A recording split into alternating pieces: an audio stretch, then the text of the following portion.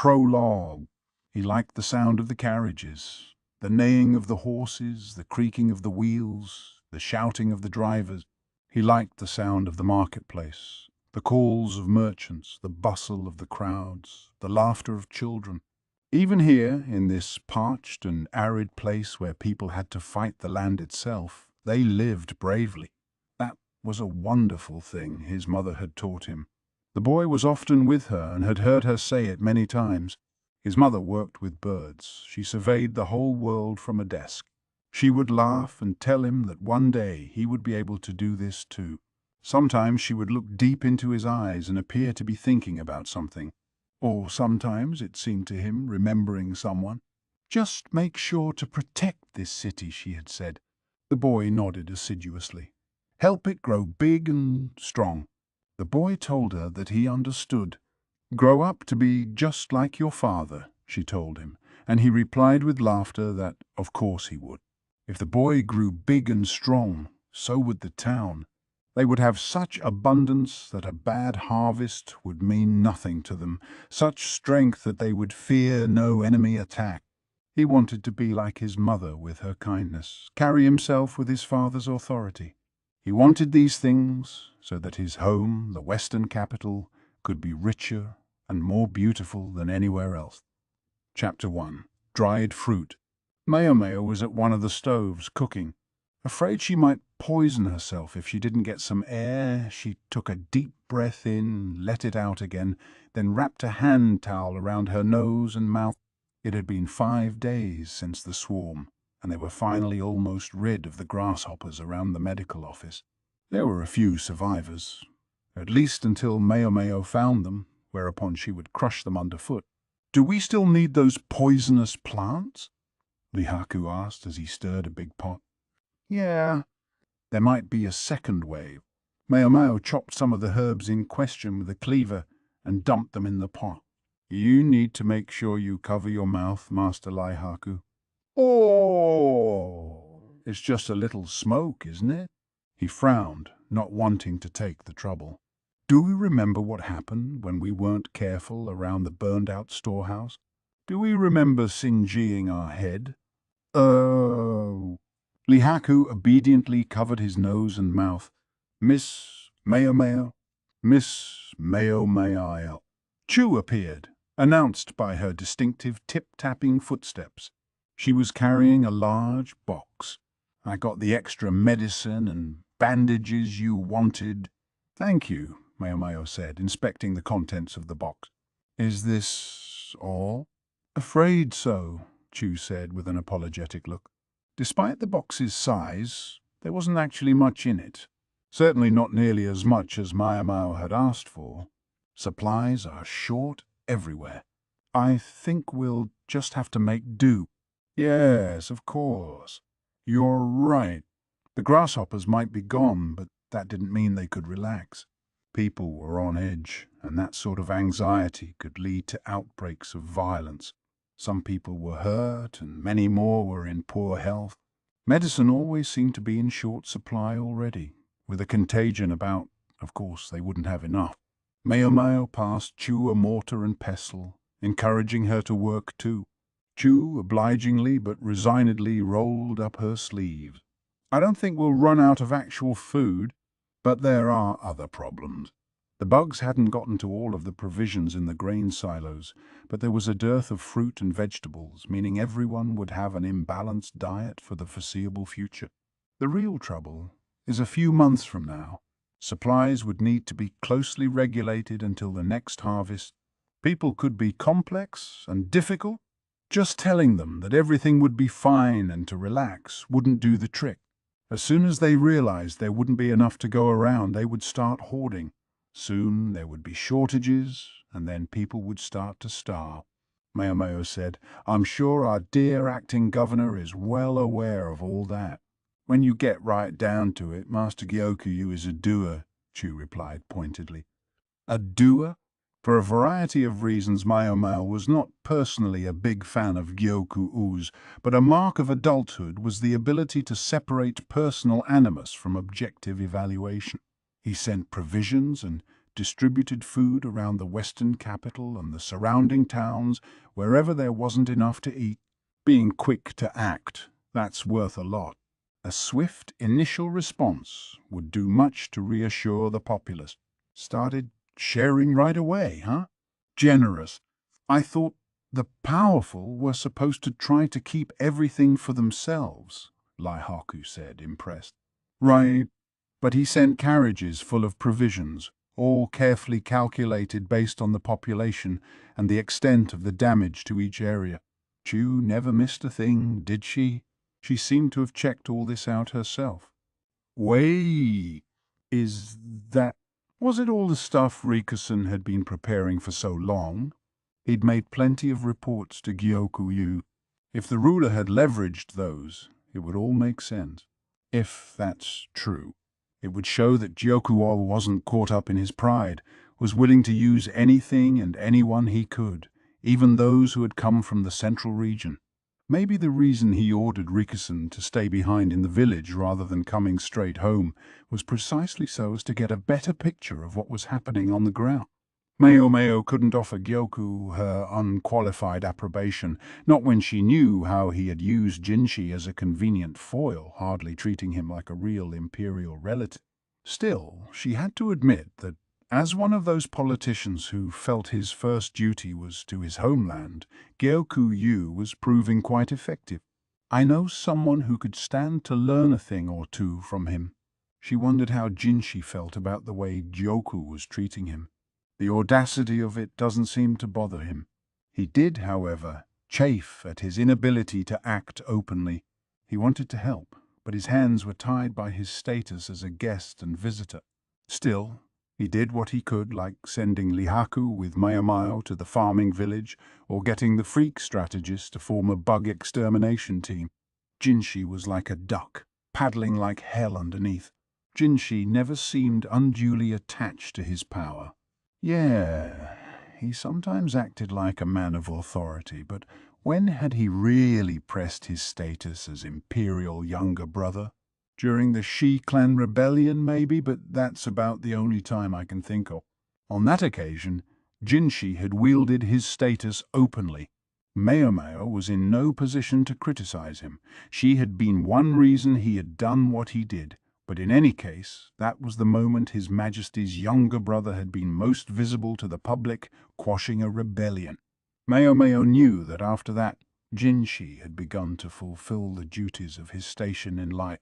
He'd been as busy as he'd been during his time as a eunuch, maybe even busier, but much of his work was things that had been foisted upon him. As far as projects he chose to pursue of his own volition, the preparations to counter the swarm are about the only thing I can think of. People said he was worrying too much. They said he was raising taxes unreasonably. Ordinary people and bureaucrats alike had regarded him with disdain, but still he had done it. He should have made himself more visible, like he was when he was a eunuch. Since returning to his position as imperial younger brother, Jinshi had hardly used his most potent weapon, his looks. Maybe he's holding back so he doesn't get flooded with suitors. Without the buffer of being a eunuch, and now with the added inducement of the power of being the emperor's younger brother, there would be no shortage of women who wished to become his queen. Suitors, Hugh. Mayamayo recalled Rikusen's little joke. She could only assume Chu had reported it to Jinshi along with everything else. What a lot of trouble! Miss Chu, did you report everything? Mayamayo asked. She deliberately chose not to say what she was thinking of, how Rikusen had asked back in the village if he might seek her hand in marriage. I'm not sure what report you mean, but don't worry. It's all kept top secret from our honored strategist, Chu said. Mayamayo paused. So she had told Jinshi. Lihaku gave them a look. He didn't know what they were talking about, but he kept stirring the pot. If it was just a joke, then no harm done, right? Chu said. Right. And it was just a joke. Right. But some people might take it seriously. That was premeditated. Chu knew exactly what she was talking about. Mayamayo pictured Jinshi at his most troublesome. Boy, was she going to get an earful about this the next time they saw each other. Then again, maybe it would be all right. All done, young lady, said the quack doctor, showing her a big flat dish filled with rows of pills. Each of the pills was about as large as a grain of rice and very consistent in size, showing that he had used a mold to make them. Mayo remembered when she had first met the quack. She'd been shocked to discover he was producing the balls of medicine by hand, causing each one to be a slightly different size. Thank you very much. If you could deal with these next, please. Sure. Don't mind if I do. The quack was in fine spirits, although it was hard to tell which of them was the physician and which the assistant. Not to mention somewhere along the line Tianyu had disappeared. When Mayo went to find him to try to get him to help, she discovered him dissecting some former livestock at the cafeteria. In IC province, adults were expected to be able to butcher animals, so a doctor who knew how to do the same didn't raise any eyebrows. Mayo even started to think that maybe Tianyu had become a doctor precisely because he liked dissecting things. This is practice. Wouldn't want to lose my edge, he said, dangling one of the animal's legs teasingly at Mayo. Being a prick, as usual. Dr. Yu and the others were busy treating the injured and sick in town. Everyone who had been posted at the main house and the administrative office had their hands full trying to deal with the aftermath of the plague. The freak strategist in particular was always short-staffed, so he appropriated a few people from the annex as reinforcements, leaving the place quieter than usual. Mayo took stock of the annex as she walked back to the medical office. A minimal handful of people had been left behind to guard Jinshi. The presence of lively souls like the quack and Chu made the place seem boisterous, but they were two of only a few voices to be heard around the annex. The bustling of the marketplace was absent, and there was no laughter of children playing. Occasionally, raised voices might be heard in a minor argument, but that was about all. Wish I could go out there and get a look at the city, Mayo thought. Unfortunately, this wasn't the time for a constitutional, even if the weather was very nice. The quack doctor, too, gazed out the window as he squeezed the mold down. He was checking the position of the sun. I think it's about snack time, he mumbled longingly. Normally, snack time would see him off to the kitchen, somehow finagling himself some food. I'm not sure snack time is on the cards today either, Chu said with a sniff. They're filling up the storehouses and worried about staple foods. I think our little pleasures will have to wait. Sure, said the quack, who had been enduring life without snacks for several days now. If missing snack time is the worst of his troubles, he's pretty lucky, Mayo thought as she started mixing up some medicine. She was so focused on her concoction that she almost didn't notice evening falling. She was just cleaning up tools when someone knocked loudly on the office door. "Who's there?" Lihaku demanded. He opened the door to find a young woman white as a sheet. One of the ladies in waiting, maybe. "Oh, where's the doctor?" she asked. The doctor? You mean me? The quack trotted up with a blank expression. The woman had obviously come running as hard as she could, and he offered her a cup of water. "See, come with me," she cried. "Please." The young mistress. Mayo wondered. She hadn't heard about any mistress. Then again, this was Gyokun's home, so she was sure whoever this person was, they must be a relative of his. Even with only a few guards left, no one of suspicious background would be admitted to the annex. It was obvious from the woman's behavior that this was an emergency, but Mayo didn't think dragging the quack doctor to the scene was going to get the poor maid very far. Knowing she couldn't allow one of Gyokun's own relatives to go unattended, Mayo raised her hand. "If you'll pardon me, the master physician is here exclusively to tend to the Moon Prince. We can't let you just cart him off somewhere. Aren't there any other doctors in this house?" It was the most roundabout way of refusing that she could think of. They're all out. Please, if someone doesn't help her, the young mistress, she'll... Figure. A special exception had been made for this annex because a member of the imperial family was in residence, but the other doctors, including Dr. Yu, were all pressed into service to treat the commoners in town. If even they had to go serve in the city, how much busier must the local physicians be? Could you at least tell us what's going on with your mistress? Mao Mao asked, making the woman drink the water the quack had brought her. She slugged it down in a single gulp, then slowly let out a breath. For starters, who is your mistress? Mao Mao hated how long this was going to take, but she had to start at the beginning. After a moment, the woman said, "She's Master Gyoquin's granddaughter." "How old is she?"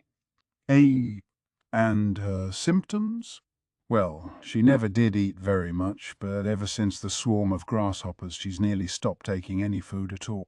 The only thing she's been willing to eat for days is fruit, but then today she complained her stomach hurt and vomited several times. Stomach pains and vomiting? Those symptoms could be almost anything. What kind of fruit did she eat today? Mao asked. Conceivably, the girl could have gotten food poisoning from consuming bad fruit, but even in an emergency like this, Mao had trouble picturing a young mistress eating something rotten. Her mother gave her dried fruit. Raisins, perchance. The woman shook her head. No, something that had been brought from the capital. I didn't recognize it. From the capital. Mao cocked her head. I see province produced more dried fruit than the capital did. What was there in Kau province that they didn't have here? It had reddish-brown skin and looked like it had been dusted in white powder, the woman said. Mao's eyes went wide. The lady-in-waiting seemed to be describing a dried persimmon. "All right, we'll see your mistress right away." "Where is she? Where is she?" Mao scrambled to get tools and medicines from the office shelves, then shoved them into a bag. "Young lady, you can't just go running off on your own," the quack cried. "If we leave her, in the worst-case scenario, she might die." "Dee die?" The quack trembled visibly. Lihaku picked up Mao's bag, while Chu seemed to have vanished in the meantime. But I can't leave the office." "I'll go." Mao couldn't exactly be sure, but she was almost sure that the quack wouldn't be able to treat the girl. She figured she would have to deal with this herself, but then someone else spoke up. "Not by yourself, you won't, Niang. You're not even a doctor. Who should it be but the man with the indolent grin?" Tianyu was leaning against one of the posts in the medical office, a bag full of supplies already in his hand. "I'll go with you. At least I have the title of physician." He seemed to have gotten very interested in this case, but his presence made Mao more anxious, not less. "You're coming with me?" "No, Niang. You're coming with me?" Mao stood in silence for a moment. He was right that according to the hierarchy, she was just there to help, and she had to admit that Tianyu was better than the quack when it came to actual doctoring. "Miss Mao." Chu had reappeared in the meantime. "I reported to the Moon Prince." She worked quickly. "All right. And what did he say?" Mao asked. Even if she and Tianyu were willing to go see the patient, they wouldn't be going anywhere without Jinshi's permission. The lady-in-waiting, too, watched Chu intently. "He says you can go ahead and go. Just make sure that you discuss the treatment very, very thoroughly with the patient." Lihaku looked like he was getting ready to accompany them. He was ordering another soldier to look after the quack.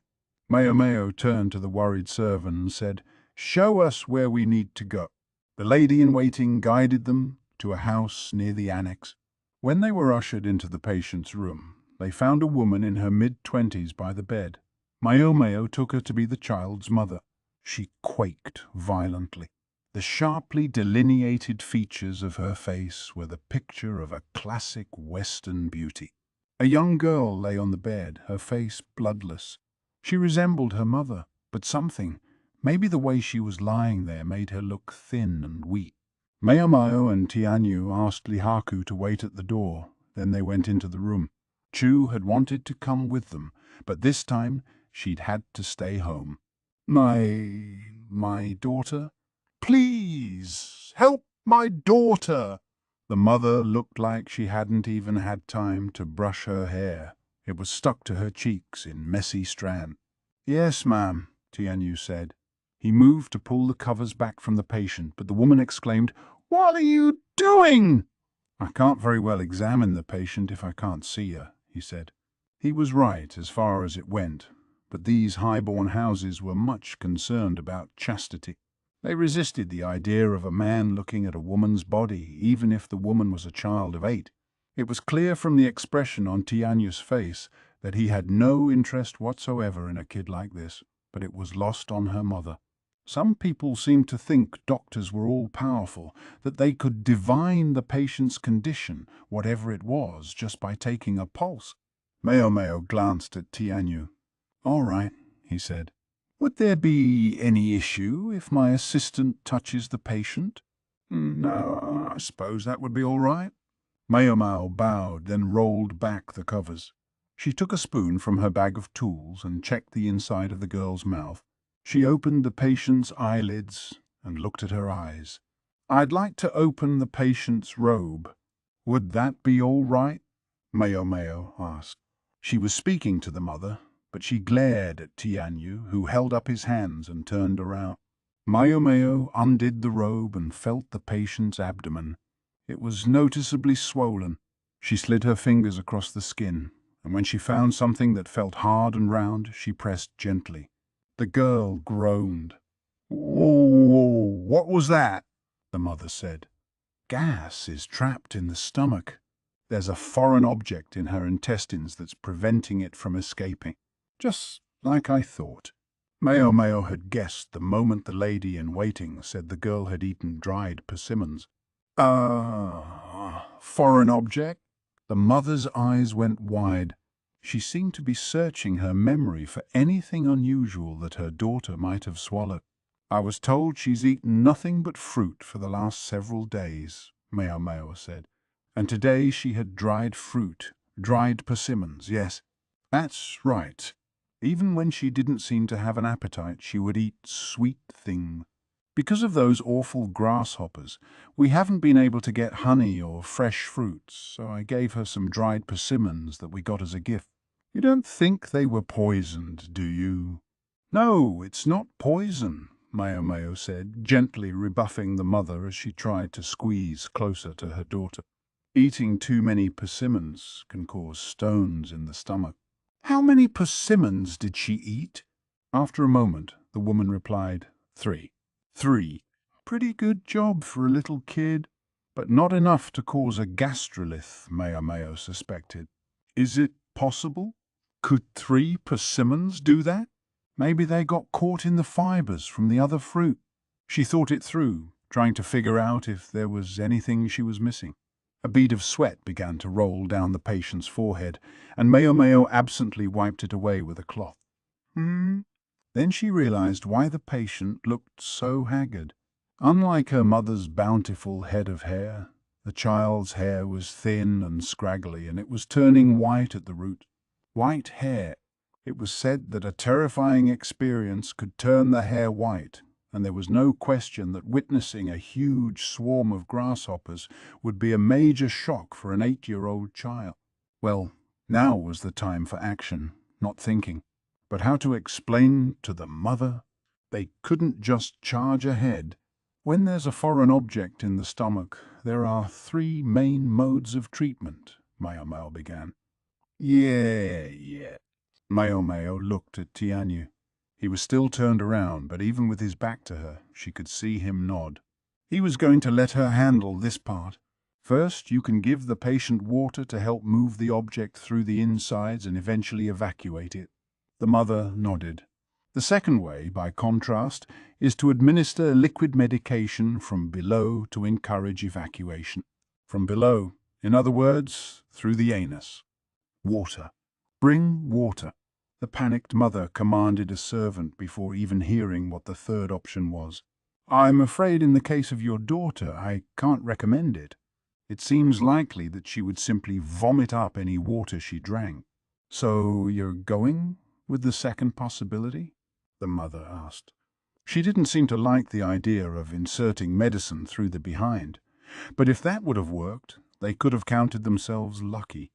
No, based on what I felt during my examination, I don't think encouraging evacuation will flush out the object. You can't do the second thing either? What's the third thing, then? The woman fixed her with a look which, while not as potent as Teome's, was formidable nonetheless. We cut open her stomach and removed the obstruction by hand. Instantly the woman's face hardened and she pounded a nearby table. You think this is funny? You want to cut open my daughter's stomach? You won't lay a finger on her. The mother naturally refused the suggestion. She gave Maomao her most frightening look, eyes flashing. About what I expected. You're ordering us to attempt the first and second methods repeatedly in order to remove the obstruction? Maomao said. I am, and you'd better do it quickly. I'm afraid I can't do what you're asking in good conscience. The patient would most likely only die. If you absolutely must use those methods, you'll have to do it yourself. Maomao kept her voice calm and level. She felt for the young girl lying agonized on the bed, but she couldn't just administer a random treatment. If the girl died, there would be serious repercussions. If she ignored the mother and simply bawled ahead with a shocking treatment, however, she would get them thrown out. There was only one choice. She had to persuade the mother. I have to warn you, I don't think there's time to consult with another doctor. If possible, I want to do the surgery right here, right now. She looked at the mother, whose eyes darted to Tianyu. You're a real doctor, aren't you? What this assistant of yours is saying can't be right, can it? I concur with her opinion, Tianyu replied in his most serious tone. A simple gastrolith could be treated with one of the two methods she described. However, the swelling of the stomach in this case indicates an intestinal blockage. Your daughter needs immediate attention. He sounded far more official than he usually did, but Maomao found herself on edge just the same. She was worried that he might slip back into his typical off-handed tone at any moment. If you cut into her belly, won't that mean she can no longer bear children? The mother asked. We won't touch the womb. The blockage is located far away from the reproductive organs, Maomao said, communicating the results of her exam. She was lucky that the physical examination had revealed the location of the problem. If they kept their heads and worked calmly, this would be a relatively easy surgery. At least, it would be for someone like Dr. Liu. This wasn't like attempting to remove lesions or even extracting a shattered bone. Maomao tried to look steady, to reassure the mother. How much harm will you have to do? Whatever this thing is, it's not small, is it? The mother asked, looking at Maomao with anxiety all over her face. I'll make a 9-centimeter incision in the skin. Then I'll cut into the stomach, remove the blockage, and then sew everything up with thread. There will be a scar, but it should fade as she grows. Maomao couldn't guarantee that the scar would disappear. A dire thought for the daughter of a noble family like this one. 9 centimeters. The mother hesitated, but Maomao knew her daughter's life had to be more important to her. That's how long it will be if I do it. What does that mean? Maomao looked at Tianyu. If you allow the physician here to do the operation, I expect it would be less than half that length, much as it kills me to say it. Tianyu was, in fact, a gifted surgeon, as Maomao knew from seeing him dissect animals and work with cadavers. She might spend years practicing before she got as good as he was. Just don't let it go to your head, you little. Dr. Liu had warned them repeatedly during the dissections. When they did a real surgery, it wasn't going to be on a corpse. They were going to have a living, breathing human in front of them. There would be no room for error, he warned them, and they must always seek better surgical technique. They could not allow themselves to kill a patient because they were caught up in their pride. Instead, they must throw away self-importance and rely on anyone and everyone they could. So it was that Mayo said to the woman, "A physician bears that title for a reason. If you want the best chance of saving your daughter, then don't ask a simple assistant like me to do this. You'd be better off trusting the doctor." The mother was silent for a long moment, hesitating. She looked at her suffering daughter, then narrowed her eyes and clenched her fist. "Go ahead." Mayo let out a sigh of relief. "We'll need hot water and clean bandages. And could you start a fire for us?" "Yeah. If possible, we also need some ice. But if that's not available, whatever will most effectively cool the body." The mother called a servant and ordered them to prepare everything Mayo and Tianyu would need for the surgery. While they waited, the two opened their bags of tools and took out surgical garments and white aprons, which they put on. As they got ready, Mayo told Tianyu what she had observed during her examination of the patient, as well as what she suspected the blockage was. "Seriously? You think it's—" "I can only speculate, but yes. She might lag behind him in dissection, but in terms of experience examining patients and assessing symptoms, Mayo was confident that she was ahead." She allowed herself a brief feeling of superiority at Tianyu's surprise. "Miang Niang, I'm going to do the actual surgery, but maybe you could. I'll handle the anesthetic. Each of us can do what we're best at. You have a surgical knife with you?" "But of course. Tianyu produced a finely honed knife. Mayo pulled out the medicines she'd brought along. A child, 8 years old, thin. Yes, they were going to be cutting open her belly, but of course they wanted to minimize the pain as much as possible. Mayo had several analgesics with her. Poppy, thornapple, and henbane were the most well-known of such herbs, but many pain-killing medicines were also poison. A misjudged dose could have serious consequences. It was thornapple that Mayo had with her. She was more used to using it than either of the others. It's often dissolved in wine to administer it, but I'd rather not. Lumin, Mayo's mentor in all things medical, hadn't approved of giving medications with wine. True, it would contribute to blunting the pain, but it could also cause changes in the body. It could encourage blood flow and make bleeding harder to stop. It was better avoided, especially with a child who would not be used to it. Mayo had in the past treated a burn without suitable tools or even decent anesthetic, but that had been a special case in which she suspected pain also brought the patient a certain kind of pleasure. She would never normally do that. No, she would never do it again. She weighed some medicine with a scale. The patient weighs, let's call it half what an adult does. She didn't want to give the girl too much and cause side effects.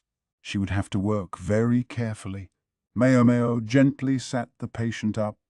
It hurt. The girl had been so quiet that Mayo had thought she was asleep, but now she spoke.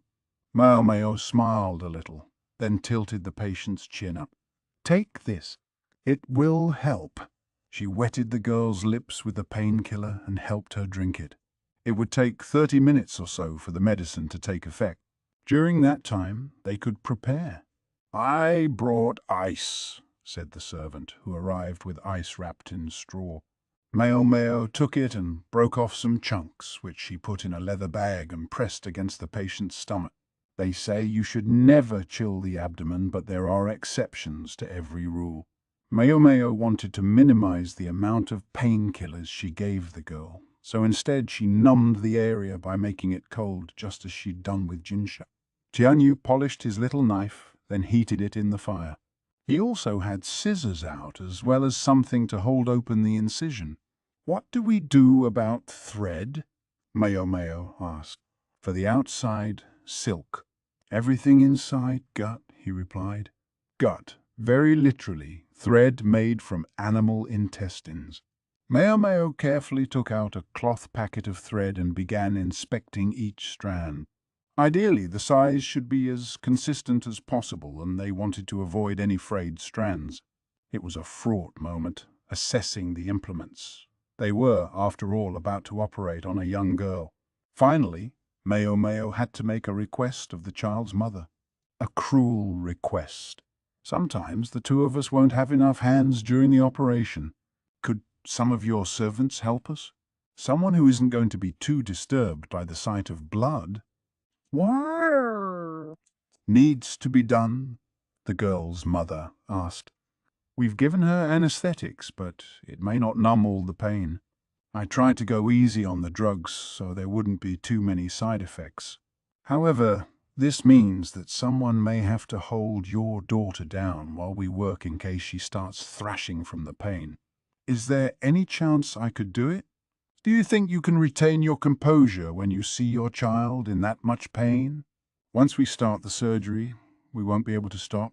Mao Mao gave the woman her most intense look. No matter how much the mother cared about her daughter, if she was going to get in the way, then Mao Mao needed her out of here. The mother, however, surprised Mao Mao with her acquiescence.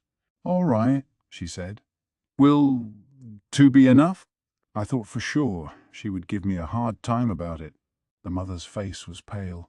She must have been near her limit. A servant offered her water. The mother summoned 2 more servants, and Mao Mao instructed them to wash their hands, then dabbed their hands with alcohol.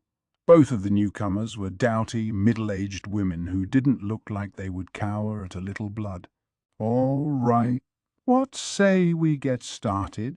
Said Tianyu, who had wrapped a cloth around his mouth and another around his head. They transferred the patient to an improvised surgical table that the servants had created by putting some long tables together. The patient was breathing much easier. Perhaps the painkillers were taking effect. Mao Mao placed a rag in the girl's mouth so she wouldn't bite her tongue. Then they had the servants hold the girl's arms and legs. Mao Mao arranged an apron to cover everything but the operating site. It was full dark outside, and they had several lights brought so that they could see where they were supposed to cut. To Mao Mao, it almost looked like the flames danced in answer to the patient's breathing. In, out. It was true. Working on the living was different from working on the dead. However much they had chilled the skin, there would be blood. The blade of Tianyu's knife was as fine as a razor. Tools are an important part of doctoring, Mao Mao thought. Dr. Liu could exhort them as much as he liked to keep their ego out of it. It still annoyed Mao Mao that she wasn't as skilled as Tianyu. If she could get her hands on some tools that might help close the gap, then she wanted to. The patient was looking pretty out of it from the drugs, her perceptions successfully numbed. That came as a relief to Mao Mao, who wiped at the blood that poured forth as Tianyu worked. Here it is, Tianyu said, his fingers brushing the swollen small intestine. He gently made an incision with his knife, then plunged a pair of forceps into the opening. Even the servants, who had watched them cut the girl's stomach open without flinching, recoiled. Is there something in there? You called it Niang Yang. With the forceps, Tianyu extracted a ball of undigested fruit fibers and a substantial quantity of hair that trailed from the intestine. Out and out it came as he pulled, dangling grotesquely. Mao Mao offered Tianyu a tray, and he dropped the hair and fiber lump into it. There was still hair in the intestines, so Tianyu went back in with the forceps. Mao Mao had her mouth and nose covered, but even so the smell was nauseating, an acrid mix of blood and alcohol and stomach juice. The servants turned away as best they could, but they kept hold of the girl's arms and legs, faithful to the end. I didn't think a gastrolith formed exclusively of persimmon pits would be enough to cause an intestinal blockage, Mao Mao said. The patient's lack of appetite could probably be explained by her habit of eating her own hair. It wasn't entirely uncommon. Some people ate things that weren't food as a response to stress. In this case, the girl had eaten more of her hair than usual because of the stress of the grasshopper plague and exacerbated it with fibrous fruits and then persimmon. All of them together had formed the blockage. Tianyu decided he had extracted all the hair he could and set the forceps aside. There were probably still strands in there, but they weren't going to be able to get all of them. The rest could be addressed by drinking copious water and maybe taking some laxatives to help work them through. Mao Mao passed Tianyu the needle and thread. She used a hook to hold the incision open, making it easier to see the intestines, and wiped up the blood as it continued to flow. Each time Tianyu finished with a stitch, he swapped for the scissors and cut the thread. He stayed stooped over the patient as sweat poured down his brow. When she was sure they had tied the last knot, Mao Mao felt a wave of exhaustion. She wished they could just put the patient back in bed, but this wasn't over yet. She wiped down the surgical site, taking care not to press too hard. Tianyu had been the star of the surgery itself, but it would fall on Mao Mao to care for the patient now that the procedure was over. She'll need more painkillers for sure, and I should prepare some fever medication. Something to stop infection, too. That will be crucial. And I have to explain to them what she should eat and how to care for her now that the operation is over. In other words, there was much to do. At the same time, Mao Mao wanted to ask the patient's mother a few questions. The servants who had been holding the girl down looked almost as spent as the doctors felt.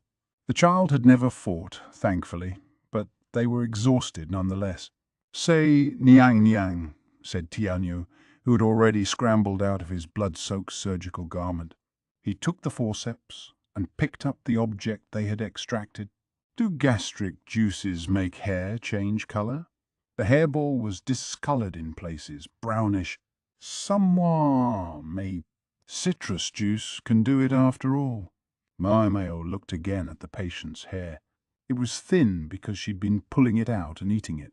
The roots were white. Mao Mao took the tray with the blockage on it and opened the door. "You're finished?" the girl's mother asked. She was there, her face devoid of color. She must have been waiting at the door the entire time. Lihaku was simply sitting in a chair. He was used to waiting around. "Yes, the surgery was a success," Mao Mao said. "Would you come inside so we can give you some instructions?" "Yes, of course." The mother and a servant entered.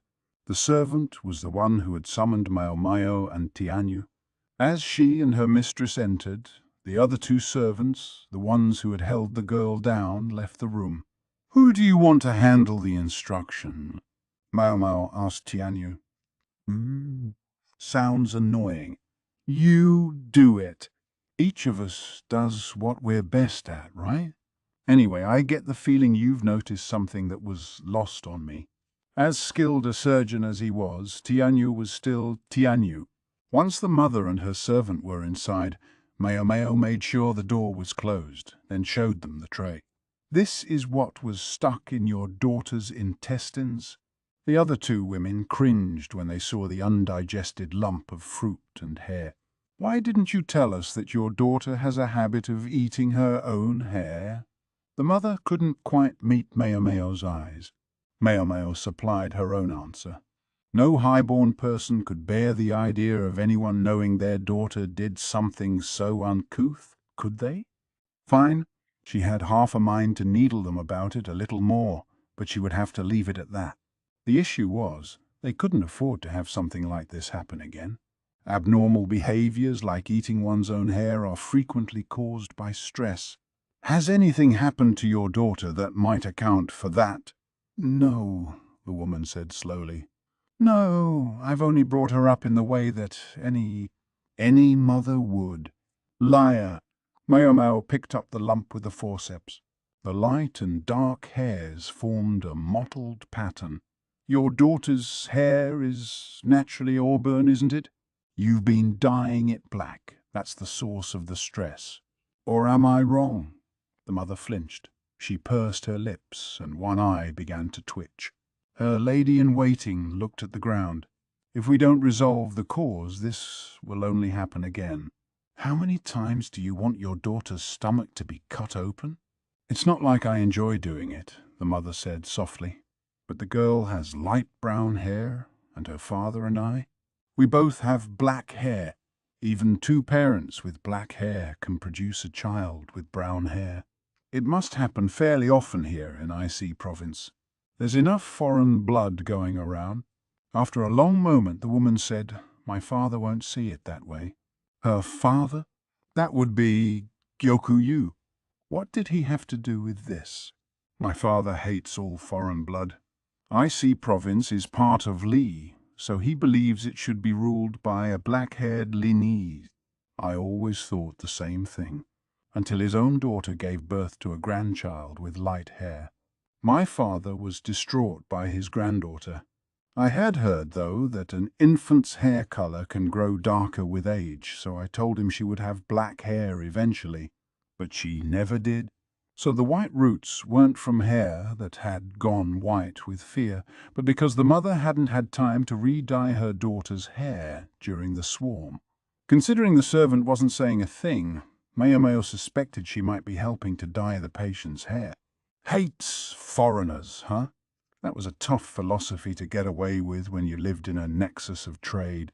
Then again, sometimes familiarity was precisely what bred contempt. Mayomao thought of her red-haired empress. Gyokyu and her half-brother might both be Gyokuin's children, but the family wasn't monolithic, as this story showed. If she won't stop eating her hair, then I suggest shaving her head until she calms down, said Moamau. It seemed like the quickest way. Shave her head? What is she, a nun? If you let it keep growing, she'll just have baldish patches, and will that look better? Besides, if she continues to damage the roots, eventually the hair will stop growing at all. As she talked, Mayomeo began taking medicines out of her bag. Anti-infective agents, antipyretics, painkillers. At the moment, seeing her safely through the hours and days after her surgery is more important. I'm going to give you detailed instructions. If you feel you don't understand them, I can write down the important points. She needs someone to keep an eye on her post-surgical progress. It doesn't have to be me and this physician if you don't like us, but make sure you get some doctor to look at her. I do have to warn you that even if the surgery was a success, she could take a turn for the worse if she doesn't get proper treatment after. If the wound opened or got infected, for example, there would be trouble. For now, she's still numb, so she's calm, but as the painkillers wear off, it's going to start hurting. Don't let her touch the surgical site. The pain may keep her awake and she may run a fever. I have medicines here for both those possibilities that you can use as necessary. There was a moment as the woman absorbed all this. Then she said, "I understand." Her lip quivered as she approached the bed where her daughter slept. She brushed her thin hair, the faintest hint of relief on her face. Finally, Tianyu spoke up.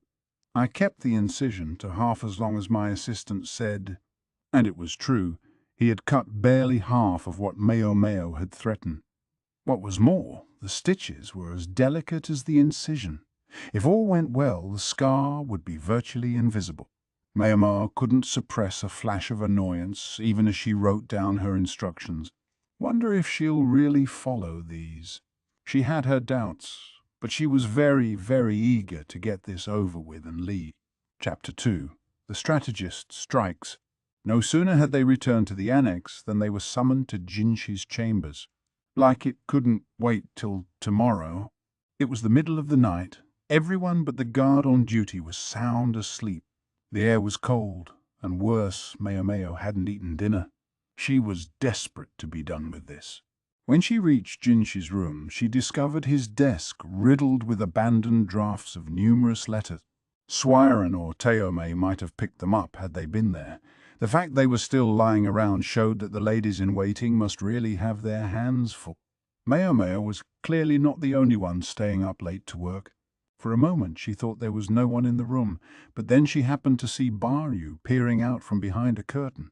For a second, a charge went through the air between them, like two feral cats bumping into each other, and then Baryu vanished back behind his curtain without a word. Something else, however, peeked out from behind the curtain in his stead, a duck with a black spot on her bill. Without basing around, Baryu must be taking care of her. He wasn't much for human company, but maybe a duck was all right. I feel like there's a real risk of her being eaten by Miss Chu. Apparently her husband's protection was enough to save the duck from the wife's cleaver. "Oh, Mayo, you're here," said Swiren, who appeared from a back room. Mayo turned to her as if nothing out of the ordinary were going on.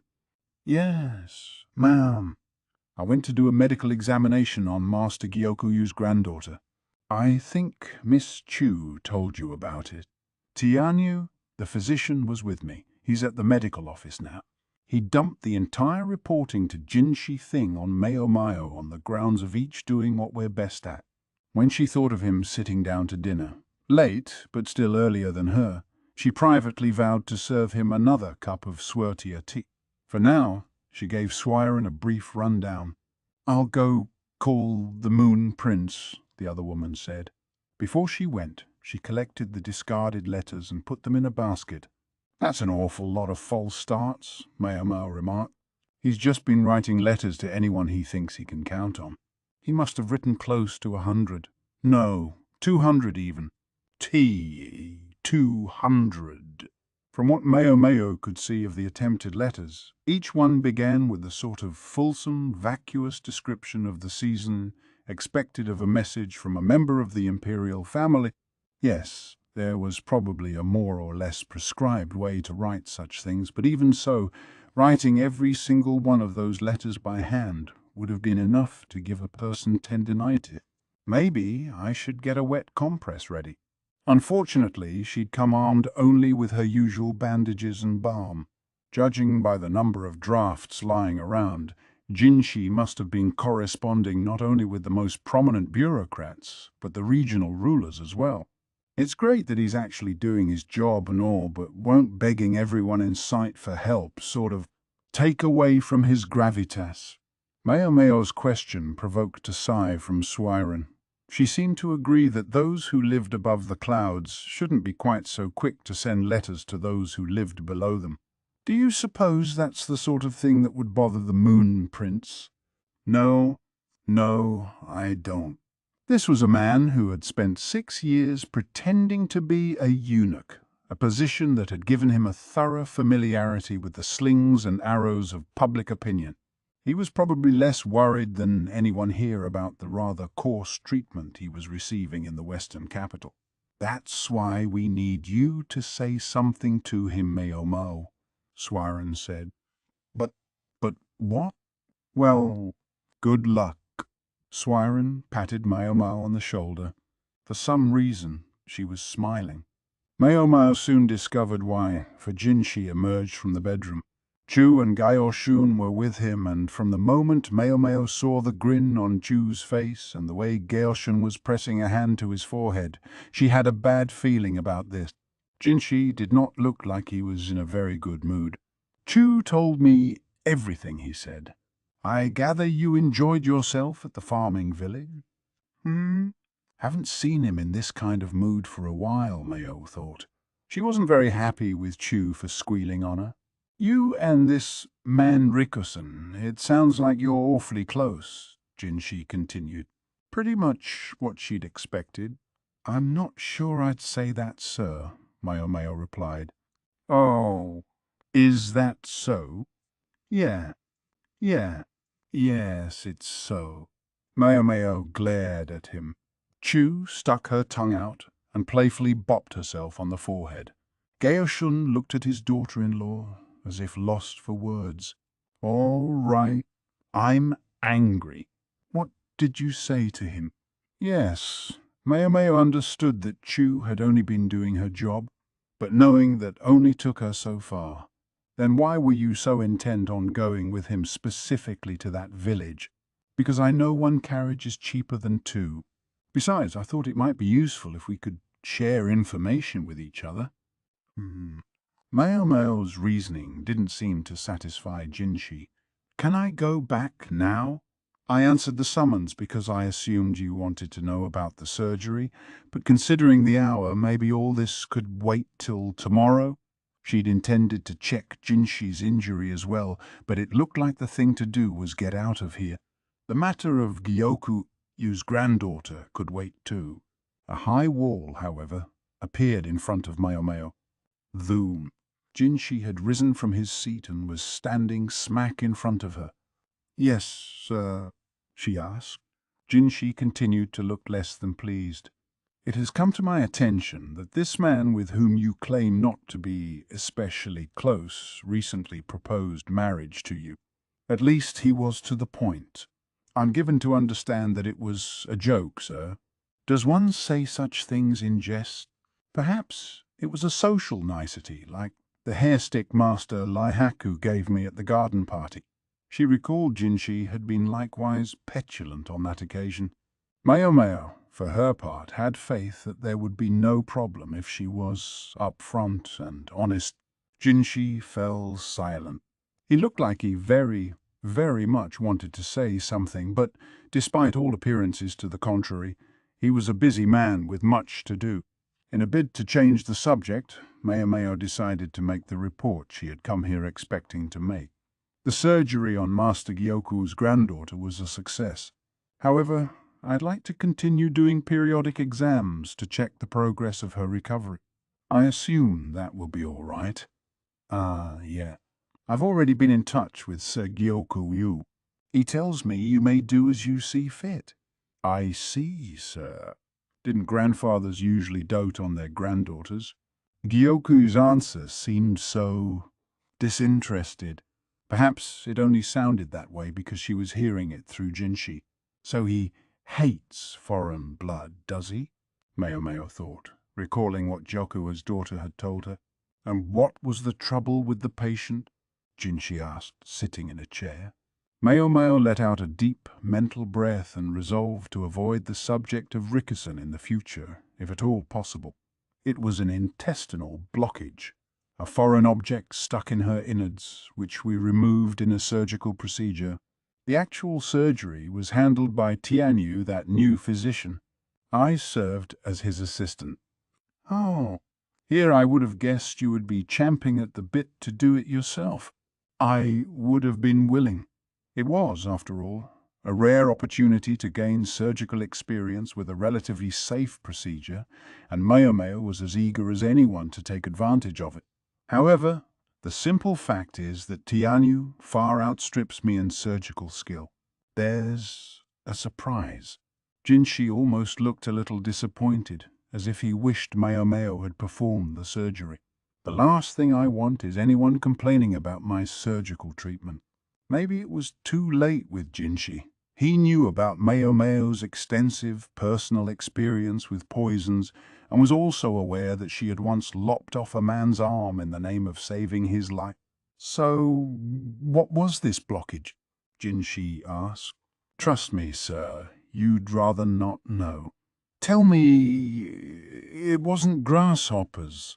Mayomeo saw him blanch a little. She shook her head. No, it wasn't. The blockage was a lump of fruit and hair. Hair. Jinshi looked perplexed, and Chu and Gaoshun also glanced at Mayomeo, curious. She gave them the summary. This included mentioning Gyokuyu's distaste for foreigners, but that seemed to come as no shock to Jinsha. He simply said, "He hates foreigners, does he?" "Do you have someone in mind, sir?" Mayomeo asked. "Yes," he murmured, then intertwined his fingers and narrowed his eyes. "Are you aware of the relationship between Empress Gyokuyu and Sir Gyokuyu?" "Vaguely. Some time ago, there had been a commotion when the Empress had lost a hairstick. Haku-U, a lady-in-waiting who was quite close with the Empress, had said a few things that came back to Mayomeo now. This is about the matter of Empress Gyokuyu's ladies-in-waiting, isn't it?" she asked. "That's right.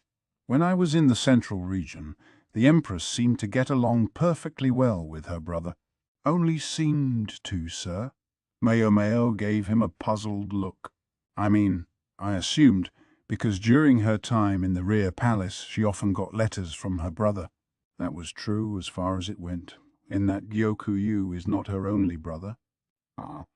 Gyoku-Ao and Gyokuyu were far enough apart in age to be father and daughter. It would be no surprise if there were other siblings between them. Once I realized that, I saw that there had been signs even back when I was in charge of the rear palace. The minimal number of her ladies-in-waiting, for example, should have been a tip-off, don't you think? It was certainly true that Gyokyu had had fewer ladies than the other upper consorts. Even the fact that Mayomeo, a simple laundry girl, had been admitted to the Jade Pavilion was only thanks to Jinshi's finagling. Yes, Gyokyu had lost several ladies in waiting to food tasting, and her home was far away in the west, but it now transpired that such things had been only cover. Excuse. Does Master Gyokyu view Empress Gyokyu as an enemy then? I mean, because he takes exception to her foreign blood? Asked Mayomeo. That I don't know. For all his alleged hatred, he did send an adopted daughter who looks much like the Empress into the rear palace. With a pucker on his face, perhaps. Had Gyokyu had some negative experience with foreigners in the past? True, it was considered bad form to have strong preferences, in people as in food, but Mayomao herself had people that she, couldn't stand. She was in no position to judge. Nonetheless, she said, if he really hates foreigners, he must have a hard life, living as he does in the one place in Lai with more foreigners than anywhere else. That may be precisely the problem. More people, more points of friction. Mayomeo was starting to feel that further discussion of this topic wouldn't get them much of anywhere. Time to bail out of this subject. She glanced around the room, looking for some chance to escape. Just then, the door flew open with a crash. Moon Prince. In came a young personage with a duck on his head. In all the western capital, there was only one man who fit that description. You'll wake up half the household, Basin, Jinchi said, paying no heed to the avian. I'm sorry, sir. It's urgent. Urgent. Well, what is it? Tell me.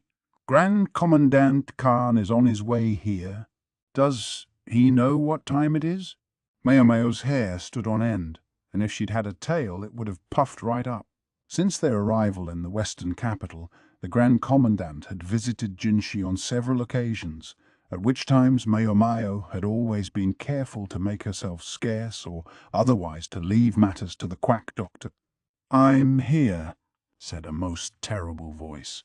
Behind Basin loomed the face of an old man, a creature so filthy he just looked like his feet must stink. The duck seemed to mistake his hair for nesting material because she reached over from atop Basin and pecked at his head. Basin, Jinshi fixed the other man with a glare. I'm sorry, sir. The Grand Commandant is already here, he said, correcting himself. Meo Moo. Ooh. Thank goodness you're safe. The monocled old fart tried to shove past Basin, but Basin didn't budge. The best the freak could do was sort of schloop himself in between Basin and the doorway. Gaoshun immediately positioned himself to defend Jinshi, while Chu stood in front of Mayomeo and gave her a let me handle this wink and a thumbs up. You can act as friendly as you want. It doesn't change the fact that you sold me out. For the moment, Mayomeo made it her priority to put some distance between herself and the old guy sidling in her direction. All those bugs must have been so scary, Mayomeo. Bah! Oh, don't you worry. Daddy made a bug extermination squad and will get rid of all those nasty, nasty insects for you. Sure. This is when he decides to get off his ass. Mayomeo and the freak strategist shuffled right, then left, stopped and shuffled again, Chu between them. Jinshi, observing the moment, cleared his throat to draw the strategist's attention to himself. Sir Laka, I believe I've asked you, repeatedly, to inform me before you come here. But since you're here, what is your business? A blue vein bulged on Jinshi's forehead. He knew the answer to his question all too well. For just a second, the strategist deemed to look at him. Heavens! I don't need a reason to come visit my beloved daughter. I went to see her this evening and found she was out, so I just tried somewhere else. He gave them a sort of mischievous leer. Mayo felt bad to take the opportunity from Basin, who was holding his temper in check quite well, but she wondered if she might be allowed to give the strategist a good kick. He returned his gaze to Mayo and grinned again, but then his face grew serious. That was my main motivation for coming anyway. But there is one more little thing. I'd like you to take the sage in. The sage. Is here? Jinshi asked, disbelieving. I think I recognize that name. As Mayo recalled, it was the man who had been watching Jinshi's game against the freak strategist in the Go tournament. The Emperor's personal instructor in the game. No, not him. Maybe I should call him the Western Sage. He's a prodigy in shogi, not Go. Shogi. The freak strategist was a brilliant player of both games, but he was said to be even more dominant in shogi than in Go. And yet here was someone he referred to as a sage of the game. He lost his home in the insect plague, you see. So he turned to me, an old friend. Old friend, huh? Mayo had heard that the strategist had spent some time in the provinces in his younger days. It wasn't beyond the realm of possibility that he had visited these distant western reaches. I see. Yes, there's been trouble all over, Jinshi said, and hummed thoughtfully. Excuse me. Chu, with scant respect for the gravity of the moment, stuck her hand in the air. Her mother-in-law was absent today, so there was nothing to stop her. Not to be rude, but do you think you might be making it all up? Rude, yes it was, but Mayo agreed with the question. This was, after all, the freak strategist, a man who couldn't remember people's faces to save his life. If someone came along impersonating an old acquaintance, how would he know the difference? I doubt it. There aren't that many gold generals running around, although I do want to try to be certain. A gold general. Lumen had told Mayo that the strategist often spoke of people in terms of shogi pieces, but the average listener would probably have no idea what he was talking about. So perhaps we could have a game of shogi here, just to be sure? The strategist suggested. His idea was met with a moment of silence. Mayo wasn't sure how it followed that there should be a game here and now, but the aide trailing behind the Grand Commandant was carrying a splendid shogi board. The strategist himself evidently considered the game a foregone conclusion. I reiterate, do you know what time it is? Jinshi said. Oh, please. If he's the real thing, you might gain some useful information yourself, Moon Prince. The freak gave Jinshi one of his unctuous smiles. Jinshi glanced at Mayo. She tried to respond with a don't do it gesture, but from the moment the strategist had found her, there had been no escape. Better to let him waste his time playing his game then. And anyway, she wondered at his ominous remark. All right, I'll provide a place for you to play shogi. However, the game will wait until tomorrow. That's very kind of you, thank you indeed, the strategist said. It was hard to tell whether he was genuinely grateful or not. Mayo tried to ignore the freak who was smiling to himself. Instead, she rubbed her grumbling belly and hoped she could eat dinner soon. Chapter 3. Big Lin. The next day, Chu all but dragged Mayo to a big room somewhere in the annex. It had been strung with mosquito netting, and there was a thick carpet on the ground. Very Ananesque, Mayo thought. There were no tables, just a couple of low-set chairs. Tea and snacks had been set out on the carpet, not the finest stuff. The swarm had curtailed such luxuries, but beggars could not be choosers. In the center of the room was a shogi board. Staring intently at it was one filthy old fart Mayo recognized, and another she didn't.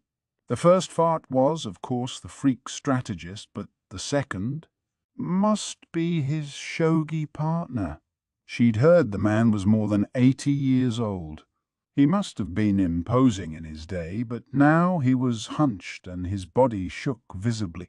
A sturdy cane lay to his right, while behind him a middle-aged man, seemingly his caretaker, looked on with worry. I brought her. Chu said with an enthusiastic raise of her hand. Mao had naturally resisted the idea of coming here, but Chu had dragged her. Lihaku even accompanied them as her bodyguard. The freak strategist looked up from the board. Mayum, he began, but he was interrupted by what sounded like something striking a pillow. It was the cane which had been pounded firmly into the carpet, so hard that Mao feared it might have broken had it not been for the thick rug. "We are in the middle of a game," the other man bellowed, the force of his pronouncement shocking in light of his doddering appearance. Then he picked up one of his pieces and moved it forward, snapping it down with a perfect click. The monocled freak narrowed his eyes and refocused on the board, sparing Mao only a wave of his hand. Oh, that was a nice move," said Chu, who was at least pretending to pay attention. "If you say so, it's lost on me. You know what's going on there, Miss Chu?" Lihaku asked with a friendly laugh. "Oh, it just seemed like the thing to say. You know, what with the way he smacked that piece down." She didn't have any idea what the move meant. She just said what felt right to her. As usual. "Now, come on, Miss Mao. Let's get some of that tea. Miss Chu needs it if she's going to have her snack." Mao and the others sat on the carpet. Summer in the western capital was warmer than in the central region, but at least it wasn't as humid. The mosquito netting was, in fact, grasshopper netting, as some of the bugs were still around. "You can feel the money," Mao thought, running her fingers through the carpet. It was cool like silk, but soft like wool, and had a delicately woven pattern as well as embroidery. Even the netting was made of silk gauze, which shifted and shimmered with each passing breeze. Mao sat in one of the low chairs and took a bun, a fried mandarin roll topped with condensed milk added. "I guess it doesn't matter how fancy the carpet is. You can still get crumbs on it." The strategist was stuffing his face as he played, consuming the snacks with such gusto that his long-suffering aide struggled to keep them supplied. Onsu. "You can do it!" Chu called to him. Onsu. Is that his name? Mao hadn't heard it before. She'd never really had a reason to, and even if she had, she probably would have forgotten it. It seemed likely she'd see more of Onsu in the future, though, so she would have to try to remember. "Oh, Onsu. It's not easy being him, is it?" said Lihaku, not sounding terribly concerned. As a fellow soldier, he seemed to recognize the man. When Onsu saw Mao, he commanded a nearby servant to prepare enough snacks to make up the shortfall. He was obviously used to this. Once he had deposited a sufficient quantity of sweets in front of the strategist, he came over to Mao. "I'm terribly sorry. I know he's always dropping in on you." He bowed to her, profoundly apologetic. The angle of his bow was flawless. Clearly, this wasn't the first time he'd had to say sorry on the strategist's behalf. "This is good material here. The old madam would have killed for someone who could apologize like that." Onsu wasn't young enough to be called a young man anymore, yet he knew how to be humble without looking pathetic or incompetent. Exactly the kind of person one needed when placating irate customers after some inexperienced courtesan had upset them.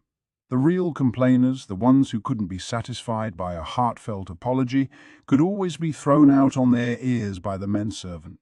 I wonder if he'd be interested in a new line of work. I could introduce him. Being the official apologizer for a brothel wasn't easy on the nerves, but it had to be better than being the freak strategist's personal assistant. Jinshi wasn't there yet. Maybe he wasn't coming at all. If he's not careful, people might just get even more angry with him for being somewhere like this. At times of crisis, such as the one they now faced, there was scant time for shogi or banquets. This game was only being permitted because it was personally hosted by the freak strategist. "Sure doesn't look like this guy's a fraudster," Mao remarked. Anyone who could get the freak strategist to pay that much attention to a game of shogi had to be quite the player themselves. "No," Onsu agreed. That's Big Lin in the flesh.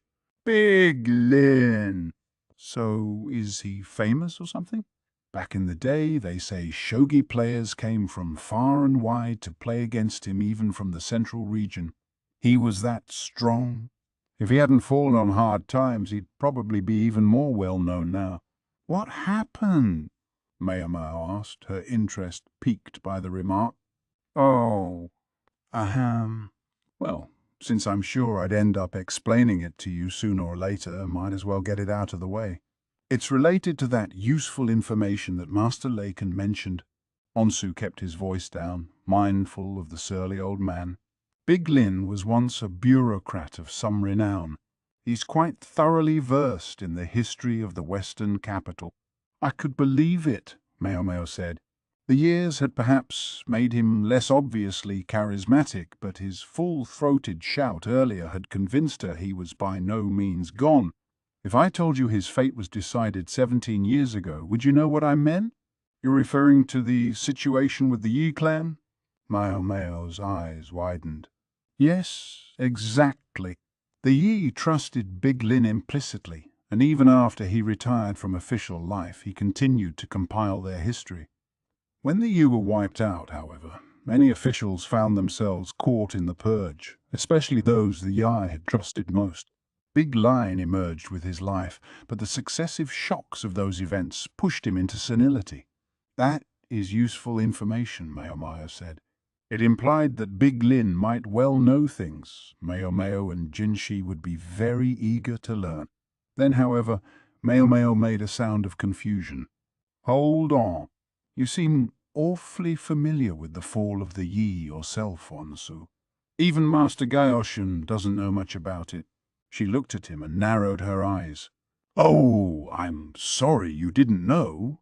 Their destruction took place at exactly the time Master Larkin was in residence at the Western capital. I've heard the stories, that's all.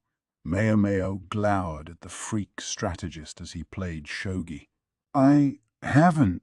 Then again, she had never asked, but still the thought made her unreasonably angry.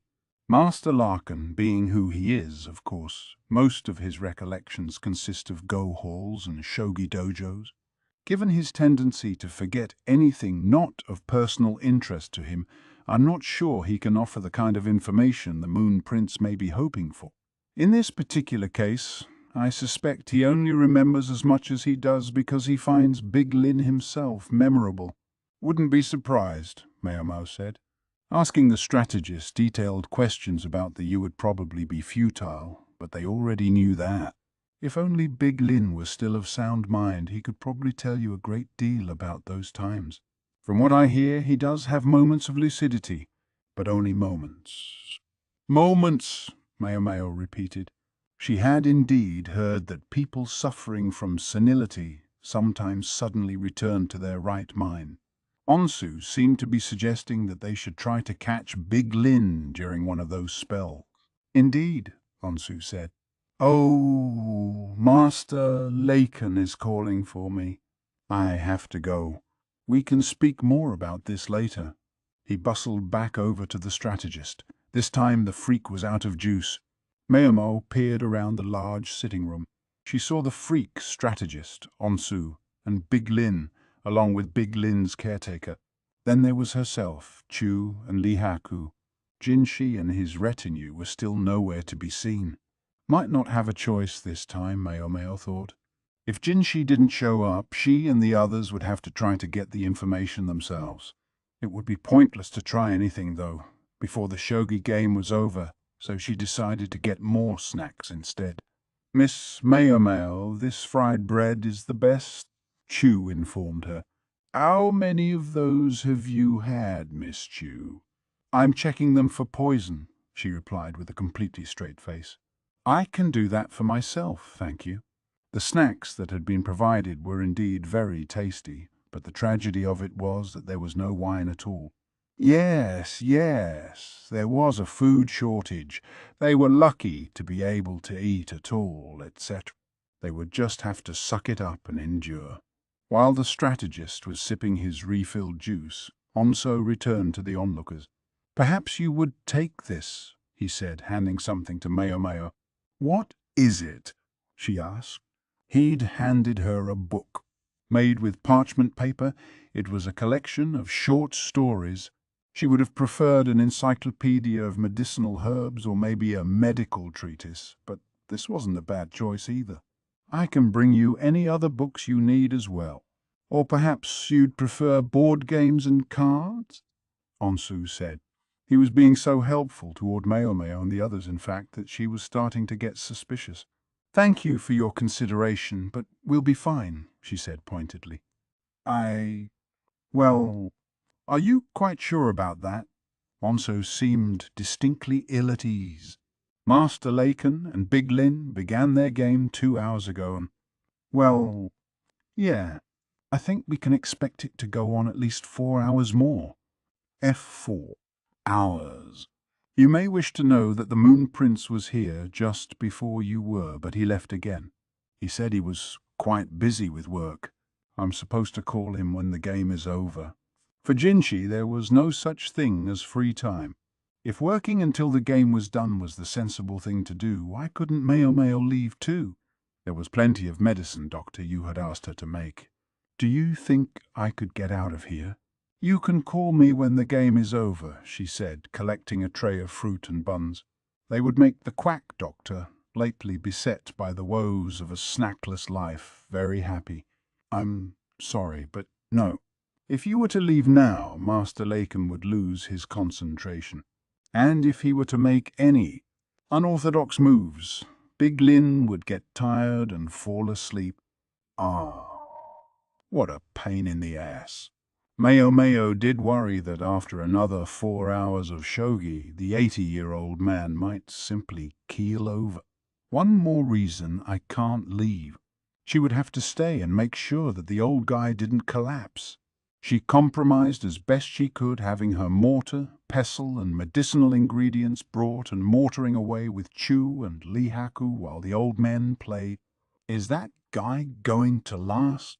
she wondered as she crushed some herbs and watched Big Lin, whose hand trembled every time he moved a piece. Once in a while, the man attending him would press some damp cotton to Big Lin's lips. Other times, he would help Big Lin to his feet, then take him to the bathroom. "Looks like he's used to nursing." The other man must have been more than 40 himself, a son or perhaps more likely a grandson. It looked like maybe Big Lin's continued survival was thanks to this man's patient ministration.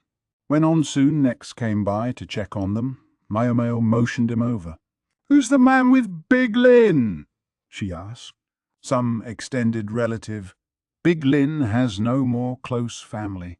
Master Larkin always refers to him as Small Lin." Small lie. Small. That could certainly refer to a child, but just as often it meant someone who was small-hearted, a jerk. Even if the usage was simply a pair with Big Lin, it still wasn't a particularly polite thing to call a person. In that respect, it was very much in character for the freak strategist. So it went, precious time slipping through Meomeo's fingers. After an hour, they had filled a tray with round pills. Onsu, who seemed less nervous around them than with the strategist, was hard at work helping them with the task. Meomeo shook the tray to straighten out the rows, and at just that moment Big Lin slumped over. Shocked, Meomeo rushed to the players. "Oh," Meomeo, the freak strategist, said with a grin. She shoved him aside, out of the way, and went to tend the other old man. Before she could even reach him, though, someone shouted, "Nothing's wrong!" It was Small Lin who propped up Big Lin and leaned in as the old man began to whisper something. "Yeah, yes," Small Lin said. Meomeo couldn't hear what Big Lin was saying, but Small Lin was taking it down. Meomeo took a peek, only to discover rows of writing whose meaning she couldn't fathom. At length Big Lin's dictation seemed to end.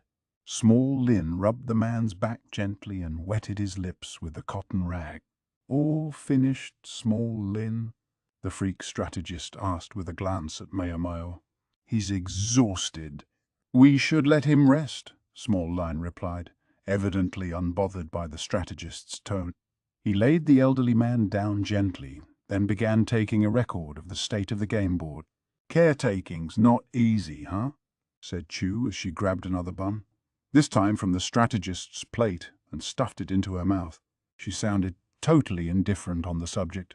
Maya Maya worried for Gaoshun and Teo Mei in their old age.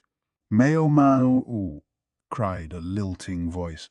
The strategist began to work his way over to her. Meo Meo frowned in disgust. Please don't get any closer. You smell like a dog that's been out in the rain. Wow, that really sounds hurtful when you just say it like that, Lihaku remarked. For better or worse, however, the personage involved was impervious to nearly anything Mayo might say. I heard you like salty snacks, so I made sure to have lots and lots of them on hand. How about some wine? Would you like some? I can get it for you. Wine. Just for a second, Mayo felt something tug at her heart, but then she shook her head vigorously. The scowl on her face must have been truly terrible because Chu intervened. If you're offering, Miss Chu would love some specially made fruit wine. Also, because we do technically have a job to do here, maybe you could tell me about the old guy over there. Ah, Chu. Pleasure before business. From beside her, Lihaku could be heard to say, The wine can wait, thanks. The strategist, meanwhile, looked at Chu, perplexed. The knight, you mean? He compared the man not to a go-stone, but a shogi piece. In other words, this was someone who stood out to him as distinctive. He was, as ever, an astute judge of character, if nothing else. If you want to know about my granduncle, please allow me to explain, said Small Lin, walking up. Big Lin was snoozing comfortably. Almost by instinct, everyone formed a loose circle around the snacks. Chu made tea and served it to the others. Mayo put individual plates in front of each of them, and meanwhile slid the various medicines and pharmaceutical tools to one side. May I ask what you've already heard about him? Small Lion said, regarding Mayo and the others calmly. He might not look like much, but at least he knew how to be polite.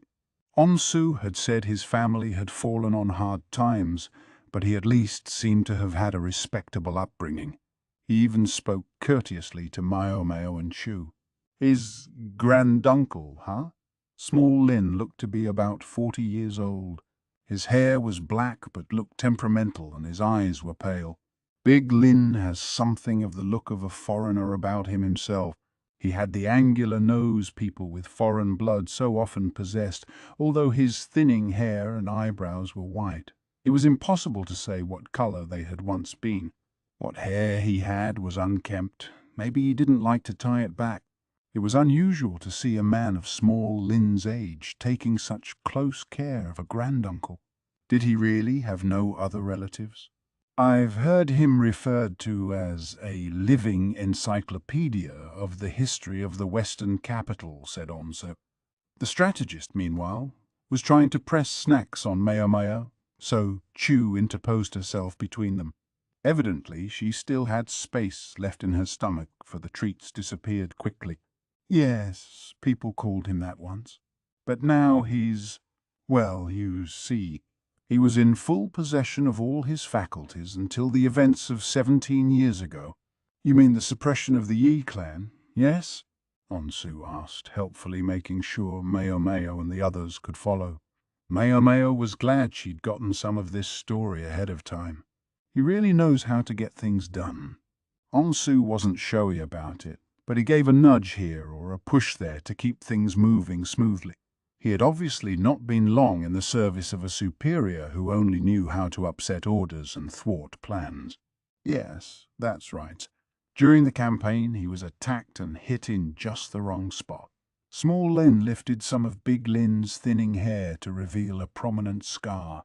At the time, my granduncle had been charged with compiling a history of the Western capital. When the Yi was subdued, however, he too was taken to be a rebel. Perhaps we can count ourselves lucky that at least the rest of his family escaped punishment. A wrinkle formed in Small Lin's brow, a sign of how hard it was for him to recount these things.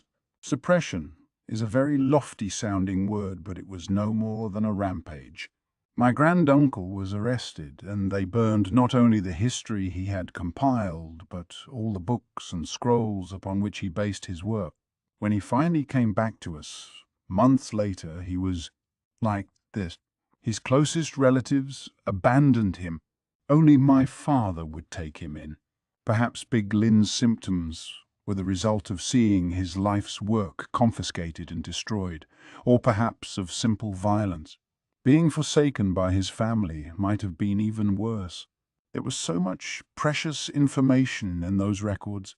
To this day, I regret their destruction. Small Line pounded the carpet demonstratively. Easy to burn things, not so easy to unburn them. Mayo's mind was still on the strange notes Small Lin had taken down as he listened to his granduncle. What did they mean? If he was trying to reconstruct the histories from the old man's mumblings, it would be a tall order. Onsu looked at Mayo as if to say that he was leaving the rest in her hands. As for what the freak strategist was up to at that moment, his face had turned red and he was getting tipsy. He was holding a glass bottle. Mayo was trying to focus on the conversation, but she couldn't avoid looking at him. Looks like he mixed up his juice and the fruit wine. It was clear to her that the strategist had mistakenly drunk the wine Chu had wanted. Chu took the bottle from him, stuck out her tongue playfully, and then started drinking.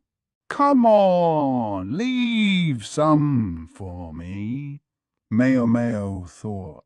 She tried to send the message to Chu telepathically, but there didn't seem to be much hope that it would reach her. Resigned, she turned back to Small Lin. "What do we need to do to reach Big Lin's memories, then?" she asked. "My granduncle is a very careful person. For example, he would never have put all his books, which might so easily be burned, in one place. If you're looking for records, I'm sure he's hidden them somewhere." "Meaning, you think he had another library besides the one that was burned?" "Yes, I do. If Big Lin had kept copies of his books in another location, then the records might still exist. There was just one catch. If you haven't found them, it means no one knows where they are." "That's right. No one's found this library. Even the idea that the books might all be there is simply a possibility." It was like clutching at mist, but at least the idea of a separate library had a ring of plausibility. Mayo looked at the old man, who was breathing peacefully. The freak strategist truly was nothing but a thorn in her side, but every once in a while he could be helpful. "I suppose, then, that you take advantage of his moments of lucidity to attempt to find out where the library is," he said. "It would require someone with great patience to do such a thing." "You really think you can find it that way?" Chu piped up, coming right out with what Mayo was trying to hint at. Small Lin took a sip of his tea as if unsure whether to say what he said next. Then he replied, "In fact, they've been found before." Mayo's eyes went wide. "Really? Indeed? I gather someone sought out the house my granduncle used to live in based on the snatches of things he remembered. And when they found it?" "Yeah. What happened?" "There they were. Game records my granduncle had secreted away long ago, hidden beneath the floorboards." "Game records," Mayo repeated. Frankly, that sounded pretty worthless. I'm guessing everyone was pretty disappointed. After all that searching and everything, it seemed possible that these relatives had taken Big Lin in partly because they thought there might be a legacy in it for them. "Yes, most disappointed. I'm told they used the records for kindling in their oven. To think those papers had probably been priceless treasures to Big Lin. Value was in the eye of the beholder, and it could make life so cruel." "Gee, that seems like such a shame." "They might even be worth something if they were still around," said Chu, who was still sipping away at the wine. "Seriously, she could at least leave a cup's worth." "You are so right," Small Line concurred. "Someone even came to me who wanted to sell those game records once they heard how gifted my granduncle was at shogi." "Sell them?" Mayo asked. There was a scheme that sounded familiar. Oh, yeah. It seems that Go is all the rage in Kyle Province, and that there's a very popular book featuring collected game. This person wondered if a book of shogi games might meet with similar success. Meo stole a glance at the old fart, who was now snoring placidly. Somehow the world continued to live in his shadow, though neither he nor the world knew it. His family was nearly frantic when they learned there might have been money in those games, but before they could figure out what to do, the swarm came. The family found out somewhere that Master Lacan was an old friend of my granduncle's, and though I'm embarrassed to say it, they prevailed upon him to beg help. Small Lin was read up to his ears, humiliated even to tell the story. Meo was well aware that there were some less than ideal families out there, but the more poverty-stricken you were, the less sentimental you could be. If they had never fallen on hard times, they might have been a perfectly fine group of people. Maybe it was Meo's twisted personal viewpoint that made the devout, attentive small Lin seem, in fact, the strangest of all. I think the rare pleasure of playing shogi with Master Lacan has brought some of my granduncle's spark back. I realize this may seem a rather impertinent request, but when the game is over, do you think the written records of it might be granted to us? I guess I don't see why not, Meo said. The freak strategist didn't seem likely to care. Then, supposing that my granduncle's mutterings lead to another hidden cache of papers or old game records, we'll give all the game records to you. Lady Meo, Onso said, visibly concerned. The freak strategist doesn't have any special interest in records of old games, does he? She asked. No, but if he were to say anything, just blame it on me. I certainly shall. Onsu had obviously just wanted to get a firm verbal commitment from Meo. The man was thorough. That left only the crucial question, of where these books and papers might possibly be. Do you still have those things you wrote down earlier? Could we see them, perchance? Meo asked politely. Here. I also have all the notes I've made thus far, Small Lin said. He produced a collection, not of sheets of paper or even wooden writing strips, but scraps of parchment. These look like game records too, Meo said, puzzled.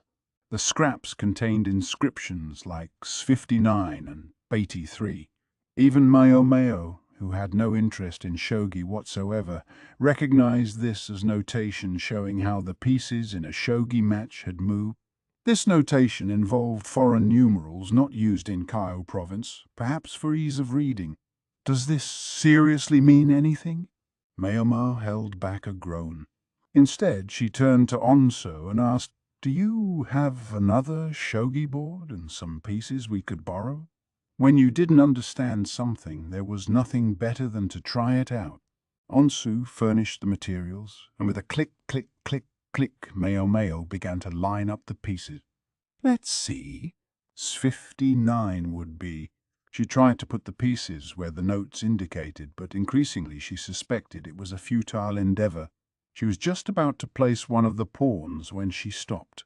Now, that's funny, Chu interjected, looking at the board. It says that pawn should move to row 2. Even I know that's an illegal move. Now Li Haku was getting in on the act. And there are 3 dragons too. That's not normal. Maybe not all of these notes relate to the same game, Onsu said, peering at the board. I wonder if this would make more sense to me if I knew more about shogi. You aren't well versed in the game, sir? Meo asked. I know how to play, more or less, but please remember whom I serve under. I'm not eager to turn a pastime into yet another job. Onso had a dead look in his eyes. Boy, I feel that, Lihaku said, not looking much better. Why's that, Master Lihaku? You don't serve directly under the strategist. In fact, I don't think you have much to do with him at all, do you? Meo asked. Lihaku was a soldier, true enough, but he saw far less of the freak strategist than Onso did. Instead of answering, Lihaku said, "Look at this outline. Doesn't it remind you of a map of the capital?" The capital, a city set in a perfect grid, with the throne at the top. It's right there. Ah, I think I see what you mean. In short, Lihaku couldn't look at a go board without seeing the capital. This being a shogi setup, it's not exactly the same, but still, she understood what he was getting at. As a soldier who spent much of his time guarding the royal city, he saw a lot of maps of the place. "Let's start by lining up all the pieces from the notes," Maimao said. There followed a series of clicks as she put the pieces in place, but they turned out to be distinctly clustered in one part of the board. "Does this look like a shogi game to you?" "Not much of one," Small Line said. He seemed to be the most shogi-capable person left awake, with Big Line and the strategist both off in dreamland. It wasn't clear how much Chu knew about the game, so Maomao would discount her opinion. "If it's not a shogi game, what do you think it is?" Maomao asked, raising her hand in a gesture of total defeat. "Yeah, the king piece is really flying around everywhere," Liaku said. Miss Chu had the same thought, that Jade General really gets around. Maomao agreed with her companions. The Jade General, which normally moved one slow square at a time, had worked its way all the way to the center of the board. "Jade," Maomao murmured, gazing at the board. "Gyoku." The king, the opposing leader, sat smack in the center on the northern side of the board. A number of other pieces likewise seemed oddly out of position. "Master Lihaku," Maomao said. "Yeah, if you were to picture this shogi board as the capital, how would it look to you?" She turned the board so he could see it. "I guess this king piece would have to represent the throne, which would mean—" He gestured at the clusters of pieces. "These places where the pieces are all bunched up would have to be the market or the merchant district or maybe a residential area. What about the Jade General then? Maybe an enemy? A political enemy? Or maybe that's the house of a particularly powerful bureaucrat?" He didn't sound very sure. "Yeah, that would make sense." Maomao looked at Chu. "Miss Chu, do you have a map of the Western capital?" Lihaku laughed. "You say the strangest things. Who would carry a—" "Here you go." Chu pulled a map, drawn on parchment, out of the folds of her robes. "Why do you have that?" Lihaku exclaimed, supplying the quip in lieu of the absent Lahan's brother. "Because I'm Miss Chu," she declared. Indeed, Maomao knew she was. That was why she'd asked. It turned out she'd been right to do so. Maomao opened the map and compared it to the shogi board. "You see the Jade General here? If you match it with the map of the Western capital, doesn't it look like it corresponds exactly to this annex?" The others almost jumped. Everyone crowded around, looking from the map to the board and back. The Western capital, like the royal capital in the central region, had been laid out in a grid pattern with distinct sectors. But the divisions weren't as neat as the royal capital, so they'd missed the resemblance. Then that would make the king piece. The administrative office, or Master Gyokuen's residence, perhaps? But I would guess the office.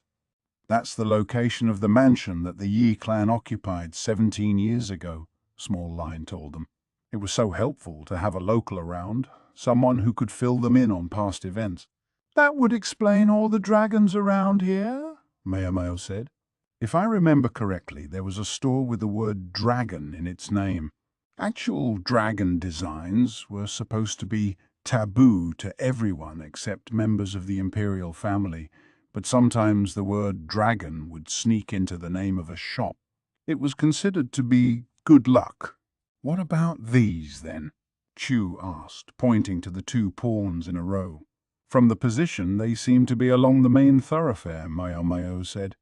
"Maybe they represent a bookstore or a stationery shop. You know, somewhere you'd go to buy little things." Not sure I remember any place like that, Laihaku muttered. Piece by piece, Mayomao tried to figure out what the shogi tiles represented. Then Chu said, Miss Chu has a thought. Maybe a current map can't help us. She was right. In 17 years, shops could come and go, some businesses collapsing while other new enterprises began. If you'll pardon me, I can go get an old map. Please, look after my granduncle for a moment, Small Lin said, getting to his feet. Big Lin was still sleeping. I'll go call the Moon Prince, then. Lady Mayomao, if you would look after Master Lakan, please, Onsu said, also standing. Look after Big Lin. Got it, Mayomao said.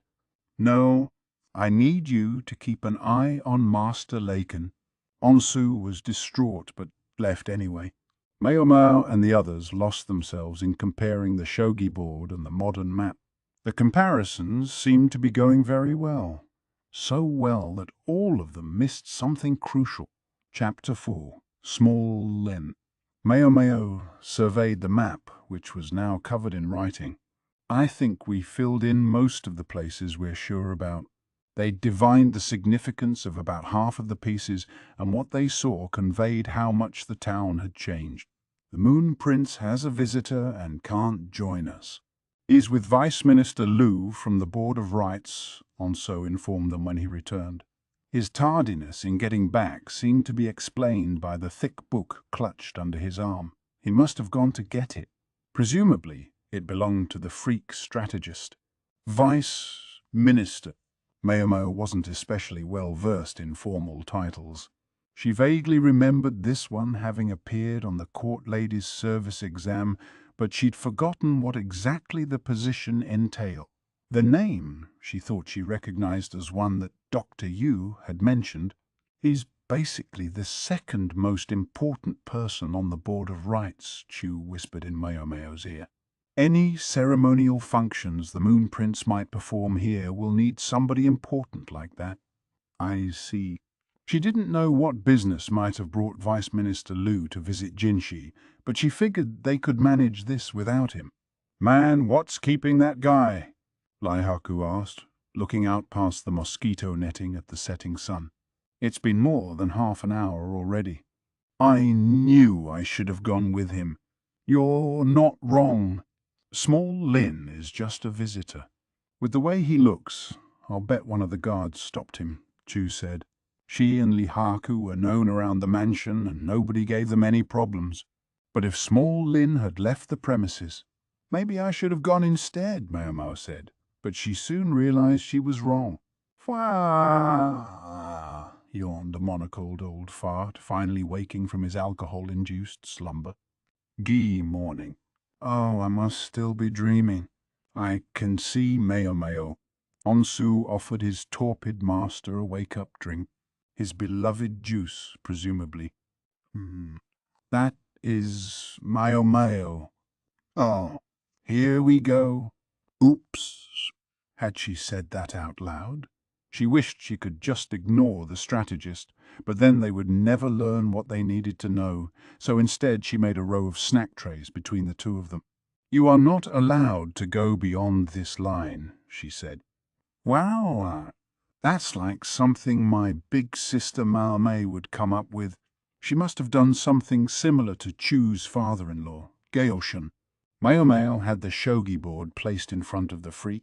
I have no idea whether to expect an answer from you, but I'm going to ask. Specifically, my question concerns the Western capital 17 years ago. If this is the Yu clan mansion, and this building diagonally down from it is Master Gyokwen's residence, do you know what the other pieces would signify? I thought not. Thanks, anyway. The old fart hasn't answered yet, Lihaku said, not hesitating to use the name Old Fart right in front of the old fart. The old fart, however, seemed unperturbed. Indeed, the fox-like gleam in his eyes grew even sharper, and he reached toward the board with hands that bore the distinctive calluses of a shogi player. This pawn here, this would be the shogi dojo. The one underneath it, There was this store that sold shogi and go supplies. Master Laken has a steel trap memory for things that happen to interest him, Onsu explained helpfully. Is that so? Mayomao replied, as uninterested as could be. This dragon is a restaurant. If you could beat the owner at a game of shogi, your meal was free. But after 3 free meals, they cut me off. The strategist was downright voluble now.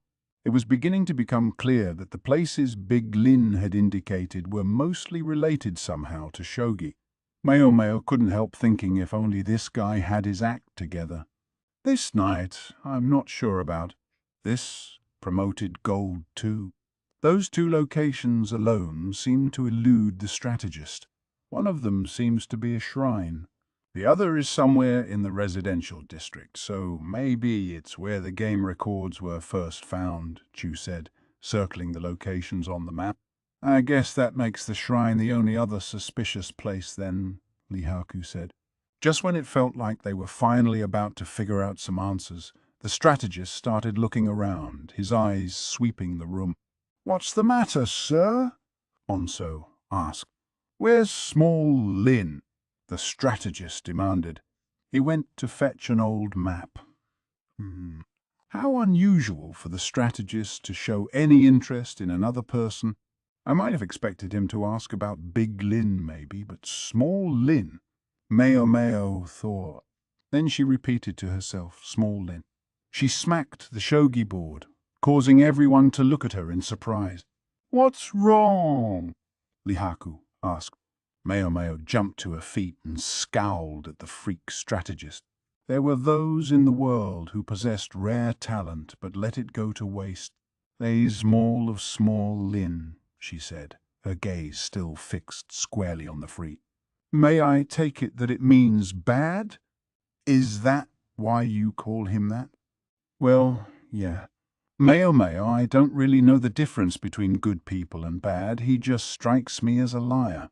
Mao, still frowning, sat back down. "Why didn't you say that?" "Well, what's it got to do with me?" Yeah. There was the strategist, she knew. Everyone else in the room sat in stunned silence. Then a hesitant voice came from the entrance. "Ahem. Pardon me for interrupting when you're in conference." Judging by his uniform, the newcomer was one of the freak strategist's subordinates. "Yeah. What is it?" asked not the freak, but Onso. "There seems to be someone at the administrative office who claims to be looking for a missing member of their family." The soldier stole a glance at Big Lin, who was still sleeping in a corner of the room. His description matches that of an old man dragged here by Master Laken yesterday. The silence grew even more stunned, and then another soldier appeared at the door. "Master Laken, there's been a fire at the West Shrine. I've already dispatched a firefighting squad to take care of it." The freak's subordinates really were all highly capable people. They didn't even need their boss to tell them to do what was appropriate and necessary. The missing family member was Big Lin. The burning shrine was the one they had just concluded would be worth investigating. It was almost satisfying in its own perverse way to have been so thoroughly played. Nobody knew who had set these events in motion. At the moment, all they knew was that, whoever it was, they seemed to be 2 steps ahead. They relocated their conference to Jinshi's chambers, where the 3 of them, Mao, Chu, and Laihoku, now knelt meekly. They'd thought the freak strategist might follow them, but Big Lin had woken up from his nap, so the shogi game had resumed. "I can only offer my humblest apologies," Mao said. She and the others had their heads pressed to the ground in abject apology, and Chu was even dressed in a white robe as if prepared to disembowel herself at any moment. Chu. There will be no need for that," Jinshi said. With evident relief, Chu promptly changed back. In short, Small Line didn't exist. There was a man who claimed to be a relative of Big Lin's, but he was a different person, someone who didn't look all that much like Small Lin.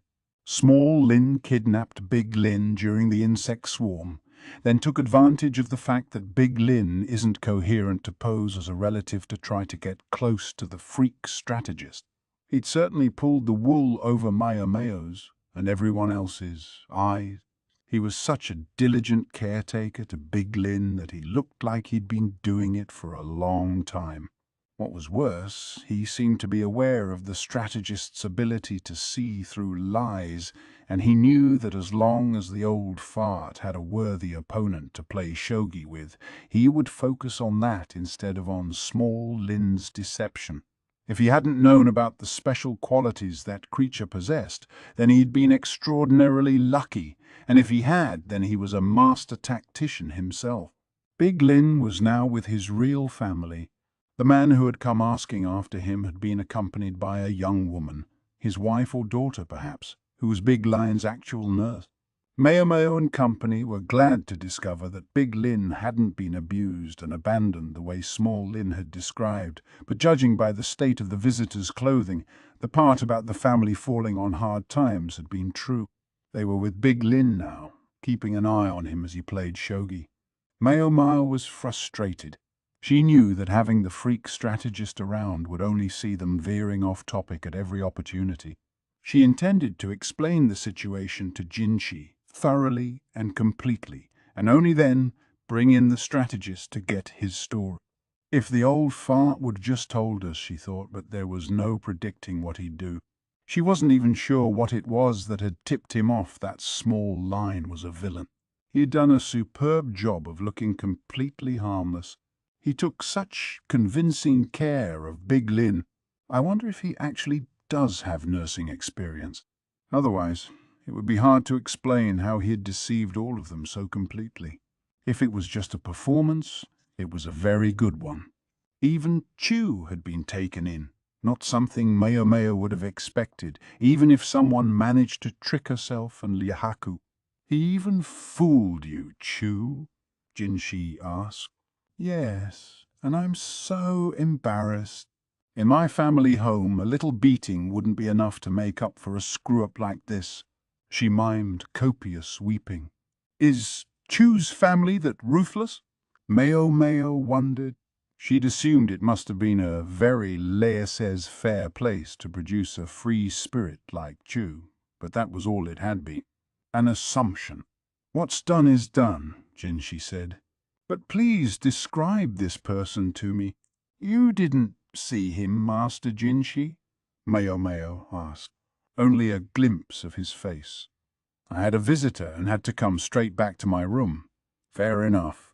The Emperor's younger brother wouldn't normally stand around and chat with a random commoner. But you're done entertaining now, sir? Yeah. When I mentioned that Sir Lacan was about, the man looked slightly ill and went home. Apparently, Sir Lacan and Vice Minister Lu don't entirely get along. The Vice Minister was advising me on what we should do about the ceremonies we had planned for this visit. Is there anyone who does get along with the old fart? Who really knew how to cope with the monocled freak? I want to know everything about this man. How he acted, what he was like, Jinshi said. Not to Mayo, but to Chu. Yes, sir. He was a completely and totally normal man. His facial features suggested a hint of foreign blood, but otherwise he had no distinguishing characteristics at all. Maybe it would help if I described him as being a lot like Lan's brother? Ah, Mayo thought that actually made sense. No wonder this guy had been able to blend in so readily. He wasn't given to outbursts like Lahan's brother was, but he shared the other man's ability to just go about his business, never really standing out. And they had the exact same quality of put-upon-ness. One thing about them really stands out, Mayo said. Oh yes, for sure, Chu said. Then they chorused, the way you can't seem to remember their faces. I will try, though, Chu said. I'll see if I can do a likeness. She immediately produced a brush and started painting, and soon had a portrait that captured Small Lin's salient characteristic of having no real salient characteristic. Mayo assumed the portrait would be shown to Big Lin's family. All right. And what kind of man do you think he was? You can give me your personal opinions. I'll take anything. This time, Jinshi's gaze took in Mayomao and Lihaku as well. If I may then, sir, Lihaku said, I mostly agree with Miss Chu. This guy was totally ordinary, but he also seemed to really know what he was doing with Big Lin. He was accustomed to his role, you mean? Was his performance really that good? It was more than that. It's like, I'm not sure most people would know how to work that well with an old guy. You don't usually think of men taking care of their elderly relatives anyway, right? It's usually their wife or sister. Mao nodded. In Lai, men stood above women in the social hierarchy. The impulse only seemed stronger here in IC province, where women or brides were frequently viewed as nothing more than tools. Witness the fact that it wasn't the man who'd come looking for Big Lin who was caring for him, but the woman he'd brought with him. And what do you think, Mao? I agree with the others. However, if he has indeed been searching for Big Lin's old letters and papers the way we are, then I think we can assume he's been doing it far longer than we have. Either Small Lin himself or perhaps a compatriot had been staking out Big Lin. Yes, that would be reasonable, said Jinshi. He didn't seem to be actively searching for the cachet so much as keeping watch to see if anyone else would find it. It seemed like an awfully roundabout way to get what he claimed to want. If nobody found the papers, fine. Small Line just didn't want them discovered. Do you think it's safe to assume that there was something so damaging in those materials that he wanted to eliminate them, even if it carried a considerable risk? Mao asked. To the point of deliberately making contact with Sir Lacan? When you can't predict what someone is going to do, when they finally do act, it can be earth-shattering. Ah, Jinshi nodded quickly. Lacan did have a gift for jinxing things. So whatever it is, he doesn't want it to be found. Secret accounts, maybe? No, wait. What would that have to do with the compiling of a history?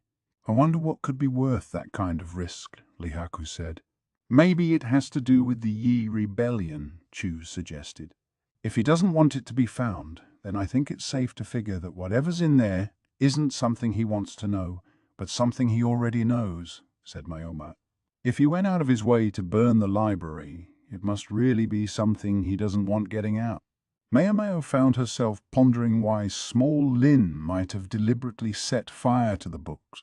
Hadn't he considered the possibility that the destruction might not be complete if Mayomao and the others came right away? What if he only pretended to burn them? If the books were burned, their pursuers might give up, but they might also try desperately to decode any remaining fragments of text. There were no guarantees that fire would consume everything, after all.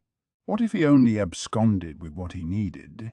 What was it that Small Line needed then?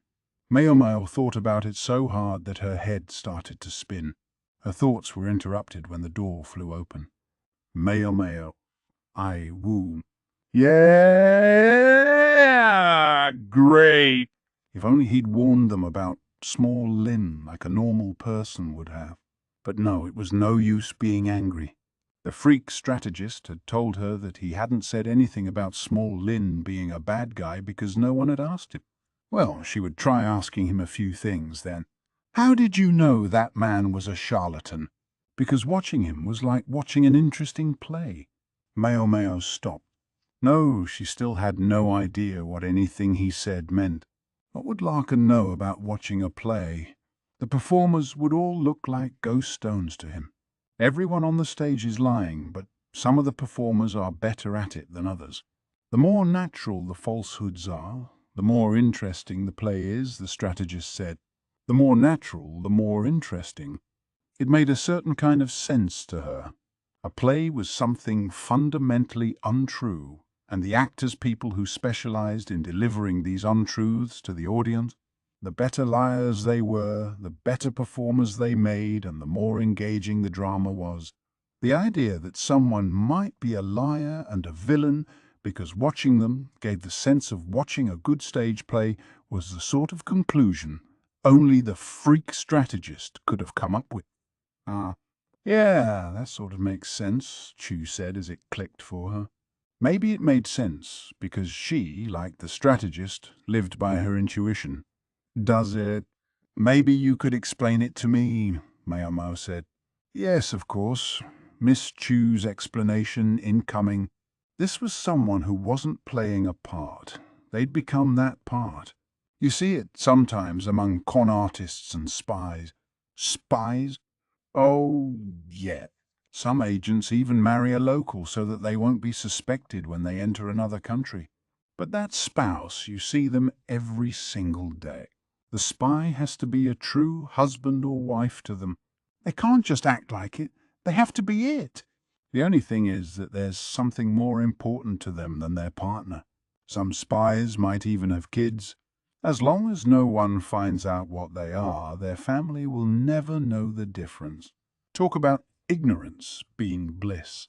Chu's description was awfully full of concrete details, though. It almost seemed to suggest no. In any case, the point was that Small Line had, for all intents and purposes, become a real member of Big Lin's family.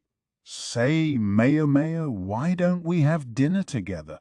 The freak strategist said. He still looked relaxed and very pleased with himself, totally oblivious to the mood in the room. From behind him, Big Lin's real relative was watching them. He did indeed look like he was living a hard life. Almost everything Small Line had told them appeared to be the truth except for his own identity. Onsu gave the man some money on behalf of his master.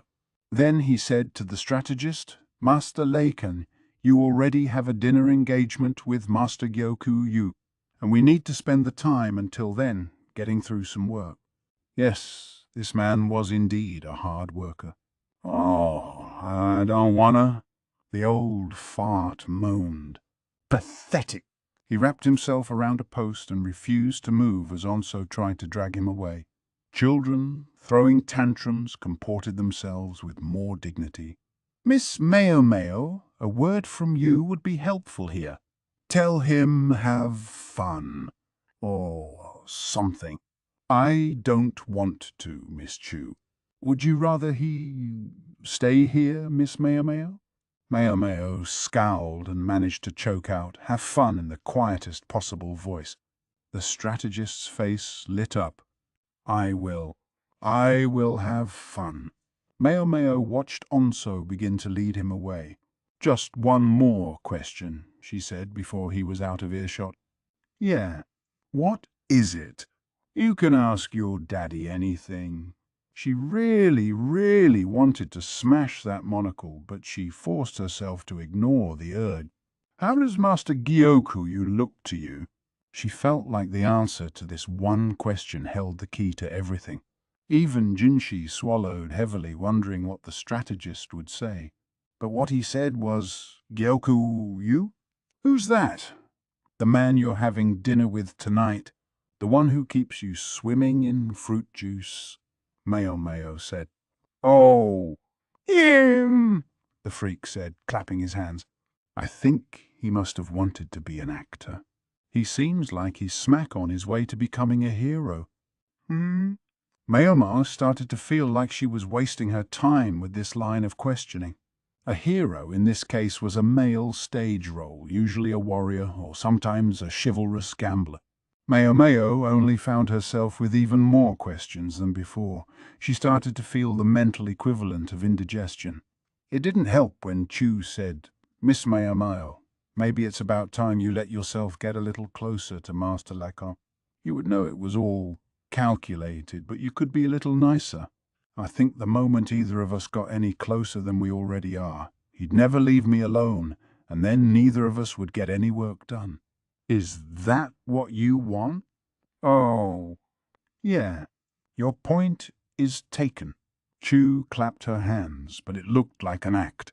Mayo could only give the light-hearted lady in waiting a scowl nearly as grim as the one she'd fixed on the strategist. Chapter 5. A Brother's Return. It had been 10 days since the first wave of the insect plague when a dark shadow appeared in the sky again. So they're back. Mao Mao had just returned from checking on the girl on whom she'd performed surgery. The child was stable, but this new swarm couldn't have come at a worse time for her. Mao Mao hurried back to the annex and locked the medical office. The people at the estate had already received word via messenger that what appeared to be a grasshopper swarm had been spotted. They were more ready than they had been the last time. Bugs again, moaned the quack doctor, who was curled up in a corner. Mao Mao tossed a jacket at him. Master physician, those bugs won't wait for us. You need to get ready. Oh, what will we do?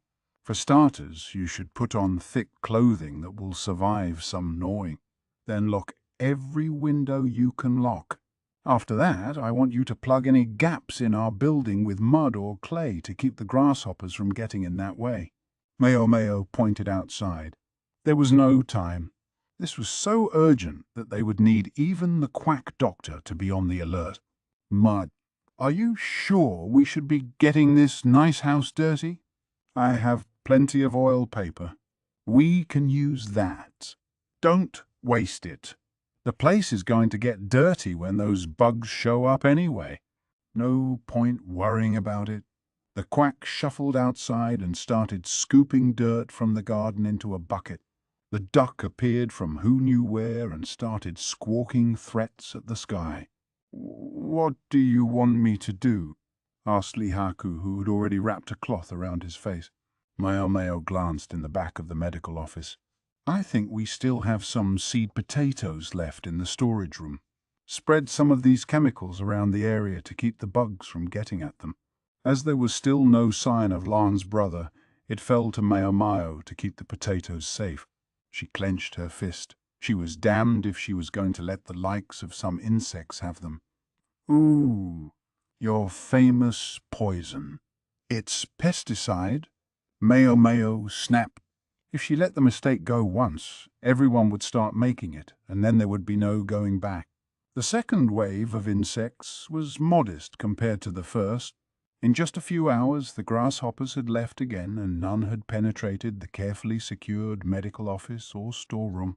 The people of the Western capital were already on edge, mentally and physically, however, and this new swarm was more than enough to rob them of any composure they might have regained after the last episode. With each day that went by, they found themselves further drained of what little wherewithal they had left. Day 13. Another case of arson. Someone was trying to steal food. The culprit was soon apprehended, but the merchant's entire store burned down. Day 14. Not enough doctors. Dr. Yu appropriated Tianyu and he hasn't come back. A very pleasant day indeed. Day 15. Food problem. People are hoarding provisions everywhere.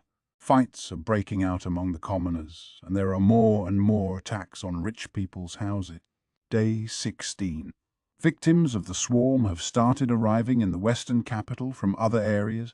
One of them was supposedly demanding to see the imperial younger brother. Day 18. Summoned by a bureaucrat. Wonder what's going on. So you're alive? Mao Mao stared at the tramp. Tramp might not seem like a very polite word, but it was the only way to describe what she was seeing. You're darn right I'm alive. What else would I be? He had thick facial hair. The hair on his head was unkempt, and his clothing had been chewed in places. He no longer looked as he once had, but it was him. Lahan's brother, come home from a far country. When a man who looked like a refugee had started demanding that they call the emperor's younger brother, nobody listened to him. So he tried dropping Mao Mao's name instead. That was when the bureaucrat had summoned her, and she'd wondered what was going on. When she arrived, Chu and Lihaku in tow, she'd been confronted with the battered, road-weary Lan's brother. He looked a bit roughed up, and they had put him in a cramped little room that stopped just short of a jail cell. It wasn't a very nice way to treat somebody, but so many had turned to violence recently that the officials were antsy. It was hard to blame them. You look like death, Chu exclaimed. Well, excuse me. It wasn't exactly a personal choice, Lahan's brother said. Fine, fine. Kind-hearted Miss Chu will get you a change of clothes right away. Thank you, Mao said. While Chu was getting the clothes, she hoped she could ask Lahan's brother about what was going on. I'm glad you're safe. Everyone was worried about you, she said. Oh, yeah, very worried, Lihaku said politely. The reality was, no one had been that worried. Lahan's brother seemed weirdly hard to kill, but Mao couldn't say that to him, and she definitely wouldn't tell him that he'd been the butt of more than one joke during his absence. Gods take this swarm! It came way earlier than I expected. I tried to warn you. I tried. As angry as Lahan's brother was, he failed to be intimidating. Mao could just imagine his younger brother Lahan passing him off with a yes, yes, anytime Lahan's brother got upset. Yeah, we got your report, and the Moon Prince said everything afterward went according to plan. That's a professional for you, I believe he said. Professional, my. I thought for sure I was going to die. And then I almost did die. Maybe I'm dead right now. He must have been awfully tired, judging by the 1,000-yard stare on his face. Don't worry. I can assure you you're alive, Mao said, giving him a gentle pat to prove he was really there. And pretty thoroughly chewed up around the head region, Lihaku said, running a comb through the man's bedraggled hair. It wasn't really a bodyguard's place, but he must have felt bad for Lan's brother. Unfortunately, Lihaku was a bit big and more than a little strong, and Lahan's brother looked agonized by his ministration. At this rate, his head was going to be as barren as a grasshopper-ravaged field. Yow, ow, stop that, Lahan's brother snapped. He usually came across as very much the eldest son that he was, but today there was something of the sullen child about him. Mao was brushing the dust off his clothes when she noticed something firm at his back. "What's this?" she asked. "Ah, I'm glad you asked." Lahan's brother took off his overrobe, which was little more than rags anyway, to reveal a bundle of actual rags strapped to his back. He opened the little bundle to reveal several bags. Mao looked inside one of them. "Wheat? Looks like it," Lihaku said. Mao and Lihaku looked at each other. It was perfectly ordinary, unremarkable grains of wheat. "Yes, it's wheat," Lahan's brother confirmed. "Okay, but why is it wheat?" Yes, she knew how eager he had been to save the wheat from the grasshoppers, but to bring so much of it home, never letting it out of his sight. What was the reason? "I'm glad you asked that too," Lahan's brother said, and then he began to go back to the past, clearly taking the first step on a long and winding road that would explain everything. "Just the gist, please," Mao said before he could begin. "Are you sure?" "I'm sure." Sadly, she didn't have time for Lahan's brother's saga of wheat and potatoes. "Bah! Fine, have it your way." This was just before the swarm arrived. Lahan's brother told them about a certain village he'd been in, a place that grew a lot of wheat. The village headman, Lahan's brother said, had come to him for advice. He said that one particular family, you see, they always had bigger harvests than everyone else. Oh. He asked me to check this place out, see if they were doing anything different with their fields or how they raised the wheat. The people at the house always swore to the headman that they weren't doing anything special and they had no secrets to tell him. He was hoping someone with connections to the capital region might be able to get them to cough something up. It turned out, however, that the people of this household weren't doing anything special, nor did their field get much more sunlight than any other or anything like that. You start each wheat crop with seeds from the previous harvest, and it turned out that this was special wheat. Special how? Mao gave the wheat a close look, but it didn't seem unusual to her. "Clothes are here," Chu announced as she entered. Lahan's brother flung off his ratty old cloak and started changing on the spot. "Wow, That's some figure you have, Chu interjected. Don't stare. I can't change with you staring at me, Lahan's brother said, shooing her away. She's right. You're built. You could be a soldier with muscles like those, Lahagu said. A soldier. You think so? Lahan's brother didn't seem displeased by the suggestion. It must have been very refreshing to him after being treated as a farmer for so long. I'm sorry, could we get back on subject? Mayo Mayo said. She was sorry to be a wet blanket, but they didn't have time for this. Fine, Lahan's brother muttered, though he didn't sound very happy about it. When I compared their wheat to the rest of the village's crop, I found it was lower, closer to the ground. Presumably, as they used the same seeds over and over in their fields, the wheat started growing lower and lower, and gradually there was more of it. If I hadn't happened to be there at harvest time, I would never have figured it out. What difference does being low make? Mayo Mayo asked. Chu, meanwhile, was getting caught up by Laihaku since she had missed the beginning of the conversation. Taller crops, not just wheat, this goes for rice too, are more prone to being buffeted by the wind, which can knock them over and break the stems. Then the plant rots, and that's it. Being closer to the ground, the stalks are more stable and better able to put out ears. Mayo Mayo said. So by sheer coincidence, this family had stumbled across lower-growing wheat, then continued using it for years and years. There's one other thing, although this is just my guess, Lahan's brother said. He was looking a bit more respectable in fresh clothing and with a hair tie to secure his dishevelled hair. I think the grains seem stuck more firmly in the ear than with other wheat.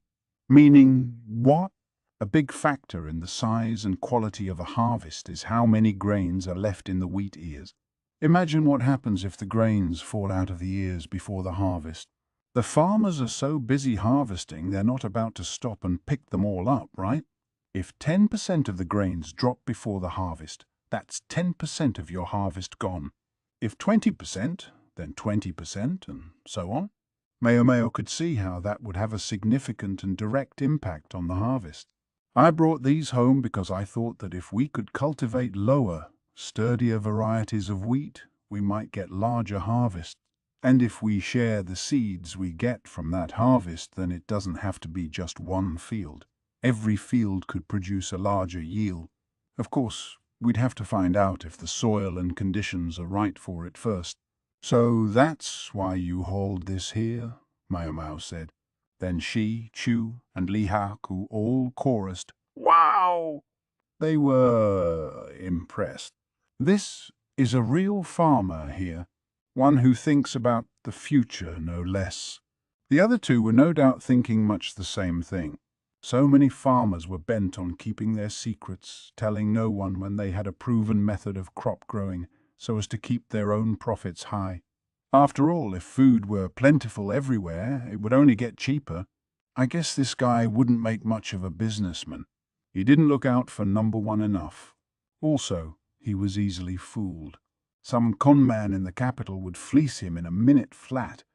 Now that she thought about it, she remembered that it was also a letter from Lahan's brother that had first warned them of the arrival of the swarm. She was beginning to think that maybe it was Lahan's brother who had done the hardest work, and the most good out of any of them since coming to IC Province. We'll have to make sure we show him we appreciate all his effort.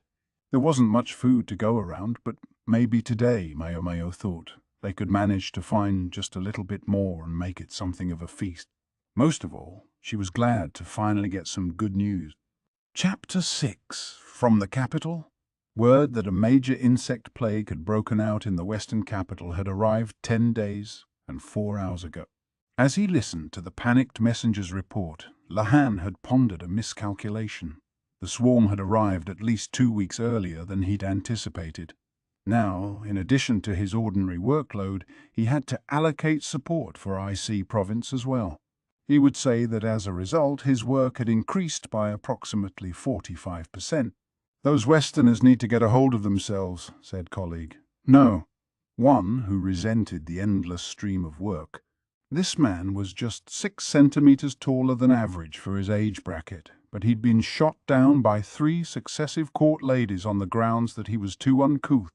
As the man smiled his slimy smile nearby, Lehan worked his mental abacus.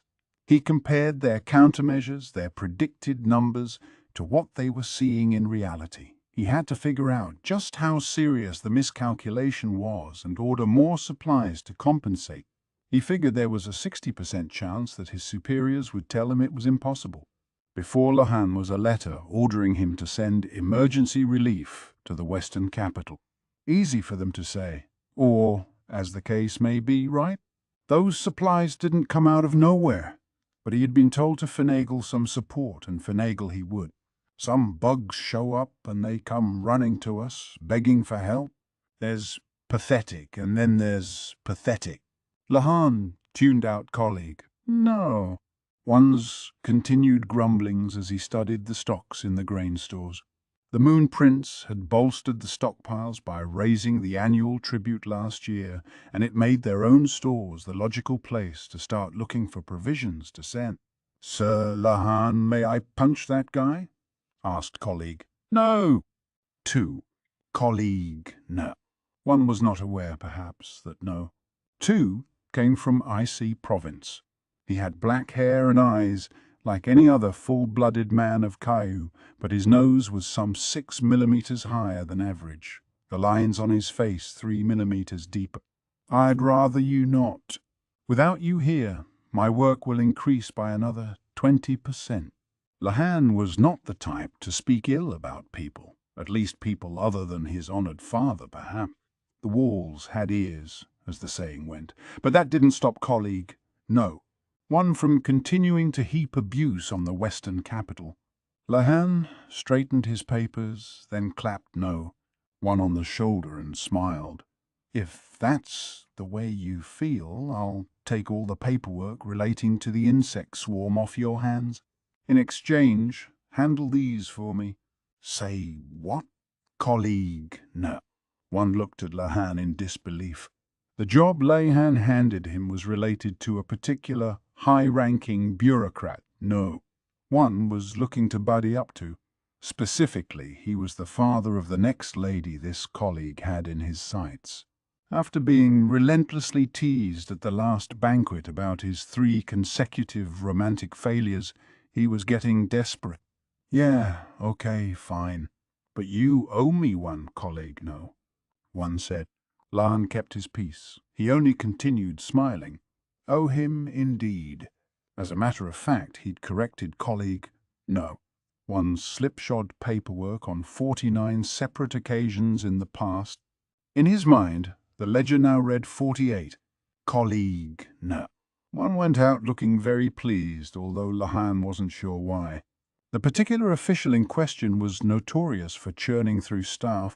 Lehan had never known one of his adjuncts to last longer than 3 months before the man drove him out, and he was sure, no, one didn't have it in him to hold out even that long. Lehan would be surprised if he hadn't quit in 6 days. Why 6? Because every 6th day was colleague, no, one's day off. Lehan himself had been driven out by that particular official, but the man's face hadn't shifted by any values that indicated he was truly angry. He had shouted and yelled, yes, but his voice had been steady without the tremors that indicated unchecked emotion. Above all, Lehan was more than confident that there had been no flaws in his work. The man was perfectly welcome to be upset, but Lehan knew the official himself was the cause of his own problems, so he had spent 3 easy months not particularly worrying about it. Now the man was a useful connection who could give him tickets to the plays at 2 silver per ticket. Are you sure about that? Letting him go? He may not be the greatest guy around, but he's our 2nd fastest worker after you, Lehan, said colleague. No, 3. He served directly under Lehan, although he was 2 years older than his bespectacled boss. He was trying to sound respectful, but Lehan was well aware that no. 3 had no love for colleague, no. 1, fast he may be, but accurate is another matter. Speaking as the one who has to correct his careless calculations, I'm better off without him. Besides, I'm tired of babysitting someone whose work is directly impacted by his own personal motivation. We're only going to have more jobs dealing with the Western capital from now on. If he decides he doesn't care and his efficiency decreases by 30%, it will drag everyone else's morale down with it. Lehan put some other papers in front of colleague. No? 2. I'm sorry, but there's a job I need to do. Can you take care of calculating the supplies to be sent to the Western capital? And it won't be only food on that boat, so give that some thought as well. I think these papers should cover everything. Sure thing. No. 2 started calculating immediately. He was 12% slower than colleague. No. 1, but he was thorough and made few mistakes. Moreover, knowing that he was helping his beloved homeland would increase his efficiency by 30%, Lehan suspected, not to mention make him more than willing to do overtime. All right. Lehan knew that the trouble with the insect swarm was not over. He expected a second and a third request for emergency supplies. They would have to balance the royal capital's reputation with its finances, not to mention the devastation occurring in the Western capital. An insect plague. It's trouble. Trouble for all of us.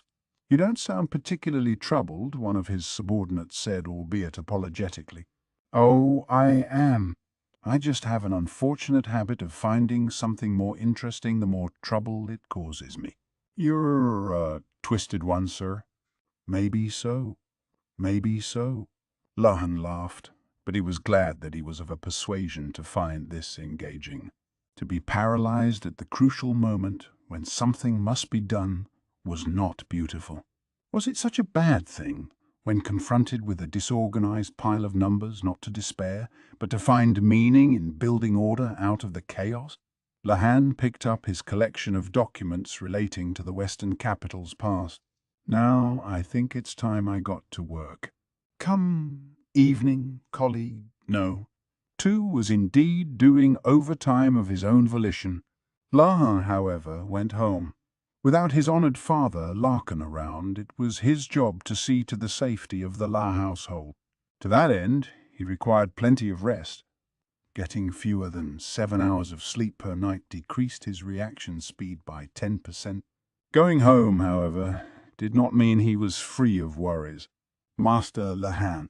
Standing by the gate of the house were 2 of his honoured younger sister's colleagues, a pair of young women.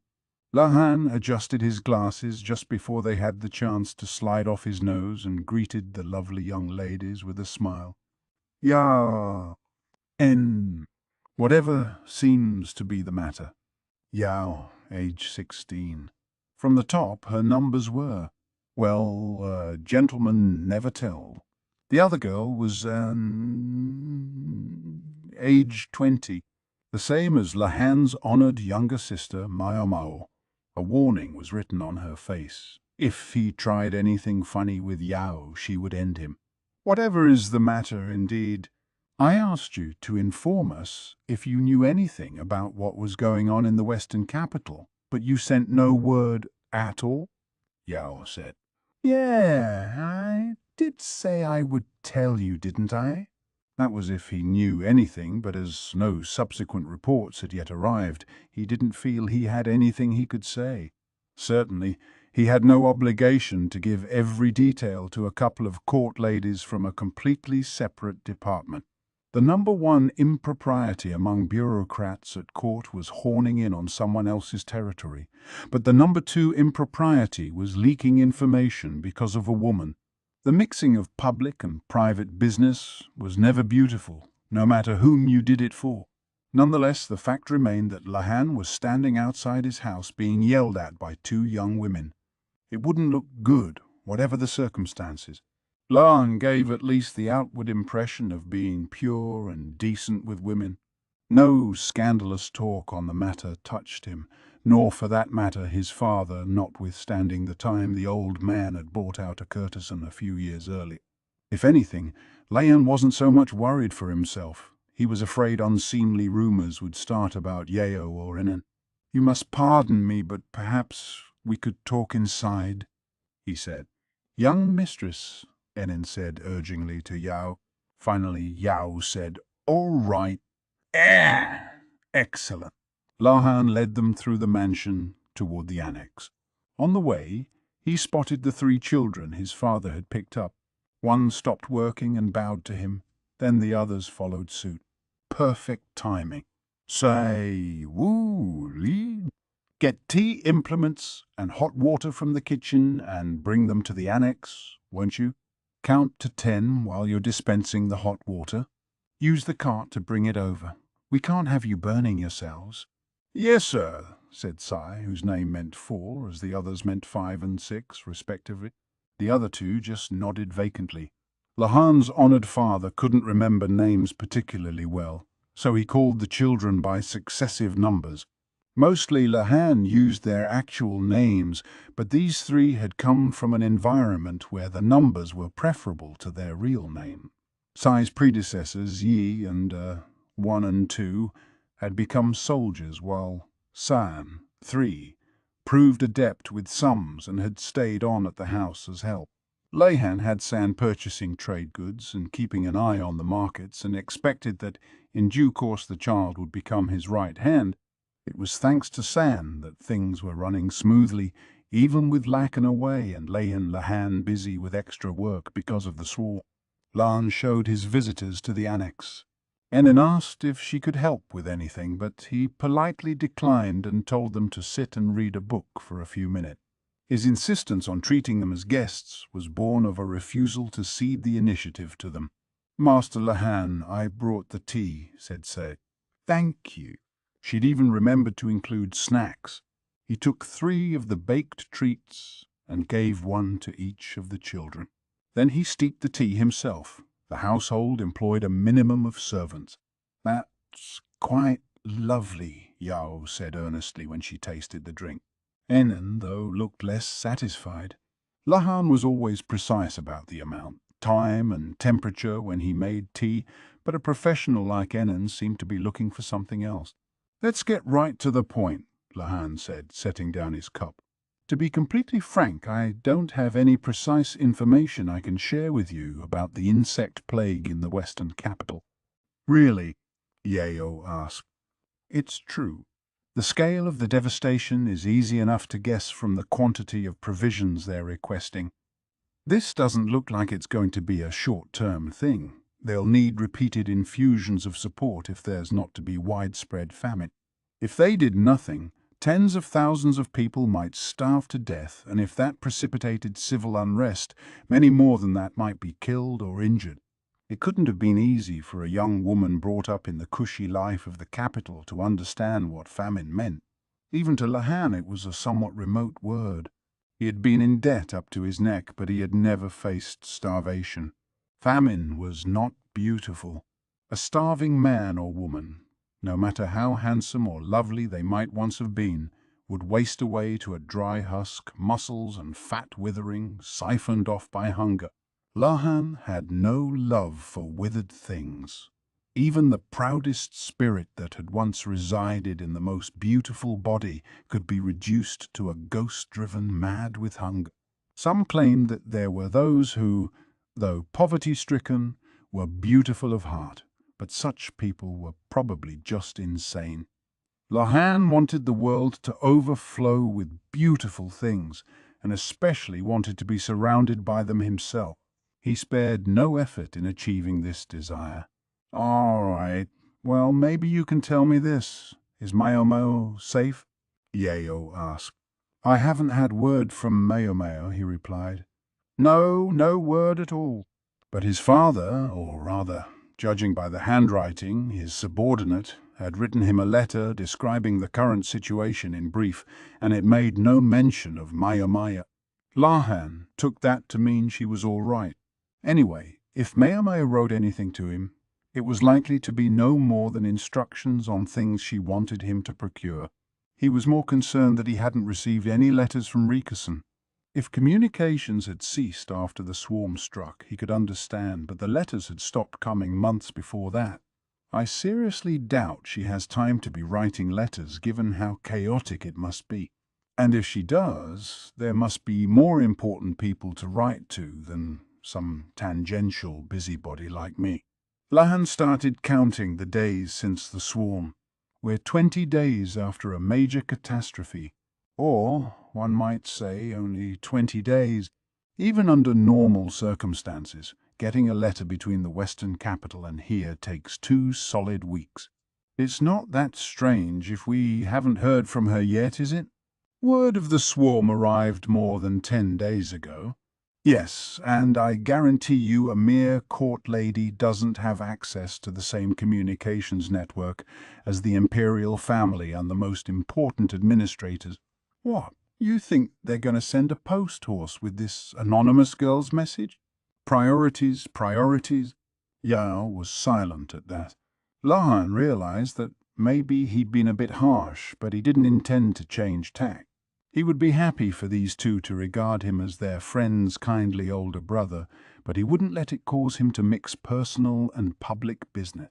Enan at least must understand that even if Lahan could have supplied them with information, there would be nothing much they could do with it. If it had been just her, he might have told her everything he knew. But unlike Enan, Yao was still maturing emotionally. He didn't want her to do something rash because he had foolishly given her too many details. It was for the best for Yao, that he didn't tell her anything. Yao clenched her fists. She understood what he was saying intellectually, but her heart was still catching up. Lahan wasn't doing this merely to torment her. He was simply stating the truth. It merely had the unfortunate side effect of seeming like an attack. It still caused Enan to give him a "don't bully my mistress" glare. Her right cheek had risen by 3 millimeters and had developed a slight twitch. This, in Lahan's opinion, was what made young ladies such trouble to deal with. It was why he only spent his time with older women. For better or worse, they had been around long enough to know how to comport themselves. By that metric, he and his younger sister Mao should have gotten along very well, but every time they saw each other, his toes only seemed to end up ever more grievously injured. He'd recently ordered special shoes made with steel in the toes to protect himself. They seemed perfect for craftsmen who used heavy materials or workers who carried heavy objects, and he was already considering whether they might make a viable commercial product. They were only going to lose more time if Yao continued to sit there stewing, so Lahan thought of something he knew she liked. Perhaps you'd take some Hazma home with you? Just a little souvenir. I got it from a friend, but there's far too much for me to eat by myself. I could use the help. Look, it's dark out. I'll call you a carriage. He let his tone become a bit more friendly as he delicately urged them to go home. But Yao said, "Let us stay here, please." As one, Lan and Enen responded, "What?" They both looked thoroughly shocked. "Young mistress, what do you mean by that?" En asked. "Exactly what I said. We've stayed here before, haven't we?" "Well, yes, but that was on the pretense of a nice, long vacation." The right shoulder of Yao's rational-minded servant lowered by 6 millimeters. She was concerned. "I haven't read all the medical books in this house yet." "I'm not going home until I have," Yao said. "You could just borrow them and take a few with you," En replied, now openly horrified. Even Lahan was starting to feel tense. Why did Yao suddenly want to stay overnight at his house? Was she trying to get him back for not giving her any information? No, she didn't sound like she was doing this maliciously. There would be more murkiness in her voice if she were. "I let you stay here last time because there were special circumstances," Lahan said. Mao helped sell the pretext too. But this time is different. Much as I wish to extend kindness to a couple of young ladies, I won't allow myself to be merely a convenient tool. He tried to be a gentleman, yes, but he was not going to simply let himself be taken advantage of. He wasn't trying to get something in exchange, but those who ravenously devoured whatever they could were decidedly not beautiful. There was a pause. Then Yao said, "You think I'm just a selfish child making silly demands?" Lan didn't say anything, didn't say yes or no, but the smile that crept across his face should have told them everything. Selfishness, with no hint of the sweet child he had plenty of from his biological mother, and temper, his grandfather, was enough for that. "I can see you don't think much of me, Master Lahan," Yao said. "You think women just get what they want from men by being coy and demanding." "And don't they?" he replied without thinking. "No, they don't. Believe it or not, I have something to bargain with." "What would that be?" Leon blinked exactly 3 times. "You know my uncle, don't you?" "Yes, I should say that I do." "Vice Minister Lu, isn't it?" Lahan had looked into Yao's and Enen's backgrounds the last time they had stayed at his house. He had learned about Yao's uncle, an important member of the Board of Rights. He knew that Vice Minister Lu had spent much of his life going from one department to another, and that he was a sharp man. "I believe he's in the Western capital at the moment, isn't he?" Lahan asked. The Board of Rights was in charge of religious observances and diplomacy, and the Moon Prince would need someone with him in the Western capital to help conduct religious ceremony. No mid-level functionary would do. It had to be a high-ranking member of the board. "Do you know why my uncle was obliged to go to the Western capital?" Yeo asked. "In order to help the Moon Prince conduct any necessary observances there, I presume. Not to mention that it would be helpful, in a land as close to our borders as I see province, to have someone knowledgeable about diplomacy along. Both those things are true. But what if I told you that he went for the same reason as Dr. Yu? That would tell me nothing." Lahan had no acquaintance with Dr. Yu, so he didn't know what connection he might share with Vice Minister Lu. The only thing he knew about the good doctor was that he was among those who had gone to the Western capital. "My uncle lived in the Western capital once, when he was younger. He only returned here to assume the family headship when my father died," Yao said. Lan was careful not to let his expression shift. As a way of getting his attention, it wasn't bad, not bad at all. Yao wanted him to realize that her connection with her uncle allowed her to know something important that he didn't. Lahan was Larkin's adopted son, and outwardly he was a member of no particular political faction. With an eye on the future, though, he could very much see himself becoming a backer of the Emperor's younger brother.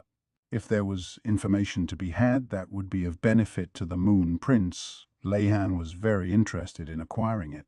But he would have to probe the matter a little more. "I grant you have a blood relation with Vice Minister Lu, but so what? I can't imagine a man as important as the Vice Minister would simply let crucial matters of state slip to anyone, even his niece." "Young mistress, I think it's time we gave this up," Enen said, distraught. Much as she adored her young mistress, she could see that Lahan was right.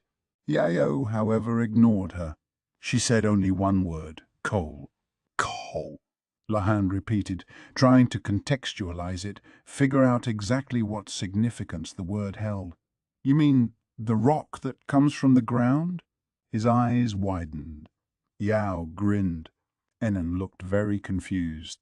Apparently there were things even Yao's omni-capable lady-in-waiting didn't know. "Yes, that's it. That's it. They can mine it in the Western capital. They can, yes, I've heard that. But they don't, because at the moment they have no use for—" Lahan trailed off. Coal was a charcoalized stone that burned readily despite being a rock.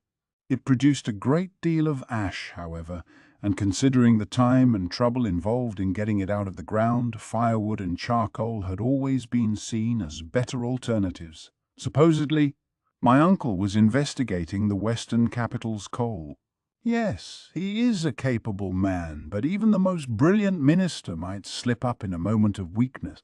Say, for example, when his dead brother's daughter had been weeping her eyes out, and he had finally comforted her and gotten her to sleep. He might speak of such a thing, never knowing that she was listening. Yao chuckled and looked at Lahan triumphantly. "In other words, you were sleepy, your memories hazy." "Such information would hardly be credible," Lahan replied. That brought Yao up short. Enin, meanwhile, raised her hand. "Master Lahan," she said. She drew in her chin by 3 centimeters, and the way she couldn't decide where to look betrayed her hesitation. Nonetheless, she said, "Master Lu went to the Western capital before the former emperor met his end, before the demise of the former emperor and the empress dowager, whom they called the empress regnant. Given what happened then and after, wouldn't it make sense if Master Lu had gone to investigate something?" Lahan opened his eyes, 20% wider than usual. He'd assumed that even if Enna knew something, she would stay quiet about it. But it seemed that seeing Yao cowed by Lahan's attitude had been more than she could bear. Enan was a substantially more competent negotiator than Yao, but in the end, swayed by her love for her mistress, she couldn't help saying something. "That's what you think Vice Minister Lu was up to?" Lahan asked. The Vice Minister was 40 years old. Granted, he had begun his court service under the former emperor, but a man as smart as he was would have known what to do when confronted with the choice between continuing to serve the reigning sovereign, a puppet of the empress regnant with scant life left to live, or to align himself with the heir apparent. Like Lehan, he would have asked himself what he could do to help give the prince a freer hand at court. It didn't take any calculations to see what would happen when the new ruler took over power from an empress regnant who had conducted puppet politics for so long. Ministers gorged on power sometimes acted as if they had forgotten there was a court hierarchy at all. The prince, the man who now sat on the throne as emperor, was well aware of the dangers and had taken measures to neutralize them. The reason Lahan could say this with confidence and not as a rumor was because his honored father Lakan had lent the sovereign to be his aide at the time. Lakan hadn't hesitated to chase his own father and half-brother out in order to secure power. At the same time, he had seen to it that several hostile administrators received punitive postings to distant lands. To Lakan, even the emperor no doubt looked like a game piece, a king. Lahan had played his part in all this. At the time, though, he'd been so absorbed in solving the puzzle he'd been given, breaking the code, that he hadn't stopped to think what it all meant. Looking back on it now, he wished he had kept a diary or something. Then he might have been able to go back and make a comparison. He was torn. For once, he wasn't sure what to do. He wasn't looking for 100% confidence in the information. If it seemed even remotely likely to be useful, then he ought to try to get it, even if the odds were, say, less than 11%. Whatever the veracity of the information might be, now that he had been given the hint, cold, he would need to investigate. But insofar as this information warranted investigating, to throw Yao and Enan out of his house now would be to owe them something later. At the moment, all Yao wanted was to stay here. She wasn't even asking him for all the details about the Western capital. Part of him thought, would it really be so bad to let her stay?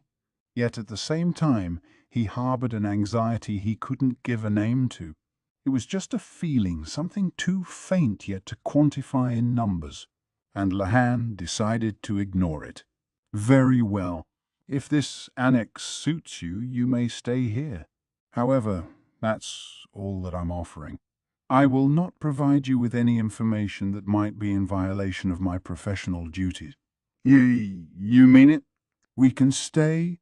Yao asked, her face growing 30% more cheerful than usual. Enen, by contrast, was 55% relieved and 40% uneasy, while the remaining 5% was devoted to glowering at Lahan. Why would she give him such a scathing look? Lahan felt very much the innocent victim here. Later, Lahan would learn the true meaning of Enen's glare, and he would have further cause to regret allowing Yayo to stay in his home.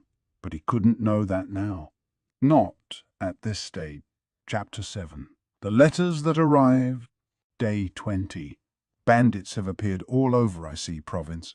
The soldiers stationed in the farming villages seem to be quite busy. Day 21. Lehan's brother is renovating one of the storage rooms, apparently building something. Day 25. Supplies have arrived from the central region, much sooner than expected. In addition to food, there's a bit of medicine included, but still not enough. Day 27. Some stores are beginning to open. However, stock is still minimal and low-quality items are rampant. Day 28. Seeing an increase in patients complaining of bleeding from the gums. Suspect malnutrition from a lack of fruits and vegetables. Day 32. The cooks in the kitchen tried their hand at grasshopper dishes, but it didn't go well. We're grateful for the occasional side of duck egg. It's a rare and precious source of nutrient. Day 37. Lahan's brother was playing with the duck in front of his storage room. The duck wanted to get in and he was trying to keep it out.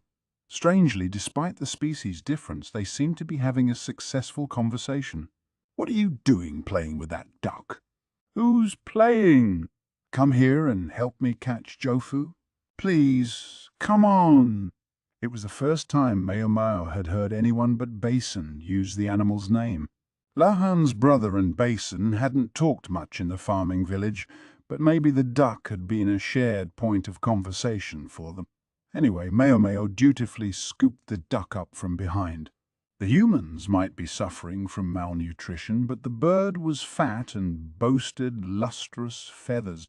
If Jofu had dared to step out the mansion's gate, she would have soon found herself on someone's dinner table.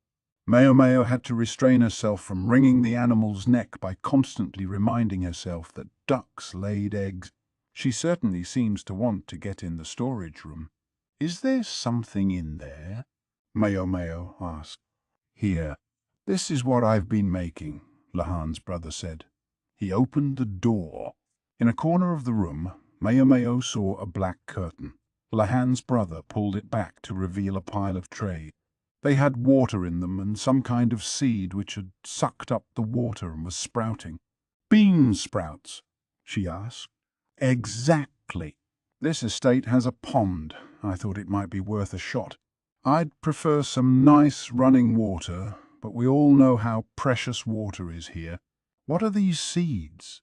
"They don't look like mung or soybeans." Mung beans, in addition to producing sprouts, could be used to make noodles and for medicinal purposes. Soybeans, well, the benefits need hardly be enumerated. "Brr, clover," he replied. "It's used as fodder for horses, but I heard that humans can consume the fresh buds, so I thought it would be worth growing. I brought the seeds back with my grain." "Oh, that's what that was?" Mao asked. She remembered now that Lahan's brother had had several bags strapped to his body. The wheat had been so striking that she'd forgotten about the others. But she saw now that Lahan's brother had hardly met a seed he didn't want to try cultivating. "Yes, that's right. And Jofu is so perceptive that she's been trying to eat them since before I planted them." "Hey, you—" "Yes, you. Don't Basin and Bear share their food with you?" "Not enough. You want some more?" "Just you try it, you little—" Lahan's brother gave the duck a bop on the head. They could have been two lovers in a painted scroll. Did the duck's guardian, Basin, know what they were getting up to? "I'm surprised. Not many people know Master Bayou personally. Even Mao had found him no more congenial than a stray cat when they had encountered each other. Yeah. Once when I was summoned after coming back to the Western capital, he passed me a letter from behind his curtain with some words of appreciation.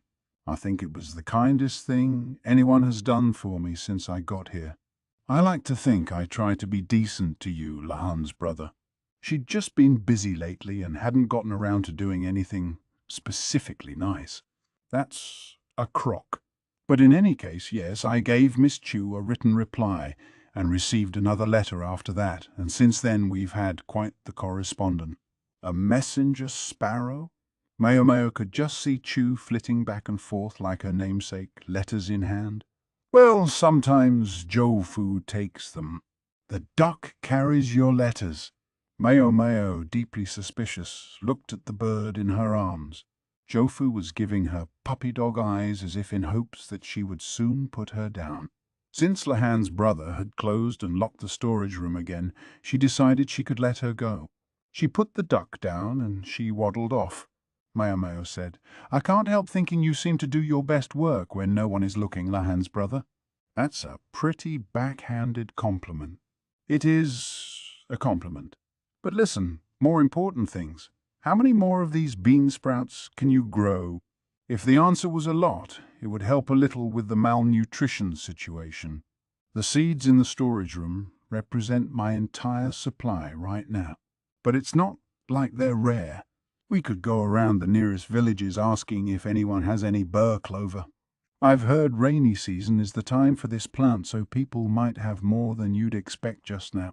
You think you could try to get as many as you can?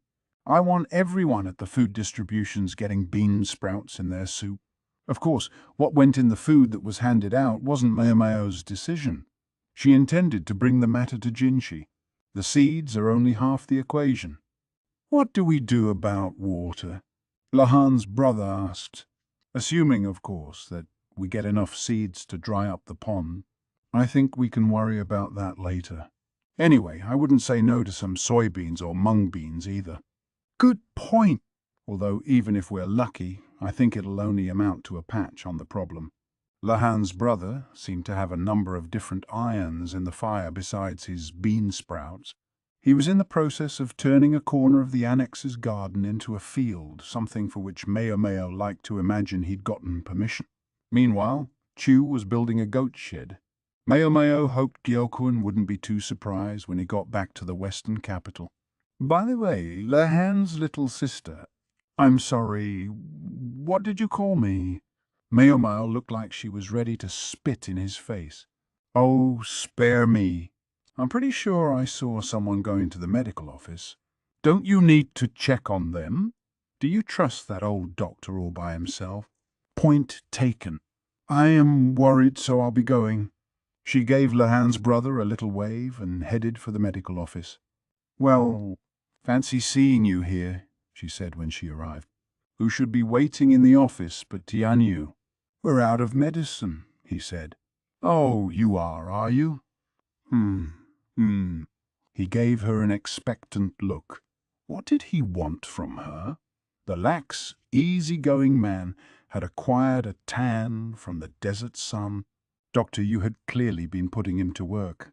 What exactly are you out of? Mao asked, eyeing the medicine cabinet. Styptics, antiseptics, and salves. Also cold medicine, antipyretics, diarrhea cures, and any drugs to help a headache. Is there anything you do have? Mao scowled. It seemed like just yesterday they had resupplied. Not really. We've had a lot of cases of the runes in particular. Maybe there's a sketchy restaurant in town. And the headache cures. Well, let's say I think our superior needs them these days. They only had 2 superiors, Dr. Yu and another physician. Somehow, Mao suspected the man in question was the latter. Stomach medication might be better. Not that we have any of that, Mao said. She meant it as a joke, but circumstances were getting less and less funny. This is the last of our medicine. Well, make some more, please. We don't have ingredients. Mao and her companions were making as much medicine as they could. Even Laihaku and Chu were being pressed into service. Use substitutes then. We're almost out of them. Seriously. Doesn't that impact the quality? Well, we can't have everything, can we? Of course, Mao would have preferred to supply only the best medicine, but they didn't have what they didn't have. The medicinal herbs aren't as good around here as they are in the central region, she said. Part of it was the climate. The region around the western capital had its own endemic plant life, including some with medicinal applications, but Mao, who had spent her entire life in the central region, didn't really know how to use them. This area was a nexus of trade and communication with other countries, and supposedly there was nothing that couldn't be obtained in the western capital. I just wish they would prioritize medicine in those supply shipments they send. Maybe they figured that food had to come first and that medicine could wait. Or maybe the supplies just weren't reaching Mao at the medical office.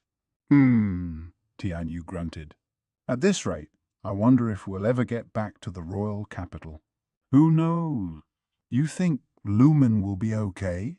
Said the quack doctor, who had appeared without Mao quite noticing him. Right, pops. Lumen was serving in the rear palace in lieu of the quack, so she hoped, that he would be fine. If anything, she thought the quack should be more concerned about himself. They'd known that the expedition to the western capital would be a longer one, but as Tianyu said, at the moment there was truly no end in sight. Mao thought that maybe Jinshi, at least, ought to go back to the imperial seat, but he showed no sign of leaving. He might have rejected the idea himself, knowing him. Things in the western capital at that moment were, quite frankly, bad. Yes, they had known what was coming, and that made it ever so slightly better, but they were facing down a natural disaster. Insect plagues have supposedly been known to destroy countries before. Maybe there had been smaller swarms in the past here, but one as big as this. It must have been decades since such a thing had happened. Maybe 50 years. Jinshi had requested support from the central region, and his presence at least ensured that it was easier to get than it would have been otherwise. They might even send a little more than they would have otherwise, as long as he was there. From where Mao was standing, Jinshi and the Emperor didn't seem to be at odds, even if I still have some questions about the incident that got him sent here. Presumably, there had simply been no one else to go. I suppose the honored imperial younger brother is still in his honored room doing his honored work, Tianyu said with no small trace of sarcasm. There's nothing else for him to do. The quack doctor piped up. The Moon Prince can't leave the mansion. It's dangerous. Yeah, I get that, but it's not a good look, Tianyu said. What do you mean? Soldiers are being sent hither and yon, while he just gives the orders, wolfing down his food in his nice, safe room, they say. Who says? One of the lower-ranking soldiers I overheard having his potato congee. Oh, my! The quack put his hands to his mouth and frowned in distress. Then again, yeah, Tianyu turned to the counter-argument. Another soldier asked him, So who do you think got you those potatoes? In short, there were soldiers who doubted Jinshi's motives, but there were others who understood the position he was in. Still, if there were soldiers, even if it wasn't all of them, who had doubts about Jinshi, what must it be like among the common people? Tianyu supplied the answer. The governor around here sure knows how to make himself popular, he said. Technically, he was referring to the acting governor, Gyokuyu. How to make himself popular? The quack echoed. You mean he helps with handing out the food himself? He doesn't go that far, but the people like him. It's local soldiers who are passing out the grub, so people automatically assume it was their beloved governor who got it to them. And the soldiers don't make any secret when they go out to stop people from making trouble. Within the capital limits, at least. Well, now, that is something, said the quack, who'd begun to prepare tea. There were no more tea leaves, though, so he was brewing dried dandelion leaves. Something sure, even if it does all seem like a bit of a performance. Tianyu seemed to be deliberately talking Gyoku up. Actor talk again, huh? Mao thought. The freak strategist had said something similar about the man. Pardon me, but if you don't mind my asking, how does Master Gyoku look to the two of you? Mao asked. She really only needed Tianyu's opinion, but the quack looked so eager to be part of the conversation that she thought she should include him. Master Gyoku is very impressive, so manly and decisive. I admit, I only got a quick glimpse of him, but still, the quack said. His opinion was about what Mao had expected. She'd heard many people talk about Gyoku, and while she hadn't had a chance to confirm it with her own eyes, at least on the surface he seemed to inspire this sort of impression. Good question.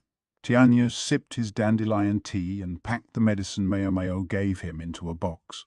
He seems like someone who was born in the wrong era. The wrong era? Yeah, a lot like your weirdo strategist. Mao did not like what she was hearing. What exactly does that mean? All I'm saying is they aren't built to get along in daily life. Ooh, maybe I should say they weren't meant for quiet days. I got just a glimpse of the guy around town, and he seemed invigorated by all the Funny, I might have said the same thing about you. Maybe I'm one of them then? Then again, maybe not quite. Tianyu looked genuinely torn. What exactly makes you different? Mao asked. It's like the wanting to stand out, the wanting to be noticed. I can't quite articulate it. You mean a desire for approval? Like I said, I'm not sure. Whatever. Tianyu drained the last of his tea, then left carrying his medicine. Tired of the subject of Gyoku, probably. One of them, huh? Mao muttered. It didn't sound like a very good thing to her. Maybe she didn't understand. Instead of worrying about it, she decided to see what she could do about shoring up their medicine supply. After some consideration, Mao decided that her best bet was to turn to a pro-farmer. Having tended to his bean sprouts, he was now in his field. Grow medicinal herbs? Lahan's brother had changed into work clothes and carried a hoe, his own costume, not to mention the expert way he swung the hoe, utterly betrayed all his insistence that he was not a farmer. The groundskeeper's meticulously manicured garden was now a thing of the past, transformed into an experimental agricultural space full of wheat and sweet potato. The earth was being worked by the other farmers who had accompanied Lehan's brother from the central region, as well as the groundskeeper himself, who looked thoroughly defeated. True, a field for medicinal herbs might be a good idea in the long run, but I think it's going to be tough around here. The western capital itself is so dry it's not really suited for fields, and the grasslands are too far away to be practical. And this field is off limits. It's for wheat and potatoes and nothing else. But you're always going off to plough fields all over, aren't you, Lahan's brother? That's legitimate work. I was told to plant potato seeds everywhere I could. Who told you? Had Jinshi made another special request of him? My father, he said miserably. I don't think he has any idea what's really going on. I got a letter from him, here in the middle of this emergency, and what did it say? I'm waiting for your report. And meanwhile, I thought I was going to die. If Lahan's brother was a proper, serious farmer, Lahan's father was a deranged one. That's true. You did well to survive, Lahan's brother. How did you get back here? He seemed to have been separated from his bodyguards, and he'd been far on the western edge of the province. It must have been quite a journey. I had my bodyguards part of the way, but one went chasing after the horses when they took fright at the grasshopper swarm and fled. Another went his way when we were attacked by bandits. I managed to trade what little dried potato I had for what we needed at the various places we passed through, and then people tried to steal the rest of my potatoes.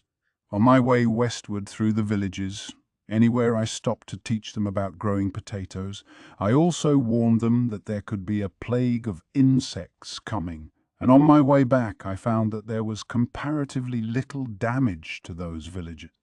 The first one, they even thanked me and gave me a place to stay. And then in the next village. This wouldn't do. If Mao listened to his entire story, she would have enough of his exploits to fill a book. Okay, yep, I get it. I hear you. Well, if you find a place that looks good for growing medicinal herbs, you tell me. Oh, hear me out to the end. Come on, listen! Bah, fine. I can see there's no reasoning with you. Just don't expect too much. Lan's brother might mutter and grumble, but he was a really good person. He would do his job. It was the same reason Mao prayed that people wouldn't work him into the ground. That reminds me. Some letters came for you too, he said. Oh, ooh, from Miss Chu was just here. Maybe you missed each other. Right. The letters were presumably from Luhrmann, or maybe from the verdigris house. Mao went back to the medical office and got her mail, then went to her room to open it. She had gradually renovated the decor until, as one might expect, it was a simple room with medicinal herbs hanging everywhere. The quack doctor, who had so kindly redecorated for her in the first place, had looked disappointed, but on this point Mao was not prepared to budge. She had 3 letters from Lahan, Yao, and Enin, respectively. Oh, right. She remembered belatedly that before they'd set out, Yao had told her to write sometimes. And I haven't sent a single word. Things had been so chaotic that she'd had neither the time nor the motivation to send any letters. She hadn't even given it much thought, assuming that if anything really serious came up, Jinshi would contact her at the medical office. Mao looked at the 3 letters and pondered how to approach them. After a moment, she decided to leave Lan's for later. She waved her finger back and forth between Yao's and Enin's letters, not sure which to read first, and her finger settled on Yao's. It was backed with sturdy oil paper to give it the best chance of surviving the long trip. Normally, Mao might have expected Enin to add perfume, or use fine paper, or even send some flowers, but in this case they seem to have prioritized utility. It's far enough that you can't even assume the letter will ever arrive.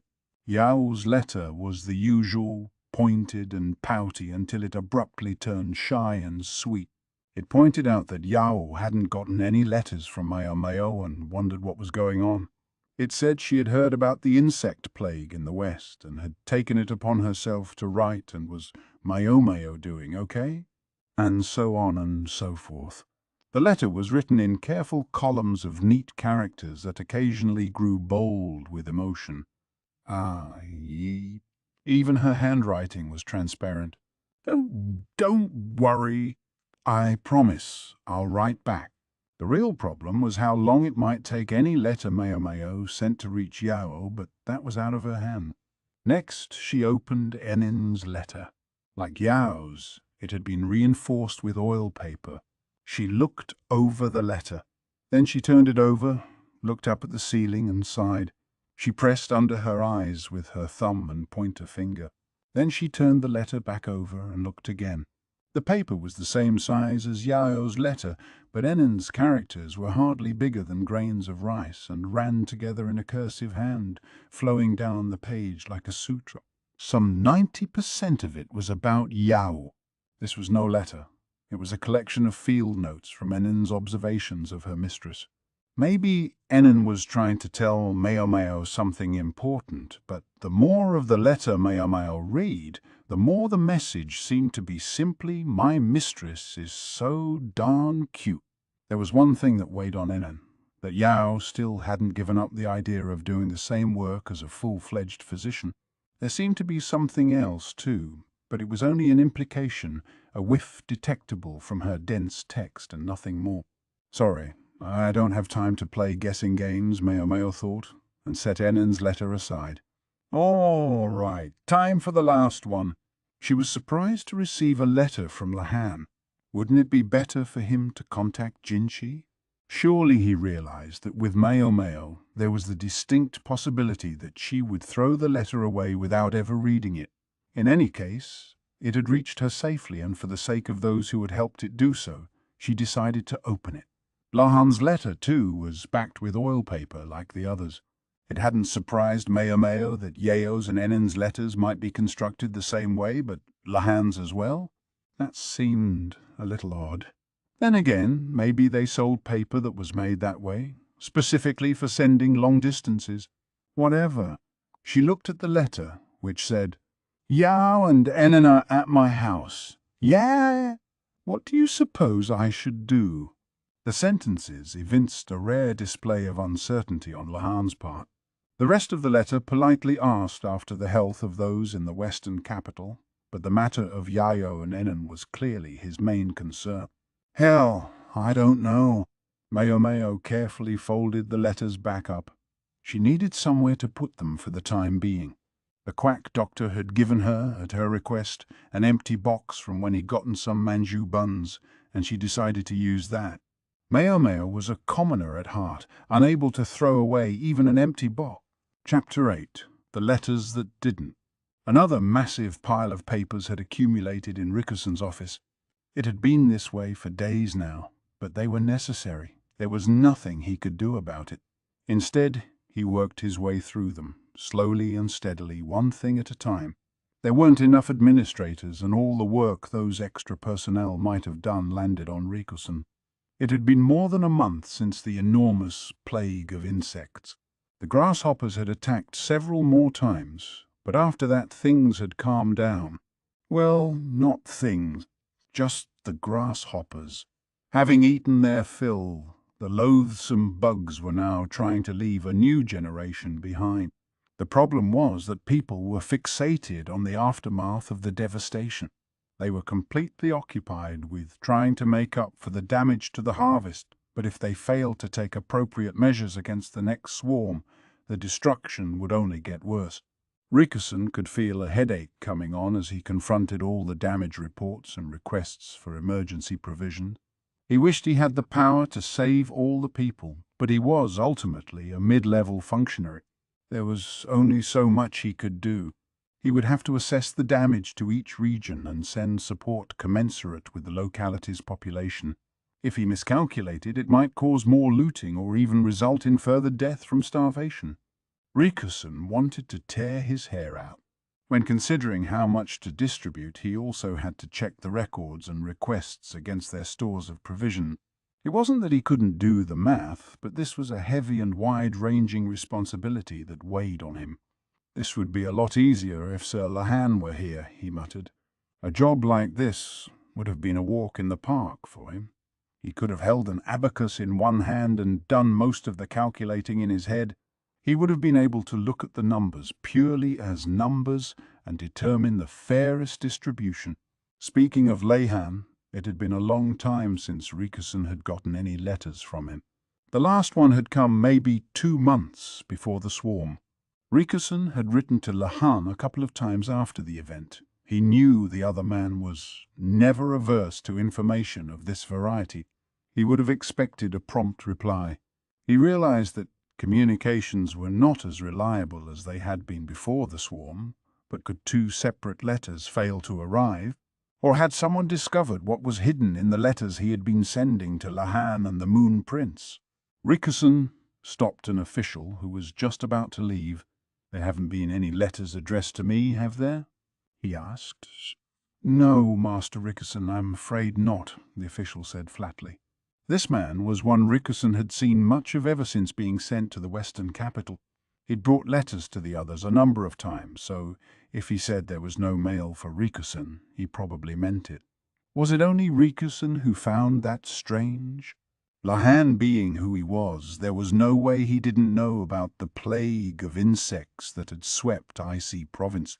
Moreover, he was a man with his share of curiosity. He certainly should have written to Rickerson sometime in the last month to try to sound him out about what was going on. Were things really that busy in the capital? Wait, had Lahan written to anyone else recently?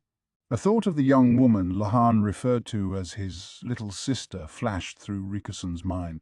He considered asking her if she'd heard anything from him, but then thought better of it. It would be best if he kept his distance from Mao. He knew she would keep her distance from him, that she would have to. That would be better for both of them. That was why Rickerson had made the joking offer of marriage. A joke it was, but he knew that the hyper-protective elements around Mao would respond immediately. He mentally put the matter aside and decided to submit the papers he had finished reviewing. He stepped into the hallway to flag down an official, but then he spotted Jioku Yu on the far side of the courtyard garden with several soldiers. Suddenly, Rickerson didn't want to be there. He retreated back to his desk and picked up one of the requests for provisions. Addressed to the governor, it came from one of the farming villages.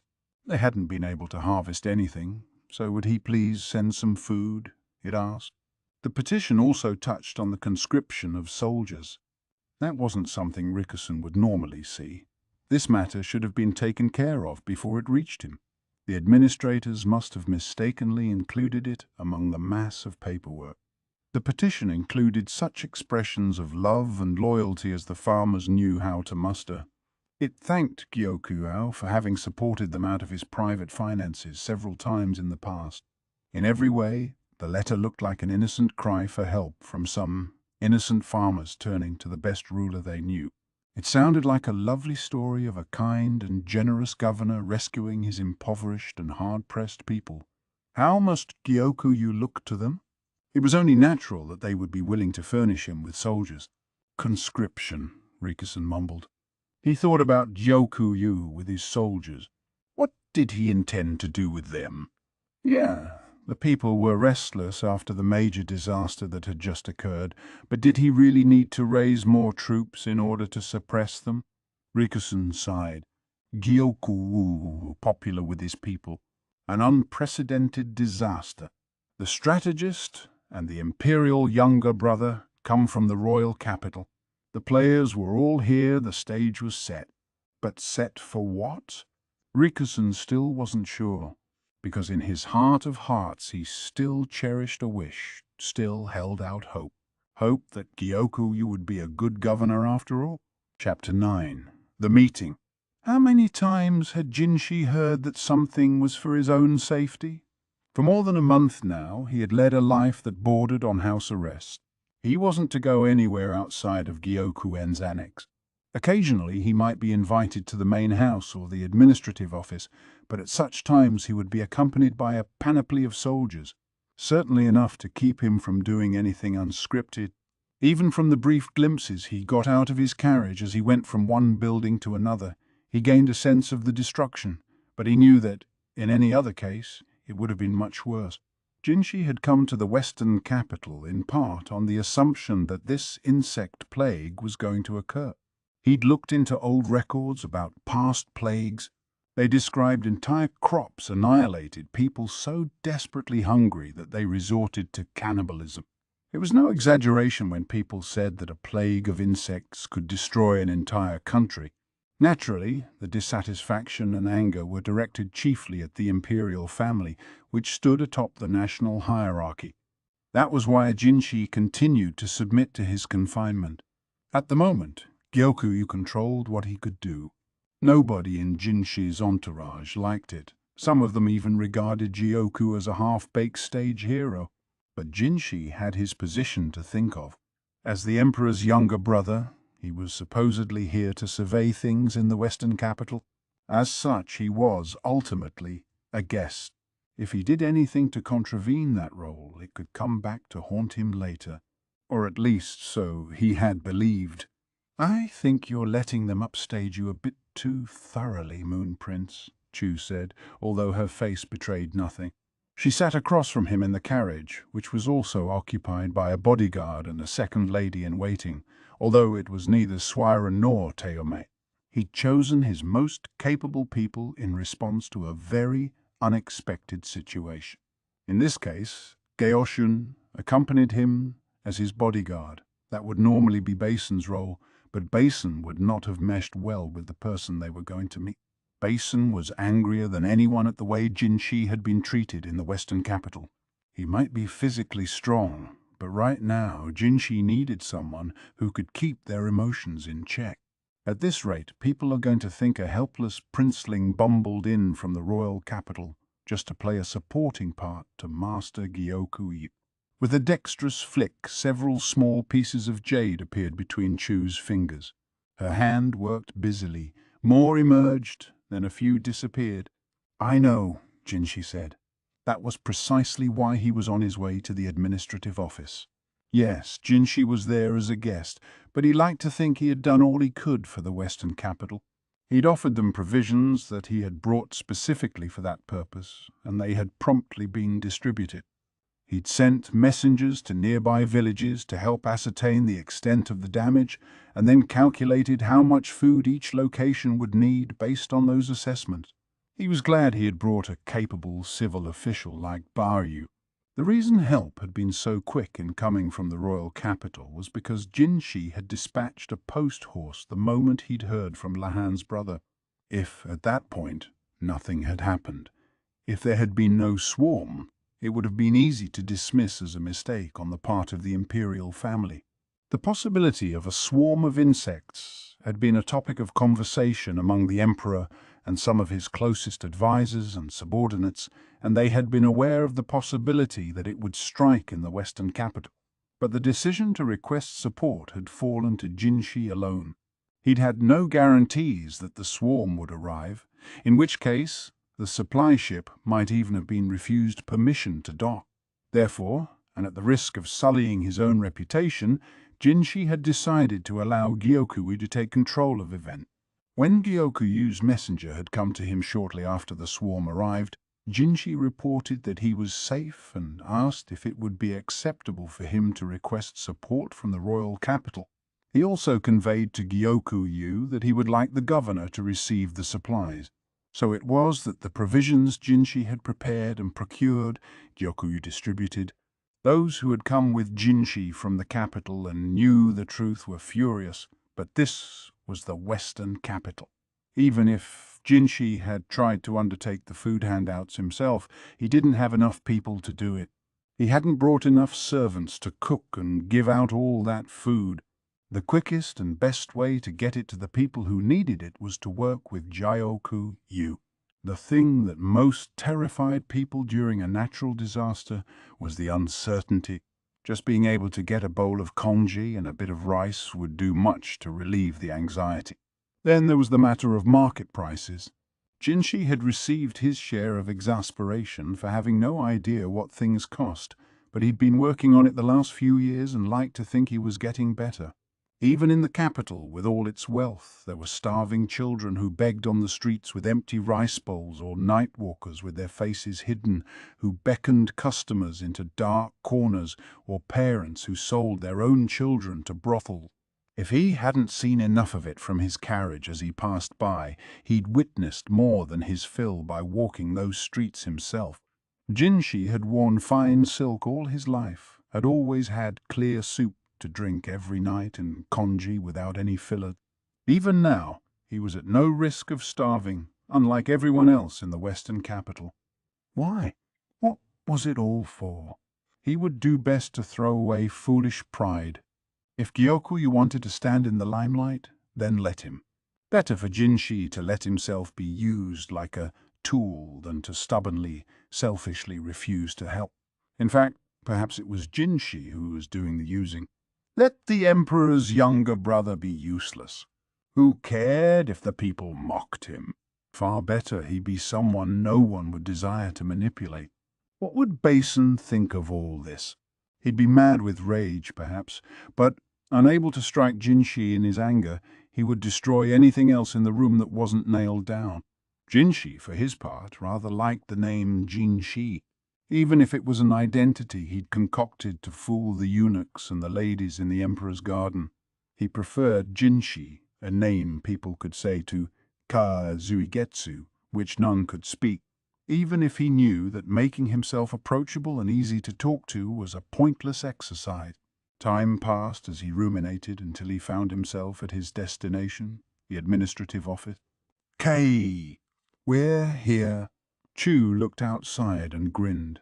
Jinshi deliberately adjusted his mindset. Approachable he might be, but they were not going to take him for a fool.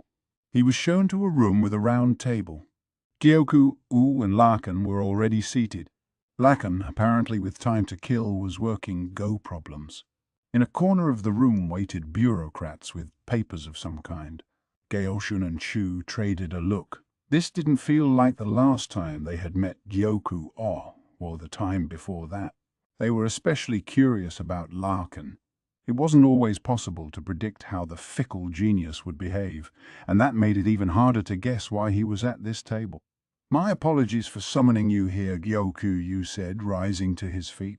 Already Jinshi knew it had been the right choice not to bring Basin. To have been sitting at all when a member of the imperial family entered the room could be considered a sign of disrespect. On that note, Larkin showed no sign of looking up from his Go problems. What might I do for you? Jinshi asked. If this is about the insect swarm, I've brought some materials relating to the matter. Gaoshun produced the papers. They concerned some preliminary calculations about the food handouts that Jinshi and his people had made. They also described research into hardy crops that were quick to go from planting to harvest, food that might help provide famine relief if the provisions proved insufficient. In this, Maomeo's and Lahan's brothers' knowledge had proved invaluable. Finally, there were some reports about medicine and other things that would need to be supplied once the food situation was addressed. Yes, yeah. You've been a great help to us in the face of this disaster, Moon Prince. I never imagined aid would come so rapidly from the central reaches. Well, Jinshi had, because he had requested the support several days before mentioning the matter to Gyokuyu. He'd been banking on the fact that the request would spend at least that long in committee when it reached the royal capital. Are you in need of further supplies? Jinshi asked. He'd reviewed the reports himself. The current stock of provisions was expected to hold out only 2 or 3 months at most, but there was a limit to how much support could be provided. The real solution was to get some crops growing as quickly as they could. I do wish to ask you for more support, if I might, in the form of personnel. Personnel? How do you mean? True, Gyoku-yu was clearly short-staffed, but just sending in new folks willy-nilly wouldn't solve the problem. If he wanted more farmers, it would be better to teach the locals than bring in outsiders. I need soldiers, Gyoku-yu said. Why? You need help suppressing bandits? Food shortages tended to make the gulf between the haves and have-nots especially apparent. As the poor began to starve, they would soon turn to crime. The whole reason Jinshi had hurried to provide extra food was to blunt that possibility, to fill people's stomachs before they turned to violence. Gyoku gave Jinshi a smile that verged on a leer. It was an expression one would never have seen from his father. It was the look not of a merchant, but of a soldier, of a man less interested in kindness and decency than martial valor. A bureaucrat behind Gyoku handed him a large piece of paper. I'd like you to take a look at this, Gyoku said, and placed the paper on the table. It was a map of IC Province, with several areas circled in ink. Some of the circles were black and some were red, with more red circles. The farther one went to the west. Larkin said thoughtfully, looking up from his Go problems. Bandit attacks. Precisely. They had circled everywhere an incident had taken place. Judging by the locations, I take it the red ones are incursions by foreign tribes. Your mind is every bit as sharp as they say, sir. You looked at Larkin, visibly pleased. The strategist normally seemed like a doddering fool, but when it came to reading human behavior, he had no peer. So the red circles were attacks believed to have been perpetrated by foreigners. True, IC Province was located right on the border, but even at that, the number of red circles seemed inordinately large to Jinsha. Are they getting more frequent? He asked. They are, Gyoku, you confirmed. There were a good number last year as well, but this year has been particularly bad. We'd made some, modest military preparations, but there couldn't have been a worse time for an insect plague. Jinshi had heard talk that conscriptions were increasing, but to hear such words from the governor's own mouth left him speechless. Gyoku-yu was no fool. I think we can safely assume that the swarm has driven those reprobates into Lee, said Gyoku-yu. The swarm had covered a wide area, and the less prepared a place was, the worse the damage would be. Certainly other countries would have been hit at least as hard as their own, and possibly even worse. Then these soldiers you want are for the suppression of the tribes? Jinshi asked. There had been such an excursion some years before, but that had been merely about pushing the foreigners back. As he recalled, it hadn't gone to IC Province, but the western edge of Shihoku Province. Gyoku-ao, however, said no and laid down another map. This one showed an even larger area, including Shao, Hokuaren, and Anan. What would you say if we aimed here? He pointed squarely at Shao. Jinshi looked at him. What exactly do you mean by that? Well, it's as you can see on this map. The western reaches of IC province have been the hardest hit. With the swarm having savaged every country around us, importing food is going to be difficult. So, what then? Do we try to transport provisions overland? It would likely be impossible to transport enough food, and if attacks from the tribes weren't enough, an invasion by a foreign country was also a real possibility. I see province's hard-won food would be stolen. What's the quickest way to get provisions to this western area? Gyoku, you asked. I believe it's not by land, but by sea. And there sat Shao, a central hub of trade, well connected to other places by both land and water. Yes, having free use of Shao's harbours would certainly make it much easier to ensure a stable supply of food. Shao, however, would exact a heavy fee for the use of its harbours, not to mention the likelihood that many of them were already dedicated to shoring up Shao's own internal supply problems in the wake of the plague. You're suggesting we start a war for this? Jinshi kept his voice as level as he could. He had been more than ready to cede center stage to Gyokuyu, to let him be in charge, but this was beyond the pale. In order to put food in his people's mouths, he was proposing thievery. It would make him no different from the bandits he despised. Oh, you're against the idea? I seem to recall it is you yourself, Moon Prince, who has the greatest grievance against Shao, the ripest reason to go to war. Gyoku, you oozed confidence. Jinshi knew what he was referring to, the Shawanese shrine maiden. He'd allowed her to die last year, and it had left Shao with leverage over him.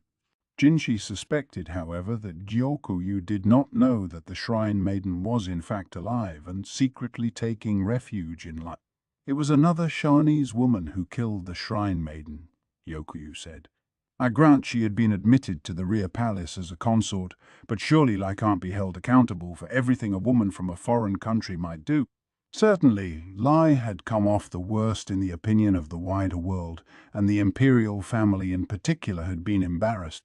Shao used the murder of their shrine maiden to try to blackmail our country.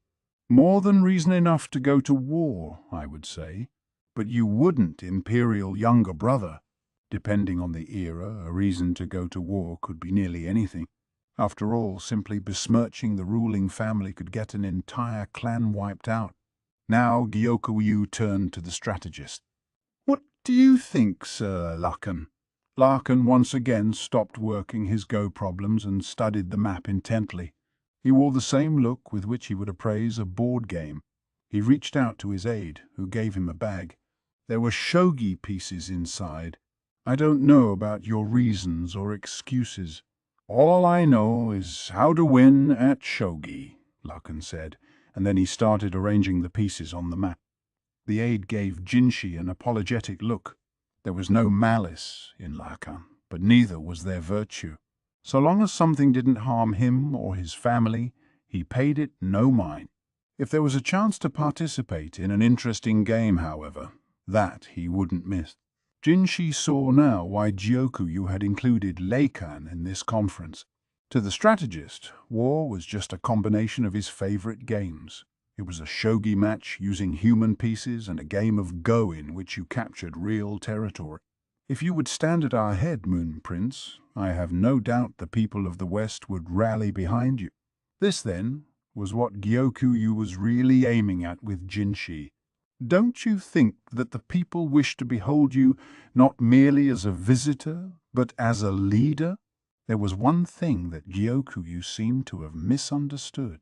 He believed Jinshi was eager for people to see him in his true guise.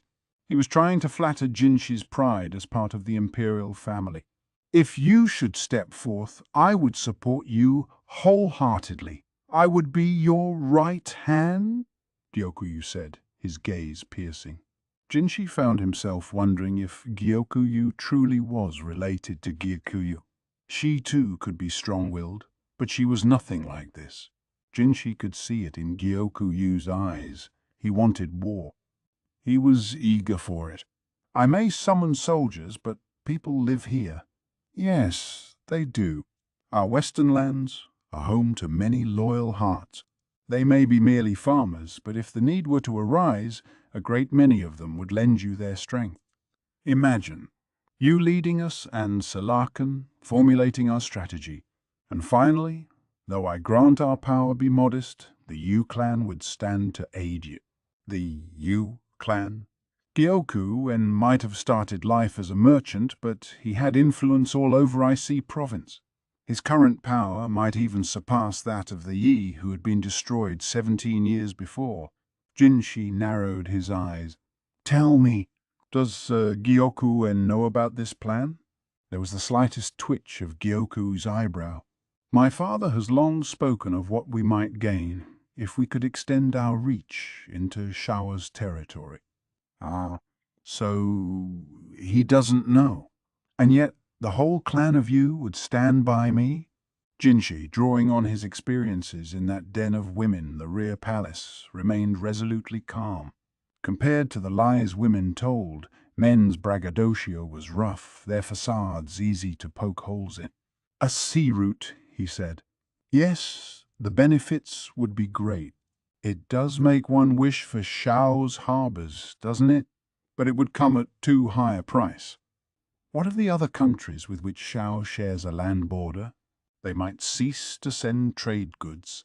And then there's the question of attacking a nation that has made itself studiously neutral, as Shao has. Would we not be seen as barbarians who refuse to respect the agreements? Sir Gyoku-en, I feel sure, would weigh all these things carefully in his calculation. Gyoku-en, as we've said, was a merchant at heart, and he knew better than to fixate on the profit right in front of his eyes. He would be sure to ask what he would sacrifice to gain it. Even if his son had written to him seeking his advice on this matter, Jinshi was confident that Gyoku-en would have told him that it was too soon for such a move. Jinshi thought he caught a flicker in Joku-yu's eyes at the mention of his father's name. He thought the other man was the slightest bit shaken. Yoku adopted a discontented air. Jinshi, meanwhile, refused to let his expression soften. The emperor's younger brother he might be, but he knew that even so Gyoku would view him as a young upstart, hardly half his own age. Perhaps he thought he could overwhelm Jinshi with sheer presence. He could not. I'm here as a representative of the central region, but I am also His Majesty's eyes, and it would not be fitting for the eyes to take it upon themselves to command. The words His Majesty sent a shiver through the bureaucrats waiting nearby. All of them hailed from the western capital, meaning that they were Joku allies and presumably viewed Jinshi as little more than an insouciant child. There was audible muttering when the child pushed back against their own master. Geoshun gave Jinshi the faintest of smiles. Perhaps he had a bit less heartburn now. Chu could spare them the raised thumb, though. Gyoku, you would not be put off so easily. You say, then, that as the Emperor's eyes you cannot make decisions on your own? Yes, definitely the right choice to leave Basin behind. He would have risen to this obvious provocation and only made things worse. I say this because I have decided. Have you determined that an attack upon Shao would do more good than harm? A merchant must be skilled at such calculation. Jinshi returned taunt for taunt. He knew he was very much on Jiaokuao's home ground here, and he had no desire to engage in a losing battle. He wished he had reinforcements at this moment. If we attack Shao, I cannot imagine Hokuaren will stand quietly by. That ragtag confederation of barbarians skulking in the north, what have we to fear from them? Fair enough. You know, there's an animal that can be hunted up in Hokuaren, the red deer. Its horns make an excellent energy tonic, one prepared every night for the emperor and his ladies in the rear palace. There was no small self-deprecation in Jinshi's remark. He'd spent years pretending to be a eunuch. He knew how to let ridicule roll off his back. Then there's the tigers. They have very large ones up north. The bones are used in making wine. It was called, appropriately enough, tiger bone wine, and it was said to be highly nourishing. Needless to say, Jinshi had become quite knowledgeable about medicine. A physician with extensive experience of medicines taught me, so it was quite effective, he said. Strictly speaking, it hadn't been a physician, but his point was made. Moreover, he wasn't so sure whether the elixir had been effective or not. He'd left it to the chefs in the rear palace to serve the medicinal meals, medicines and alcohol, Larkin muttered. Say on so. Once this war starts, will we still be able to get those things? We may be able to, sir, but they'll probably be much more expensive, his aide replied. Medicine tends to be scarce in times of war. It's hard on doctors and apothecaries. I see.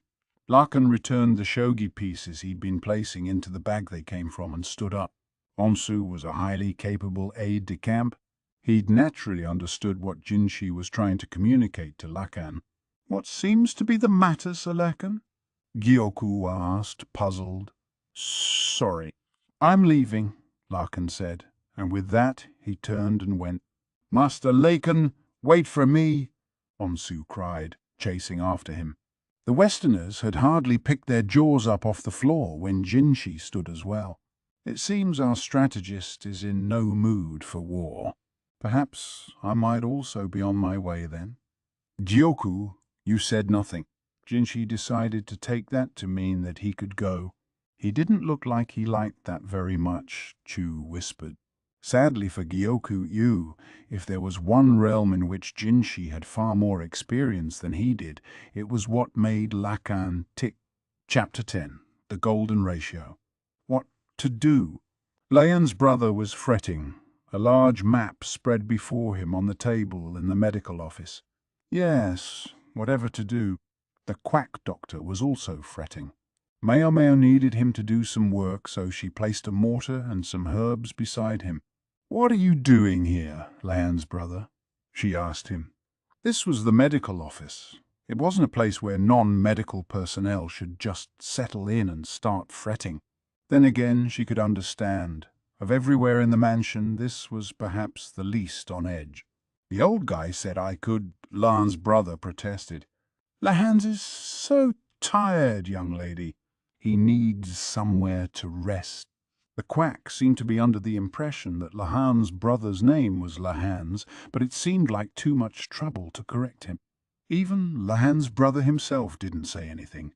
Had day after day of grueling fatigue drained him of all desire to argue? Or hadn't he noticed, or had he even come to accept this state of affairs? He's definitely worked harder than any of us. His actions might have saved tens of thousands of lives from the insect plague, and he hardly seemed to realize it. Maybe, when this was all over, she could ask Jinshi about giving him a reward of some kind. What are you looking at, anyway? Mao asked, peering at the map. Now that she got a good look at it, she realized it was covered in annotations describing things like the climate and soil type of each region in considerable detail. I kept notes on this map when I went on my grasshopper slaying journey. I wanted to write down any unique qualities of the fields, since I had the chance, but in the end I barely got to half of them.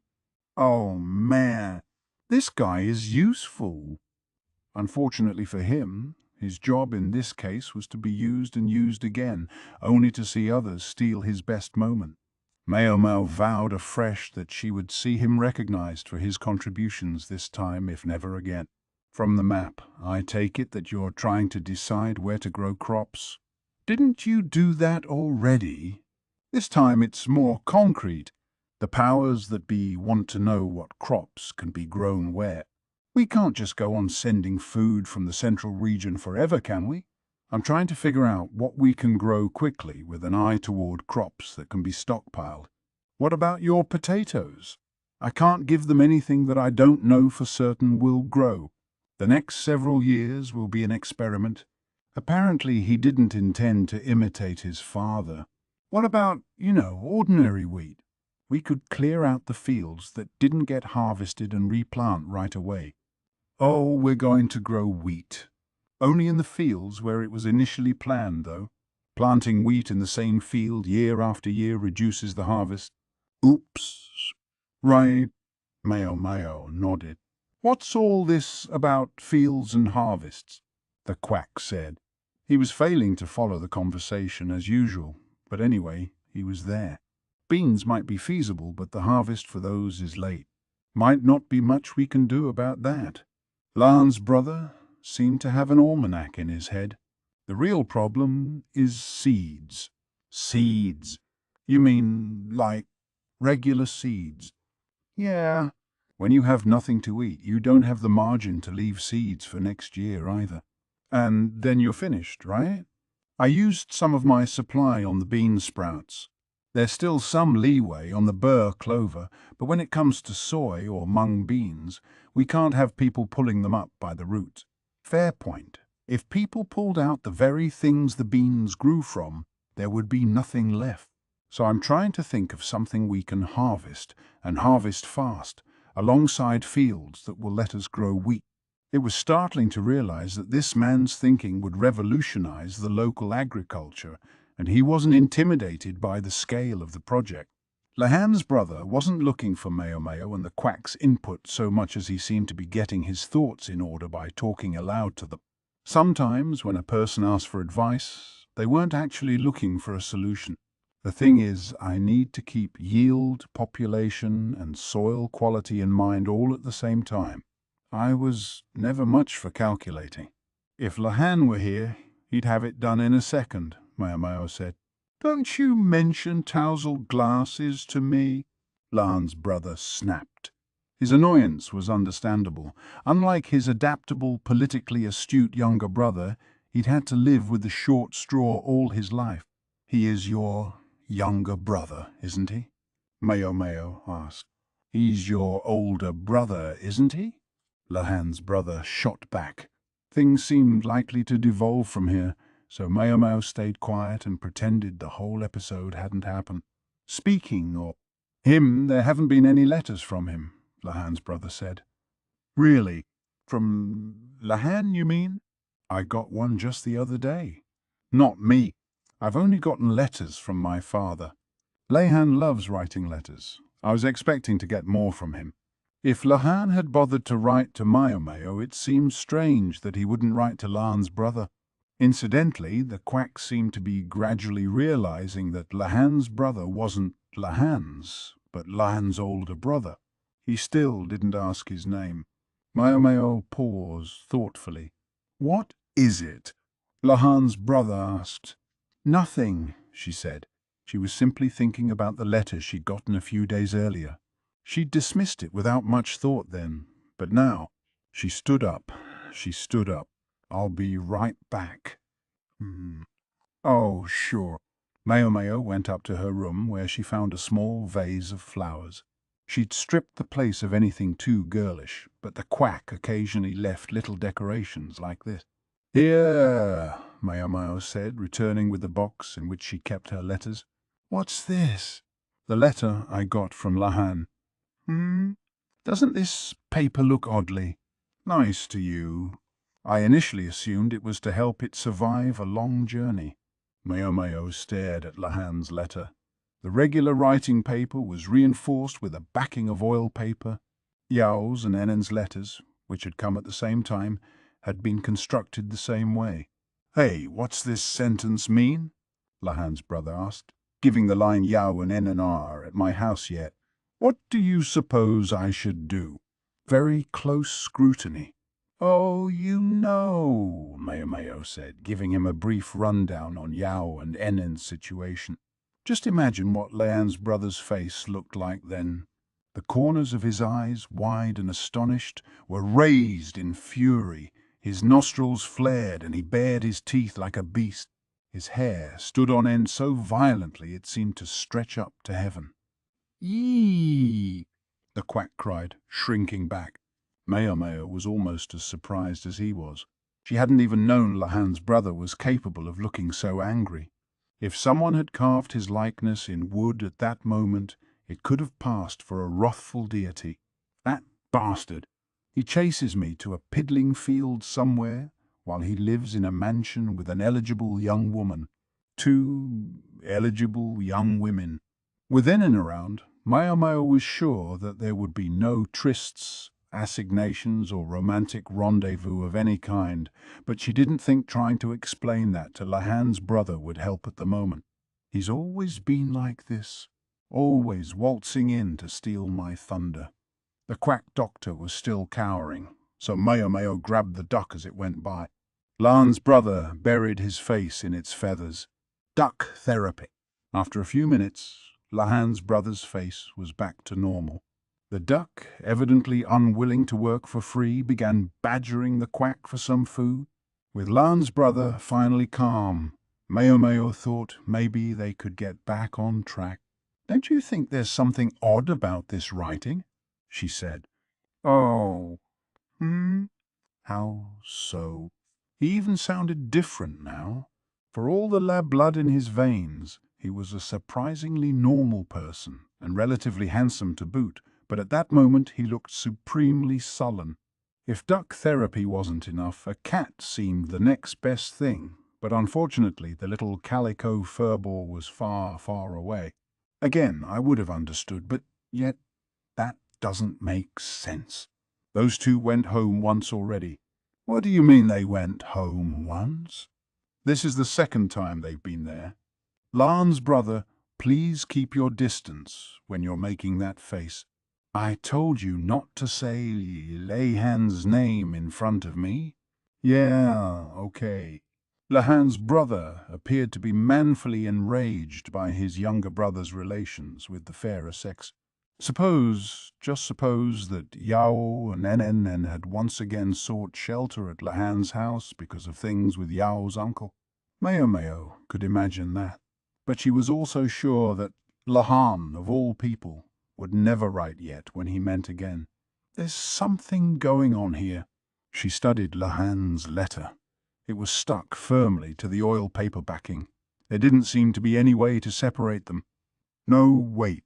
It looks like somebody tried to peel them apart. Each of the four corners of the oil paper looked like they had been peeled at, although the traces were faint. Somebody pulled them apart and then pasted them back together. She examined the other two letters. If something had been done to Lahan's missive, it seemed more than likely that the other two had been treated the same way. When she looked closely at the text, she could see the characters were a bit blurred, probably a product of pasting the oil paper on after the letter had been written, with the glue seeping through to the front. What had happened to the letters? If someone had given Yao and some idea, some little thing to do to their messages, they might all somehow be connected. Maybe I'm supposed to put it over an open flame. No, they were on oil paper. It would burn if exposed to a flame. Maybe the whole reason the letters were backed with oil paper was to fool any would-be tamperers. It would force them to actually look at the letters, whereupon they would discover there was no sensitive information in them. But that was a bluff. Mayo continued to stare at the letters. Lahan's brother joined her. The quack, not wanting to feel left out, assumed a thoughtful expression. "Are you sure this came from Lahan?" Lahan's brother asked at length. "What makes you say that?" "That's his handwriting. I know it pains you, but try to accept reality." "That's not what I mean. You know how obsessed he is with numbers, right?" "Yeah. Who, boy, did she ever know? But doesn't this letter look ugly to you?" Lahan's brother spread open his younger brother's letter. "I wouldn't say it seems unusual." "No, it is. When he writes a letter, it's always on paper that's 5 lines across by 8 lines down. Never knew that. Maybe it was what Lahan would have referred to as a beautiful ratio. Unfortunately, Mayo didn't have that much interest in Lahan's letters. Maybe he just didn't have enough paper." No. You don't understand how obsessed with numbers he is. Once I gave myself a quick haircut. I just needed it to be shorter, you know? And in the middle of the night, he came in and cut it all while I was asleep. And if it was uneven by so much as the width of a fingernail, he kept cutting until there was hardly any left. Can you imagine how I felt? He was 5. Okay, so you don't have the world's best younger brother, or family, for that matter. That's who we're dealing with. If he gave up his perfectly ordered writing style, there's a reason. Lahan's brother's gaze nearly bored a hole through the letter. Mao Mao, meanwhile, turned to the other two letters. Yao's was longer than Lahan's, but substantially shorter than Enen's. Mao Mao had read more than enough of Enen's letter, in fact, which was not only sprawling but written in characters the size of grains of rye. Lahan's and Yao's characters were the perfect size, very easy to read. On a whim, Mao Mao placed Lahan's letter over Yao's. They had the same number of rows, but Yao's letter had exactly 3 times as many columns. With their characters being about the same size, they could easily be overlapped. If Yao's letter was longer, well, she could get emotional sometimes. "Look at this," Mao Mao said. "Look at what?" The Verdigris house got more than its share of students who were taking or who had passed the civil service exam. They always said that by far the hardest part of the exam was being cooped up in what amounted to a cave for days on end, writing. They had to write in perfectly ordered, balanced characters, just like the copybooks. "The columns and rows," said Mao Mao. "It wasn't just the size of the characters. The number of characters running down the page was also identical." She matched up the edges of the 2 letters, then noted the word in Yao's that corresponded to the yet in Lahan's. Then she slid the letter further along, observing the next word that overlapped with yet. Yao's letter was precisely 3 times longer than Lahan's. She moved Lahan's letter one more time and observed the final overlap. "Fine? The coal. Yeah, it's a rock that burns. It can be used medicinally, but I've heard it can also do a lot of harm." Mao Mao's father, Luoman, was well aware that any drug could also be a poison, and he strove to use medicines with as few harmful effects as possible. Therefore, Mao Mao didn't know much about coal. "So why are we looking for this, coal?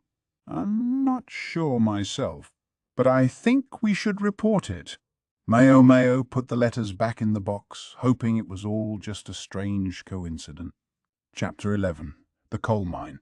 "Miss Mao Mao, Miss Mao Mao." "What is it, Miss Chu?" This kind of exchange had nearly become a routine for them. It was unusual, however, for Chu to show up after a day's work just before Mao Mao went to bed. "What brings you here so late?" Mao Mao asked. "Well, I have a little something to tell you about Mr. Lahan's coal code." Mao Mao had told Jinshi about Lahan's letter, and if Shu was coming to her at this hour, it suggested something had come of the matter. The fact is, not many letters have come from Mr. Lahan for the Moon Prince. I kind of thought not. We estimate that only half his letters have made it here. But even on a long, difficult journey like this one, doesn't it seem weird that so many letters addressed personally to the Moon Prince should accidentally disappear? In other words, someone was deliberately disposing of Lahan's communications. If he was trying to tell them something, it would explain why he'd sent Mao Mao these riddling letters. A backup plan in case he didn't reach Jinshi. The message conveyed in a way that only Mao Mao and her companions were likely to note it. "It was still pretty lucky we spotted it," she said. "It sure was. Without you and Lahan's brother putting your heads together, you'd never have figured it out. And imagining if you'd eaten Lahan's letter before you noticed." "I'm not going to eat any letters," Mao Mao said. Sometimes she didn't understand Chu's jokes. Maybe not, but Miss Chu's goats sometimes do. "You're still trying to raise those goats, huh?" "Yeah. Thanks to them, I can drink nice, fresh, funny-smelling milk any time I want." "You don't make it sound very appetizing." "Every time I see goat meat at dinner, I think maybe your friends finally met the butcher. The mama goat had a baby and gives milk now. The kid is a boy, so he can be the husband of the 3rd goat. As for the daddy goat, he went on a very long trip to a faraway place. They come, they go, but there are always 3 of them. Daddy goat will live forever in Miss Chu's heart and stomach." which all seemed to work out to such. One of the goats had been eaten. Maybe that was the animal Tianyu had been practicing his dissection on. Now, maybe let's get back on subject. Yes, please, Maomo said. If she entertained all Chu's digressions, it would be morning before long. About that coal, it seems I see Province did mine some, although only a little bit.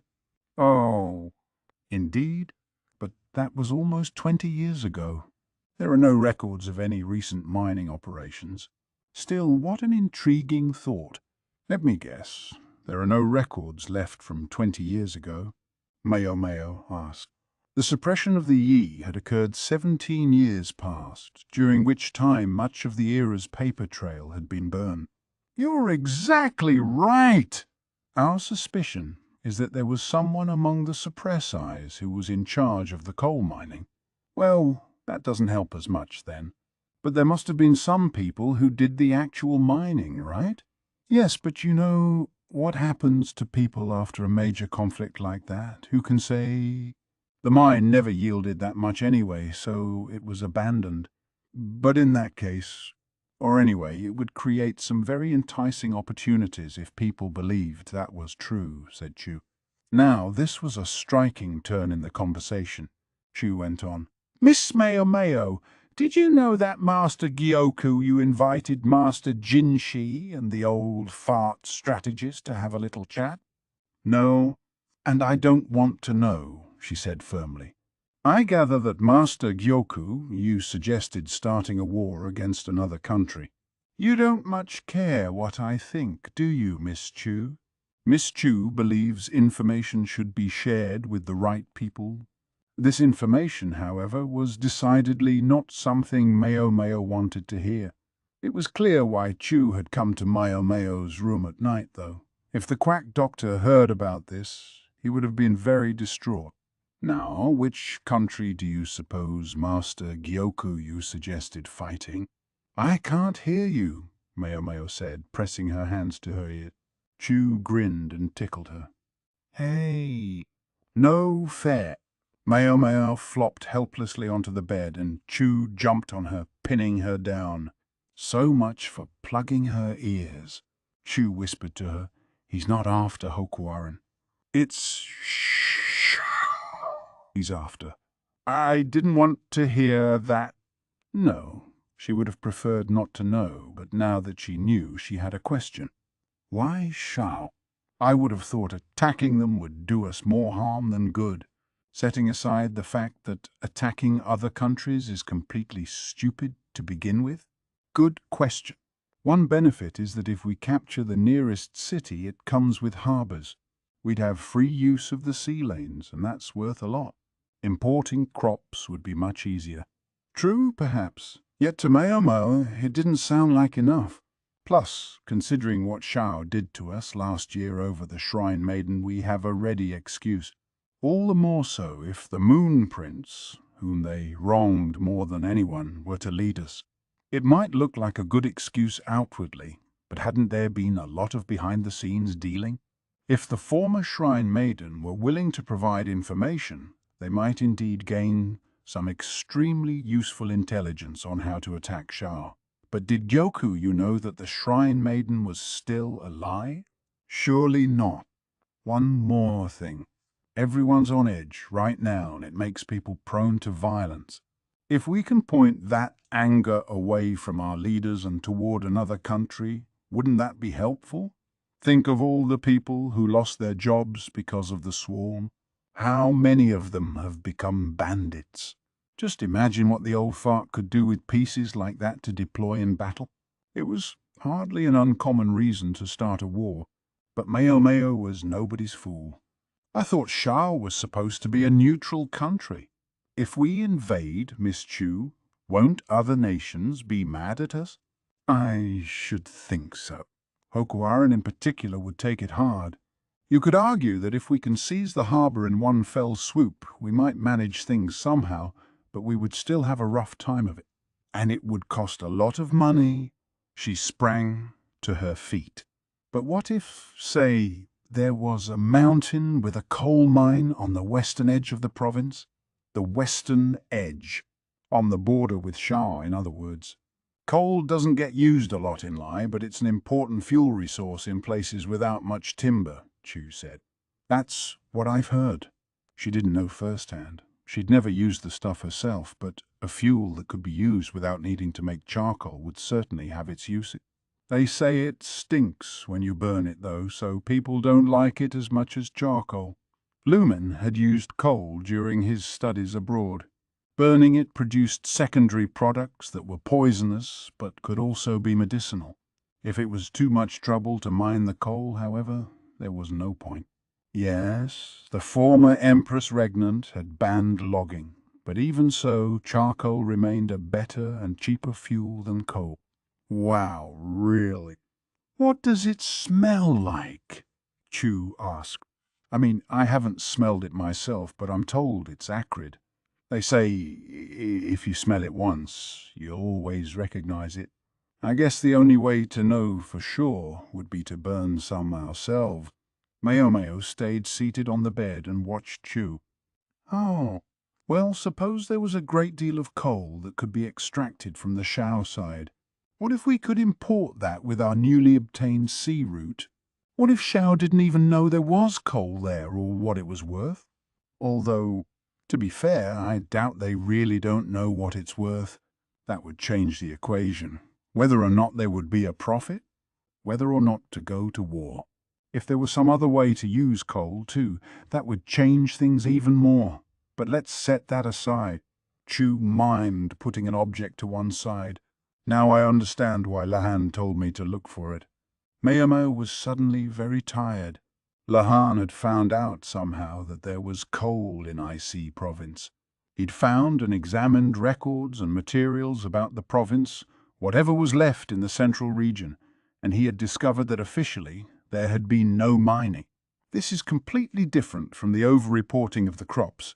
If the visitors from the central region learned about this, it really would be trouble. So have they been mining the coal without informing the government? It would certainly explain how there were enough resources to provide for farmers in times of poor harvest. Moreover, it would be hard to believe that such a thing had been done exclusively on Gyoku's personal initiative. Mao broke into a very unpleasant sweat, but Chu looked as cool as could be. "Miss Chu," Mao said. "What is it, Miss Mao? Tell me. All of this is strictly within the realm of speculation, isn't it?" Never act on an assumption was Mao's motto. Now of all times seemed like a moment to heed her old man's advice. "Yes, it is, but there's some very compelling evidence," Chu said, dashing Mao's hopes. "Mining is a very dangerous activity, so we believe that initially they used lots of slaves. Weren't the surviving Windreaders enslaved?" Mao didn't say anything. Knowing Chu's information network, she might already have talked to some of the former miners. For that matter, she might well be aware that Gyokuyu's mother was herself a former member of the Windreader tribe. If your kinfolk were in serious trouble, wouldn't helping them be an excellent justification for, well, almost anything? You'd be a do-gooder. On the side of right. It might even explain the destruction of the Yi clan 17 years ago. Mao barely heard what Chu was saying. Her head was full of a single thought. "Miss Chu. Does Master Jinshi believe that there's a benefit to be had here? Is he going to war?" Chu just smiled and answered her with a question of her own. "Do you think he could?" "Not on his own. It wouldn't be possible." Chu smiled again and almost as if she could read Mao's mind said, "It's times of peace, and only peace. That make the Moon Prince the great man he is."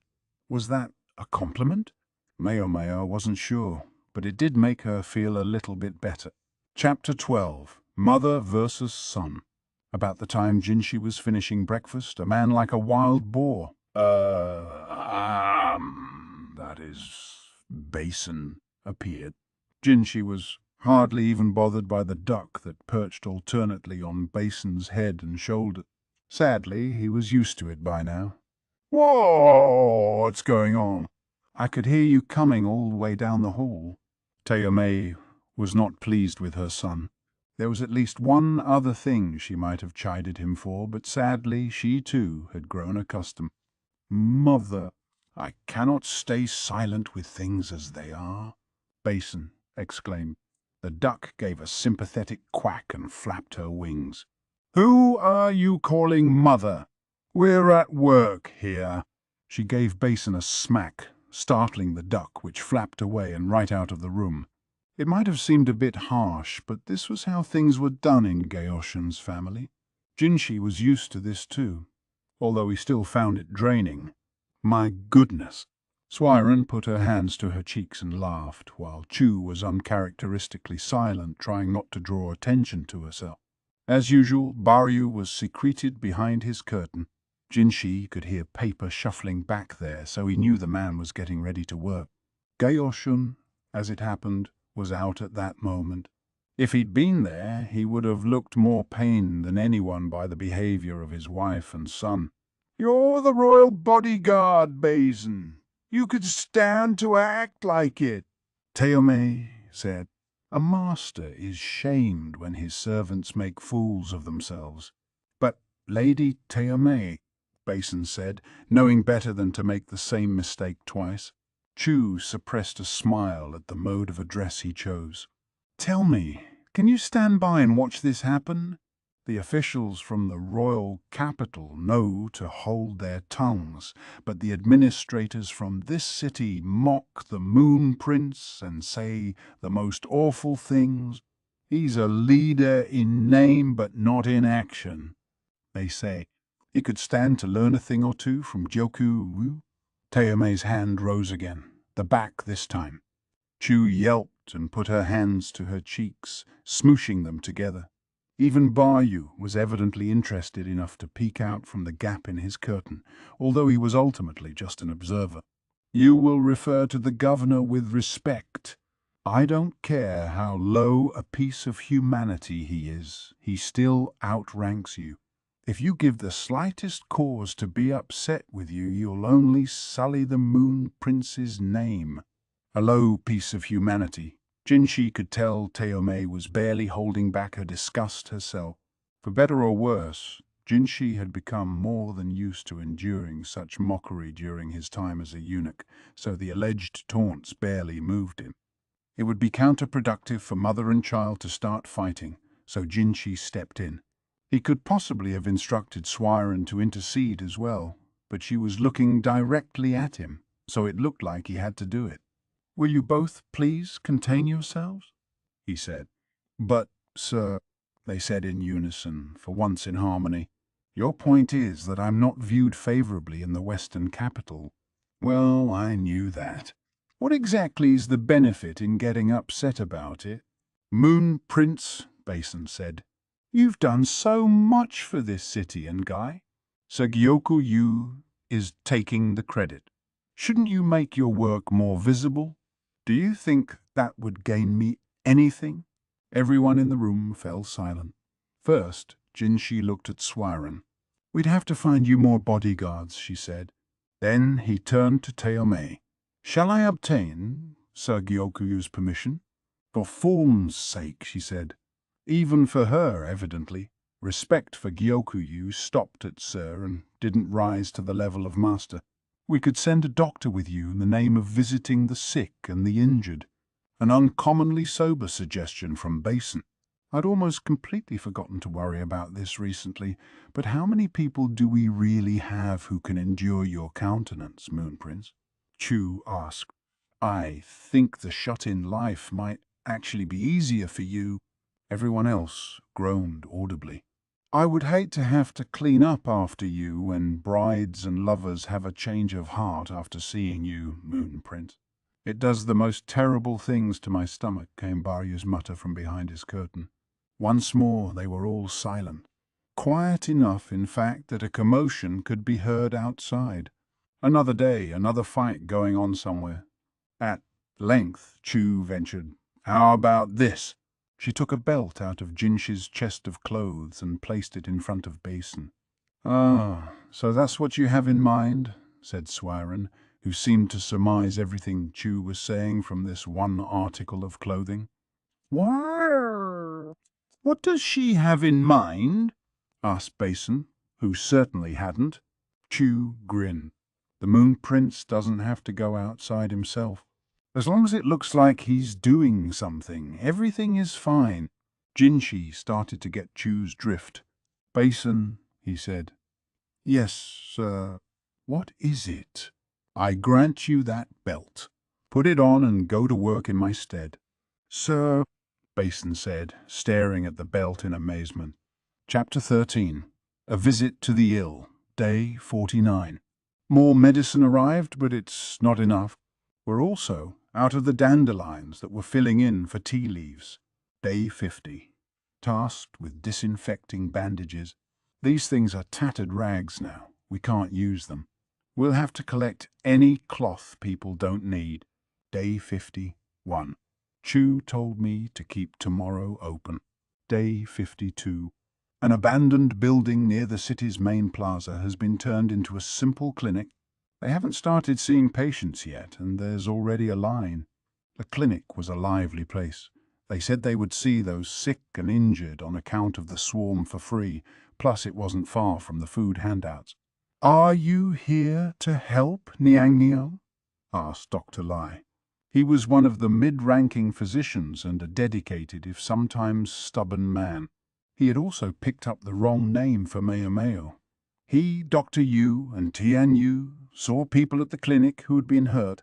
This was Jinshi's doing. It's Meo, said Meo. Meo. Yes, sir. Meo, she repeated, wanting to make sure he got it right. She would have to correct Dr. Liu the next time she saw him too. Thankfully she, unlike Lahan's brother, wasn't interrupted by the intervention of some higher power. I knew anything might happen when we came to the western capital, but look at this. The dedicated doctor had been tanned dark by the sun, and days of continual work had left his cheeks thin. He looked more gaunt than slim, and there was a certain feral quality now added to the air of the overachiever he'd always possessed. To answer your question, sir, yes, the Moon Prince ordered me here. Master Gwen can't leave the Moon Prince's side, so I've come in his place. See, Meo could learn a name too. She'd remembered the quack doctors. Even if he is here as a body double for my old man. This was one of the few places where she could use the quack's real name. In the clinic it was only her bodyguard Laihaku, Chu, Basin, and Dr. Luck. She was just giving a quick hello. She felt bad putting the patients off. Meo also wanted to keep it short because Basin had already finished his introductions and was looking around the clinic like he wasn't quite sure what to do with himself. There were 2 other guards posted just outside the room to keep him safe, and it was fair to say that even Basin might need bodyguards in this situation. That would put a person on edge. Basin wasn't dressed in his usual soldier's uniform, but in fancy-ish clothes, and he was wearing a belt Jinshi had given to him. It was a brilliant purple, using a dye derived from shells, not something a commoner would ever own. The perfect way of telling everyone how important he was. In sum, Basin had appeared on Jinshi's behalf to pay a visit to the sick and injured. That's nice and all, but I'm not sure about this, Meo thought. Everyone was suited to certain tasks and not to others. Yet she knew Jinshi couldn't exactly show himself in public right now. Dr. Li looked at Meo. Tianyu told us you took point on refilling our medicine supply. Oh, did he? Meo asked, mentally preparing herself to be upbraided for being unable to get them any real medicine. The medications you sent over were all right, I suppose. You're obviously working hard to find substitute ingredient. That was praise, she thought, as far as it went. Is there something I can help you with, sir? She asked. If you want to do some work, we've got no end of it. Washing bandages, boiling them, treating the parade of patients, injured in countless arguments, scuffles, fistfights, and brawls. Then there are the cases of scurvy and beriberi we've started seeing from malnutrition. Understood, sir. Should I consider the treatment of injuries to be the first priority? Meo put down her belongings and washed her hands. Injuries they could treat. About malnutrition they could do little or nothing. I'll get to washing those bandages. Chu piped up. What should I do? Lihaku asked. As a bodyguard, I'd like you to just have a seat and stay quiet. A calming influence is what we need more than anything, Dr. Lee said. Yes. I don't need to take up one of your seats, though, Lihaku said, standing near the door. What about me? Asked Basin, clearly discomforted by his unfamiliar status. He looked to Dr. Lee, clearly hoping for someone to give him orders. You, Master Basin? Dr. Lee, always the high-achieving type, didn't look sure what to say. He seemed worried that it would be rude to specifically tell Basin to do something. Basin comes from one of the named clans, too. Not to mention he was there as Jinshi's second-in-command. He wildly outranked Dr. Lai. Perhaps you could have a seat over here and hand out medicine, Master Basin. I'll prepare the prescriptions. You just put them in bags and give them to the patient. All right. They couldn't put him to random chores or physical labor, so that was a pretty good compromise. And try to say something comforting to them. Chu chirped. Like what? Oh, you know. I want the people of Lai to be hale and healthy. Something like that. A simple feel better wouldn't sound right coming from you, Master Basin. Even she saw fit to refer to her brother-in-law as Master at that moment. That's a good point. Emphasizing the people of Li would be an excellent idea, Dr. Lee said. The way he said it got Meo's attention. Where's Dr. Yu? She asked him. Dr. Yu is visiting patients who are unable to come to the clinic. He's from these parts, so he knows the lay of the land. I see. There was something less than friendly in Dr. Li's tone when he spoke of the other physician. Meo couldn't help herself. She asked, Has something happened with Dr. Yu? It seems like there's something on your mind. Normally, it would have been a rude question, but at the moment Dr. Li seemed to be looking for someone to complain to. Dr. Yu isn't a relative of Master Gyoku's, even though they share the same name, but the average patient is apt to think he is. He's a superb physician, but he's never had a mind for politics. That's the problem. Meo clapped her hands. In other words, people would think the doctor was related to the governor, and although he wouldn't mean to, Dr. Yu would implicitly affirm it by failing to deny it, and the more patients he saw, the more credit would go to his relative Gyoku Yu and not to Jinshi. I wonder if they made a bad choice, bringing him along. No, he'd been the right person for the job when they had started out. It was only the timing that was bad. Thinking of the people they had brought along reminded her of someone else on the medical staff. Where's Yu? She asked. Attending Dr. Yu today, on account of his superb surgical and sewing skills. Meo was well aware of Tianyu's accomplishments in this area. The way he had handled the surgery on Gyokuyu's granddaughter was exemplary. Meo had removed the girl's stitches and hadn't seen her since then. Still, Tianyu was the youngest man on staff, and they seemed intent on taking full advantage of him. All right, Doctor, Lee said. There are patients waiting for us. May I go ahead and open the clinic? Meo and the others nodded. Just as Dr. Lee had warned them, they were inundated with patients. People were desperate to take advantage of the opportunity for free medical care. Even on-duty soldiers showed up, so the staff really had no chance to rest. The bulk of the examinations were left to Dr. Lee, while Meo and her companions did whatever he told them. Depending on the condition a person was in, Meo would treat their injuries or dispense the appropriate medicine. Although Basin still looked distinctly uncomfortable, he managed to offer words of comfort and encouragement and successfully bagged the medicine for the patient. Once he seemed to be getting the hang of it, Meo handed him paper and scissors and asked him to cut paper for the medicine packets, if he would be so kind. And so he did, quite successfully too. He seemed to think it was better than sitting around empty-handed while everyone else was working so hard. The only problem was Mao didn't want the patients to see him doing scut work, so she put him somewhere he wouldn't be seen. He can work when he needs to. In fact, Basin was doing just as well as any civil official.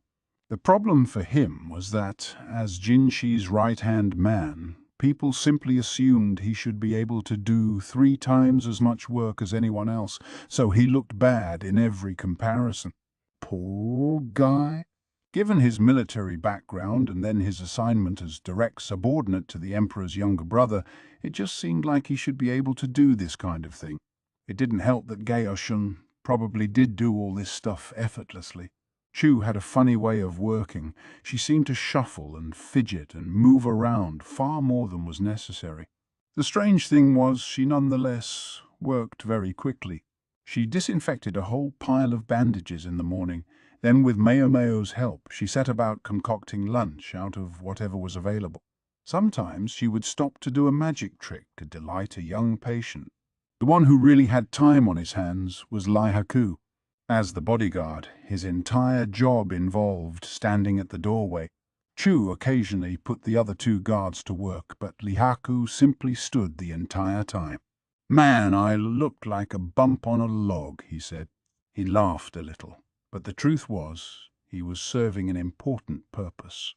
Dr. Li, despite the weathered look he'd acquired, was substantially scrawnier than most of the Westerners, and he'd mentioned how many rough-and-tumble types came by the clinic for a quick exam.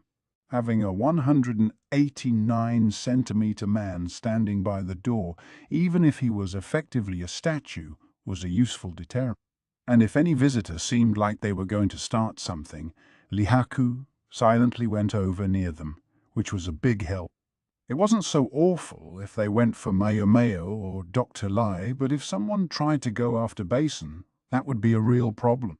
He was there as Jinshi's personal representative, so they couldn't have him flying off the handle.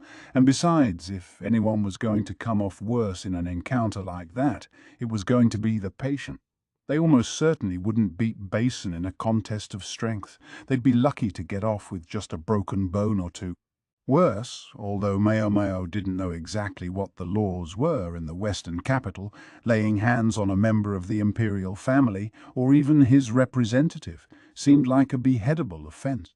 In any event, things went on until Dr. Yu and Tianyu got back. "We're back," Dr. Yu called as if entering his own home. His tan skin did indeed make him look like a local. Tianyu came behind him, looking a bit ragged. The first to answer was Chu. "Welcome home, good sir. Will you do some exams? Or have a bite to eat? Or maybe do some exams?" She didn't seem to know the meaning of the word tired, and couched in her friendly greeting was a less than subtle message that Dr. Yu should keep working. "I'd love something to eat, but I'm sure Dr. Li hasn't eaten yet either, has he?" "Why? We're not going to have any food," Tianyu groaned.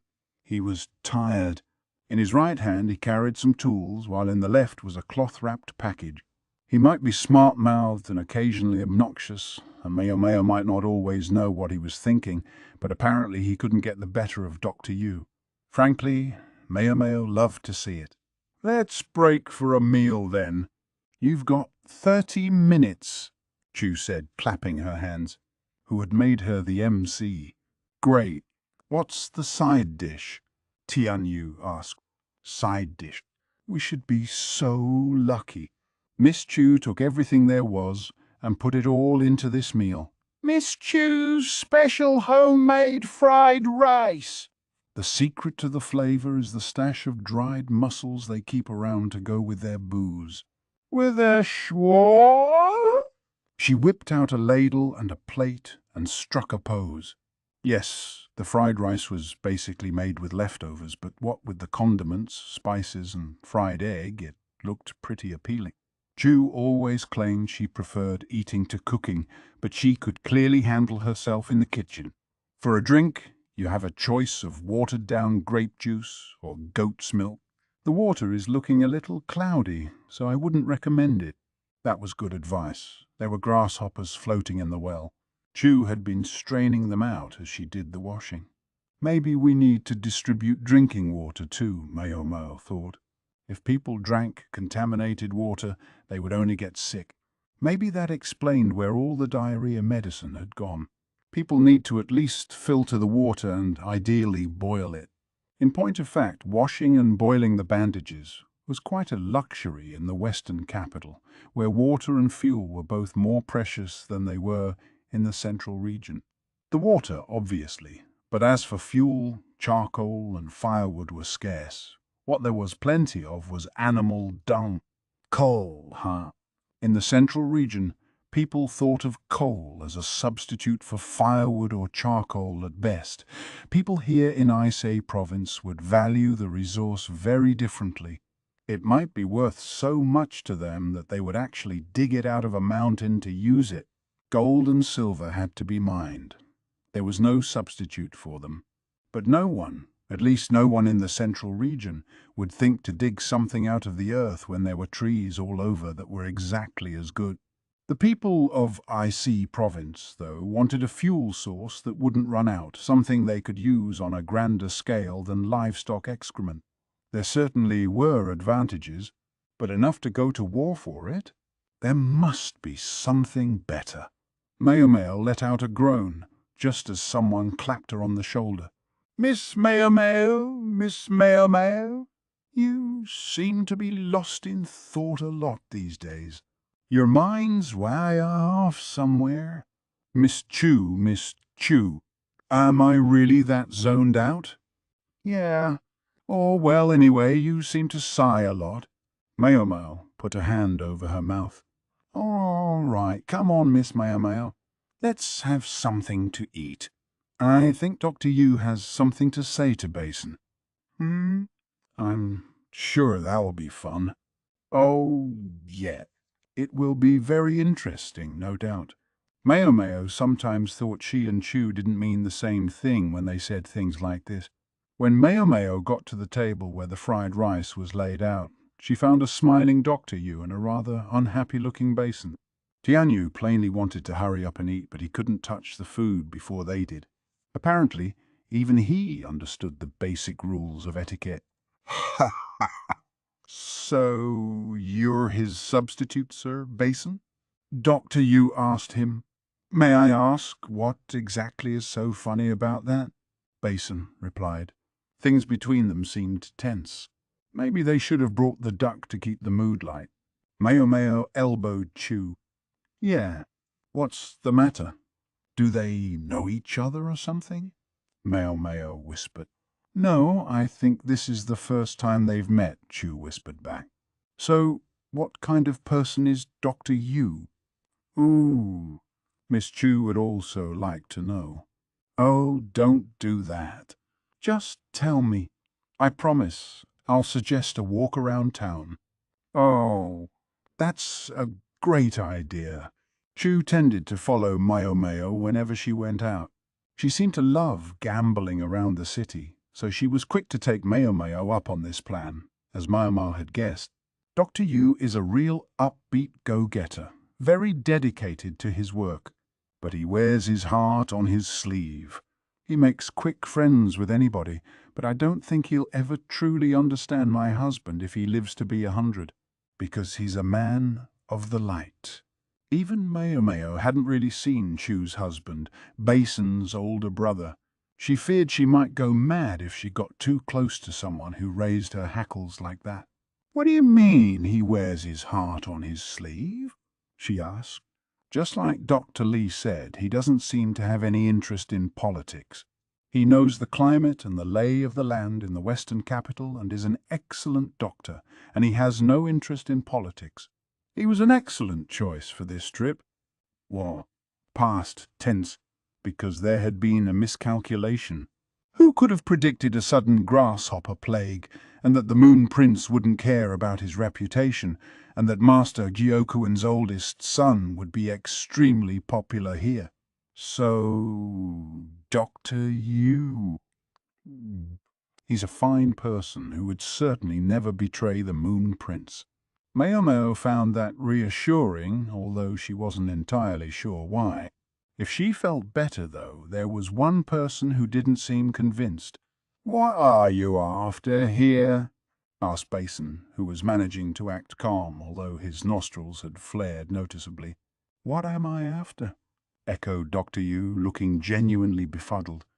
"Yeah, you've come here on the Moon Prince's orders. But what about the Prince's reputation in the Western capital? It's not just the food for the handouts. The Moon Prince's generosity is the whole reason you have this clinic, isn't it?"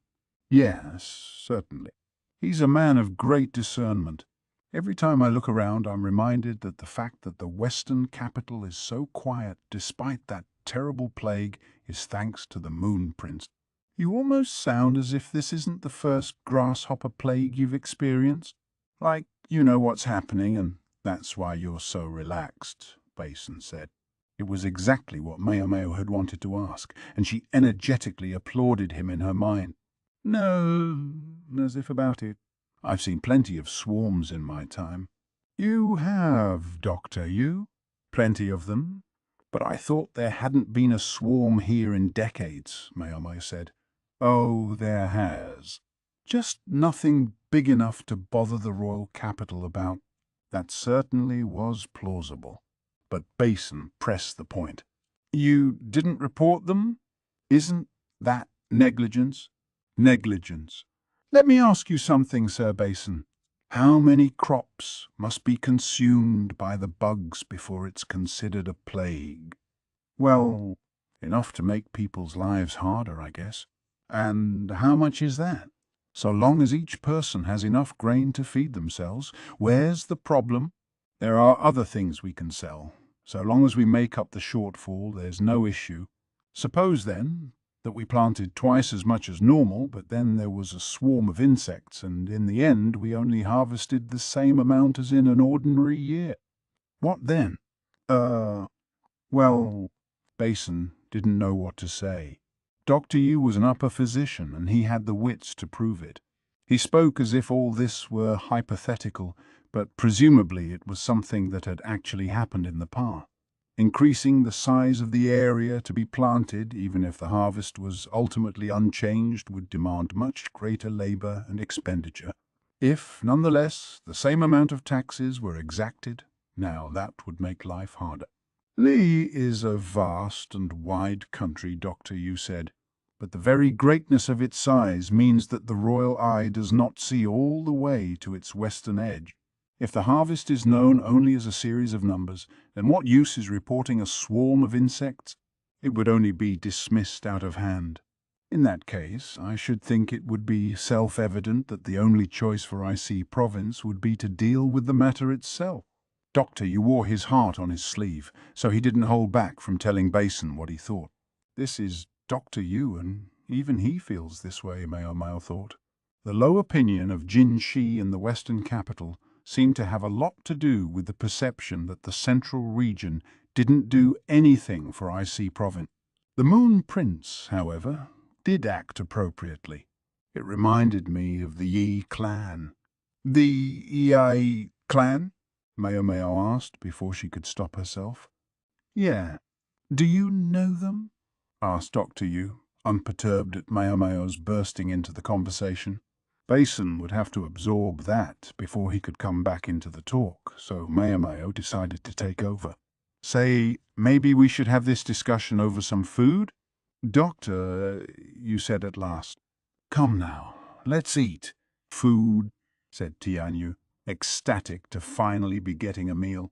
Evidently, it was sheer lack of energy that explained his silence. Whenever there was a swarm of insects, the I clan would step to the front and give instructions, Doctor, you said. "If you'll forgive my asking, sir, weren't they rebels?" "Rebels. Well, anything they did, I trust they did for the sake of IC Province. I personally never knew any of them to be rebellious." Dr. Yu took a bite of fried rice with his spoon while he spoke. "What exactly were the people of the Yi clan like?" Maomao asked, taking a bite herself. The rice gave the dish plenty of body, and the egg gave it plenty of flavor, nuanced by the spices and mussels. She shot Chu a discreet, approving thumbs up. They were beautiful, all of them, and if you got close to them, they had a wonderful smell. A wonderful smell, Mayo Mayo repeated. Then she said, I heard they were matriarchal. Yes, exactly. The women ran the clan. It's not so different from the founding story of Li itself, is it? With Wang Mu, the mother royal. It's not so surprising if such a fine and powerful woman should have other accomplished women among her inner circle. The Yi clan were the descendants of those women. Mao Mao discovered she couldn't bring herself to continue eating. Tianyu, altogether uninterested in the story, had no such difficulty. I'm impressed you knew about that element, that they were matriarchal. Most young people today are so woefully ignorant of the Yi clan. Dr. Yu was openly appreciative of her. Miss Chu knows too. And so do I, added Basin. Those who served the imperial family probably learned of these things as a matter of course, but the average citizen of the central region would see no reason to know anything about the rulers of a land far to the west, especially rulers who had been annihilated long ago. It was probably because they were women that they defended the border so stubbornly. The Yi clan took no husbands, yet they always had the most beautiful children. They looked like they had come from some other country. Their female children the Yi clan raised to be rulers, and their male children they would send out on the road. It was the continual mixing of blood that produced the beautiful people and which helped keep other countries in line. They got along particularly well with Shao, with its shrine maiden, but the former Empress Dowager, the one called the Empress Regnant, perhaps, didn't get along with her so well, even if they were both women. I'll refrain from commenting on the quarrels of women, Mao Mao said. Nonetheless, she had learned something very surprising, something Jinshi had never mentioned to her. Maybe she was the only one there who hadn't known. So where were you 17 years ago, Dr. Yu? Mao Mao asked. Already practicing medicine in the central regions, I'm afraid. Oh. As Mao Mao and Dr. Yu talked, Basin finished his fried rice and set down his spoon with gusto. He must have absorbed the moment while he was eating, because he said, I see what you're saying, Dr. Yu. The Moon Prince is now paying the bill for a central region that has done nothing. Fine, let's assume you're right about that. It doesn't change the fact that all of his successes now are being credited to Sir Yu Gyoku Yu, and I have to say, I don't like that. And you bear part of the blame, Doctor. How? People take you to be acting on behalf of Sir Gyoku on account of your name. Really? He looked to Tianyu for confirmation. Oh, Dr. Lai said the same thing, remember? He said you should start every interaction by mentioning that you'd come from the central region. I think what he meant was you should communicate that you were there on the Moon Prince's orders. Tianyu didn't look very happy about having to explain all this. He had some rice stuck to his cheek. What a strange thing to say, I come from the central region. I don't. I come from around here. A lot of the people we've seen even know me. Well, then just say you're here on the Imperial Younger Brother's orders or something. Doesn't that make it sound like I'm claiming to be close to the Imperial family? It's a bit embarrassing. Said two voices at once. What was this guy talking about? He'd gone to the big city and made his fortune, and now he was too shy to let his friends and acquaintances celebrate him for it. Miss Mao Mao. Can I think of him as being in the same category as Mr. Quack? I don't know. I don't think he quite fits into the adorable old guy's box. Put him somewhere else. Closer to the duck, maybe. Understood. Mao Mao thought she had a pretty good idea what this category was that Chu was picturing. Anyway, Dr. Yu was saying anyone from these parts ought to know the difference between the old Yus and the new ones. The old and the new. Why? Mao Mao asked, tilting her head. The Yu family of doctors is the older Yus. Gyokun and his kin came later. Now he's got a whole big family, children and grandchildren of all kinds. But when Gyokun and his wife first got here, it was just them and their only child, their oldest son, although they did bring plenty of servants with them. I don't know. I think even a local would have to be at least 40 years old to be aware of the difference, Chu suggested. And among commoners, whose lives often barely extended into their 50s, there were not that many people older than 40 to know the difference.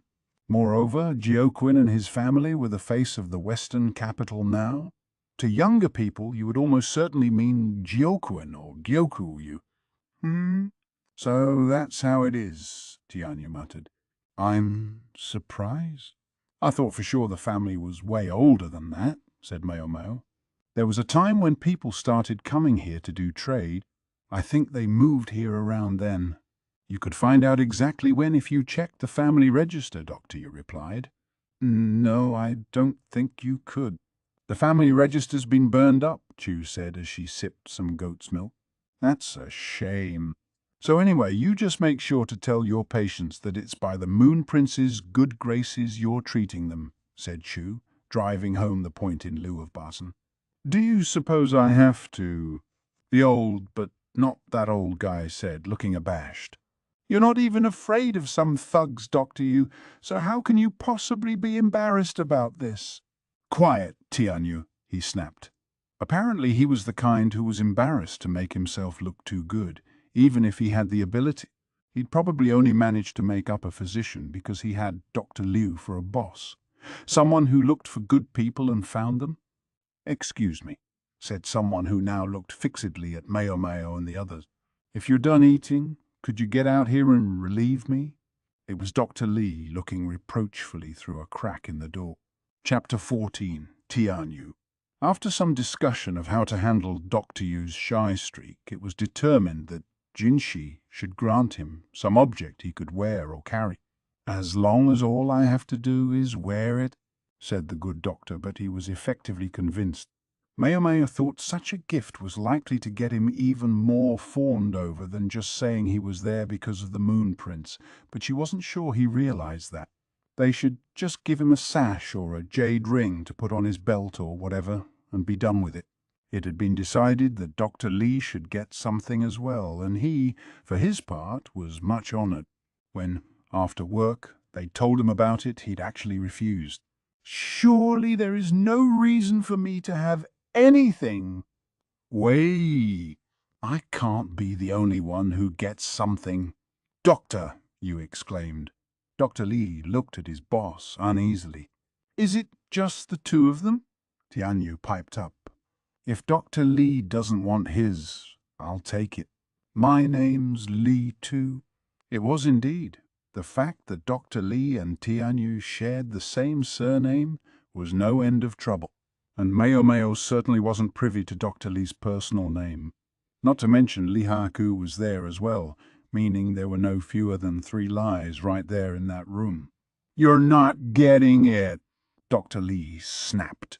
It couldn't be easy having such distinctive personalities both above and below him. Well, it's getting late. I think we should be on our way home, said Chu, packing her belongings. The clinic was closed for the evening. Chu was highly capable at everything she did, and that seemed to extend to cleaning a room. Then she asked, Say, what's this package? Mao thought Tianyu had brought it back with him. Oh, that's just... Tianyu tried to swipe the package from Chu, but it fell. The contents went rolling across the floor. Everyone looked on in silence. They were lucky that Basin and the other guards had gone to the bathroom and weren't there for this. Say, young lady, said Li Hak, giving Tianyu a grim look, you think I should restrain this guy? He looked like he meant it. No, let's see if we can find out what's going on here first, Mao said, taking another look at the scattered contents of the package. It was a human arm. Just an arm, a single human body part lying there on the floor. It didn't get much weirder than that, but the people in the room at that moment included the doctors, Mayo, Lihaku, and Chu. Care to explain the arm? Mayo asked. I mean, look at it. I don't think it can be reattached, not with the way it was cut off, Tianyu said, picking up the appendage and blithely showing them the state of the stump. It was a mess, all right. It didn't look likely to stick even if they tried to reattach it. The grasshoppers chewed through a rope that was securing a sign. The sign dropped down and the arm popped right off. The guy it used to belong to said he didn't need it anymore, so I took it. You took it? The guy had probably been in the pits of despair at losing his arm.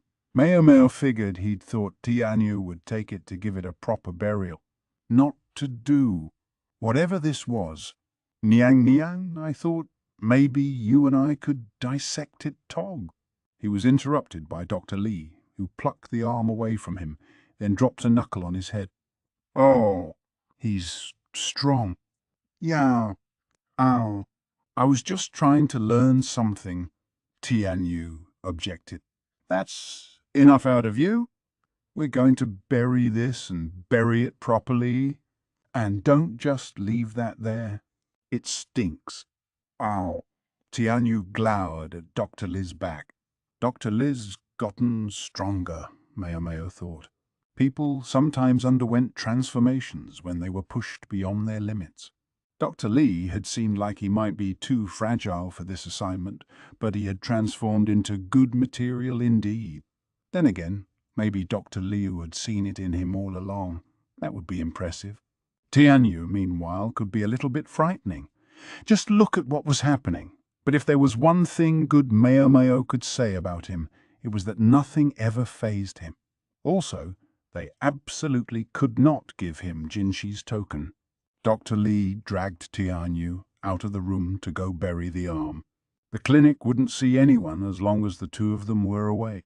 If any patients saw two of the medical personnel burying an arm who knew what rumors would start, they asked one of the guards to stand watch while they worked specifically so that no one would see them. Dr. Yu turned to Lihaku and Chu with a smile. Let's just pretend we didn't see that, shall we? We shall.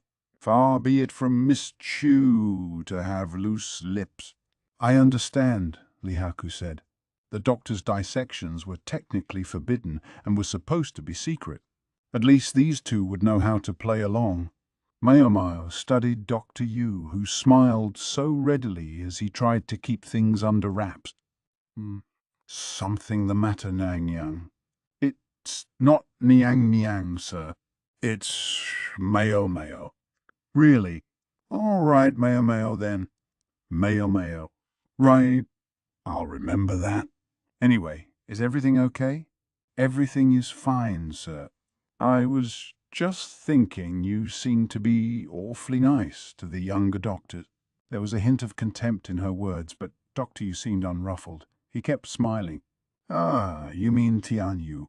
It was Dr. Liu and I who drew him into this world, so I feel some responsibility toward him.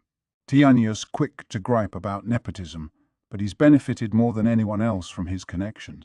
He crossed his arms and nodded as if to affirm his own point. You and Dr. Liu got him into medicine? What connections do you mean? Mayo asked, puzzled. Oh, you don't know? As much as Tianyu likes to stick his nose into other people's business, he doesn't volunteer much about himself. Then again, Mayo hadn't asked either. You won't know about Tianyu then? Since you'll be working with him in the future? Dr. Yu asked as he cleaned up his tools. Do you think that's all right? If I know Tianyu, the only reason he hasn't volunteered the information is because nobody's asked him. Fair enough. Mayo couldn't criticize. Much the same applied to her. He comes from a family of hunters. I remember going with Dr. Liu to get some bear gall once. We found a kid. Maybe you could call him a young man. Just dissecting the bear all by himself. Careful, precise, totally unbothered by any of it. He plucked out only and exactly the organs we needed. Even Dr. Liu was impressed. And that boy was Tianyu. Doctor Yu continued to clean up as he spoke, so Meo kept making medicine while she listened. That's how you discovered his talent and put them on the path to becoming a physician? She asked. But that makes it sound like he got the job because of his skills, not his connections. It was his connections, in a way, I said to his father, the hunter. I said, "Ever thought about sending your boy to be a doctor?" I was only joking, but he went pale and started to shake. If he knew what the doctors did in secret, maybe it didn't sound like such a joke to him. The way his fear manifested, though. It was strange. Why would he be afraid of a doctor's work? Yes, it could be unsettling to the average person, but Meo would have expected a hunter to understand. I asked him why he was so upset, but he wouldn't tell me. In fact, he practically chased us out.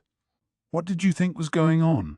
For the moment, there was nothing for us to do but go home, but Tianyu came chasing after us. He begged us to make him our apprentice. He knew his father would oppose it, but he was ready to run away from home to do it. Of course you know, Meo, that Dr. Liu isn't the kind to just let a little boy tag along and abandon his family. That's true. She could practically picture it. Tianyu said to us that he was a descendant of Kada, that doctoring must be his vocation. Kada, sir. Meo couldn't help it. She stopped working and looked at Dr. Yu. That's right, but not the famous physician of legend.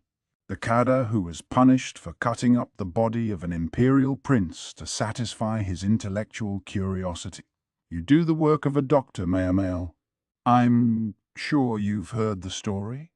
Yes, sir. Long ago, there had been a doctor called Kada because of his superlative medical knowledge and skills.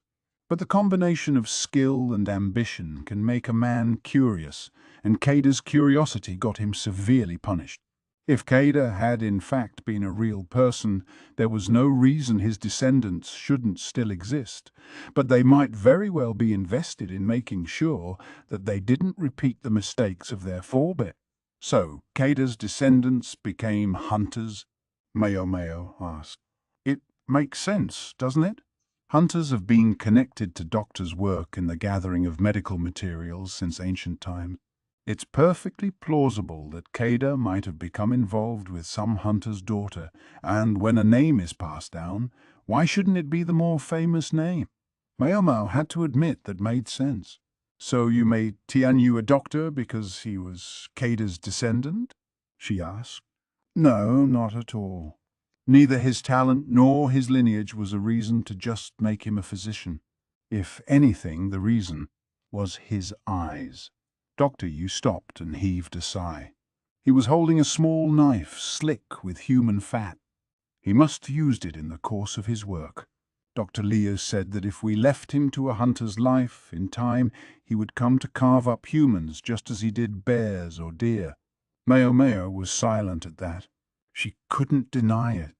In fact, she was all but convinced that he absolutely would have done exactly that. By nature, the human animal follows its desires. By educating a person, we create what we call rationality. But even then, not everyone can overcome their appetites. Doctor, you wipe the knife clean and put it in a basket. Tianyu's appetite takes the form of curiosity, and he can't overcome it. It was Dr. Lia's considered opinion that when he tired of animals, he would turn to people. Who knows how many folks a hunter living alone in the woods could dismantle before anyone noticed? You don't think that might still be a problem, even as a doctor? Meo asked frankly. That's a matter of the path he's guided down. At least, that's what Dr. Liu said. Any ship will steer straight if you keep a firm hand on the rudder. Dr. Liu can be a harsh man, but he has a softer side. If you say so, Meo replied, not quite believing it. She did, however, believe the story of Tianyu's origins. Why are you telling me all this? Officially, she was nothing more than help for the real doctors. There was no need for Dr. Yu to go out of his way to let her in on this story.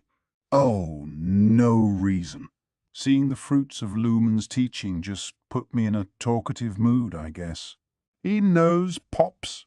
Doctor, you had been a physician for a long time. It wouldn't be surprising if he and Luhrmann knew each other.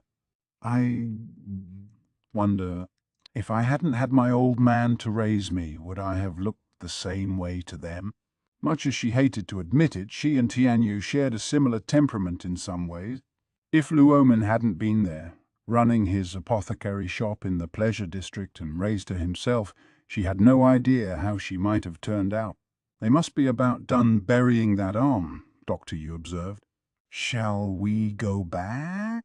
All right, Mayo said, and got ready to leave. She knew Tianyu would soon return, probably shuffling in with his shoulders slumped, but she resolved not to show him any particular sympathy. If anything, she intended to kick his ass and tell him to get a move on. The visit to the clinic had gone without a hitch, but there was still the trip home, and it would be a long one. The problems started almost as soon as Mayo stepped out the clinic door. Lihaku shouted, grabbing her and pulling her back. At the same moment, a ball of mud landed with a splat at her feet. You brought the bugs? It's your fault. A child shouted.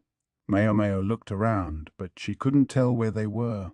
Miss Mayo, said Chu, who had come up behind her. I saw who it was. I could still catch them. What do you want me to do? She was asking Mayo because it was Mayo who had been targeted. I'm sure glad it was me, she thought. Maybe the child had chosen her for a target because she looked like the slowest moving one. They were just lucky they hadn't picked Basin. It didn't even hit me, she said. There's no need to haul them in, Miss Chu. She supplemented this with a look that said, absolutely do not go after that child. Understood. That was easiest for Chu as well. What good would it do them, chasing down and collaring a child here and now? Once they had caught them, they would have to punish them. All well and good if they could be let off with a gentle smack on the behind, but if there was a pretext, if, for example, they got violent with a lady-in-waiting serving the representative of the emperor's younger brother, that modest spanking could quickly become 100 lashes. Mayo didn't want that, and Chu probably didn't either, although, knowing her, she would do it if I asked. Sometimes, though, discretion truly was the better part of valor. It might sound like she was being soft, but Mayo thought the world could use a bit more softness sometime. We brought the bugs, did we? Funny, considering the bugs came from the west, she muttered. It didn't make sense. Yes, and we came from the east, Chu added. That wasn't really what the child had meant by bring. Those who believed in charms, curses, and other superstitions saw only a plague of insects that coincided with the arrival of people in the western capital who didn't belong there. Of course, they would blame the swarm on the visitors. Mayo would have loved to sit the kid down and explain the reality, but she doubted she would get through to them. She doubted they would even try to understand what she was saying. Instead, she ignored the mud ball entirely and turned toward the carriage. Things are getting ugly here, she said. Chapter 15. Violence. Mayo added more straw to the crackling fire in the oven. Animal dung might actually be easier. They were probably trying to be considerate by giving them straw, not dung to use for fuel, but the straw didn't clump together, which left it prone to drifting on the hot air. Charcoal and firewood were both expensive in the western capital, though, and were rarely sold. Medicine boiled in the pot. She had to finish steeping it and then form it into pills, but she was so sleepy. It's because I'm exhausted. She didn't think she'd done much aside from her usual work, but one could see where that would make her tired. When you were really exhausted, you didn't notice that you went past the height of fatigue, and then, the moment you got a chance to relax, your body simply collapsed. Not enough food, not enough medicine, not enough nutrition, not enough of anything. They tried to substitute other things for what they didn't have, and when the substitutes ran out, they had to look for something to substitute for the substitute. Lahan's brother's joy in the fields had turned to sorrow after the sweet potatoes were lost when it turned out they couldn't survive the night shift. He declared that they would plant regular potatoes after all. The sweet potato leaves had withered, but the stems could be eaten as vines, he said. As for the wheat, it was coming along as expected. The bean sprouts were being added to the food handouts bit by bit. Wheat bran was supposed to be good for beriberi, so it was mixed into the bread, but people didn't like the resulting loaves. The freak strategist would come by the annex periodically. Meo was resolved to at least nod hello to him. According to Chu's information, it would be dangerous for all of them if he decided to take Gyokuyu's side. Upon investigation, it was discovered that coal was being used in a variety of locations, even here in the western capital. It was immediately obvious, Mao was told, because of the unique smell. It was used in ironworks and to fire the kilns used to make pottery, both locations associated with Jokuan. There were too many things to think about. Her head was so full, and she was so tired that she was slow to notice the spark that drifted out and caught on the spare straw. "Is it just me, or is it a bit warm in here?" she thought, and it was only when she looked over that she saw the straw burning merrily. She put it out in a panic, and it didn't get any worse than that, but the quack doctor was deeply concerned about her, and Tianyu, who had shown up to get some medicine, had a great laugh at her expense. "I can't go on like this." She forced herself to focus. It was when one was least attentive that the worst fires started, and the fire in her stove wasn't the only thing burning at that moment. The incident occurred on the 75th day. Late that night, Mao was awoken by shouting outside. She pulled on an overrobe and went to the window. She could see guards in the courtyard and an unsettling collection of glinting flames. Mao opened her sleepy eyes and dressed quickly.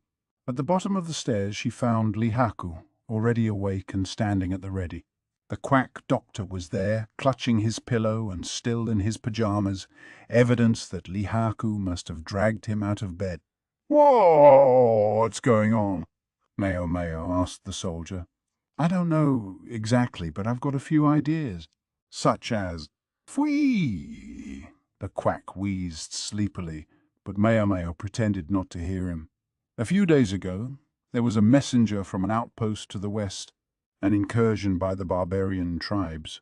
They attacked the food stores in the area." "A food storehouse?" "But that would mean—" Even Mao, oblivious to politics as she was, could see where this was going. "Right. That storehouse contained the modest provisions the people there had been able to glean. If this outpost was to the west, that would put it close to the border with Shao.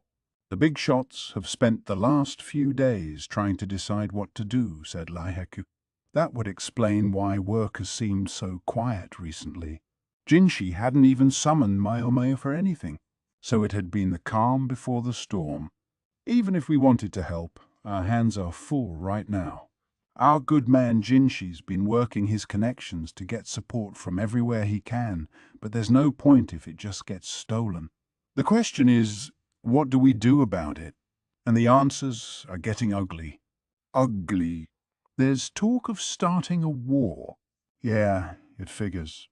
It had been the way of humans, for that matter, of the whole animal kingdom, from the oldest times. When you ran out of food to eat, you attacked someone else. But Master Jinshi doesn't support that, does he?" "No, he doesn't." And right now, Mao could hear voices from outside. She couldn't make out much, but she thought she heard someone cry, "Give us the royal brother!" People are starting to push back against the timid, sheltered princeling. They'd known this could and probably would happen. Even Mao had been aware. If anything, it had taken longer than they'd expected. The question is, what do we do about it? Then again, Mao personally couldn't do much. She got a farm wagon ready and pulled a cloth over it. Then she took the drowsy quack by the hand. "Oh, it's you, young lady," he said. "I just want to sleep a little longer." She guided the quack, still half in dreamland, onto the cart. It was just as well that he was too sleepy to comprehend quite what was happening. If he'd been awake enough to tell what was going on, he would have been frantic. You can sleep, Master Physician, Mao said. Just do it here. Mm, mm. The quack, his limbs sticking off the cart, went back to sleep. Lihaku looked at him, openly mystified. It's so we can get away if we need to, Mao explained. If he had to run, I don't think the Master Physician could keep up with a foot-bound concubine from the rear pallet. Fair enough. I could carry you under one arm and make tracks if I needed to, but I don't think I could do that for the old guy. Good compromise. I can't believe they're turning on the royal family, Mao said, packing a bag with bandages and wound care medicine. Even Lihaku made himself useful, carrying a bottle of oil. Yeah, if this happened in the capital, the ringleaders would be executed and everyone who joined them would be beaten, he said. I guess it just shows how high emotions are running. The people had their collective hackles up. It's a tough spot, Lihaku said.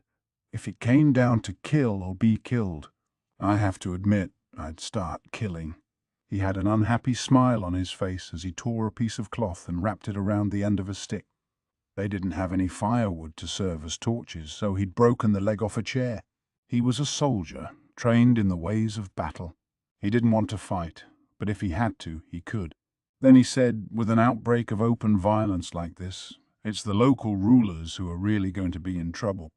Yeah, Mao again didn't know much about politics, but she could tell that this was serious trouble.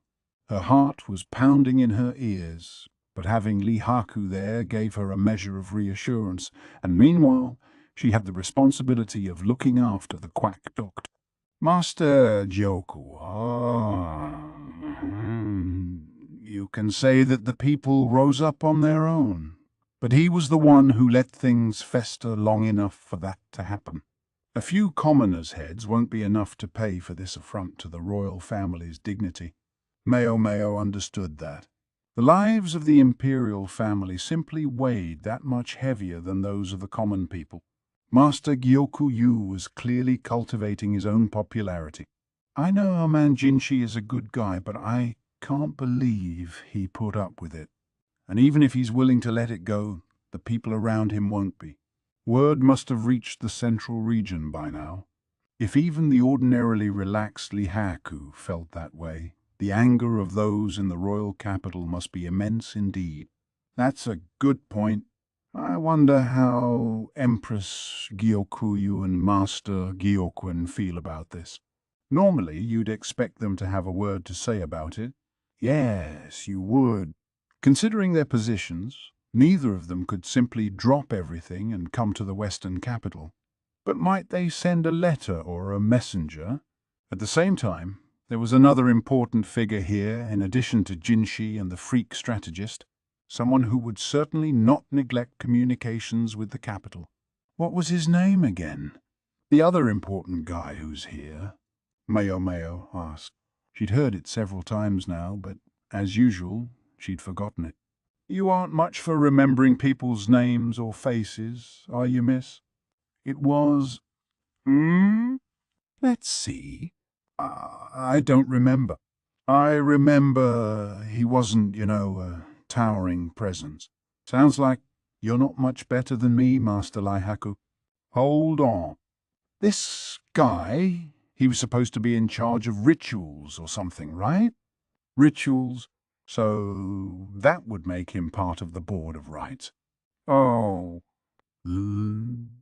Vice Minister Liu, that was his name, Myanmar said, finally remembering.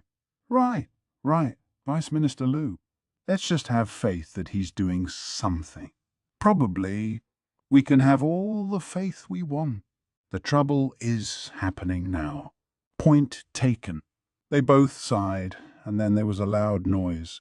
Were the commoners trying to force their way into the annex? What just happened? Mao asked.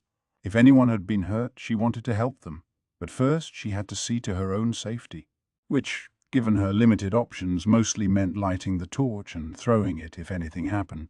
I'm not eager to do that, but if it's the only way to keep myself safe, I will. They heard footsteps shuffling closer. Mao and Lihaku both got ready to fight. Miss Myomo, are you there? It was Chu. Do you need me to explain what's going on? Yes, please. Chu was holding a flag and sounded about as anxious as she usually did. There's a mob of commoners outside. Just like we predicted, their anger finally exploded. They're shouting for the Moon Prince to come out to them or be sent out to them. You know, that sort of thing. Yeah, I can imagine. And hear them, too. But you're thinking, wasn't there a big bang just now? Yes, I am. That was Master Gyoku's arrival. Mayomao grabbed her bag of medical equipment. Please don't worry. Even Master Gyoku wouldn't lay a hand on a member of the imperial family. But I do think this is getting very interesting. Somehow, the things you think are interesting always just seem bad to me. Well, anyway, come and have a look. At Chu's urging, Mayomao started outside. Laihaku followed them. What about the master physician? Mayomao asked. Good question. I guess we should bring him, Chu said, and started pushing the cart, although she didn't look very happy about it. She kept shooting pointed glances at Lihaku until he took over for her. Once they were outside, Mayomao could hear a resounding man's voice. Do you all understand? He was saying. Do you know how much the Moon Prince, who honorably resides in this household, has done for the people of the Western capital? She heard the people murmuring. The grains in your food distributions were brought from afar by the Moon Prince. The fact that we are not now starving is by his munificence. The free clinic was likewise his doing. Those who have been there know all about it. What's going on here? If the voice had belonged to someone from Jinshi's inner circle, the words would have made sense, but as far as Mayomao could surmise, that was Gyokuyu speaking. She picked up her pace. She would have to be closer if she wanted to see anything, but getting too close would be dangerous. She looked around for somewhere that might serve as a good vantage point. Miss Mayomao, Chu said, beckoning to her. She was already halfway up a nearby tree. Mayomao climbed up after her. Please try not to fall, Lihaku said. He was still pushing the quack doctor in his cart. Up in the branches, Mayomao and Chu had an excellent view of what was going on. They could see Jinshi, behind whom stood Basin. In front of him was Gyokuyu, interposing himself between Jinshi and the masses. The people were keeping a respectful distance, almost like spectators at a play. The Moon Prince responded with alacrity to the insect swarm. Much as I tried to provide for you as best I could, it is unquestionably thanks to him that you have suffered as little as you have. The immediate support from the central region is thanks to the Moon Prince's presence here. Do you mean to tell me you cannot understand that? Mayomao was thoroughly flummoxed. Gyoku appeared to be completely reversing himself. He'd been more than happy to take credit for Jinshi's work to this point, but now he was praising Jinshi's efforts and loudly informing the populace about them. What was more, Jinshi was showing his face before the people of the Western capital for the first time. Yes, he had met with a handful of vips now and then, but a crowd of commoners, his courtly bearing and almost celestial beauty were not lost on the people. Mayomao spotted several women who were clearly love-struck. Normally, he would probably try to be modest about all this, Mayomao thought. But it was true that Jinshi had done all those things. There was no point denying it. The only person who might have a real cause to complain about Jinshi was the one who had been sent on a grueling grasshopper-slaying quest, Lahan's brother. Speaking of whom, Lahan's brother was one of those watching things developed from inside the annex. He was so ordinary that Mayomao would never have noticed him if it hadn't been for the hoe he was carrying. He seemed to have it just in case he needed to defend himself against any outbreaks of violence. But had there really been no better weapons he could have grabbed, the hoe would make him look more like one of the marauding peasants. Yoku's voice carried clearly, less like he was lecturing and more like he was declaiming, delivering a speech in a play. And the people were riveted by it. One of the commoners, however, raised a hand. How is it the royal younger brother knew that this swarm was coming? Ah, how could he know if he didn't bring it himself? There were a few shouts of agreement from the crowd. That's a tough one. If Lahan had been here, he could have broken down the statistics from the last several years, explaining how the climate and the smaller local swarms had pointed in the direction of this larger one. But even if you had it all written down, many people here didn't know their numbers. They wouldn't know what the numbers meant, and they wouldn't be convinced by them.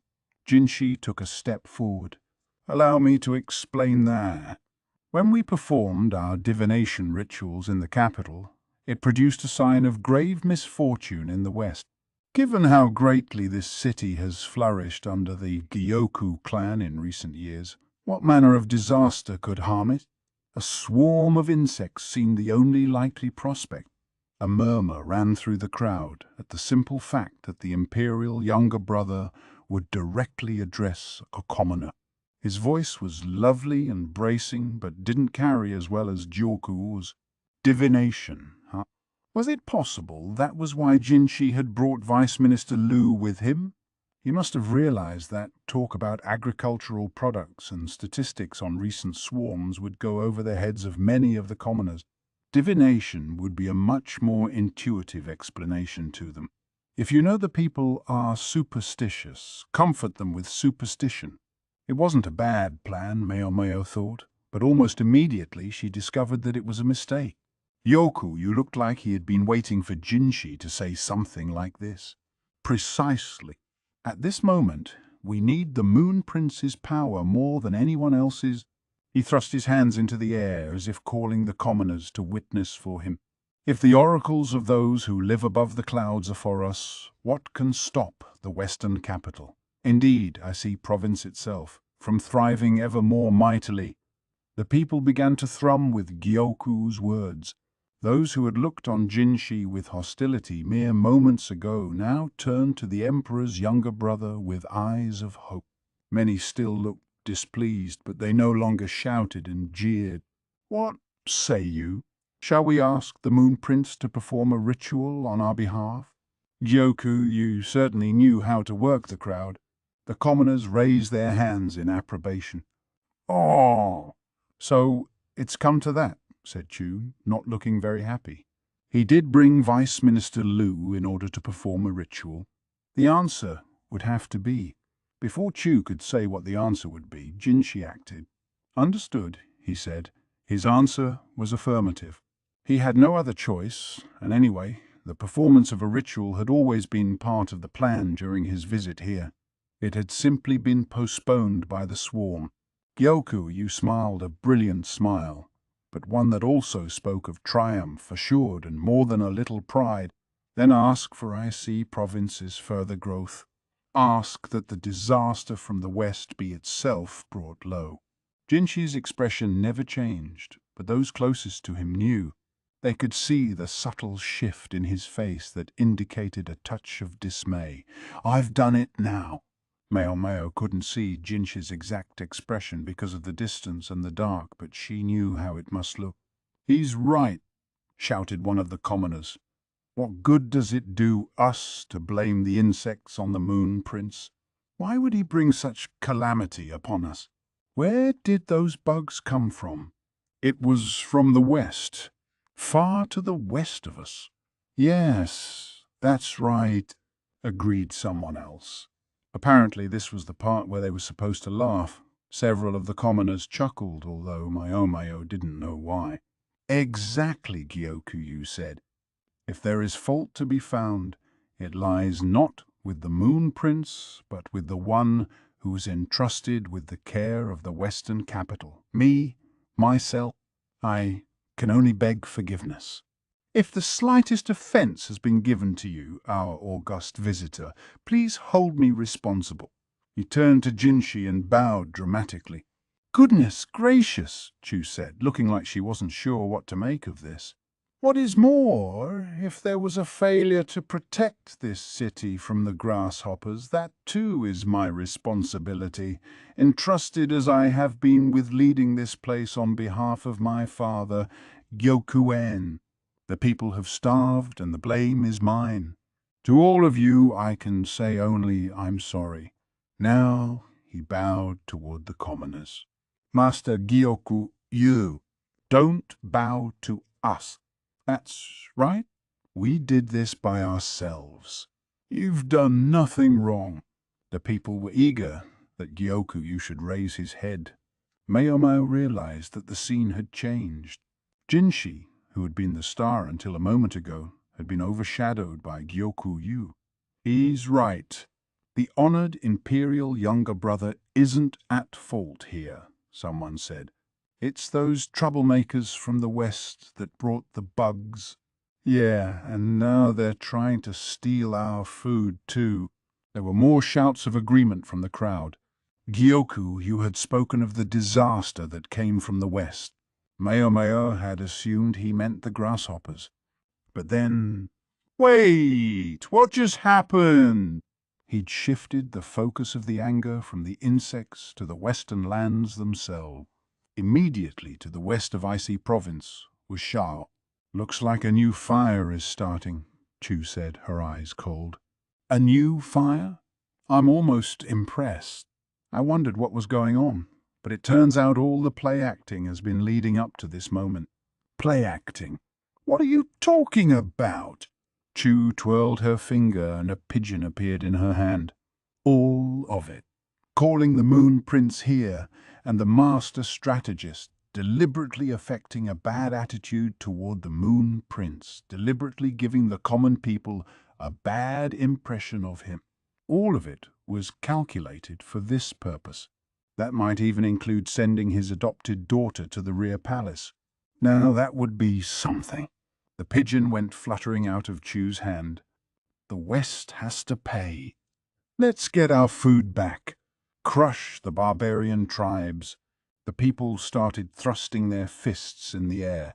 The murderous energy that had been directed toward the imperial family just moments before had taken on a new focus. Master Lacan said this guy was looking to be a hero, but it looks to me like he's just as good at playing supporting roles. Maybe better, in fact. Don't you think? What do you mean? Mayomao asked. Well, you see, this is a stage put here by Master Gyoku. He caused the Moon Prince to mount the stage without ever meaning to. Heck, he even set him up in the lead role. He apologized exquisitely for the rudeness to the imperial family and cleared up the people's misunderstanding in one fell swoop.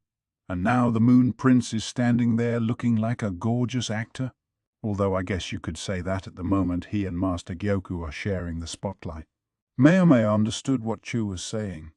Gyoku had set up the imperial younger brother and himself, the acting governor of the western capital, as the stars, and cast a foreign people in the role of the enemy. He had said nothing definitive himself, only guided the people to the conclusions he wanted them to reach.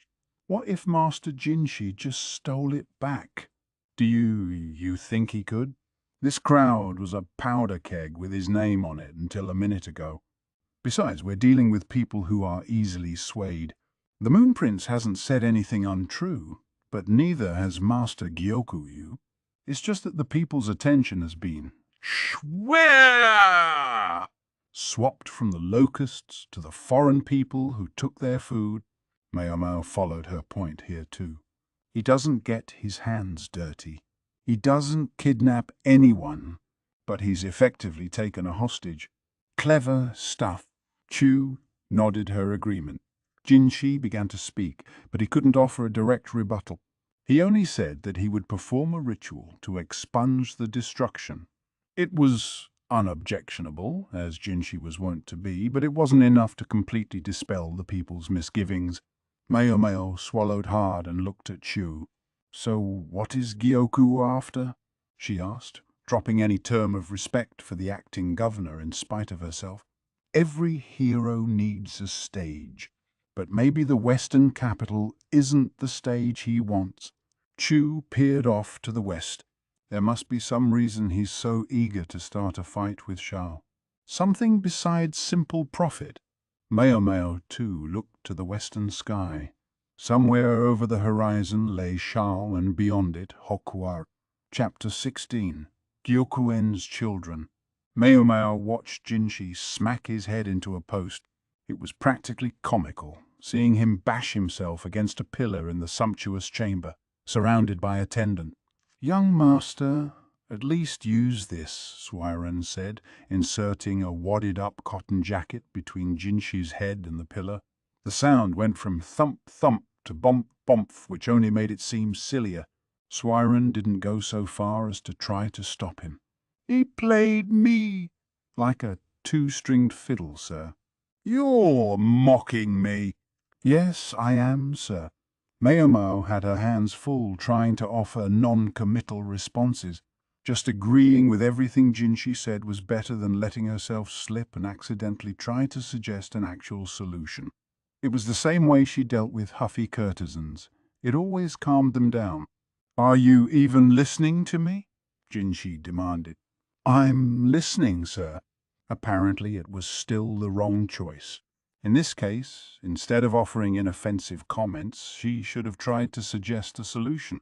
But at that moment, Mao Mao didn't even have any ideas to offer. Neither did the rest of Jinshi's entourage. Gale Shun was the first to speak. "Moon Prince, has there been any communication from Empress Gyokyu since then?" "When's then?" Mao Mao wondered. She knew Jinshi and the Empress had been in touch with each other about Gyoku's daughter. Was that what he meant? Communication. Yeah, but I don't think she's in a good position to deal with Sir Gyoku. For one thing, the Empress would have no way to know about this most recent event. Even if I contacted her as urgently as I could, I doubt it would be in time. But thankfully, she's already put me in touch with certain other connections. Makes sense. Even the members of a single family were hardly going to be in lockstep. Mao Mao wondered who these connections were. "What about Master Gyokuen then?" Basin asked. Jinshi paused for a second, then said, "I can't be certain, but I doubt Sir Gyokuen had a hand in this. I've kept him apprised of the situation here, but there are certain things that I think he wishes to leave to his son's judgment. He sends only the most ambiguous answers. I can only imagine that what he writes to Sir Gyoku is quite different from what he writes to me." "You don't suppose that his answers conflict with the report you're getting, Master Jinshi?" Teomei asked. She seemed to be wondering if Jinshi's letters were reaching Gyokuen at all. "At the moment, I don't think so." "I would agree," came a voice from behind a curtain. Mayoma was caught off guard for a moment, but then realized it was Gaoshun's other son, Baryu. Chu flitted over and nudged the drape. "He's gotten used to us enough to speak, huh?" She had no idea, though, how many more times she might have to visit before she saw his face. Maybe he would open up to her if she wore a duck mask.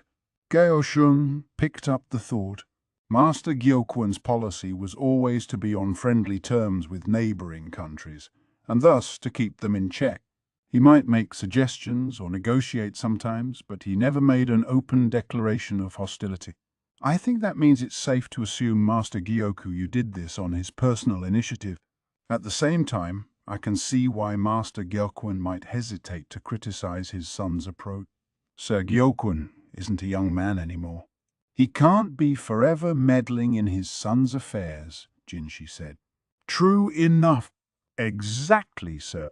Moreover, there must be more than a few among the populace who are dissatisfied with the way Master Gyokuen has done things.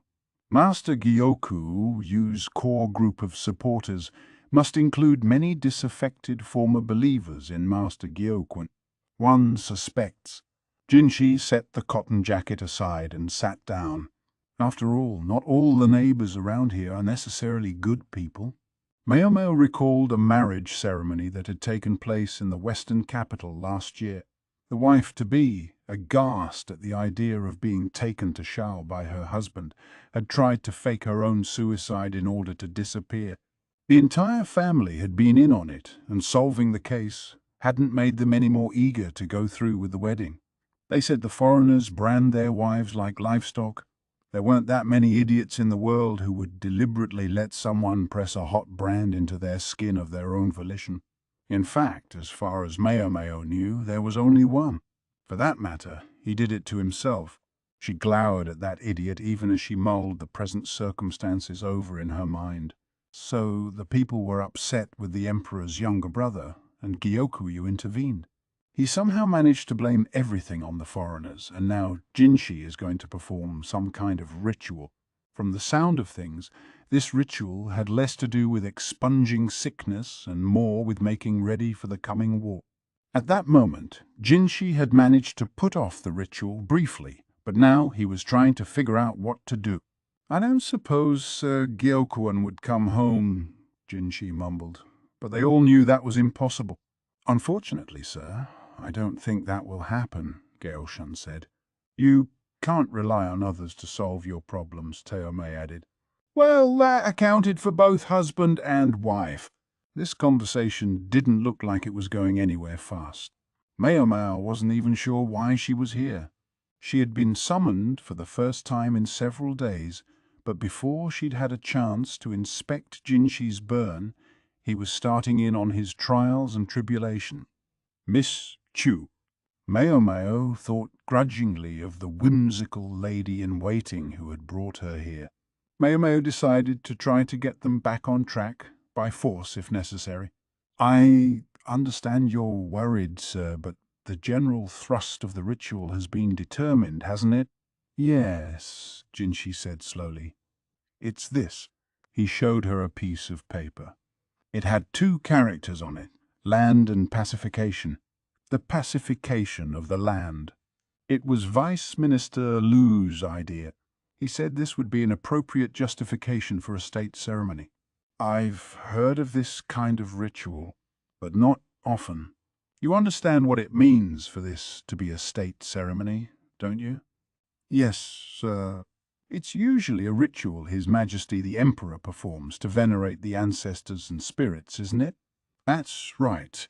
But when His Majesty is too busy to perform such a ceremony himself, I may perform it in his stead."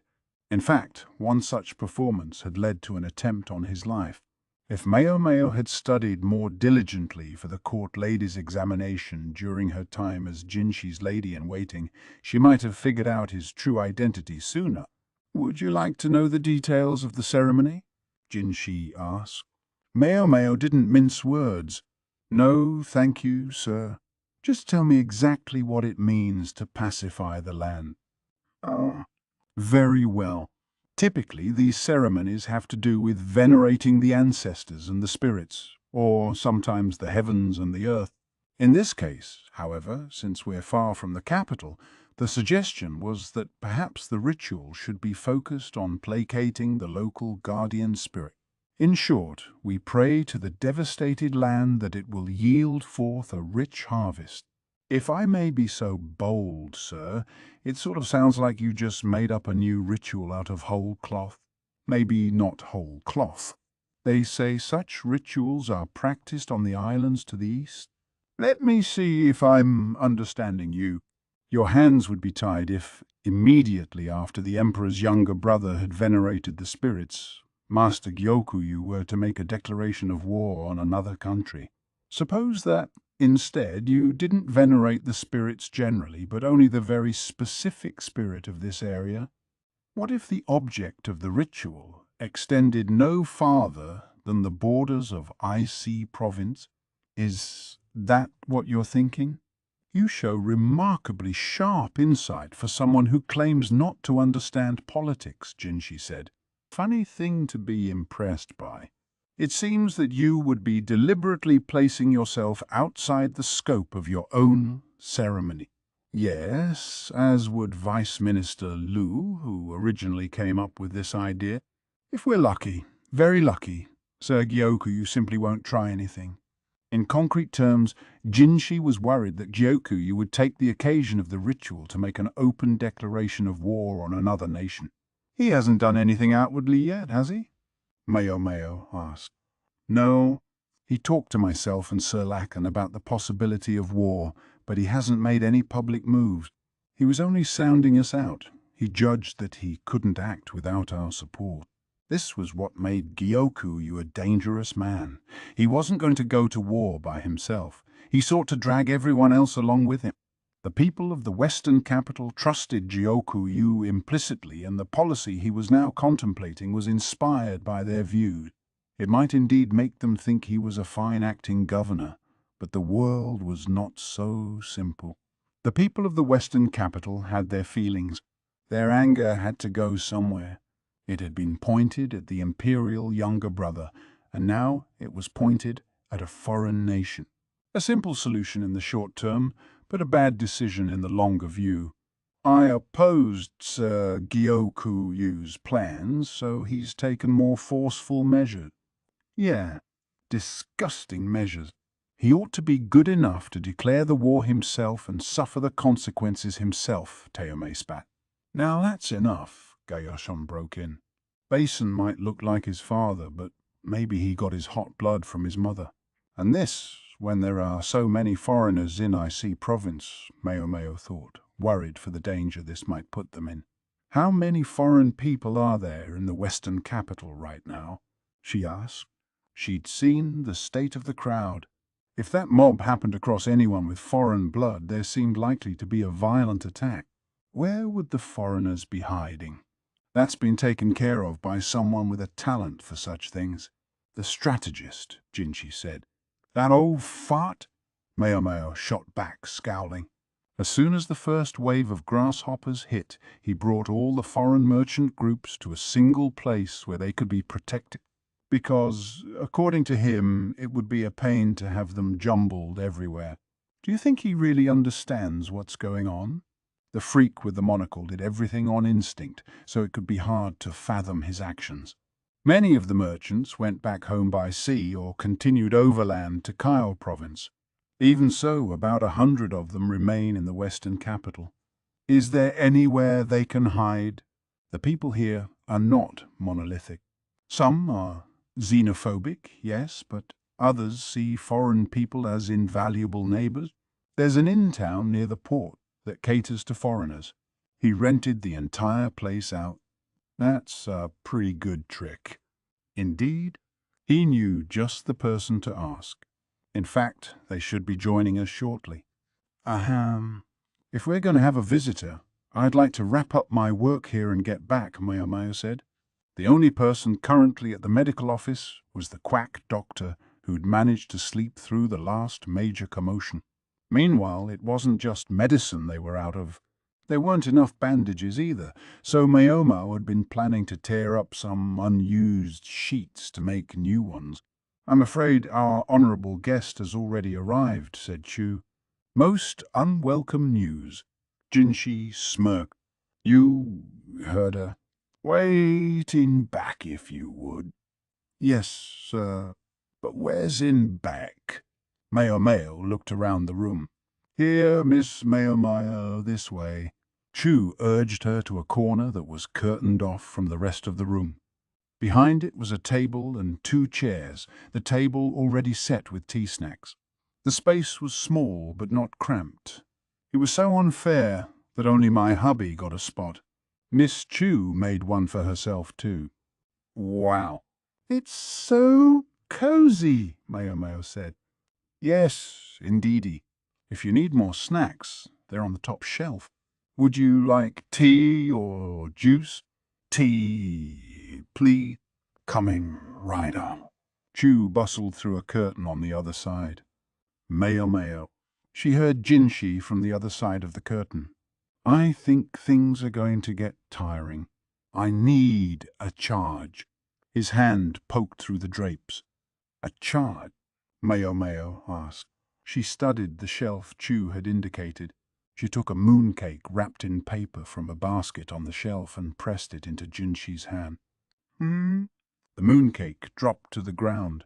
The paper came off and, sadly, it touched the floor. Meo moved to pick it up, but her right hand was caught by Jinshi. She felt his fingers slide between hers as if to make sure she was there. The fact they were both using their right hands made it oddly awkward. Jinshi's long fingers pressed into the back of Mao's hand, while his palm pressed against hers. She could feel his pulse. His nails were neatly trimmed, but she could feel the calluses on his palm. Ink stained the tips of his fingers, and there was a sheen of sweat on his hand. Mao's palm had started sweating as well. She was hoping to get away before it got too bad. "Sir, what are you doing?" she asked. "I told you." Charging. Charging. Damn it, so he hadn't been talking about getting some extra sugar. She looked reproachfully at the mooncake on the floor. "I wanted to do it before I had to start pushing myself too hard." "Maybe just don't push yourself too hard." Mao breathed slowly, trying to keep her heart rate down, trying to keep the flush out of her cheeks and hands. Even so, her heartbeat and the sweating got away from her, and she could feel her hand growing slick.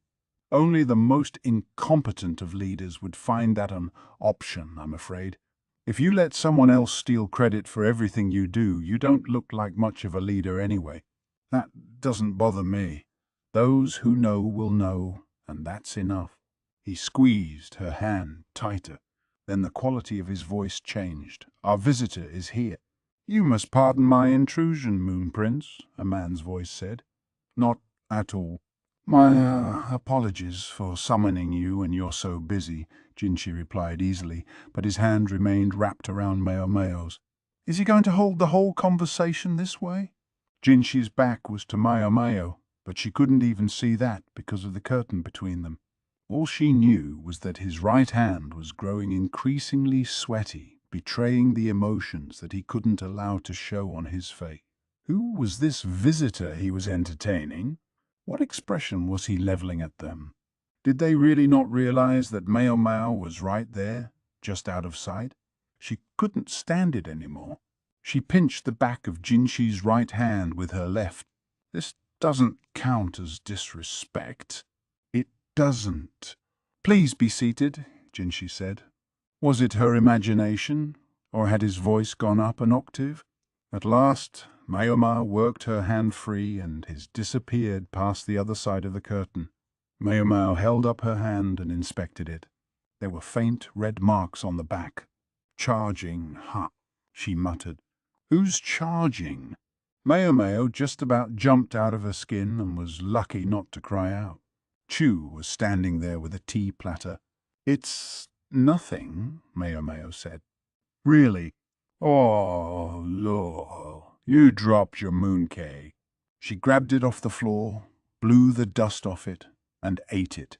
Then she said, "You don't look very relaxed, Miss Mao. It's your imagination, Miss Chu." She tried her best to seem calm as they whispered back and forth. "Okay, we'll say it's my imagination." Mao didn't answer immediately.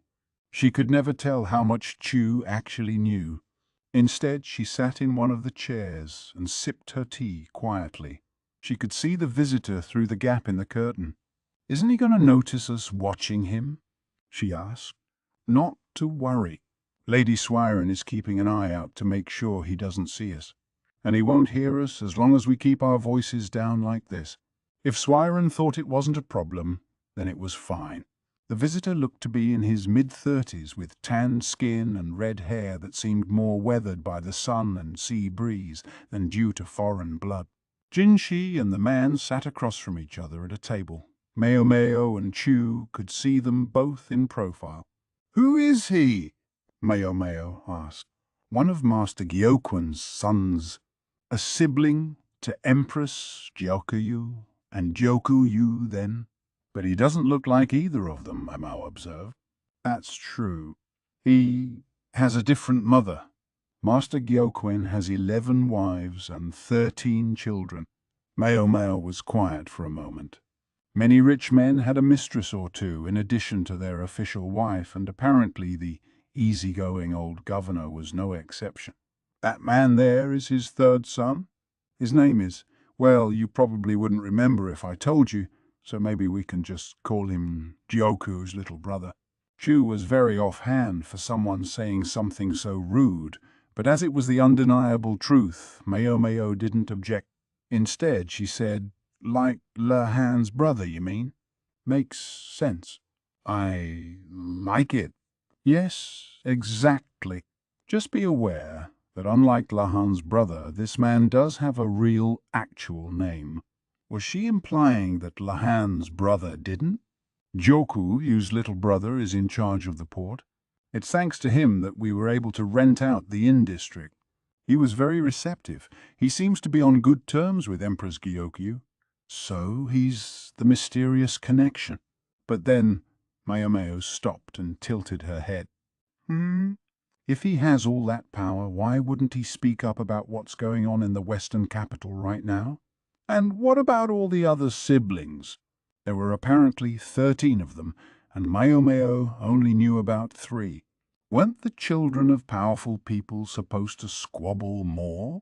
I think that has something to do with the way Master Gyokun educated his kids.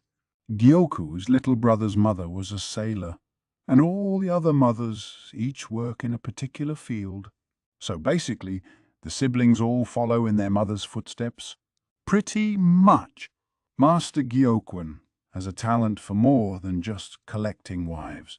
He brings exceptional people in each field into his family, just like how he maneuvered his way right into the imperial bloodline. As a merchant, nothing Gyokun did was wasted. He had sent Empress Gyokyu to the rear palace, armed with the twin weapons of her beauty and wit. All right, but let's be frank. Master Gyokun's only actual successor is Master Gyoku, right? I know he's the eldest son and all, but the other siblings really don't have any problem with that. Mayomeo asked. The bigger a household was, and the more assets it had, the more likely family strife was to break out. 11 wives and 13 children seemed like a recipe for disaster in that department. Master Gyokun's wives appear to have a hierarchy. A nice, clear division between Master Gyokuyu's mother, his official wife, and the rest, who are all concubines. I see. Gyokun had only one true wife, Gyokuyu's mother. The rest were merely mistresses he had taken to forge specific relationship. He's more ruthless than he looks. Gyokun came across like a pleasant, not to say doddering old man, but Mayomeo found her image of him completely changed. I understand what he's doing then, but I can't help thinking his many wives, many families might have something to say about it. By all appearances, he's handled that situation very well. Chu stuffed some mooncake into her mouth and peeped out through the curtain. Gyokuyu's little brother was reporting on the situation of the foreigners holed up at the inns. We're managing so far somehow, he was saying. That's a great help, Jinshi replied. Even if one considers the current emergency an extenuating circumstance, an attack by the people here upon the foreign population could quickly spiral into a diplomatic incident. Diplomatic incident, the tanned man repeated with some sarcasm. Depending on how my older brother plays his cards, it may turn out there was no point to me hiding anyone. That was a very unsettling thing to hear. Gyokuyu's little brother was built like a rough and ready sailor, but he seemed to know how to put on a polite tone in front of the emperor's younger brother. If you'll forgive my saying so, Sir Gyokyu, you seem set on war. How has he behaved among you siblings? Jinshi asked. I couldn't say for certain, but I have an idea. Gyokuyu's little brother clasped his gnarled hands. All of us called our eldest brother's mother Lady Sibo, the Western Mother. Perhaps you know that she was formerly a member of the Windreader tribe? Yes, I've heard. Perhaps the name was derived from that of the goddess Seiyubo, the Western Queen Mother. Or perhaps they called her that because she was the mother of the Western capital. Or maybe her name even included the character for West. Mayomeo didn't know. Lady Sibo was a kind woman, very concerned for those who had formerly been members of her tribe. She went with our father on his business expeditions, and any time she saw a former Windreader among the slaves, she would free them, or so I've been told. That would mean Sir Gyokyu went with her? Yes, sir. A great many members of the Windreader tribe were found in Shao. Many of them had been viciously mistreated by the people there. They were practically skin and bones. My mother met many of them in their last moments. Mao listened. This sort of made sense to her, but sort of didn't. Chu seemed to be of the same opinion. She was frowning. "What do you think, Miss Mao?" she asked. "I'm not sure how to answer that. It would certainly be one reason to want to go to war, but it seems like it must be just one reason out of many." That was her honest opinion. She understood it as a justification, but on its own it was too little. Wanting revenge for one's people was understandable, but tribes all over the plains had attacked the former Windreaders. Meanwhile, foreigners hardly had a monopoly on mistreating their slaves. As a political matter, such things were barely more than excuses. Jinshi, as it turned out, had much the same questions as Mao and Chu. "Is that the only reason?" he asked bluntly. "I realize Gyokuyu is your eldest sibling, but surely that doesn't silence the younger members of the family completely. Is it not precisely because you disagree with him, Sir Dahai, that you were willing to entertain what I had to say?" So Gyokuyu's little brother's name was Dahai. It meant Great Sea, certainly an appropriate name for a sailor. But he doesn't have Gyoku in his name. That, Mao realized, was the sign that this man didn't stand in the line of succession. She wondered if Gyokuyu had always had the Gyoku element in her name because of her exceptional qualities, or if she had changed her name when she entered the rear palace. "I presume, Sir Gyoku, you can't afford to ignore the Master of the Harbours just because that man is his younger brother. What did he use to negotiate with you?" Jinshi asked. Dahai flinched, but then smiled. "You should get out among the people more, Moon Prince. Then they might cease to believe that you're nothing but a figurehead. Get out among the people and do what? Would you have me paraded around like a portable shrine at a festival?" Jinshi continued to look every inch the royal, but his tone had grown rather informal. He must have already met this man several times before. Mao just hadn't known about it. Otherwise, Dahai would never have dared to speak as frankly as he just had. "My eldest brother tempted me with the rights to Shao's ports. Currently, ships from other countries pay through the nose to use them. Products from a great many lands find their way to Shao, coming on a great many ships, and Shao has them all over a barrel. They need those ports. My brother informed me of his intention to take the ports and put me in charge of them. I would clear at least this much easily." He held up 5 fingers to indicate the amount. Mao couldn't even imagine that many zeros. And what? "He may speak of giving you rights, but all I see is a drastic increase in your workload. As capable as you are, Sir Dahai, even you can't single-handedly manage 2 major ports with foreign ships coming and going. Unless you have some plan for splitting yourself in half and becoming 2 people. Have you become a master of the immortal's arts without my knowing it?" Jinshi was teasing, taunting him. Dai's expression didn't change. "I have someone who serves as my right hand, and my left, and both feet. I'll let them handle things. You'd send your most valuable people to a land that seems set to become a battlefield. I'd heard mariners valued their shipmates, but perhaps I was misinformed." Now Jinshi was openly provoking the other man. What's he up to? Just witnessing this was enough to put Mao's nerves on edge. It had to be taking a toll on both Jinshi and Dahai. Now I see why he wanted a charge. It had to be mentally and emotionally draining to keep up this conversation. "Perhaps that suggests to you how important these rights are," Dahai said. "Very well. Then what's keeping the rest of your siblings quiet? There can't be many carrots as large as those harbor rights. If anything, I would expect the opposite, that they would find the costs of invading another country unduly burdensome." After a moment, Dahai said, "I have no doubt my brother explained to each of our siblings the advantages of supporting him. Mao Mao and Chu were still peeking from behind the curtain. They were out of mooncakes, and Chu had moved on to nibbling on a fried dough twist. "Are you sure I should be seeing this?" Mao Mao asked her. "Sure, it's fine." "No, I mean, if Dahai found out, wouldn't he be upset?" Mao Mao knew she would be, if she found out that some ladies-in-waiting had been eavesdropping on secret conversations she'd been having. "I think he's already upset just having to deal with the Moon Prince. His Majesty's younger brother may have a low opinion of himself, but he always manages to get the job done." True enough. Dahai had to be more than a dozen years older than Jinshi, but it was the prince who held the initiative in this conversation. It looked like he knew something important. Did Empress Gyokyu give him some kind of inside information? No, wait. Jinshi placed a black lump on the table. Would this be the advantage you're talking about? It was some kind of rock.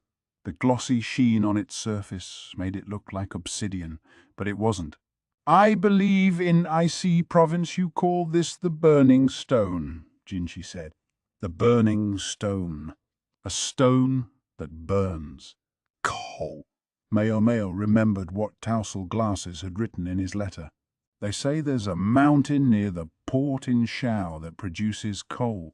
Take control of the port and one could, and no doubt would, start digging it up. Yes? Jinshi asked. Then he said, "I see that Icy Province is more desperate for fuel than we are in the central region. Dramatic temperature differences between day and night, no doubt many deaths of freezing in the winter. Without much timber, your main sources of fuel are straw and animal dung, but the supplies of both are unstable. The suggestion that there might be a steady stream of fuel to be had is one that could easily sway an entire family of sibling. Now, here is the question." "Oh man, I hate that look."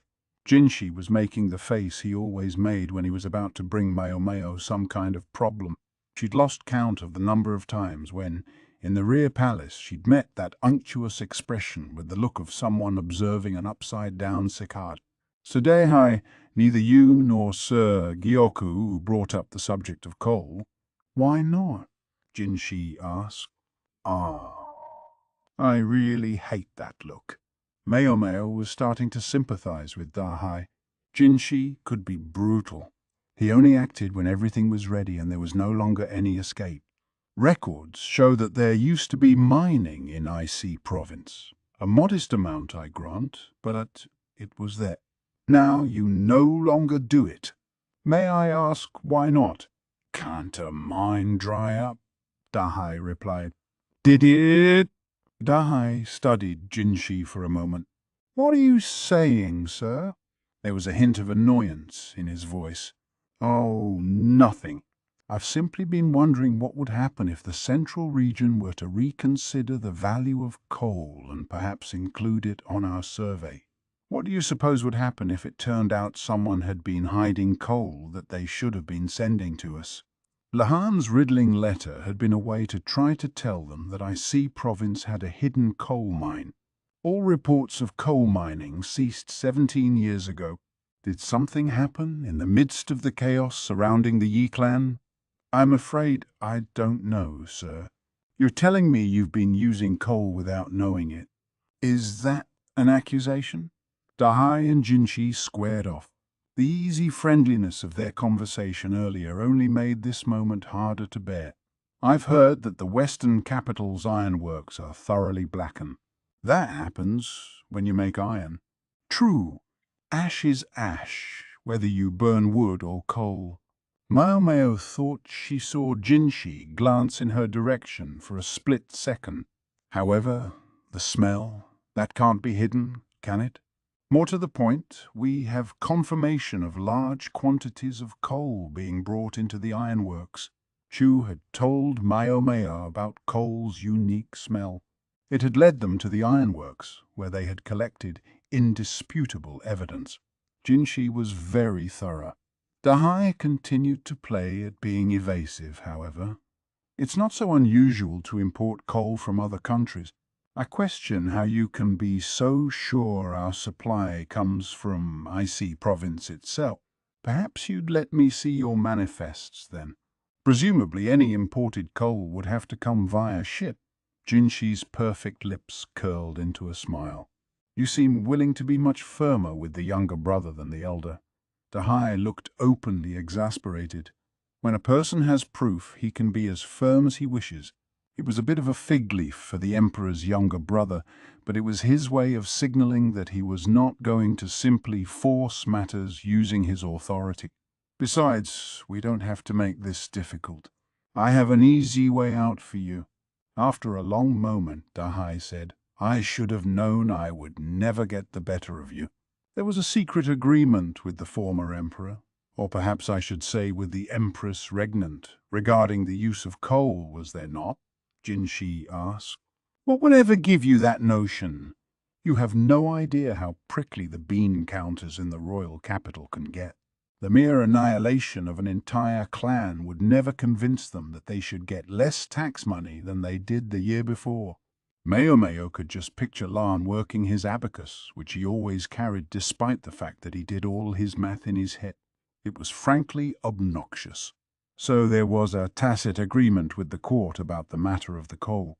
And yet you come here with your accusations, Moon Prince. I said, didn't I? That it was a secret agreement with the former Empress Dowager, the Empress Regnant. The current sovereign had and has no part in it. Say the Emperor doesn't know about it or knows but stays silent. How would people react if I spoke up? I can already see the gleam in the eyes of the Board of Revenue. They would demand 17 years' worth of back taxes every last pebble they're owed. Yeah, I think that would cause a re-evaluation of the worth of coal. Stupid, stupid face! Had he really needed a charge? He seemed well in control of this situation. Are you threatening me? Here I thought you had saved our people from the depredations of the grasshoppers. Has it been your true aim all along to ravage us in their stead? It was merely a suggestion. Did I not tell you that there was an easy way out? Let's say I am all too ignorant in these matters. I hardly know coal exists, let alone what it's worth. It's just a bunch of stones. Good enough. And what do you ask in exchange for this ignorance? Dahai scowled at Jinshi. To be quite frank, I see no advantages in making war. A man is welcome to gamble with his own money if he wishes, but I cannot approve of dragging the entire country into such a wager. Should Sir Gyokuyu use the occasion of my ritual to make anything resembling a declaration of war, I expect the people to be very much on his side. I may object, but I could easily see us sliding into an invasion of another country just the same. You're saying you wish me to stop my elder brother's plan, then? Precisely. If there is war, I think the consequences to you will be far more dire than an investigation into coal by the royal capital. But Sir Gyokuyu will be unable to make any war without your ships to carry the invasion force. It was as Jinshi said. Mayo pictured a map of the region in her mind as best she could. Icy Province was home to vast plains, where food was scarce. An invasion entirely over land seemed impossible. I also think it's you, Sir Dahai, who understands best of all the problems that can be caused by strife among siblings. Do you think you could bring some of the others around if you used my name? Would there be any advantage to me in doing such a thing? As I said, coal is merely a rock, worthless to the central region. Mayo sipped her tea, long gone cold, and felt a pang of sympathy for Dahai. It had to hurt, being tied into knots by a boy more than 10 years his junior, but if it did, that pain wasn't apparent on his face. Puzzled, Mayo turned to Chu, who was looking sadly at the very last of the fried dough twist. Miss Chu, she said. Yes, Miss Mayo. What is it? I just had a thought.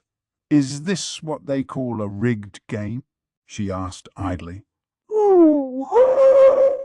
It's tough being on top, isn't it? You need a good pretext to convince any of the siblings. Mao realized why Dahai looked so placid even as Jinshi used him mercilessly. He was, and always had been, on Jinshi's side, but there was a hierarchy to the sibling relationships. He couldn't just bull around doing what he pleased. He needed there to be some reason he was forced to cooperate with Jinshi, and he had come here to get it. Suddenly, Mao felt stupid for having been on tenterhooks the entire time. Charge Mael. The cold sweat, all of it felt silly. God, I hate politics. Mao was reminded painfully of why she loathed being involved with anything political. Chapter 17. In the Shadow of the Ritual. The 80th day. The ritual Jinshi would perform, Mao gathered, was to be a middle rite. She didn't know much about the niceties of state ceremonies, but she was given to understand that the rituals performed by the emperor could be divided into great rites, middle rites, and lesser rites, and that the exact nature of the ceremony varied with the scale. The officiant has to purify himself for 3 days before a middle rite. She remembered Jinshi doing this once, when she'd been assigned to him as a lady-in-waiting. It had involved him eating ascetic meals and performing some sort of ritualistic gestures before he got in the bath. She also remembered Jinshi, who'd still had some growing to do, looking rather disappointed by the quantity of the meal. "So the festival's to be tomorrow," said the quack doctor with his typical lack of concern as he rolled up a strip of torn sheet. "I suppose you could call it a festival, but you know there won't be any food stalls or anything, right?" Mao made sure the pills that had come out of their wooden mold were all perfectly round, then placed them neatly on a wicker tray. It was stomach medication made with substitute ingredients because there was nothing like enough actual medicine around. If they ran into the freak strategist's aid, she intended to give him some. The ceremony would be performed in a large, open plaza in the middle of the western capital. There was a shrine there. It was a very prominent spot. "Master Lihaku," Mao said. Yeah." The big mutt-like soldier was cutting a sheet into neat strips with a knife. "Are we sure that having a festival at this moment won't backfire and cause violence instead?" "That's a real tough question. Our one saving grace is that everything I've seen of that plaza makes it look easy to defend. It's circular, so we can surround it, and it's big, which will make it hard to fire an arrow into it. So it wasn't, from his perspective, a dangerous location. The one real potential problem is if the people turn into a mob and just pile past us. Yeah, there wouldn't be much you could do about that. Even impeccably trained soldiers could only do so much to resist sheer numbers. Mao hoped there wouldn't be any injuries, but who knew what the day would bring.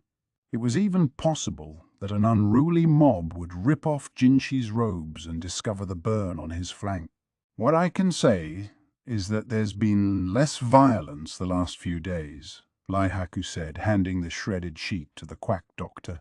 "The mob that night seems to have helped things calm down, at least a little bit." "You mean because Master Gyoku spoke directly to the people?" And it sounds like his younger brothers have been trying to talk people around as well. That must come from the brother Jinshi talked to. Gyokuin's family held control of every industry in the western capital. Anyone who went against them would find life in the city very, very difficult. Security's still tight, though. There are still people around claiming that it's the Imperial younger brother's fault that swarm broke out. As a soldier, Lihaku was kept abreast of each day's security preparations. Then Mao asked the question that was bothering her most. "How do you expect Master Gyoku to act during the ceremony? How would he behave, this man who lusted for war?" Mao didn't think he would just stand by quietly, checked by his younger brothers. She only hoped that he wouldn't launch into his speech in the middle of the ritual. "We expect him to give a formal greeting, of course. In the interests of security, he'll wait at the administrative office until his moment. It sounds like his speech will be at the end after everything else is over." Using the administrative office as a staging area was perfectly understandable. It wasn't far from the plaza. And doesn't that seem like it's sort of putting Master Gyokuyu squarely in the spotlight? Mayo Mayo asked. I'd say it does, Lihaku replied. Providing security was going to be tough enough. Splitting them into two groups seemed especially questionable. Gyokuyu was the one the people trusted. Wouldn't they be more likely to stay calm if he were at the plaza with them? Not to mention having the less socially important person show up late would normally be unconscionably rude. The sight of Gyoku arriving from the administrative office with his attendants and bodyguards in tow would leave a profound impression on the onlookers. Let me guess. Was this Master Gyokuyu's idea? Actually, no, Lihaku said, closing his eyes and stroking his chin, which was gradually acquiring a stubble. There were no longer any razors fine enough to shave facial hair, so he had to go without. What I've heard is that Master Gyokuyu's younger brothers and sisters wanted to get together to discuss matters before the ceremony. But there wasn't much time, and tomorrow was the only time they could do it. Well. Mayo Mayo was impressed. Dahai had been harder at work than she'd expected. The siblings seemed to be split into factions, supporting the eldest and the youngest.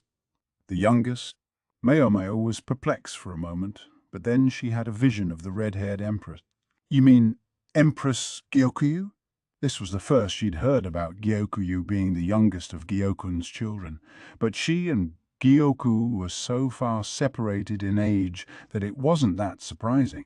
That's right. The eldest son might inherit leadership of the clan, but the word of the Empress carries a lot of weight, even though she's his youngest sister. All the sisters are for Empress Gyokuyu, and even a few of the brothers. You're very well informed, Master Lihaku. Mayo Mayo nudged the big soldier with her elbow. I talked with the other guards who come by here, and they've all been around.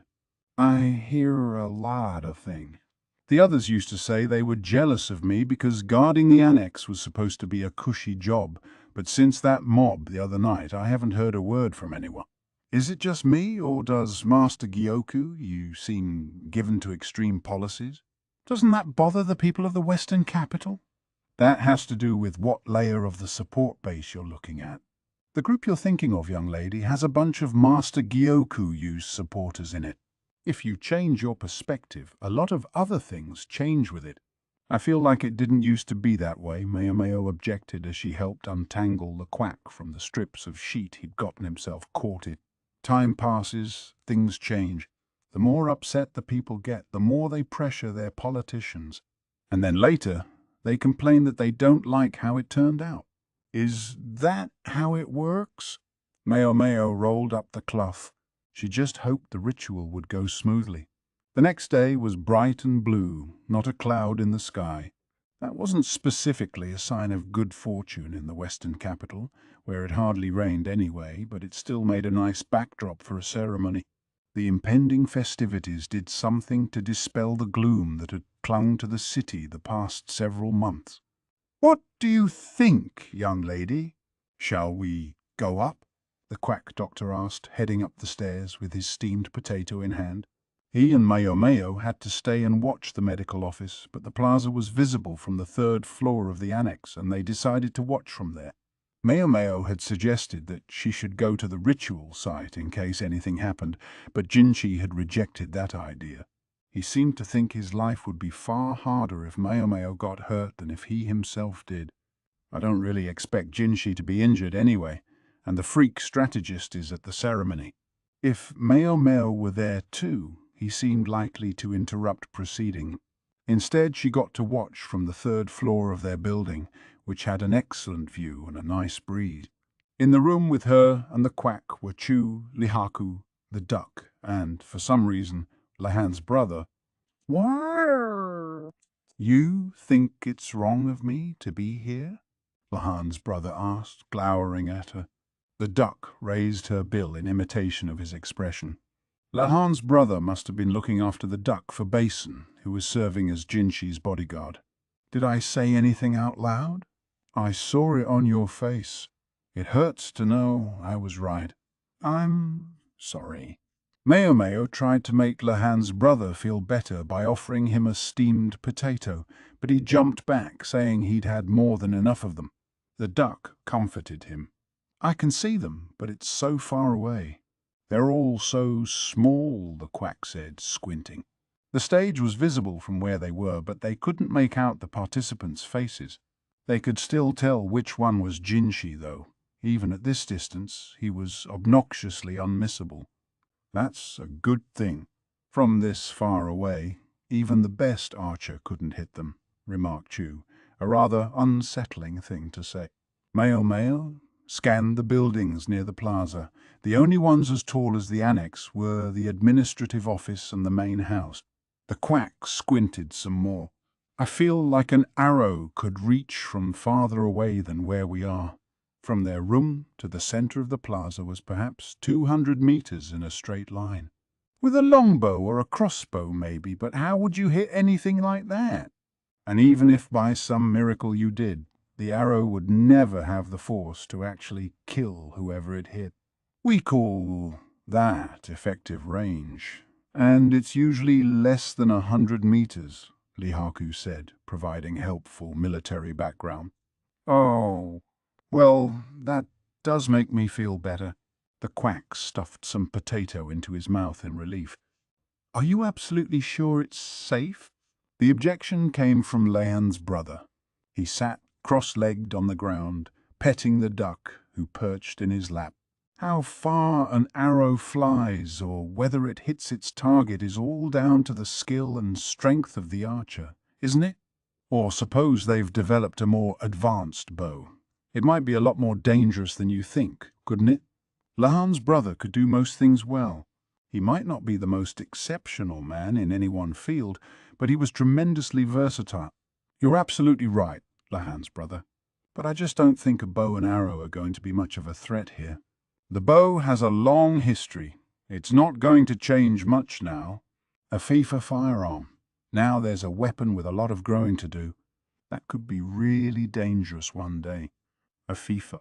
I'm surprised to hear you mention that," Meo Meo said. Lihaku was a soldier, someone who trusted in his own strength. She was surprised to realize he might put stock in firearms. A FIFA's less powerful than a bow right now, but look how portable it is, just a little tube. That's the scary part. Tools get more and more powerful as they're improved, and tools that don't rely on the user's strength, those only get better and better the more improvements are made. Well then, wouldn't it be dangerous if someone had one of these Fact, the quack asked, clearly unsure what a FIFA actually was. "It sure would," Lihaku declared. "So much for reassuring the old doctor." "Lihaku, if someone targets the officiants with one of these firearms, what's the point of all your guards?" Lahan's brother asked, despairing. He set the duck to one side. "Fair question, but FIFA still have too many shortcomings to be used in an assassination. I just don't expect to see anyone try anything with one at this ceremony." "There, feel better." He sounded so sure of himself that even Meo Meo was willing to believe him. "The threat of violence worries me more," Lihaku said, "but things seem quiet for now. And they'll probably stay that way as long as we're giving out food," Lahan's brother said, skeptical. "Look, see that over there?" "See what over where?" Chu asked, squinting. Meo Meo looked too and saw crowds of people surrounding what appeared to be shop stalls. They're handing out some extra food that arrived. Well, potatoes to be specific. "Potatoes," Meo Meo echoed. Just how crazy was Lahan's father for potatoes?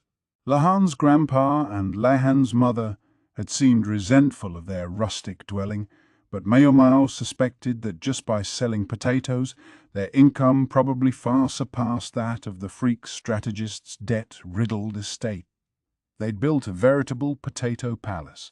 They went to the people who normally do the food stalls at this sort of thing and got them to pass the potatoes out. They get experienced food handlers, and it helps with employment.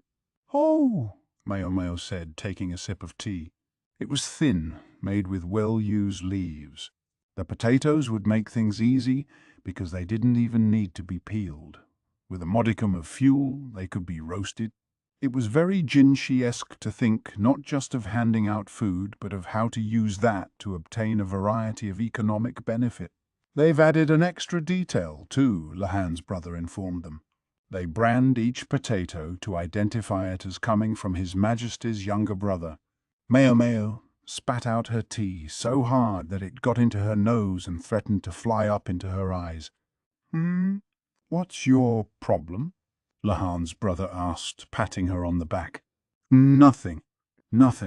Just, isn't it sort of impertinent to put the Moon Prince's sigil on a potato? It's a simplified version, just a crescent moon.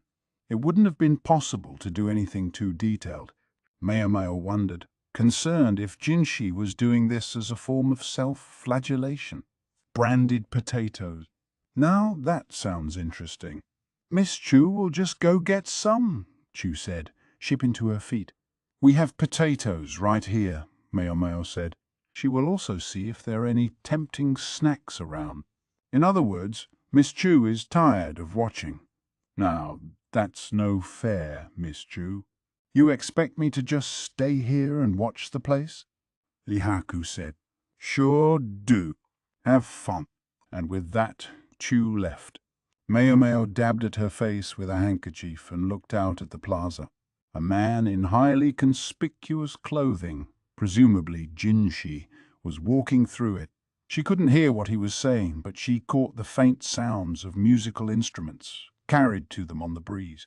She munched a potato and hoped nothing would happen. Chapter 18. The Siblings' Conference. Rickerson looked around the meeting room and wondered why he was there. He was in the largest room in the administrative building, and with him were Gyokwen's children. 8 of them, including Gyoku, all seated at a round table. As far as Rickerson was aware, Gyokwen had 13 children. One of them was Empress Gyokyu. Gyokwen's second daughter, Rickerson had heard, had accompanied him to the royal capital as his aide. That left 11 children in the western capital, which meant 3 of them weren't here. Maybe it was just that hard to get everyone together at the same time, or maybe only one representative had been sent from each mother's brew. Rickerson looked around at the siblings, matching them with his memory. Gyoku was the oldest son, of course. To his left was the second son, and to his right the third. The third son was on good terms with Empress Gyoku and had met several times with His Majesty's younger brother as well. Both of them sometimes came to the administrative building. Gyokwen's eldest daughter sat next to the second son, and the third daughter sat next to the third son. It was the custom in the western capital for the most respected person to sit farthest away from the entrance, but at the same time, the eldest daughter was older than the second son. So they weren't going strictly by age here, but discriminating by gender. The fourth son and daughter, as well as the fifth daughter, were missing. There were also 3 faces that Rickerson didn't recognize. He presumed they were the only siblings he hadn't yet accounted for, the 5th, 6th, and 7th sons. Assuming they were seated in order, that would make the man sitting directly across from Gyoku, the 7th son. Behind each of the seated siblings was another chair in which sat an aide or attendant. Behind Gyoku, alone, there were 2 chairs. His confidant was in one of them, and for some reason, Rickerson was in the other. Rickerson couldn't have felt more out of place, but Gyoku had summoned him to this conference, so there was nothing he could do but go. By all rights, Rickerson should have been in the plaza, observing the ritual. So, elder brother?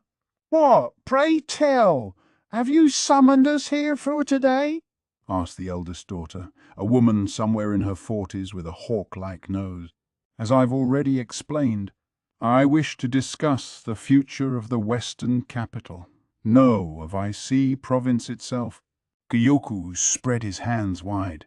His large, solid frame made his eldest sister look that much more delicate and willowy.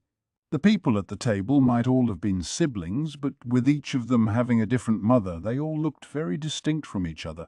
I can't go along with what you're suggesting, eldest brother, the third son, said in a firm voice.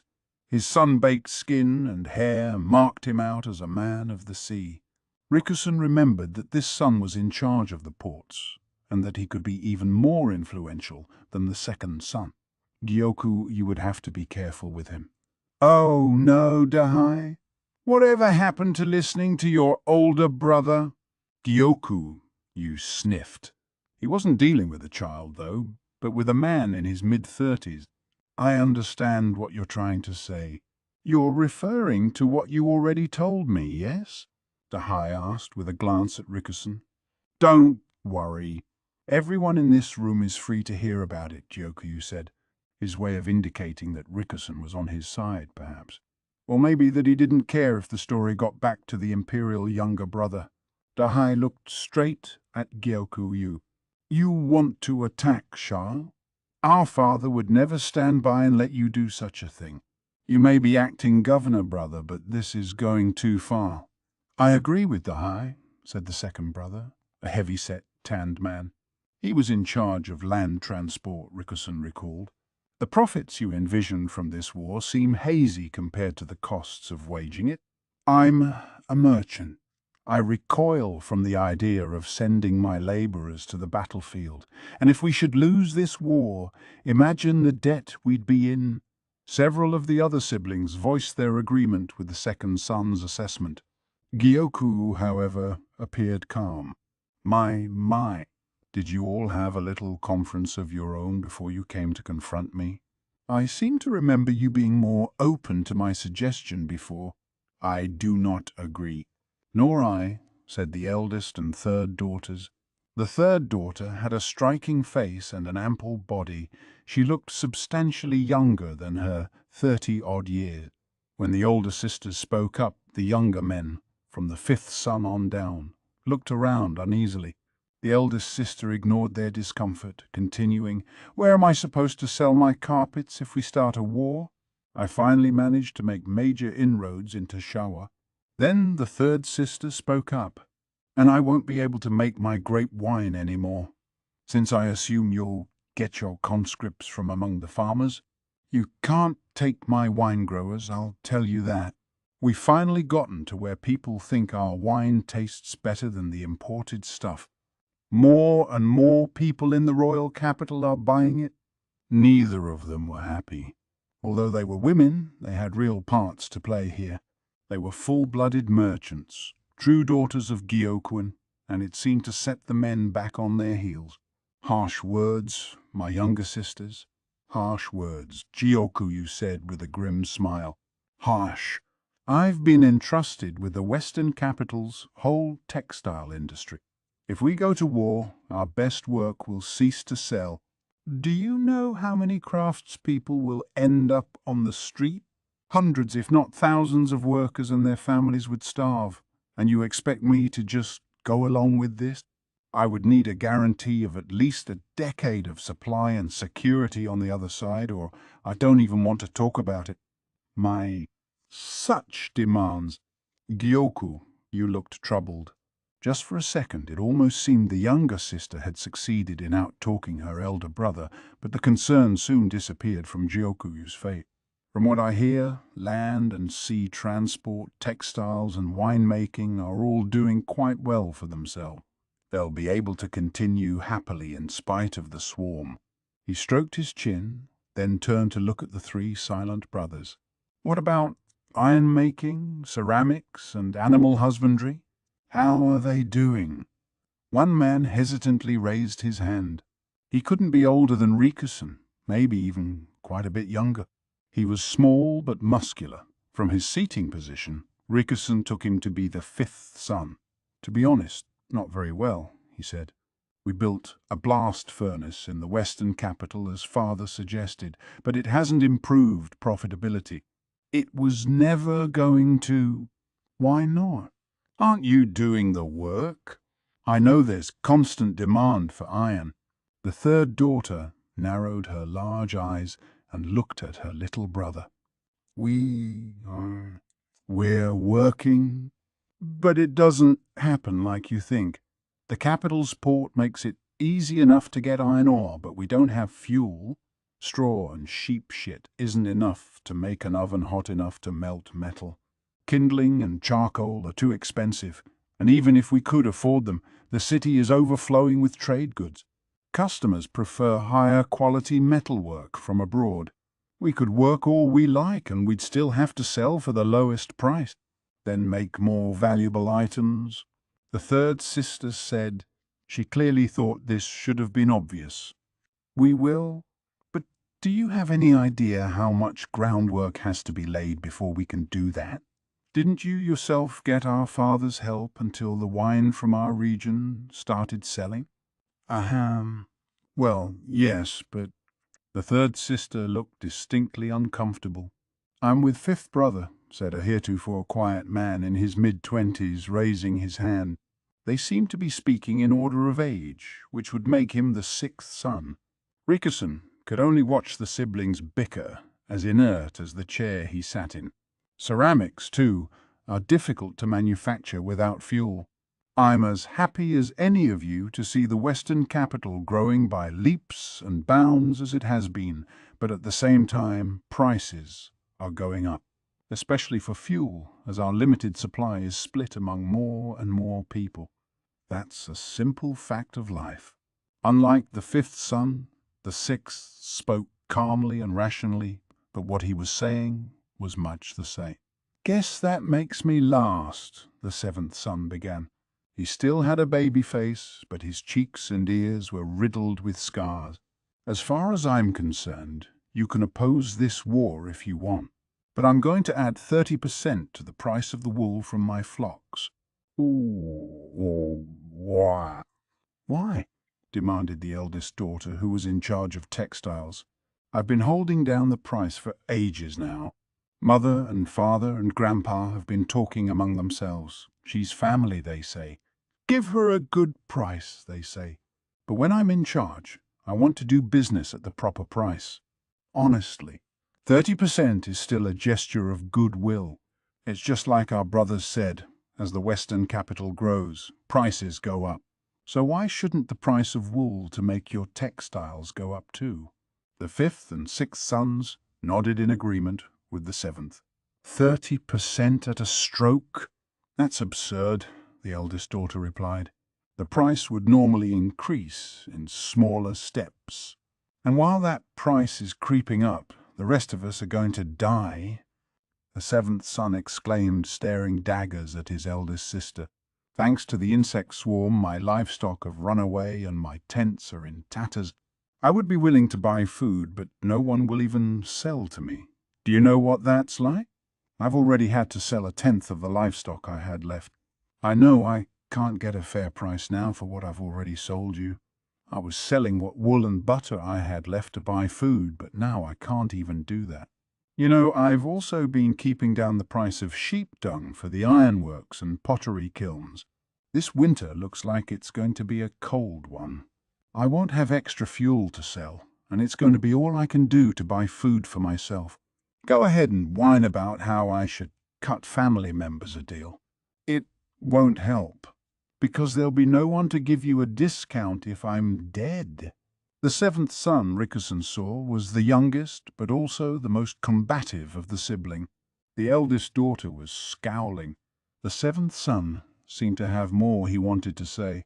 He looked Gyoku out. Eldest brother. This being the case, I ask you this year to open the supplies. The supplies, Gyoku repeated. You know what I mean.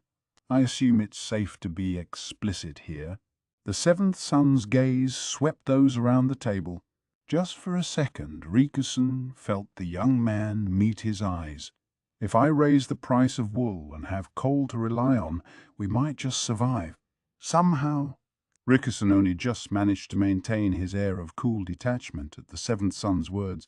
He was surprised to realize his heart was pounding, but he succeeded, he hoped, in looking genially perplexed. Why? What's that? His expression seemed to say, the burning stone? Yeah, I need it too, said the sixth son. And me. Give some to me, said the fifth. Coal, the burning stone. As the name implied, it was a rock that would burn when you set fire to it. It wasn't mined in the central regions. There was scant use for it there, so it wasn't seen as valuable, but the same was not true of Icy Province. Coal was often burned here to help stay warm in a cold year. It was essential. By now, Rikusen had a firm grasp on relations between the siblings. The older ones, whose businesses were successful, sought stability and didn't want war, but the younger ones had been forced to the brink by the insect swarm and could find themselves collapsing at any moment. That was where Gyoku found his opening. In the long view, the benefits are numerous. If we capture Shao, we take its mine as well, Gyoku said. Moving coal via the ports will be easy, as will transporting goods into the interior. Our iron and ceramic works will grow, and no one will have to freeze to death ever again. He spoke clearly, fluently. The speech was well rehearsed. Dahai rose from his seat. You've done all your planning from behind a desk, brother. Worse, you can't possibly know this will work. What makes you think Shao will fall so easily? How can you be sure they have a mine from which we can get coal? Shao is a neutral country. If Li attacks them unprovoked, other nations will not stand quietly by. You would anger father, and worse, you would anger the emperor. His love for our sister you won't save you then, not even with your nephew in line for the throne. The Yai were destroyed. You think they won't destroy us? Rikusen's heart started pounding again. The destruction of the Yi clan was unavoidable, Gyoku said sadly, setting off murmuring among the brothers and sisters. Rikusen took a deep breath. Calm down, he ordered himself. He looked around and saw that the siblings each had one of two expressions on their faces. The older ones looked anxious, while the younger ones looked lost. He realized that the youngest of them, everyone from the fifth son on down, had never learned the details of what had happened 17 years before. The Ai clan attracted the attention of the Empress Regnant, Gyoku said. If they had been left to their own devices, the whole western capital might have been obliterated. Rotten fruit can spoil the box it's stored in, so that both must be thrown away. It was unavoidable. He refrained from saying why they had drawn the Empress's attention. It was the second son who sighed deeply, rising from his own chair to put himself between Joku and Dahai. Both of you, calm down, he said. Calm yourself, Dahai. I can see at least that our brother is trying to come up with some way to help the western capital flourish. We're all on edge because of the swarm.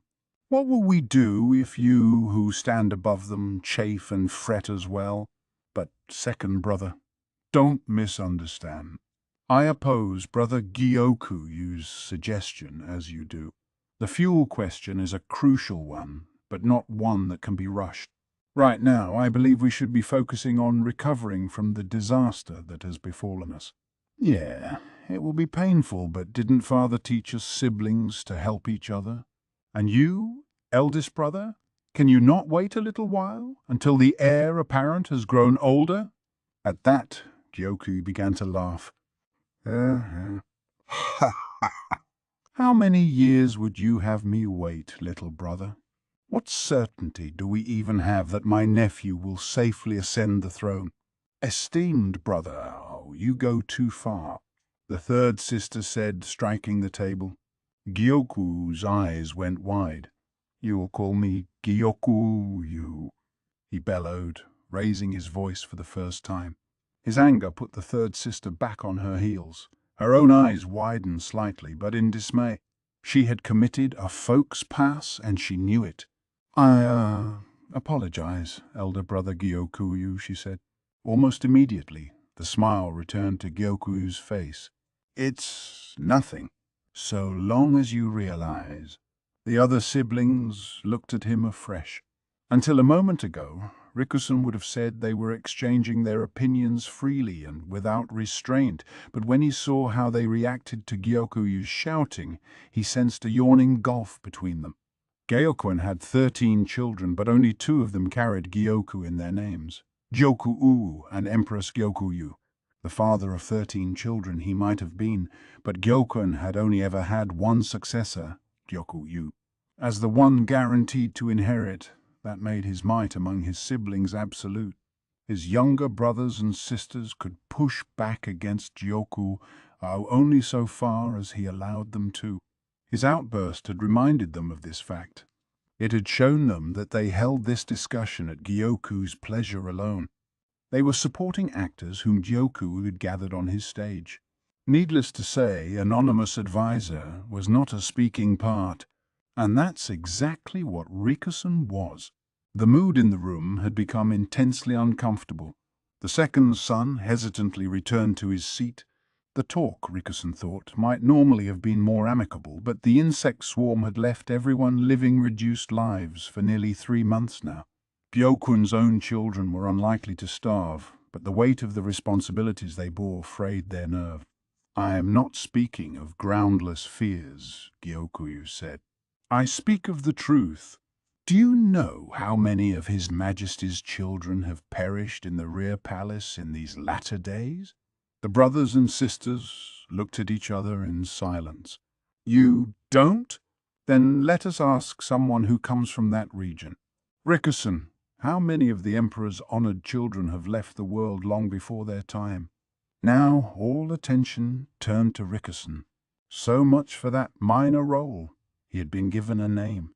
To have all of the siblings looking at him was almost unbearable, but there was nothing he could do except answer. When he was still the prince in waiting, 1. Since his accession to the throne, 3 of his children have died prematurely. There you have it. Think how young the heir apparent still is. One cannot be certain of a child's life until at least 7 years of age. Children of the imperial family were raised in better circumstances than those of the common folk, but even so, an infant could die all too easily, and even a grown child might still succumb to illness. Our younger sister, you has a son, the heir apparent, and a daughter, a princess. But another of the royal consorts has a son nearly the same age as the heir apparent as well. Whose child may stand next in line for the throne, but can we be sure he will stay there? By invoking this other woman, Gyoku raised the prospect not only of death by illness, but of assassination. Do you mean to imply that Consort Lihyur would make an attempt on the life of the heir apparent? Dahai asked. Gyoku, you shook his head. Ha ha ha ha ha. Is there not someone far more terrible than Consort Lihyur? He thrust a hand toward the window, toward the plaza, where a state ceremony was presently being conducted. Eldest brother, what are you saying? The second brother slammed his fist on the table and jumped from his chair. Elder brother Gyoku, oh, I cannot countenance that utterance, said the eldest sister. She and the third sister both shook their heads. The other siblings likewise looked uneasy, each turning to their attendants. Rikusen hadn't been paying much attention to them. He had his hands full trying to watch all the siblings, but they too were obviously shaken by Gyokuyu's words. Why not? Surely it's clear why none of the royal offspring seemed to survive. His Majesty loves his own brother, the Moon Prince, more than he does the children born in the rear palace. That set the table buzzing. That can't be. Wait, could it? Someone asked. The Moon Prince? Someone else said. Some were shocked, but to others it seemed to make sense. Rikusen, for his part, wasn't sure how to react. The Moon Prince had spent years avoiding the public eye on the pretext of being weakened with illness. There were no other members of the royal bloodline, and there had always been rumors that the current emperor doted upon his younger brother. They were both children of the same mother, after all. The Moon Prince was kept from public duties on account of His Majesty's overprotectiveness, some said. When the younger brother had at last appeared, though, it turned out that he was as beautiful and as gossamer as a celestial nymph, and that he was also a hale young man as skilled in the military arts as the administrative. But what rocked the people who saw him was more than the revelation that the emperor's younger brother was not a man to be dismissed. It was because, under the name Jinshi, this man had spent years running the rear palace, pretending to be a eunuch. What was more shocking still was when he chose to make his public appearance, on the occasion of the crushing of the Shai clan. Ever since his days as a eunuch, the Moon Prince's beauty had attracted much attention, not just from women but from men as well. The revelation of Jinshi's true identity had caused much consternation among the actual eunuchs of the rear palace. Rikusen had seen it himself. Many wondered whether they ought to retire, or perhaps hang themselves or cut their bellies. When the emperor was asked why he had allowed a member of the royal family to pretend to be a eunuch, he'd replied, to search out corruption. Indeed, the Shi clan, rulers of Shihoku province, had attempted a rebellion. Their destruction was fresh in the memory. "And what is this love you speak of?" The third daughter was blushing. She seemed to have another meaning of love in mind, but no one bothered to point that out. The possibility was indeed implied. "Have you not heard the stories? About whether the Moon Prince is really the son of the former emperor?" "Gyoku," you said.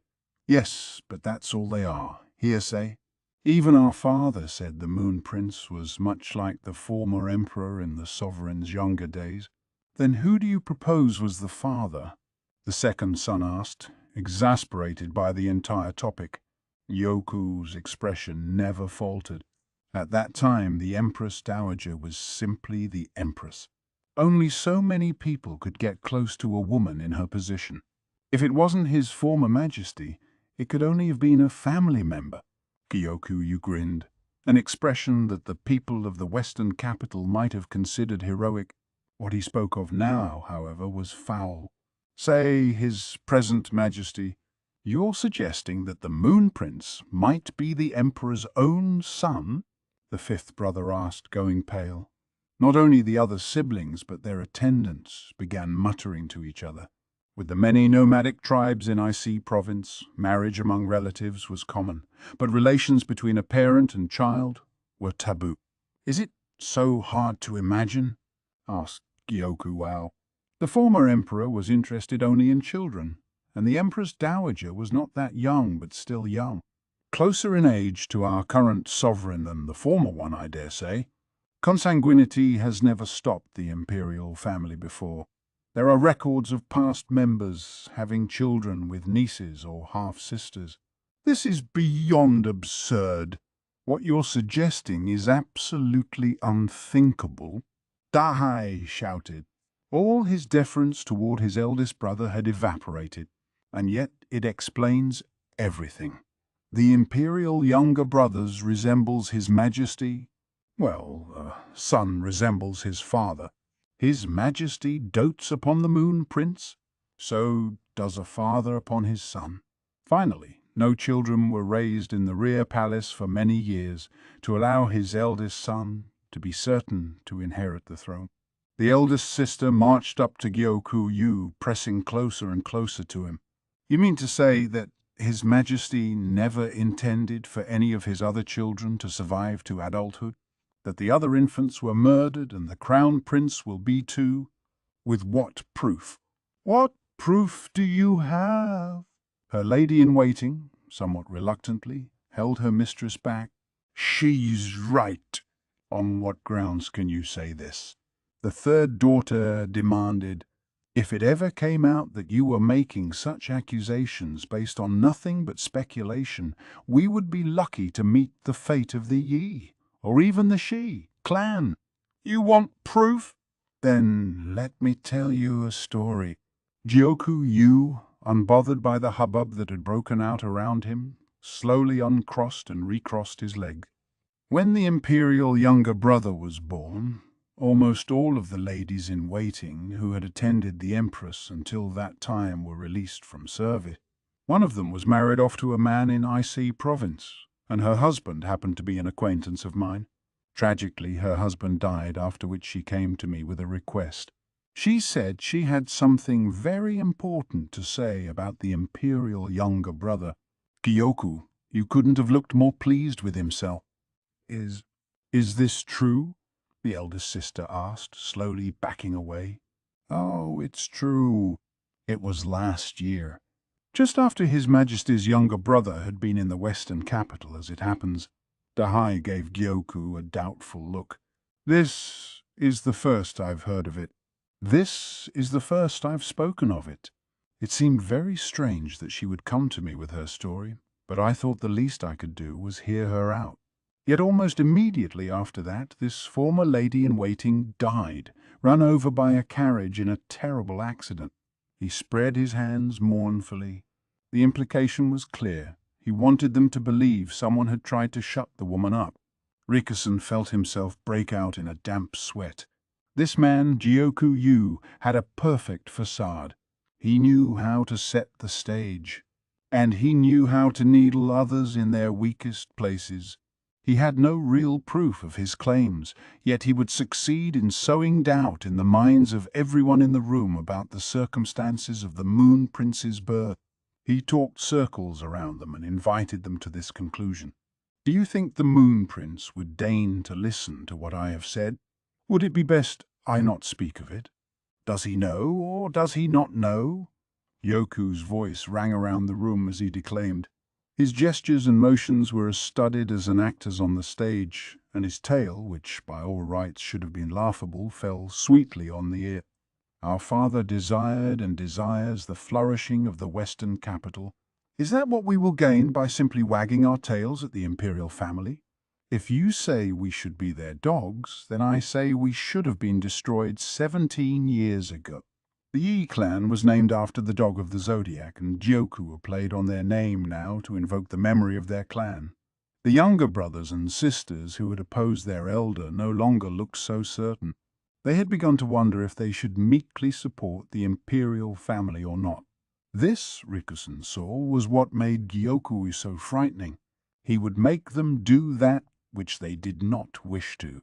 He knew now why he had been called here. It was a provocation. Gyoku, you did not care if the imperial younger brother found out about this. That was why he had chosen Rikusen, a hamstrung man. Just as the bat was neither bird nor beast, so Rikusen belonged neither to the royal capital nor the western city.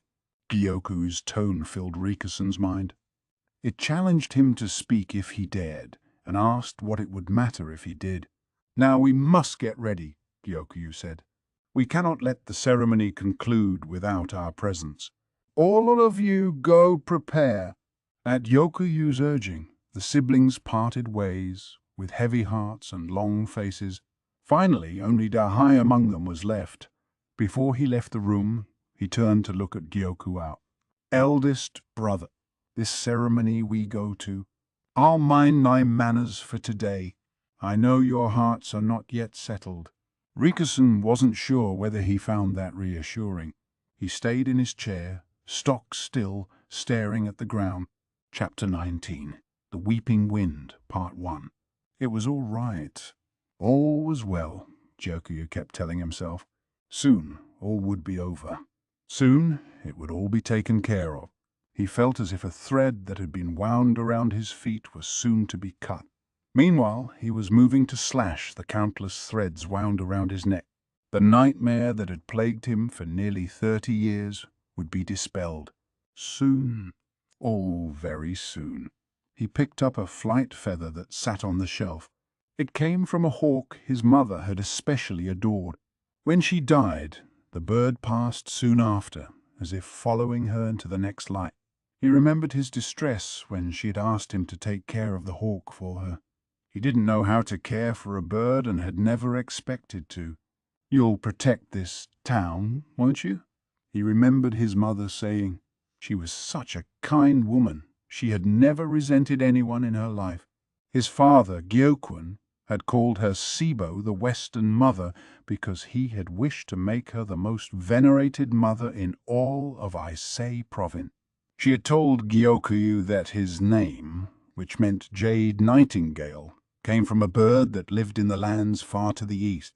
He wished, though, that she had named him after the eagle instead. A strong name. Daddy saves Mommy.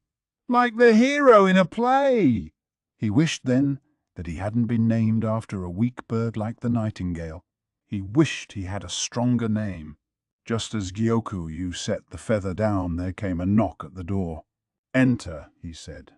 "Master Gyoku, oh, there's someone who would like an audience with you. Will you receive them?" asked his aide, coming into the room. Gyoku was in his office in the administrative building, getting changed. The discussion with his siblings had gone long, and he wanted to hurry to the ceremony. He had no time to entertain visitors. "Who is it?" he asked. "A man named Takubatsu, from a village to the northwest." "What will you do, sir?"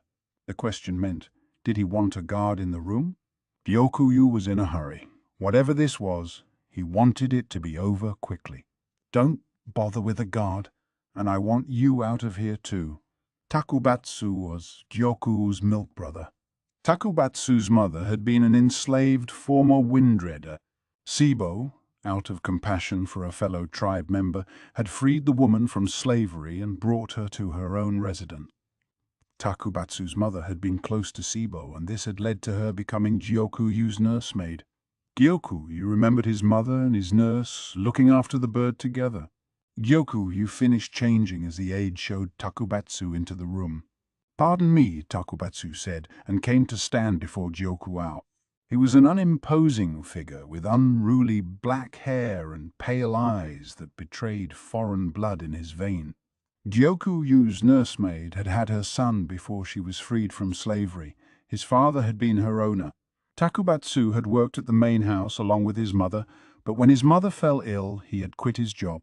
Gyoku had told the nursemaid she had done well and given her some money, and she and her son had moved to a quiet farming village. Gyoku and Takubatsu hadn't had any contact to speak of after that.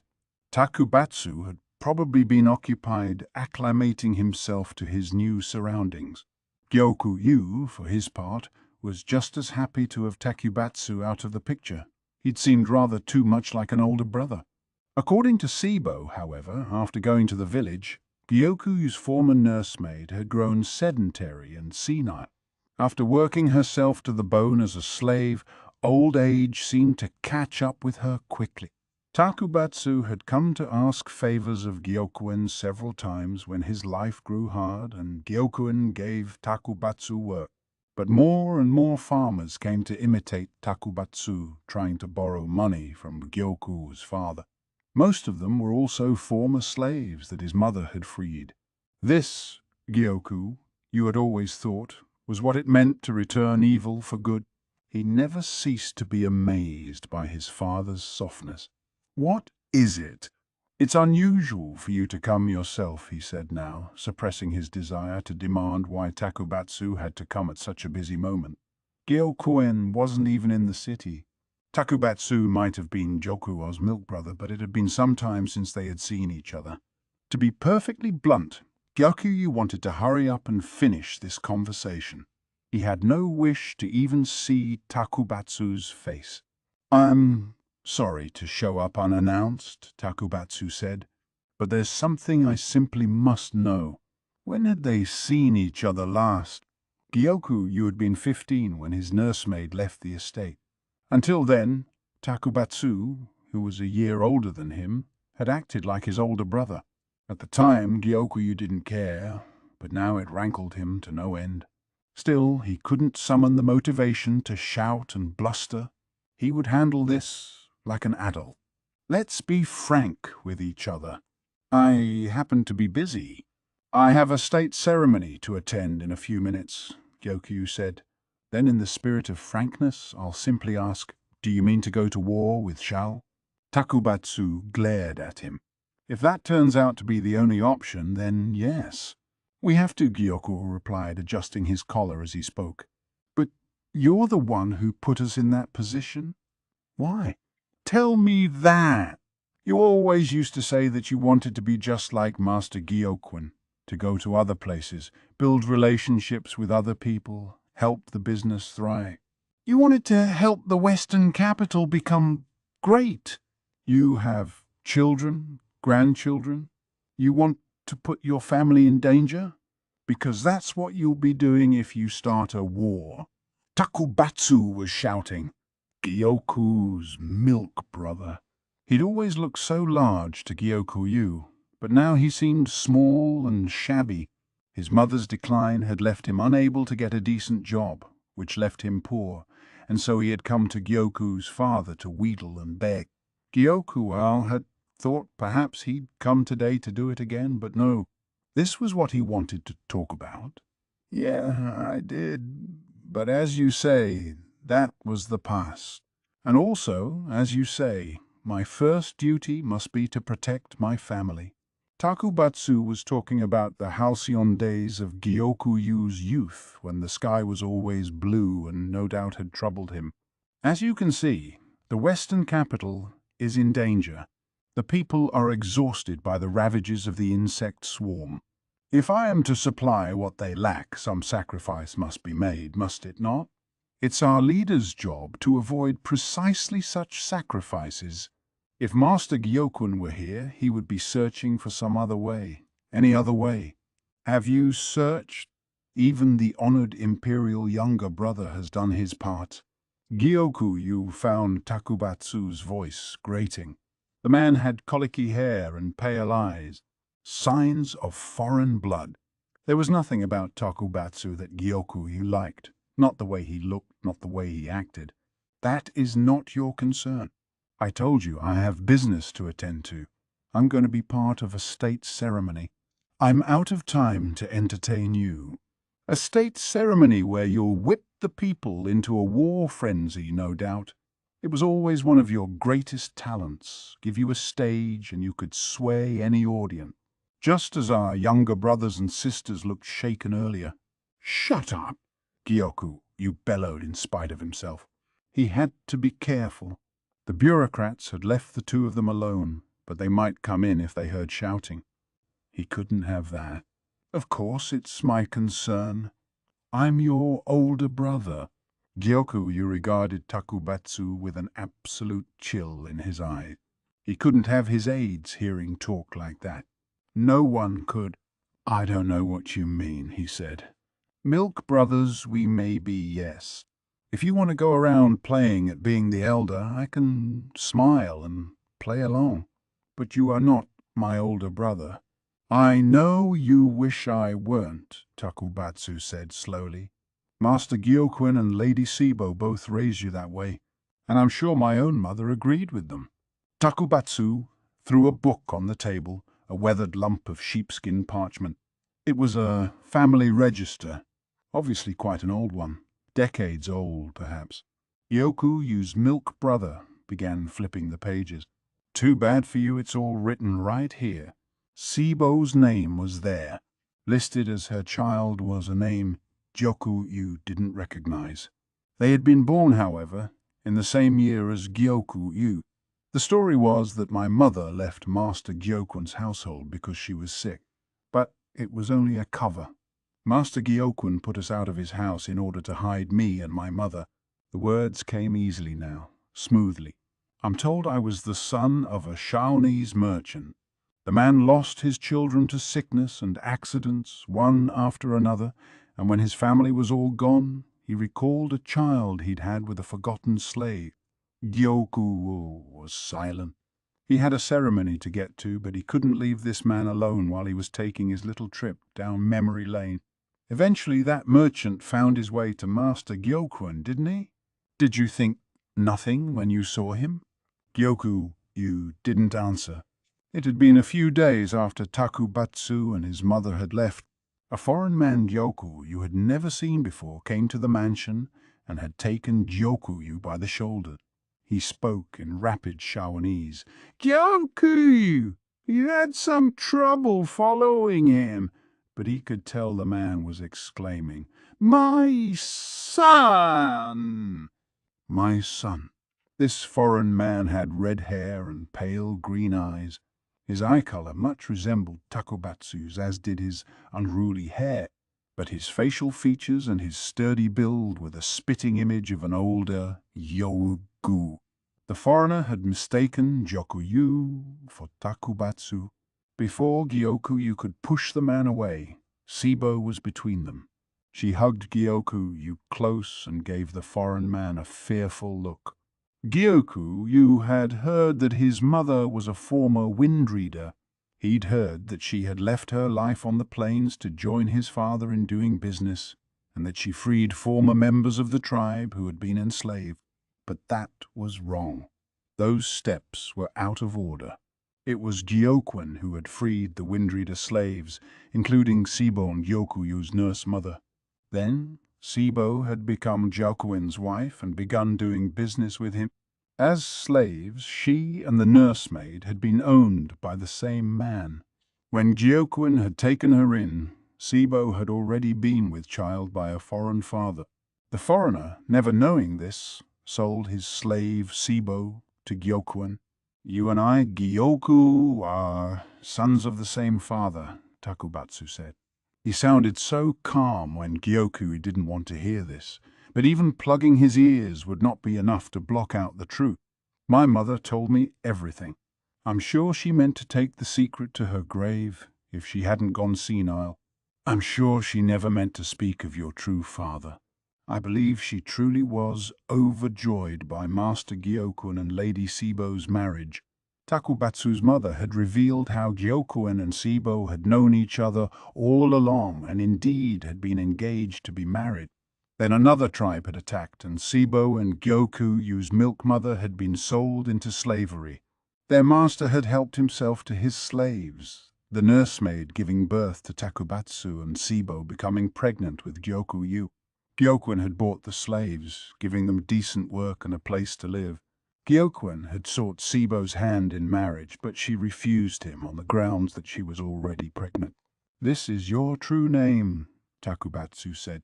"In order to take up residence in Ise province, it was necessary to establish a family register which would be kept at the administrative office in the western capital, overseen by the Ei clan.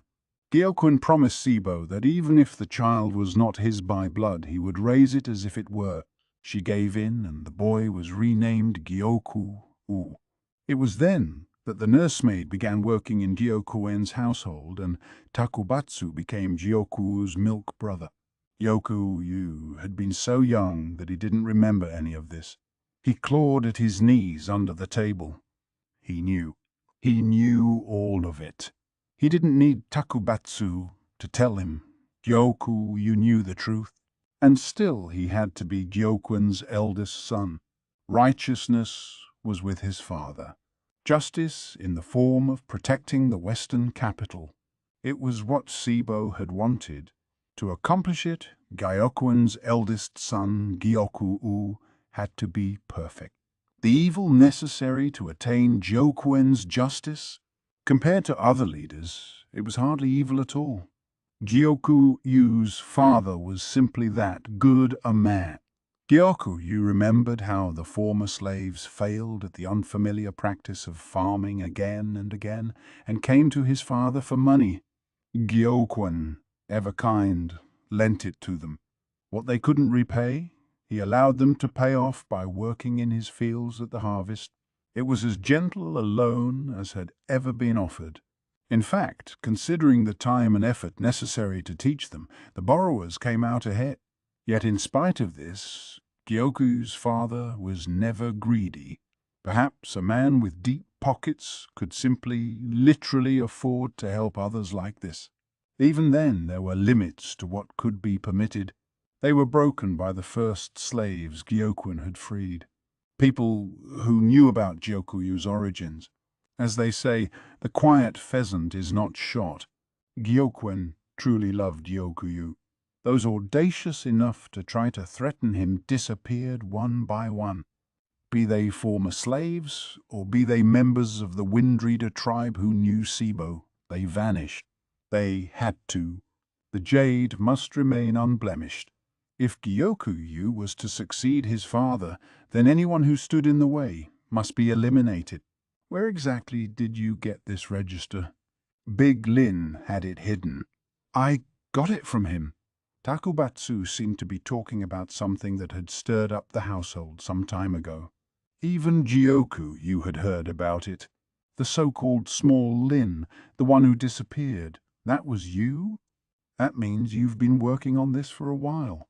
But why? After a moment, Takubatsu said. Master Gyokwin asked me to. He said that if Big Lin seemed to be hiding any papers from long ago to let him know. He told me to burn anything I found. That was why he periodically called me here. Now it all made sense. I see, Gyoku, said. Gyokwin had, as ever, had his son's interests at heart. He'd given Gyoku hell for what he'd done to the Yu clan those 17 years ago, but even then he hadn't disinherited him. Gyoku, you worked on Gyokwin's behalf, so that the people would venerate him, so that charity could be given to the weak, so that everyone would see him as a hero upon whom they could rely. Gyoku, you knew his father would forgive what he did. For Gyoku, who would take over from his father, was the perfect politician, unblemished, always thinking of what would help the Western capital thrive. That was how he knew that what he was doing now was right. If you really care about the Western capital, please stop this nonsense about attacking other countries, Takubatsu said. If you won't, he took a knife from the folds of his robe. Gyoku, you didn't so much as take a step back. However, he couldn't spend any more time on this matter. He forced his coursing blood to cool and let out a great sigh. Very well, he said. I won't do anything. Do you mean that? Yeah, but only let me go to this ceremony. If I don't appear, the mood will go sour. I don't want to damage the Imperial younger brother's reputation. Yeah, very well, but I'm going to keep this family register close. I fully intend to raise the matter with Master Gyokwin.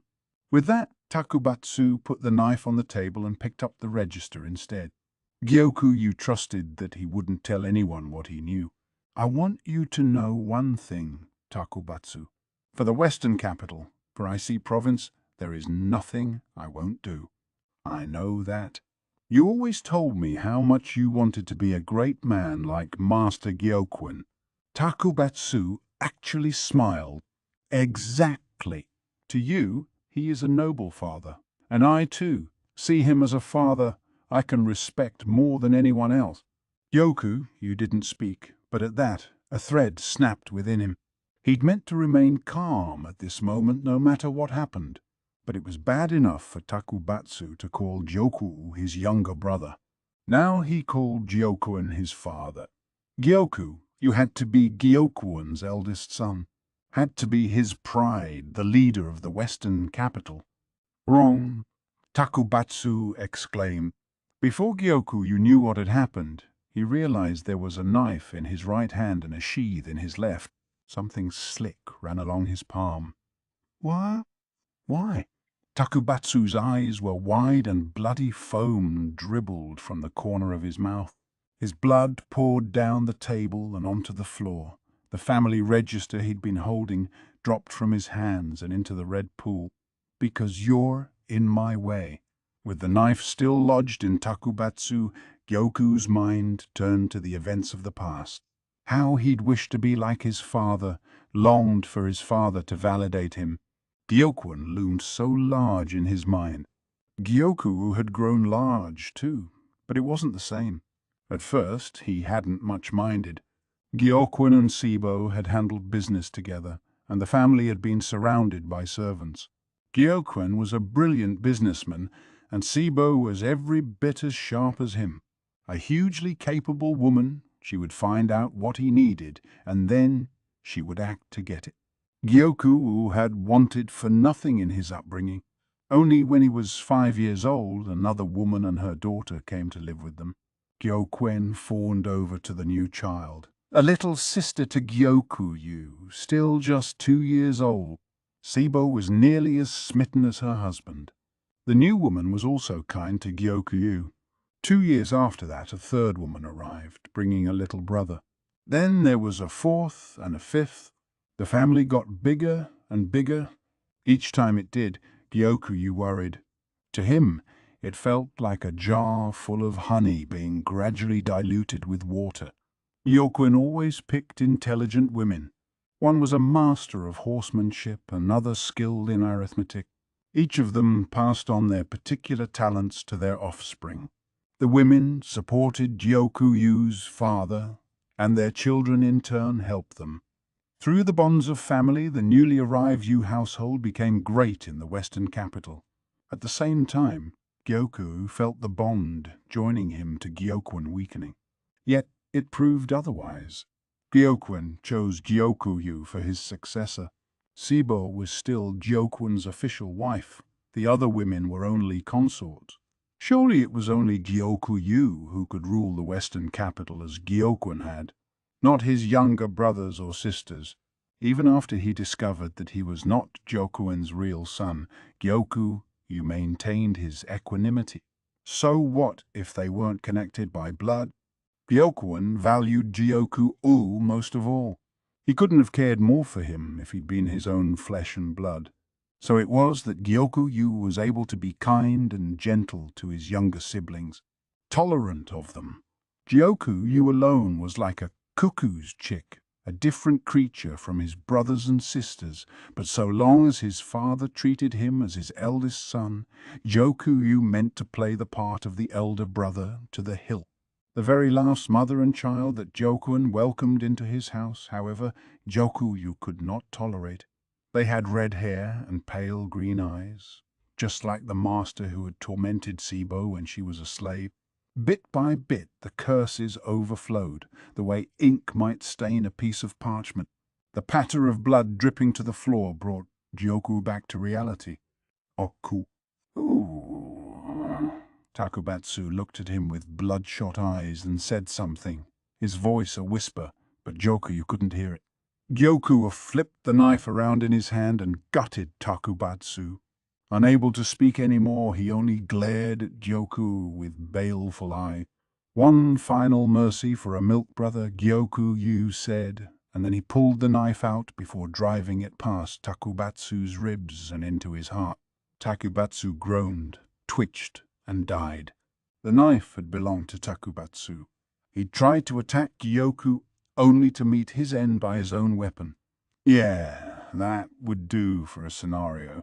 Gyoku, he picked up the family register, wrapped it in a cloth and placed it in a drawer. He was right. Someone had heard the shouting. There was a rush of footsteps that stopped outside the door, followed by a knock. Master Gyoku-yu, is everything all right? A voice asked. Come in, he said. Master Gyoku-yu? It wasn't his aide who entered, but Rikusan. He'd been at the conference with them. He must have come to check on Gyoku-wa when he was running late. What in the world happened here? Rikusan asked, maintaining an air of calm despite his obvious shock. This was the man that Gyoku's father had sent him from the royal capital to be his adjutant. He knew enough not to immediately make a scene. You're telling me you can't guess? Gyoku, you asked. This man. He's the one who sought an audience with you a few minutes ago, isn't he? Rikusan must have seen Takubatsu when he spoke to the aide. That's right. He was my milk brother, in fact, so I indulged him. He came to beg for money, but when he saw he couldn't wheedle anything out of me, he became enraged. Gyoku, you showed him Takubatsu's knife. You did this, sir? Yeah. What, you think the likes of him could overpower me? Gyokuyu's face was still twitching. Takubatsu had brought this upon himself, talking as if he and not Gyoku were Gyokuin's eldest son. Gyokuyu placed the knife on the table. He would have to change quickly and get some perfume to cover the smell of blood. Not at all, Master Gyokuyu. Your strength he could not best. Rikusan knelt down and looked at Takubatsu's body. Inspecting the wounds, it seemed like I didn't want to do it, but he left me no choice. I wanted to settle things amicably. I have a ceremony to attend, but he tried to stand in my way. Good riddance to him. Rikusan's gaze was empty as it drifted from Takubatsu to Gyoku and back. Yeah, of course. Then, for a second, Gyoku, you lost sight of Rikusan. He turned. Where had he gone? To find the other man right next to him. Here's what I'll tell everyone, Rikusan said, and his expression was cold except for a glint of flame deep in his eye. What was this? Master Gyoku was attacked by a traitor. Suddenly, Gyoku, you felt very warm, and he met his end. What did that mean? Gyokuyu was still trying to understand when he collapsed. He found himself face to face with Tokubatsu. There was blood all over the floor. He could hear it flowing out. I arrived too late to save him, but I was able to stop the traitor, Rikusen said. What did that mean? What was he talking about? Gyokuyu didn't understand. He opened his mouth to say something, but found he couldn't speak. There was a bloody foam at the corner of his mouth. He gasped. Still no voice came out, but only a groan, like the warbling of a bird. Don't make that face. Don't pretend you don't know why. You'll be able to be the star. Rikusen's face was expressionless, but there were tears in his eyes. The hero of a tragedy. The tears ran down his cheeks and fell to the floor. He couldn't do anything, not like this. He couldn't do anything for the Western capital. He couldn't rule the city as his father's son. He couldn't go to Shao and rescue the slaves, as his father had done. He'd planned to punish the man who had put his mother through hell. Gyoku-u was Gyokuin's eldest son. He wouldn't let anyone usurp that place from him. All he had to do was erase every last shred of evidence that Gyokuin wasn't his father. There was nothing he wouldn't do to achieve that, even if it meant bringing down the Yi clan, which had sullied its hands with wrongdoing for the benefit of the Western capital. One day, when it was all gone, he was going to rule secure in Gyokuin's place. The clatter of a carriage, the neighing of the horses, the creak of the wheels, the shouting of the driver, the sounds of the marketplace, the shouts of the merchants, the burble of the crowd, the laughter of children, the dry air and exhausted earth. Though the land had scant blessings, people here lived bravely and well. He was going to make them more prosperous, richer. Not any more. And so it was only then that Gyoku realized something. It was strange. Wrong. Why, when he was meant to inherit the leadership of the Western capital in Gyokuin's place? Why, when it fell to him to help the city grow? Why, with all that being true, would he put the Western capital in danger? He felt the threads that had bound him for so many years unraveling one by one.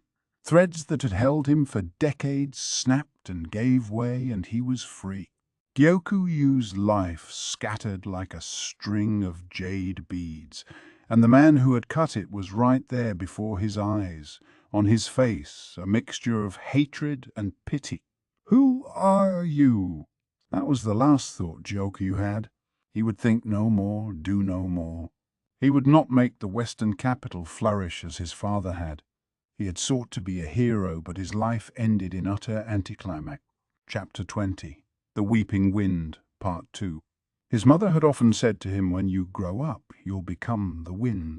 When he came of age at 15, he would go out into the world, but until then, she told him, he must study all that the world had to offer. 2 more years of this learning lay ahead of him. Become the wind, she told him, and blow so that the air of the western reaches might stay clear.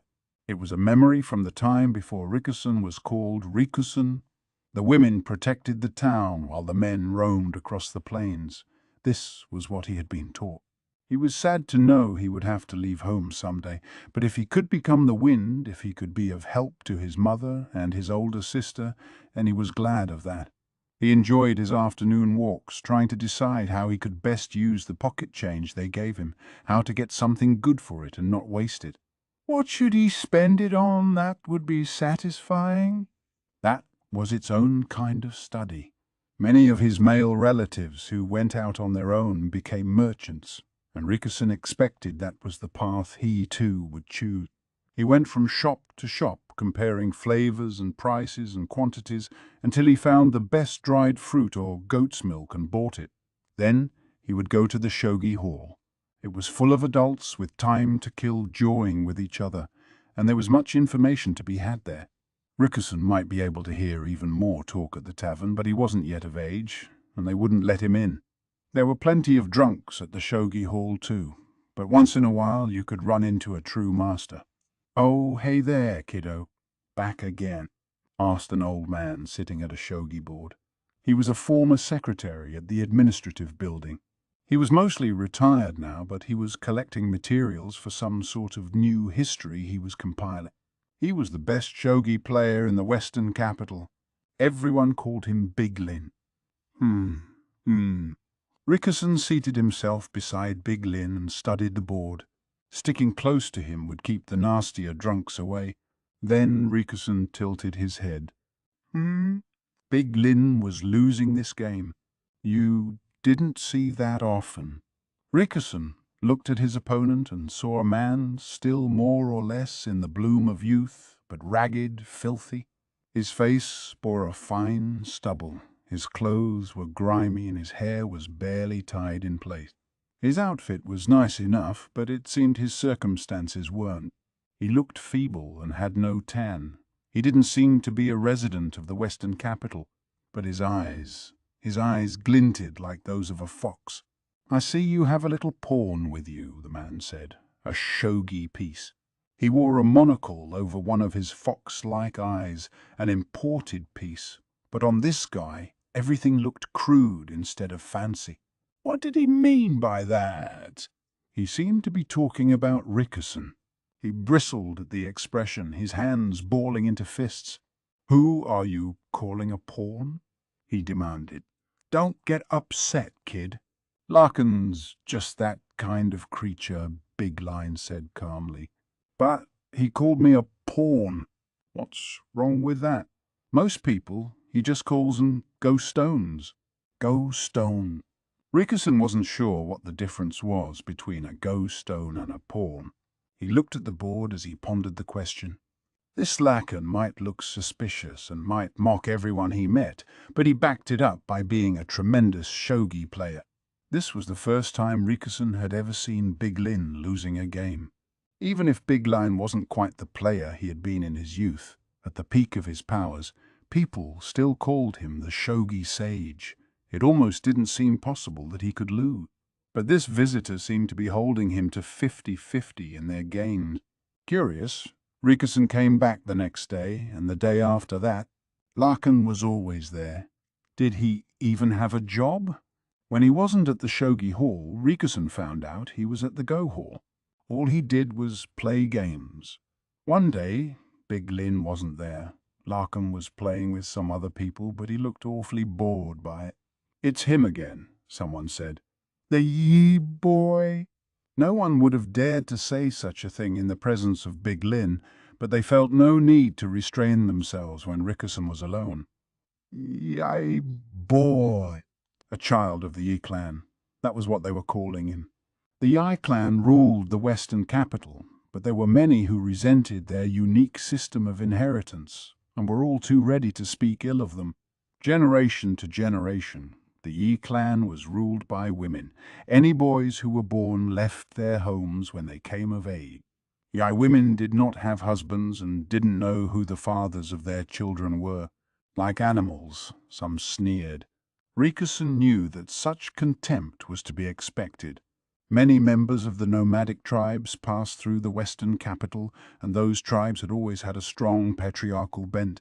They even denigrated children of unknown fathers as Yi spawn.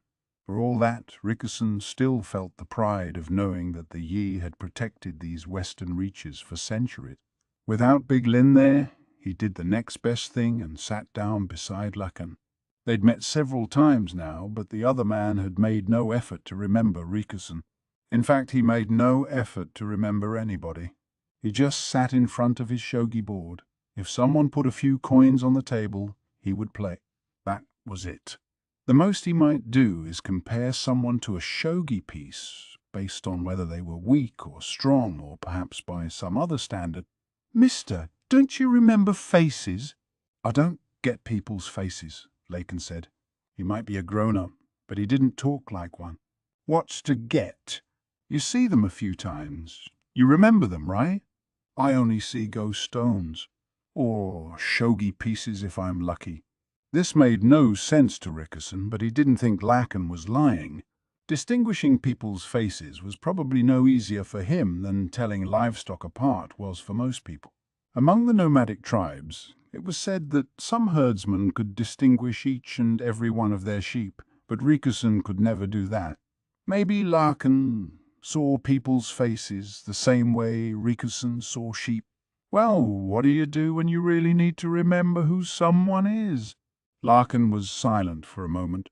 As he mulled over Rickerson's question, he continued a merciless game of shogi.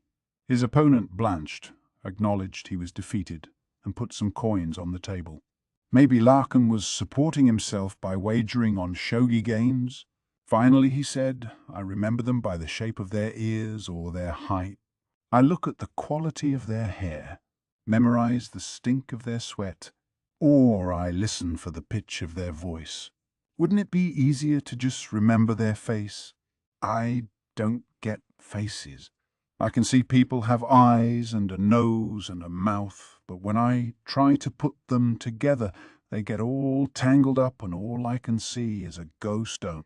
Now, the size of a person's nostrils, the length of their eyelashes, those I can understand. So he didn't remember an entire face, just specific details about it. That sounded exhausting. No wonder he only did it for the most important people. Did you come from the central region, mister? Rickerson asked. Yeah, and one of these days I'll go back. I've got to. Larkin casually smashed his next opponent as he spoke. The central region, Rickerson murmured.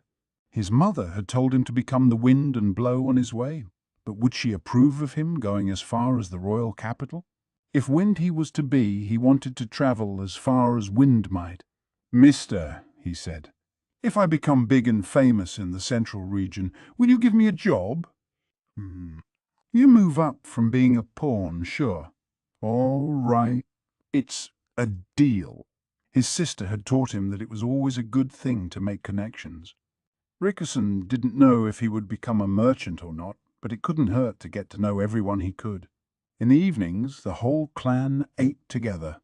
Rickerson was surrounded by women.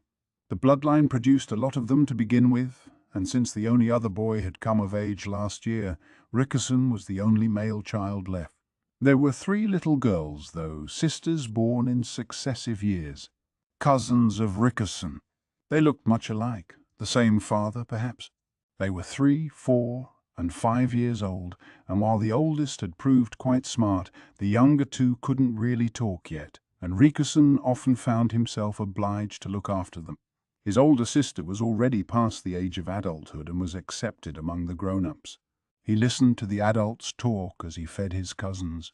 They spoke of food provisions, imported goods, and lies exports.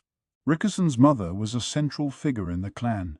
Her younger sister, Rickerson's aunt, was the current ruler of the Yi. She had not borne any daughters, and as things stood it was Rickerson's older sister, well qualified by age and ability, who was next in line to lead. So people went out of their way to include Rickerson's sister in their discussions. From what he overheard, Rickerson gathered that foreign trade was in a bad place right now. They had been in the red for years, to the point that the central region was giving them a hard time about it. Long ago, they had produced copious quantities of high-quality paper, but these days there was only inferior stuff to be had.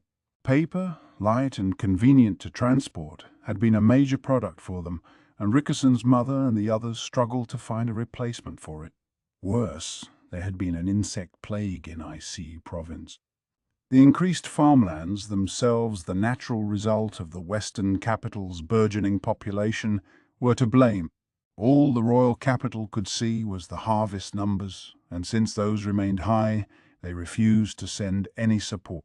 But the extra people meant even less food to go around. We should bring out the black stone, his aunt said.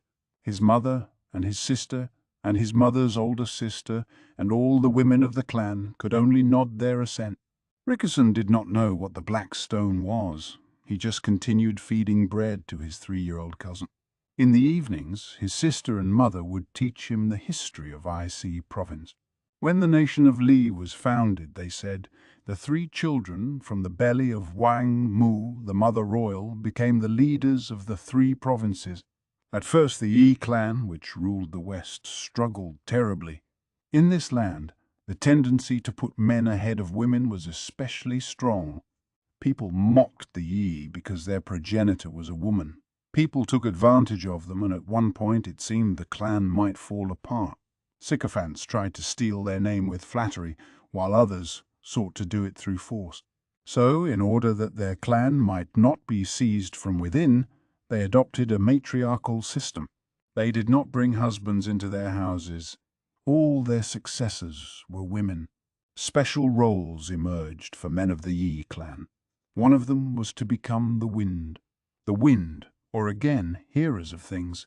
They went here and there in Icy province, gathering information.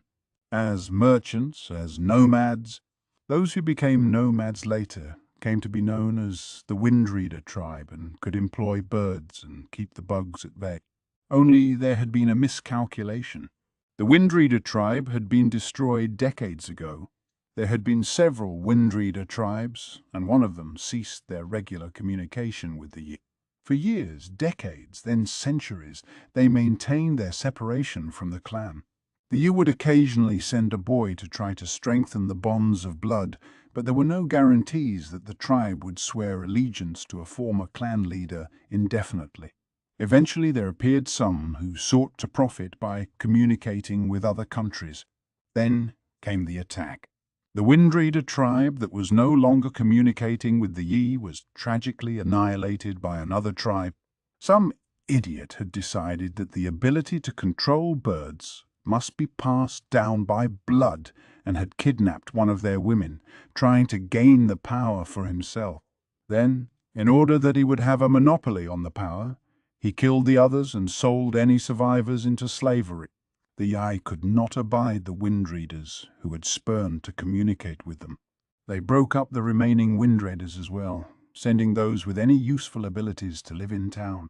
Once in a while, Rikusen understood, they also quietly disposed of anyone who would misuse the tribe's avian practices.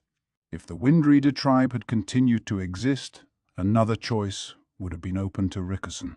He could have wandered the plains as one of their members.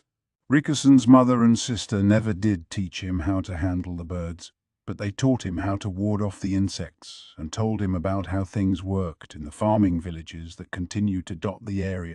If another plague broke out, the Yi men who lived around the province would be better prepared than anyone. One of the men who had left the Yi clan often visited Rikusen's house. He was a broad-shouldered, middle-aged man with a gentle smile. His name was Gyoquin. In the western capital, he was sometimes called the New Yu. He had a full, kindly face, and he often gave Rikusen candy. He looks like a very intelligent boy. Might I take him as my son? He asked Rikusen's mother. Please. You're joking, she replied. People already laugh at you, say you have too many wives. You old womanizer. Ah, so long as I can keep my wives and children in style, there's no problem. Rikusen found he was surprised by this revelation. For all his modest looks, Gyoquin loved women. Gyoquin was an important merchant in the western capital. He had begun producing textiles and pottery to export instead of paper and controlled the importation of glassware. He began making grape wine in Icy province and sold it alongside the foreign kind. Some people with highly cultivated tastes preferred the imported wine, but there was also a market for the much cheaper, less acidic local variety. And there you have it. I'm going to be taking a visit to Shao to do some buying in order to support my wife and children. Well, well. Can the household survive with its master gone for so long? My children are now mostly grown. My eldest has a wife and child of his own. Anyway, so long as my quick-witted wife is around, everything will be taken care of. I've heard about your oldest son. They say he's very capable. Yeah. He's an excellent worker. But I do have some misgivings about him. Like what? He's set on helping the Western capital flourish, and I applaud that, but at the same time he has an exclusionary bent. He hates foreigners. Gyoquin's normally composed face darkened. This eldest son of yours, he's Sibo's child, isn't he? Surely you don't need to worry about her boy. Sib. Only my family uses that name, and only in private. How do you know it? Huh? People talk, you know. They say the new Mr. Yu has many concubines, but treasures his true wife most of all. Rumor is that he disregards the Western chieftain and calls his wife Sibo, the Western mother. Oh. Rickerson's mother grinned at Gyokun, who couldn't help but smile in response. It seems you've got me there, he said. But enough about my family. There's something more important afoot. Have I heard correctly that you've begun giving out the black stone? There was that phrase again, Rickerson thought. Yeah, the poor harvest, you know. No other choice. I think you've got a bit of a hand in that particular trade yourself, Rickerson's mother said. His older sister listened silently. Rickerson seemed to be the only one who didn't know what they were talking about. Yes, but I'm doing it on the up and up. If you're having trouble, I should be able to give you at least some support. Rickerson's mother and sister both looked grave. It's time for you to go to sleep, his sister said, trying to shoo him out of the room. But I'm not tired, said Rickerson. It's late enough. Time for bed. She chased him into the bedroom next door. Frustrated, Rickerson pretended to go to sleep, but soon he had his ear pressed to the wall, listening. And what would we have to do to earn your support? He heard his mother's voice, slightly muffled by the wall. Please, you make me sound uncharitable. Men are raised to give nothing away as merchants. And you are an E-man, aren't you, Gyokuen? Got me again. After a brief pause, he said, I want you to let me borrow the family register. The family register. That was a record of where the people in IC province had come from and when they had arrived. There were those without a register, but if they wanted to do business in the Western capital, they would have to make one, have to prove who and what they were. Absolutely not. That's an official document. If you want to borrow it, I can only assume you want to change something. That would explain why you're talking to me and not the chieftain. You won't budge on this? Gyokuen asked. No. Anyway, the family register is already on loan to Big Lin as reference material. Oh. Gyokuen sounded disappointed. Why would you want to change the family register anyway? It's about that eldest child of mine. Your son. Yeah. Gyoku out. The register contains the honest truth about his origins. I think he hates foreigners because he realized where he comes from. Rickerson continued to eavesdrop, although he was somewhat lost by this conversation. There's no end of former wind readers who come to make demands of me on my wife's account. My business has grown considerably. Imagine what people would say if my own successor had no blood connection to me. If you believe that the Western capital needs the New Yule family, then please help me. Although he couldn't see him, Rickerson could almost picture the distress on Joquin's face. Your first wife, Sibo, she came from the wind readers herself, didn't she? Rickerson's mother asked. Yes, that's right. From the traitor tribe of wind readers that I was supposed to join. I should have been her husband there, should have deepened and strengthened our ties. This was the wind reader tribe that had been destroyed so long ago. Yes, my wife was from the tribe that betrayed us, but it was the adults who committed that treachery. The children knew nothing of it. Whenever I saw her after that, she always looked just as she had those years ago. We did see each other a number of times, you know. Rickerson wanted to hear more, but he sensed his sister coming over to the bedroom and quickly dived into bed. Sister, what is the black stone? He asked, trying to sound sleepy. It's not something you need to know about yet, she said. But you told me. You told me to study, that I shouldn't be ignorant. His sister paused, then said, The black stone is coal, a rock that burns. We have to dig and dig and dig in the Western Mountains for it. What makes it so special. When there's a bad harvest, many families barely have enough to eat and can't buy fuel, right? Hmm. Hmm. We give it to those families. That didn't sound like such a bad thing. But it's hard to dig up the stone, right? Rickerson asked. Yes, very hard. We use slaves. Slaves. His sister didn't look very happy about it. We don't want to, but we do. The more they mine, the quicker they're freed. I've heard that the quickest workers get out in 5 years. What about the slowest? Decades. Some of them used to be wind readers, you know. And then you won't let them go. His sister shook her head. They betrayed us. Your late grandmother happened to find them as slaves and heard the story. They said they'd planned to take the secret of how to use the birds and go to another country with it. They said it was foolish, having women rulers and making the men leave. Over such a long time as nomads, I guess they started to think that other lands were right to put men ahead of women, and that's why Grandma sent them to the mine. Yeah, she thought that if they dug well, she could free them. She bought several more former Windreader slaves. But those people said they'd been tricked. Apparently, they thought Grandmother would free them even if they sat around doing nothing. Gyoken, he's too soft on people.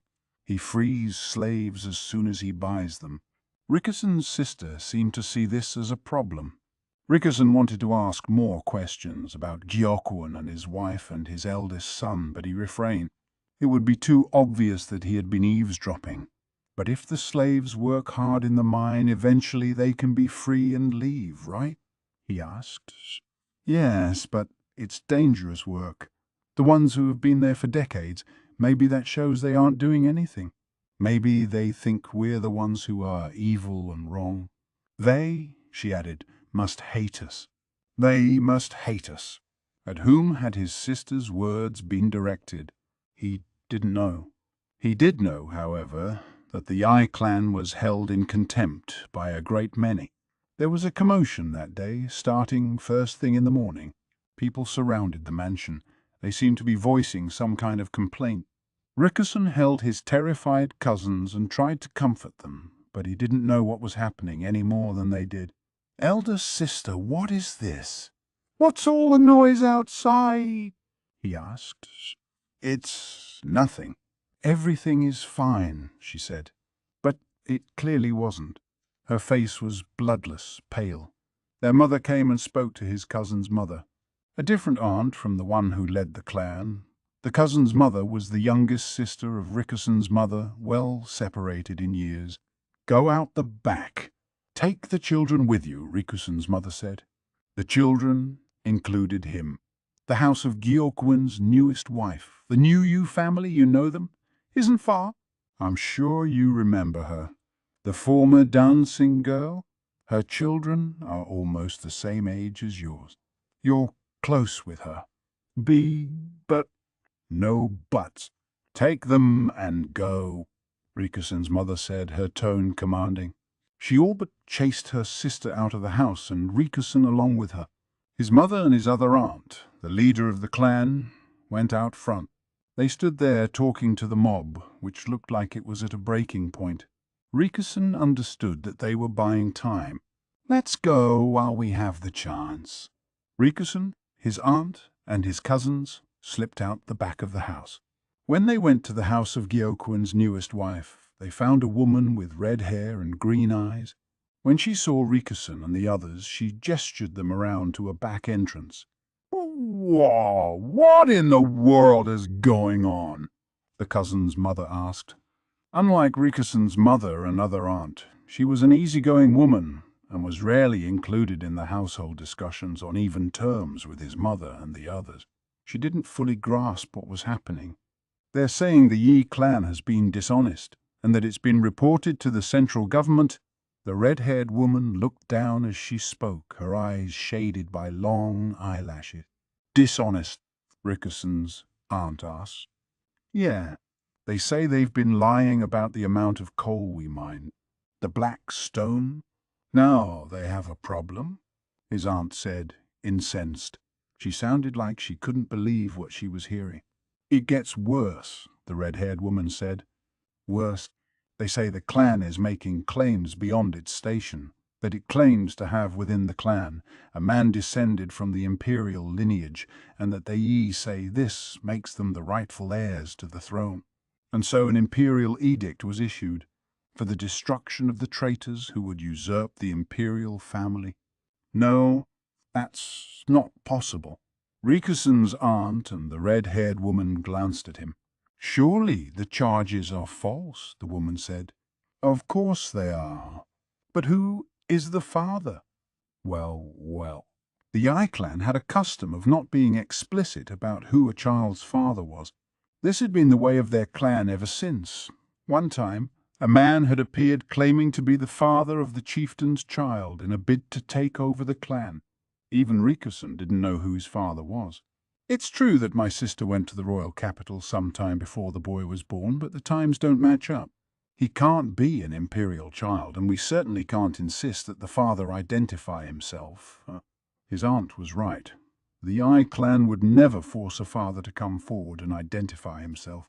Rikusen had relatives who were suspected of being the children of actors or foreign dignitaries, but no one said anything publicly. That was how the women of the Yi clan did politics. "I can't believe the central government would be foolish enough to take such a claim at face value, and to threaten to destroy us over it. Who even sent them such bogus claims?" "I heard—" The red-haired woman started, and then she paused. "My family's." Master Gyokun's seal was used in the letter. "What?" The aunt's eyes went wide. Rikusen's little cousins, distressed by their mother's outburst, began to cry. He could do nothing except try to comfort them. "Are you okay?" asked the little girl, coming over to them. She had red hair and green eyes herself. She began to comfort the young cousins. "You dear, would you take the children inside and entertain them?"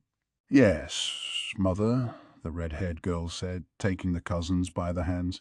She tugged on Rikusen's hand too, but he shook his head, refusing.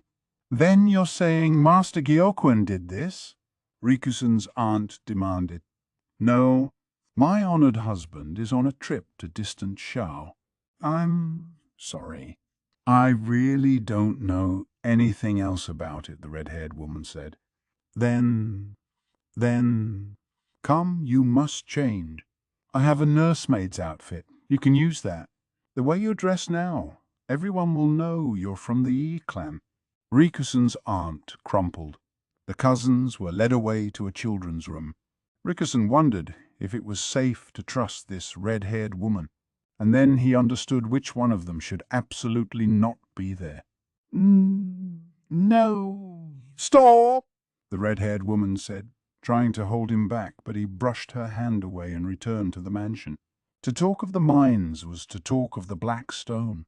Everything his mother and the others were doing, they were doing for IC Province.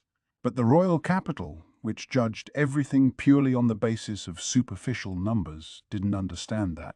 The second problem, the false charges. Rikusen was key to it. If I'm there, even if he went to them, there was nothing he could do. And yet he had to go. An inexplicable sense of duty compelled him. The mob was pressing in around the mansion. The people had knocked down and jumped on top of the guards, beating them with all their pent-up fury. Some onlookers hooted and shouted. Others looked pained by what was happening, but no one moved to help. You never know what people will do in extreme circumstances. That was something his mother had told him. The atmosphere was almost festive. At times, people found violence pleasurable, and there were those who found the Yi clan repugnant, disgusted by the women who dared to rule the western capital. Rikusen heard a shout like rending silk. Was that? No, it wasn't. It wasn't his older sister, nor his mother. He recognized some of the voices, but as terrible as it seemed, Rikusen had his priorities. Pushing past men fixated only on violence and looting, he headed for the room where his sister and mother always were. Female clan members reached out, but he went by, silently repeating, "I'm sorry, I'm sorry." Now that these men had an excuse, they had turned into devils given over to their hunger. Rikuson was bathed in sweat. His clenched fists were soaked. He panted and his tongue hung out of his mouth like an actual dog. The more water his body excreted, the more parched his throat became. Each time he seemed about to cross paths with someone, he quickly hid. Despite his efforts, though, he was pinioned just outside his mother's room. Rikuson kicked his feet, struggling. "What are you doing here?" Someone whispered. It was his sister. Her face white, she clapped a hand over Rikuson's mouth before he could shout. She looked different, somehow, from usual. She'd bundled up her hair and tied it with a scarf and was wearing men's clothing. "Older sister, where's our mother? Why are you dressed like that?" "Mother's inside.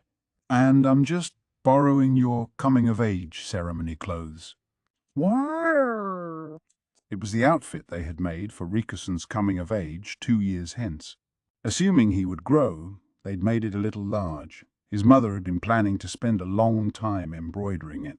Hardly knowing what was going on, Rikuson found himself dragged into another room.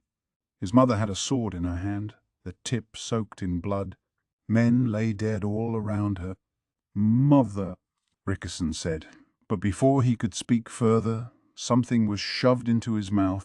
His sister had torn up some cloth and rolled it up as a gag. Rikuson almost choked. "Shut up, be quiet," his sister commanded.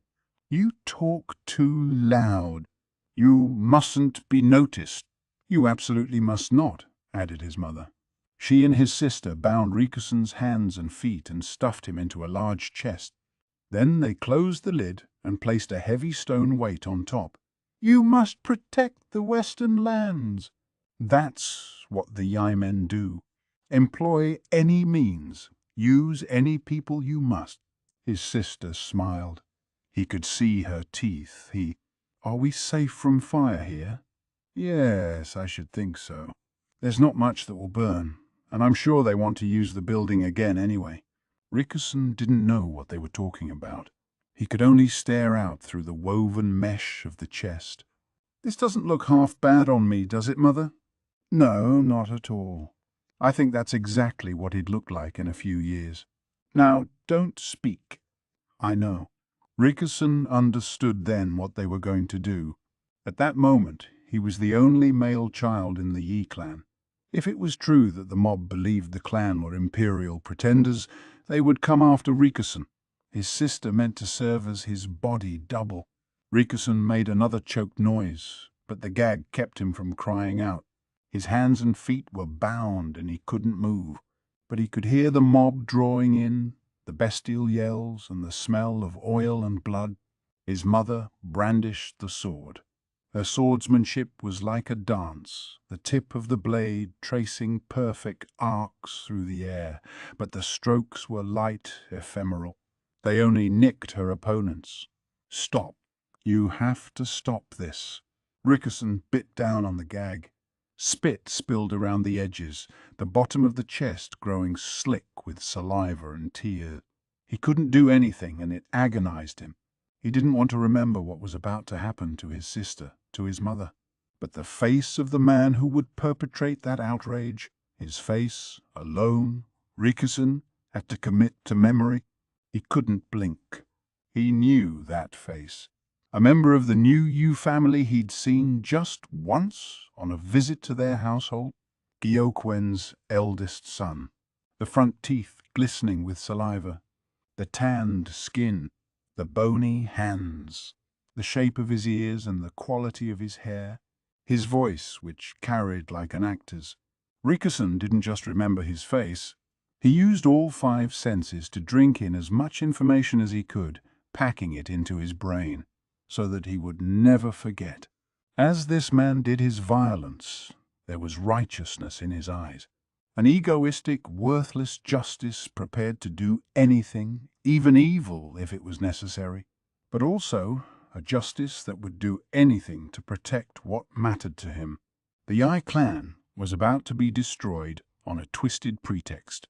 Rickerson's emotions boiled within him. He felt as if a hot stone were being pressed against him. All the water seemed to be evaporating from his body, and yet he was still so hot that he felt he might begin to steam. Him. He did this. The man grabbed Rickerson's sister by the head, dragging her along by her hair. Rickerson wanted to beat the man. He wanted to kill him, but he couldn't. Even if he could get out of this chest, a man would slaughter Rickerson before he could land a blow. His sister and mother had known. That was why they had shut Rickerson in here. Why they had tied him up so he couldn't do anything. No more tears came to Rickerson's eyes. He only cursed himself for his weakness, for being small and stupid and unable to do anything. The rage and the curses were too much for Rickerson's mind, and at some point he lost consciousness. He was brought around by a sound. Were the men, the mob, still there? He couldn't bear it any longer. Whatever it took, he would kill them. Rickerson began to flail in the chest like a potato bug.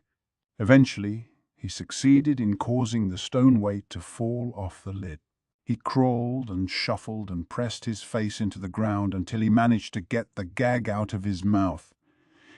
Then he shouted in a hoarse voice, "I'll get you!" Rickerson glowered as hard as he could at a man in front of him who was kneeling before the battered corpse of Rickerson's mother and weeping. "How could it turn out like this?" the man asked. He was plump. Rickerson remembered seeing a soft smile on his face. It was Geoquin. Rickerson pitched forward, crawling toward Geoquin and grabbing onto his feet. Normally, he might have been able to deal with things more rationally. The tears in Geoquin's eyes were of pity and regret. This was not a man on whom Rickerson needed to take revenge. Yet at the same time, he was the father of the man Rickerson hated more than any other. Geoquin said nothing, only comforted Rickerson as the boy bit at him. "I'm sorry. I'm sorry. It's my fault. It's all my fault." He didn't care that Rickerson's teeth sank into his leg. He didn't care that the blood flowed. Geoquin only kept trying to offer Rickerson comfort. Geoquin took the battered, filthy Rickerson to the home of the woman with red hair. His aunt and cousins were still there. Unlike his mother and sister, his aunt had never come out front, and no one knew she belonged to the Yi clan. She was dressed as a nursemaid, hidden. "You're leaving, brother?" asked the oldest of the trio of sisters, Haku tugging on his sleeve. "Yeah, I'll be going a bit far away." Rickerson couldn't stay in the Western capital anymore. If he did, he was sure he would forget his mother's and sister's words. He could never forgive Geoquin's eldest son, Joku Yu, or those who had joined him in attacking the Yi. He could only harm the people who lived in this city. Though it took every ounce of his strength, he turned his back on his cousins. "Hey!" A red-haired child called out to him. She was the one they called Yu, he thought. "Yes, what?" Rickerson didn't have time to be sweet and gentle just because she was so young. "Do you hate Brother Gyoku Yu? I don't even want to hear his name." "Really? He hates me too. I wonder, will he come after me someday?" Rickerson paused. "If he does, maybe I'll help you, if I feel like it." With that, Rickerson boarded his carriage. The carriage clattered along, carrying Rickerson to the port. Much as it angered him, he had no choice but to turn to Geoquin for help. A child of 13 had no way to support himself on his own. There was someone in the capital, he was told, who'd once belonged to the Yi clan. This person had just lost a son Rickerson's age, a boy who looked much like him, and this person was willing to take Rickerson in. "Don't worry about the family register. You can simply take over his name," Joquin said. He didn't intend to make the same mistake twice. Rickerson still held a grudge against Joquin. This man had called himself the source of it all, so Rickerson thought he had a right to know why he and his had been attacked. "Someone from the Yu family did it, while you were away." "Why? Was it your oldest son?" Rickerson demanded. Geoquin, distressed, whispered yes. You, it was Al. My other sons had no hand in this. Why? Why? Why would he do something so awful? The register? I think he wanted to bury the truth. The uprising was a perfect cover. That boy, he's not mine by blood, you see. His mother was a former slave, and his father is a foreigner. As a survivor of a former Windredder tribe, maybe he hated the Yi clan. I know what you mean. Rickerson remembered the talk about lending the family register to Gyokwin, about changing it, and he tried his best to put it all together in his head. You think you can escape the blame just because he's not your child? Gyokwin shook his head. All the blame lies with me. I should have acknowledged you as my son from the start. I should have made sure everything was in order so that nothing would trouble him. Then you shouldn't have kept collecting concubines. No wonder they call you womanizing you. Rickerson spat. Gyokwin shrank into himself. Gyoku, you wasn't your real son, but you kept giving him little brothers and sisters. Isn't that why he thought it was worth instigating a rebellion over a stupid family register? You're right. Yes, you're right. But it's not just you. None of my other children are mine by blood. Why? Rickerson was set back on his heels. When the man had so many wives and offspring, how? I think it may just be that I'm not physically able to produce children. My first wife gave birth to yes, but she and I were never able to conceive a child together. I feel terrible, but though I tried with others, it was never any use. Rickerson worked his mouth open and shut. So all of the others are... What about that girl, the one they call you? A merchant with no offspring could never hold his head up. I sought out widows who were already pregnant, the most intelligent women I could find. Gyokwin looked out the carriage window. Life in the Western capital is hard for a mother and child with no husband or father to care for them. But that vulnerability was also an opportunity. As a merchant, I offered an absolute contract. I guaranteed to provide for them and their children, and in exchange the mothers would furnish me with their skills in a particular field. Moreover, you alone was to be my true son, so that no one would get any ideas of taking over the family from him. That part was a secret from my children. So they all believe I'm their real father, or at least they did. But you found out. He discovered he wasn't my son by birth, and there were many who threatened to use the truth of his circumstances against him. Rickerson looked and saw only a plump man holding his head in his hand. Money shut most of them up, but some wanted more. It was my intention to simply always treat Gyoku-yu as my true son. But all Gyokuin's work had been in vain. Even once he knew I wasn't his father, he continued to act as if I were. So I taught him things, told him things that would help him. Rickerson could not have cared less. If he found room to sympathize, then he would have to forgive. And if that happened, then he would prefer never to have heard any of this. In the course of conducting business alongside me, you began to fixate on the Black Stone. Many of his supporters in this rebellion were people who bore a grudge against the Yi clan, including many former Windreaders. Many of them had been working in the mines, you understand. That must have been where Gyoku-yu had learned of the deception around the quantity of black stone being extracted. So the whole reason he brought down the Yi clan was because of the Windreaders' misplaced resentment? Aren't you going to punish your son? If you're an Yi man, if you're a protector of Western capital, then you can at least do that much. Yes, a desire for revenge as a member of the Windreaders was one of his reasons.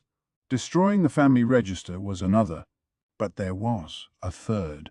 How many reasons did he need? Gyokwin looked at Rickerson. He was under the misimpression that a child of the Yi clan was my true son. At that, Rickerson bit his lip. He looks like a very intelligent boy. Might I take him as my son? Gyokwin had wanted to take in an Yi child. Rickerson had heard him negotiating with his mother himself. Had that offhanded joke motivated the destruction of his entire clan? That was why Gyokuyu had invented the talk about the imperial bloodline, to wipe out Rikusen. His sister had been a fool. It was she who should have survived, not him. She was so much more important. Why had she let Rikusen live? And why should he speak to Gyokwin now? Rikusen was seized by the desire to throw himself at Gyokwin and beat him to a pulp. They were in a carriage. Maybe Rikusen could fling him out of it. Gyokwin still had the wound on his leg from where he had bitten him.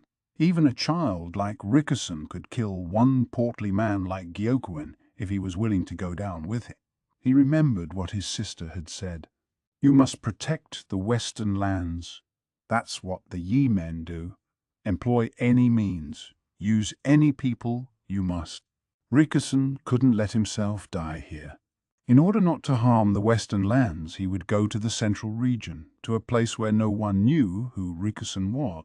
He bit his lip and let his nails dig into his knees. Somehow he managed to swallow the killing urge with the saliva in his mouth.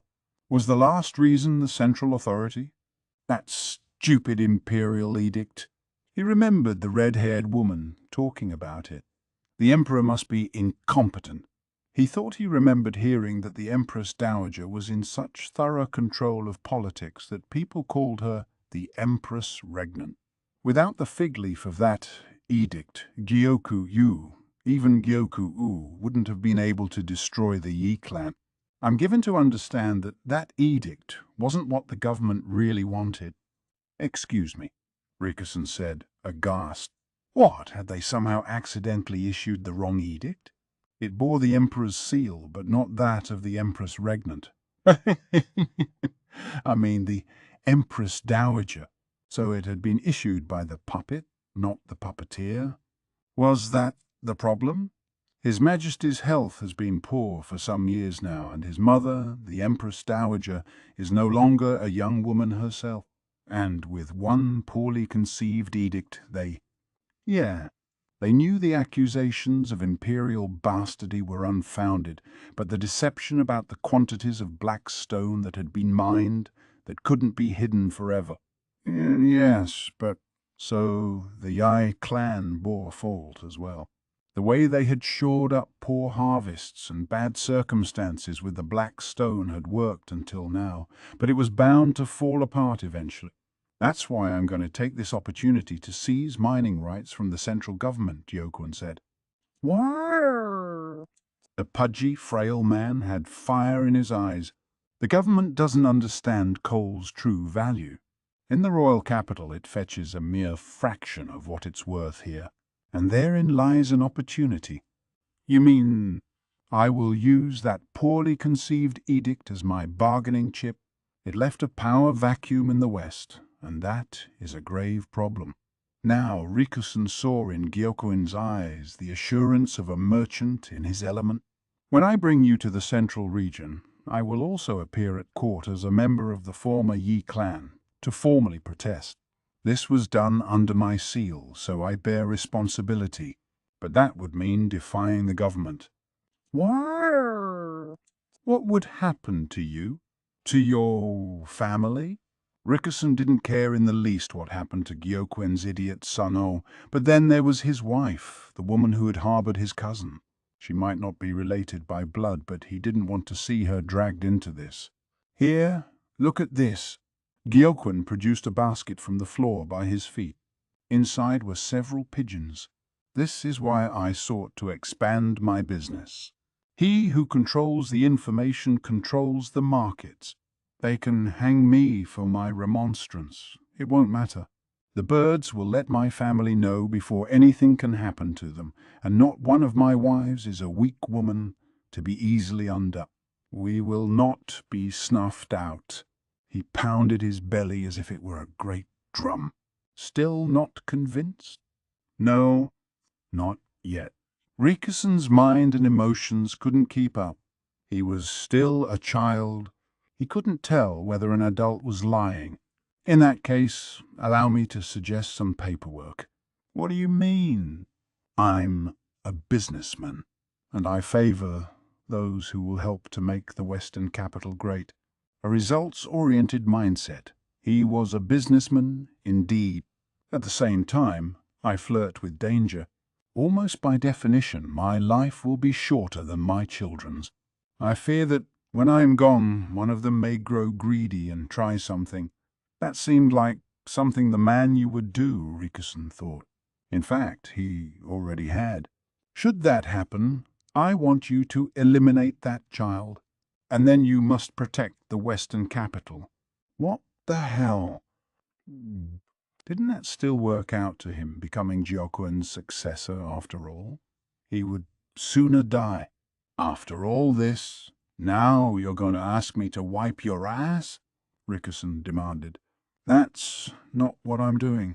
This is the fate of men who become the wind. Men who become the wind.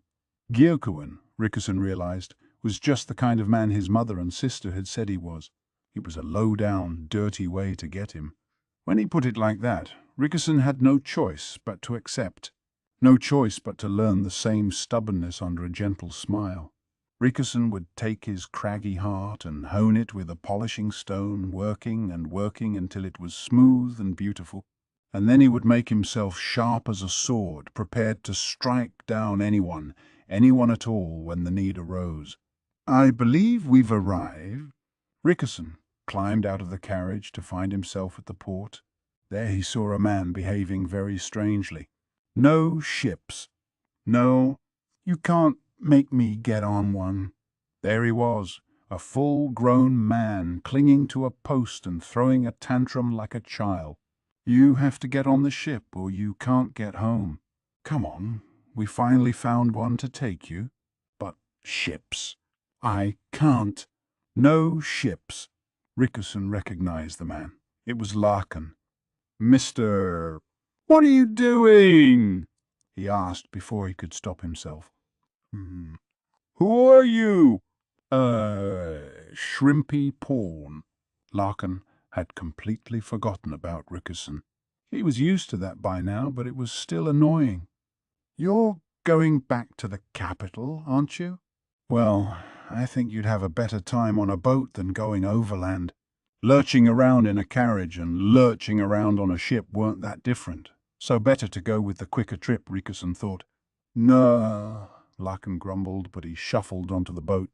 You really can't remember people's faces, can you, mister? Are you going to be all right? I guess it might be a problem when I make it in the world. Then when you make your fortune, hire me. I'll remember everyone's faces for you and never forget. It'll be good for you. Yeah, all right.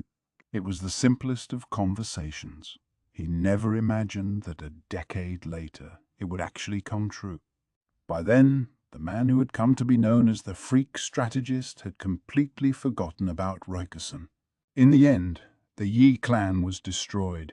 Even in the face of a formal protest, the central government didn't acknowledge that the imperial edict had been mistaken, but they seemed to have reached a compromise. Witness, item. Survivors of the Yi clan would not be hunted down. Item.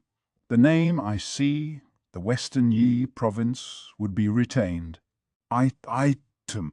Gyokuin, not of the Yi clan, but formerly of the Yi clan, would rule the Western capital. Item.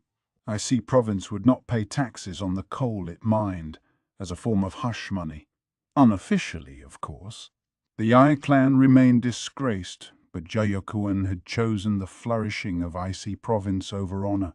As much as it pained Rickerson to admit it, Gyokuin was his foremost model of a man who sought the good of the Western capital before all else.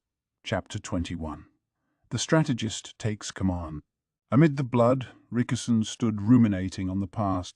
The current administrative building was within the Yi clan mansion. In fact, for his office, Gyoku, you had chosen the very room that Rickerson's mother had once used. He lay stabbed to death in the place where he had committed that outrage 17 years ago. It was almost too perfect. Rickerson had returned to the Western capital on Jokuan's orders, but when he had discovered that his immediate superior would be the one man he remembered more clearly than any other, he thought he might go mad. He had endured, however, so that he might honor his sister's last words. When Gyokyu had asked him if he was part of the La clan, Rickerson had gone beyond anger. He found all he could do was laugh. The man he could never forget, it turned out, didn't remember him at all. This was the man that Gyokyu had raised as his son, for all his flaws. He might not have a blood connection to his father, but he had the talent to help the Western lands grow and be great. Perhaps the only thing to truly regret about him was his sense of inferiority. The realization that he was not Gyokun's true child had twisted him. He had sought not to make the Western lands great, nor to protect them, but to use them as a means of attacking Shao. Perhaps he wanted to eradicate the source of his own blood. That Rickerson could not overlook. The stage was too perfect, like it had been set for him. Rickerson drew out the knife and knelt next to the man Gyokyu had killed. People came rushing in. "What's going on in here?" one said.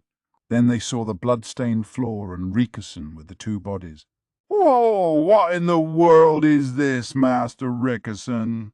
"Gyokyu," Yu's aide asked. The others with him started chattering noisily. One lady-in-waiting gave a shriek. "It is as you see," Rickerson said. "When I entered, he was already dead. I simply found an opportunity to take the knife and killed the traitor in return. It was all I could do." "Is this true?" the aide said, eyeing him.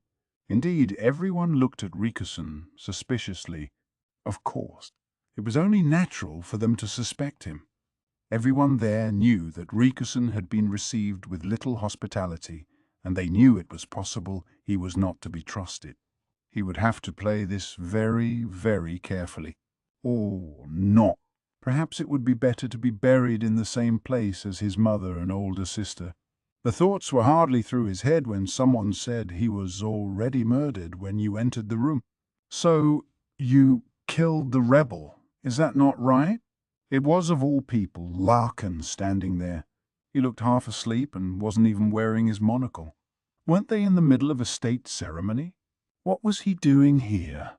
"Master Lake, what happened to the ceremony?" "I was sleepy, so I ducked out." Ah, Rickerson thought, it was all over now. There was no hiding anything from Larkin. He had neither good intentions nor bad, but would simply lay out the facts. Rickerson gripped the knife. If he was found out here, it would allow him to die in the same place as his mother and sister. "You heard the man," Larkin said to those around them. "What do you mean, Grand Commandant Khan?" "He's telling the truth. He killed the rebel who killed the man. Where's the crime in that? If anything, this is all your fault for leaving such scant security." "Wah," said the aide, thrown for a loop by this accusation. "I'm tired. I'm going to bed." There was much murmuring, but the general consensus was that if Grand Commandant Khan said it, then that was that, and everyone began to withdraw. Their suspicion of Rickerson had been dispelled in an instant. Rickerson wondered briefly if he could live with this. Yet, at the same time, he was relieved to have kept his promise to his sister. "We can talk about this later. For now, you had better change," the aide said to him. The lady-in-waiting who had screamed earlier tremblingly held out a handkerchief to Rickerson. She was slim. Rickerson had seen her several times before. "Are you here for work, Miss Chu?" he whispered in her ear. "Oh, how'd you know it was me?" Her face looked completely different, but the voice was that of the cheerful lady-in-waiting. "He was served up to me on a silver platter. I thought there must have been someone behind it. The way nobody came to the office, even though circumstances were suspicious. Yeah, Gyokyu had told them all to clear out, but it was a bit too convenient." Rickerson understood. It had been Gyoku's destiny to die, even if it hadn't been Rickerson who did it. "Oh, was it too obvious?" Chu asked, but she didn't deny it. How'd you know it was me? I changed my hair color and the size of my eyes. It was the shape of your ears. You have the loveliest ears, Miss Chu. Are you really studying the ears of a married woman that closely? The voice was Chu's, but the nervous body language looked like a completely different person. She'd brought Rikusen a change of clothes while managing to appear thoroughly horrified by the blood all over him. Do you think I'm going to meet my end when the physician begins his investigation? Rikusen asked, offhandedly. Dr. Yu is the physician in charge here. He's a very dedicated worker, but a flexible thinker, and more than anything, he wants the Western capital to be peaceful. Miss Mayo Mayo now, she might start digging out of sheer curiosity. And the other two doctors, they've got their personal quirks. I see what you mean. I'll make it my business not to see Mayo Mayo again after this. The thought saddened Rickerson, but there was no avoiding it. He could not take back what he had done. Good plan.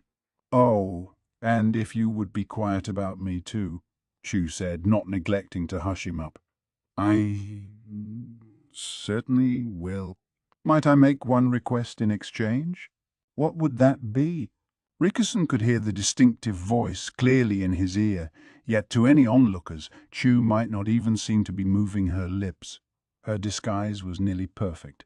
Even Rikusen might not have recognized her if they hadn't spent so many days together in the farming village. You collected a little something from the room earlier, didn't you, Miss Chu?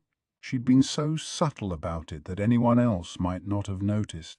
But Rikusen saw that the position of Chu's hand was a little different after she had entered the room than before.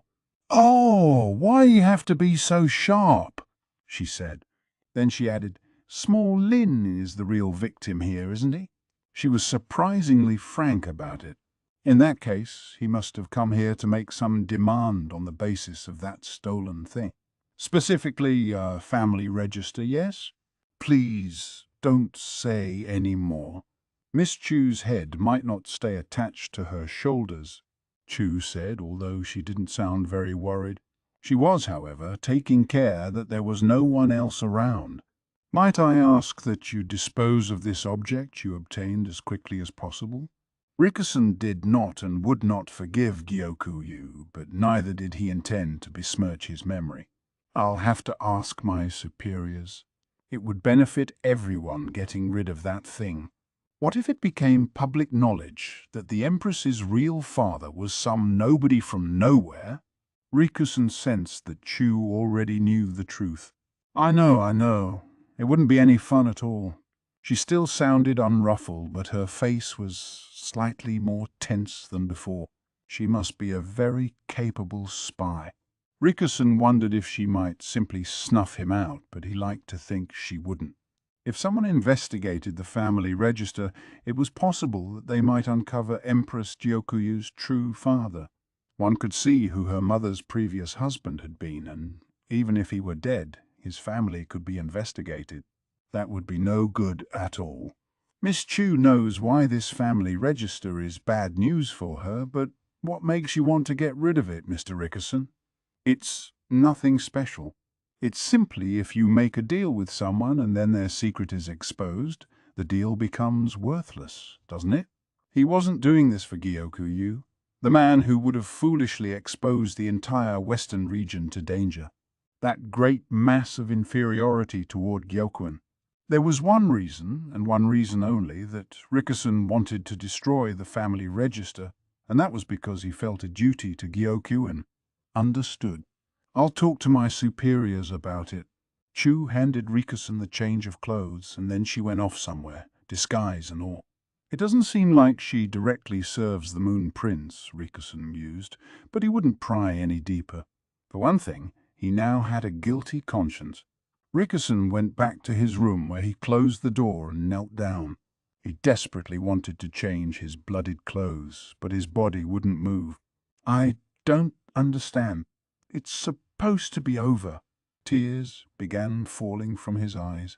Ploop, ploop, ploop. Am I wrong? Is it only just beginning? He sniffled like a crying child. As a grown adult, it was embarrassing. But at that moment he felt his mother and sister watching over him. What's more, for some reason, Larkin had covered for him. I didn't lie, but he should have known it wasn't the truth. What an uncharacteristic thing his former boss had done, he thought. His next thought was that he would go on. In order to protect the Western lands, he would live, he would continue to be the wind. Chapter 22. The Imperial Younger Brother's Complaint. Even in a completely different part of the estate, Mayo could hear the women sobbing. From the second floor of the annex, she could see the line out front. My, how awful, Chu said, as if it had nothing to do with her. They say funerals are supposed to be solemn, but they certainly make a spectacle of it here in the West. I think this is pretty solemn by their standards. Mayo stepped away from the window and looked at the grasses on the table, a selection of herbs she'd found that grew on the plain. Chu had picked them for her. She'd just been trying to organize and use everything when she'd received some disturbing news.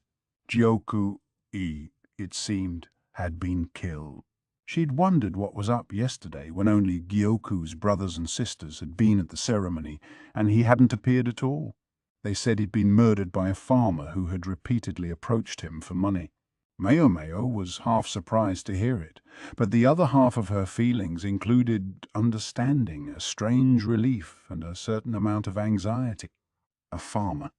Really? She asked. I think you already know, Miss Mayo, about how Master Gyoku could be a bit too charitable. That was a nice way of putting it, but what Chu meant was the way he lent out money. Fair point. I think the people on the receiving end should know that the person lending them the money isn't a god. What were the conditions of the loan? Mayo asked, figuring that if anyone would know, it would be Chu with her ample information. You're right. It's exactly like you say. He didn't lend money unconditionally. He basically asked that they give their help when there was an emergency, but I don't think people could really picture an emergency. It might be different in the more westerly villages, but there are no instances of the barbarian tribes attacking the western capital. Those problems seemed so far away geographically, and if nothing else, certainly people didn't expect war to break out in their lifetime. That was what had led to the recent rebellion. Gyoku had appeared to cover for Jinshi while actually stirring up the people to war, but it ended up being what got him killed. I guess I can't say I don't sympathize. Mayo understood, at least somewhat, how the farmer who had killed Gyoku must have felt. People always thought things didn't concern them until the sparks drifted down on their own heads, and the poorer one was, the less one could think about anything that wasn't right in front of their nose. But that narrow vision could also blind one with desire. Can I ask something? What happened with the killer? He was killed right back. But still, the farmer's family was informed before things became public. Chu helpfully explained what Mayo had actually wanted to know. If someone made an attempt on the life of an imperial family member, their entire family could be destroyed. And while Gyoku wasn't a member of the imperial line, he was the older brother of Empress Gyoku and son of Gyoku. Mayo and the others might not have a very favorable impression of him, but he had much support in the western capital. Even if the murderer was already dead himself, the murderer's family could still be in danger. Do you think the family was able to get away? Miss Chu wouldn't know. I can tell you that mob justice is against the law in the western capital, but still, if they didn't get out of here, they could be in some trouble. Illegal the act might be, but it was impossible to know how effective the law would actually be at restraining people. The uprising had come knocking at the door of the annex where the imperial younger brother was staying. The people were clearly not in their right minds. Anything else you want to ask, Miss Mayo? Chu sat in her chair with an indolent smile on her face. Mayo sat too, with a half-withered medicinal herb in her hands. She planned to pick the leaves off the branches and dry them. Was it really a farmer who killed him? She thought about asking the question outright, then stopped herself. Instead, she said, "What's going to happen next?" He was the acting regional governor, after all. He was handling a lot of work. Yes, about that. Chu picked up a branch to help. She could be a bit loosey-goosey, but she was also a capable lady-in-waiting, and now she mimicked what Meo was doing, dexterously plucking leaves off the branch. Last year, well, for about a year by now, I guess, Mr. Rickerson has been taking care of a lot of the work. It will go with what he was already doing as aide, and with one little exception, there should be no problem at all. Why do I have a feeling that little exception is crucial? Because it is. There's no one to serve as the face of the operation. Bad news, bad news. Ah, Meo understood, but at the same time, she had a question. Given the actual work involved, it makes sense for Mr. Rickerson to do it, but he does come from the central region, Chu said. His response to the insect swarm had amply demonstrated his ability to lead, but he wasn't powerful enough to be Gyoku's successor. Master Gyokuen has lots of kids, right? Master Gyokuyu's younger brothers and sisters. There was that, was it? Who runs the port? Meo ventured. Right, yes, there's him. Gyoku has 6 younger brothers alone. Not to mention a son of his own, although his brothers and sisters would probably be first in line. Can't one of them do it? Well, the thing is, Chu sounded like she didn't quite want to say. They all have specialized jobs, you see. Specialized jobs. Like what? Like boats or pottery. Lots of craftsmen in that family. No matter how competent he is, a farmer like Lahan's brother would never be able to rule a nation, right? Meo tried to imagine Lahan's brother doing desk work instead of tossing a hoe over his shoulder. He could probably manage it, she figured, but he would also be 10 times more effective out in the field. Not to mention those who stood at the very top couldn't be merely ordinary. Even the most exceptional could expect to be replaced if they made a single mistake. I'm thinking he could have afforded one more person with good political sense, Meo said. He probably just didn't want anyone to fight with his eldest son. And if you think about it, it's actually Empress Gyokuyu who rose highest in the world, politically speaking. It sounds like Master Gyokuyu's son hasn't had much training yet, they figured. Why rush while his father was alive? I guess that makes a certain kind of sense. You couldn't go much higher in the world than forging a marriage connection with the emperor. Gyokuen, a merchant, had succeeded in becoming His Majesty's father-in-law, but that left them back at square one. Who was going to lead the Western capital? I guess we can't expect Master Gyokuen to come back to the Western capital at this point, Meo said. In his position, it would be tricky. Even if it is his true son who died, I don't think it would bring him back to the Western capital now. I think there's going to be some pretty uncomfortable conversations for the Moon Prince after the funeral. You can't avoid the question of whether it was really a farmer from the Western capital who did it. How kind of her. This was precisely the subject in which Meo was keenly interested. Gyokuyu had been a thorn in Jinshi's side with all his talk of war, true enough, but he was an even bigger thorn now that he had gone and died. There's a few other bigwig types around, right? Can't they do something about this? Oh, Miss Chu couldn't possibly tell you. But there's one thing I know for certain. She leaned in very close to Meo. Yeah. What? Meo asked, somewhat cowed. No matter what the outcome, the Moon Prince will come home very tired. This calls for a medicinal brew that will whisk away the fatigue. Ideally, something not too bitter. I'll see what I can do, Meo mumbled. She plucked some more leaves and wondered whether the quack had eaten through all of the honey they'd brought. True to Chu's prediction, Jinshi was profoundly tired the next day. It was so bad that even the quack, who could usually be readily tricked into concluding his examination without comment, began to worry that the Moon Prince might be ill. I'm just tired. That's all. You can go! Jinshi snapped, and the quack shuffled out dejectedly. Meo, however, remained. Well, this is awkward. It was the first time they'd really seen each other since his little charging episode.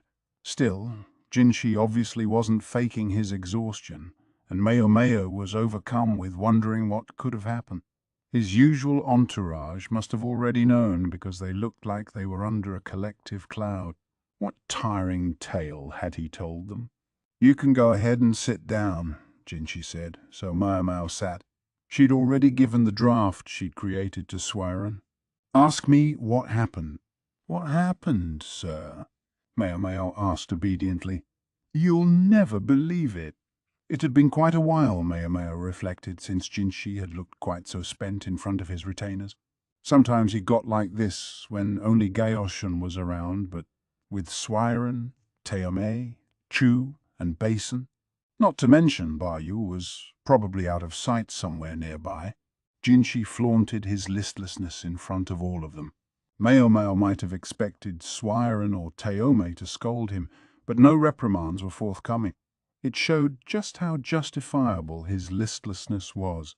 Swyron set the medicine gently in front of Jinshi. In fact, it was closer to a broth. Mayo had settled on a sort of soup because trying too hard to mask bitterness with sweetness could result in a just plain weird flavor.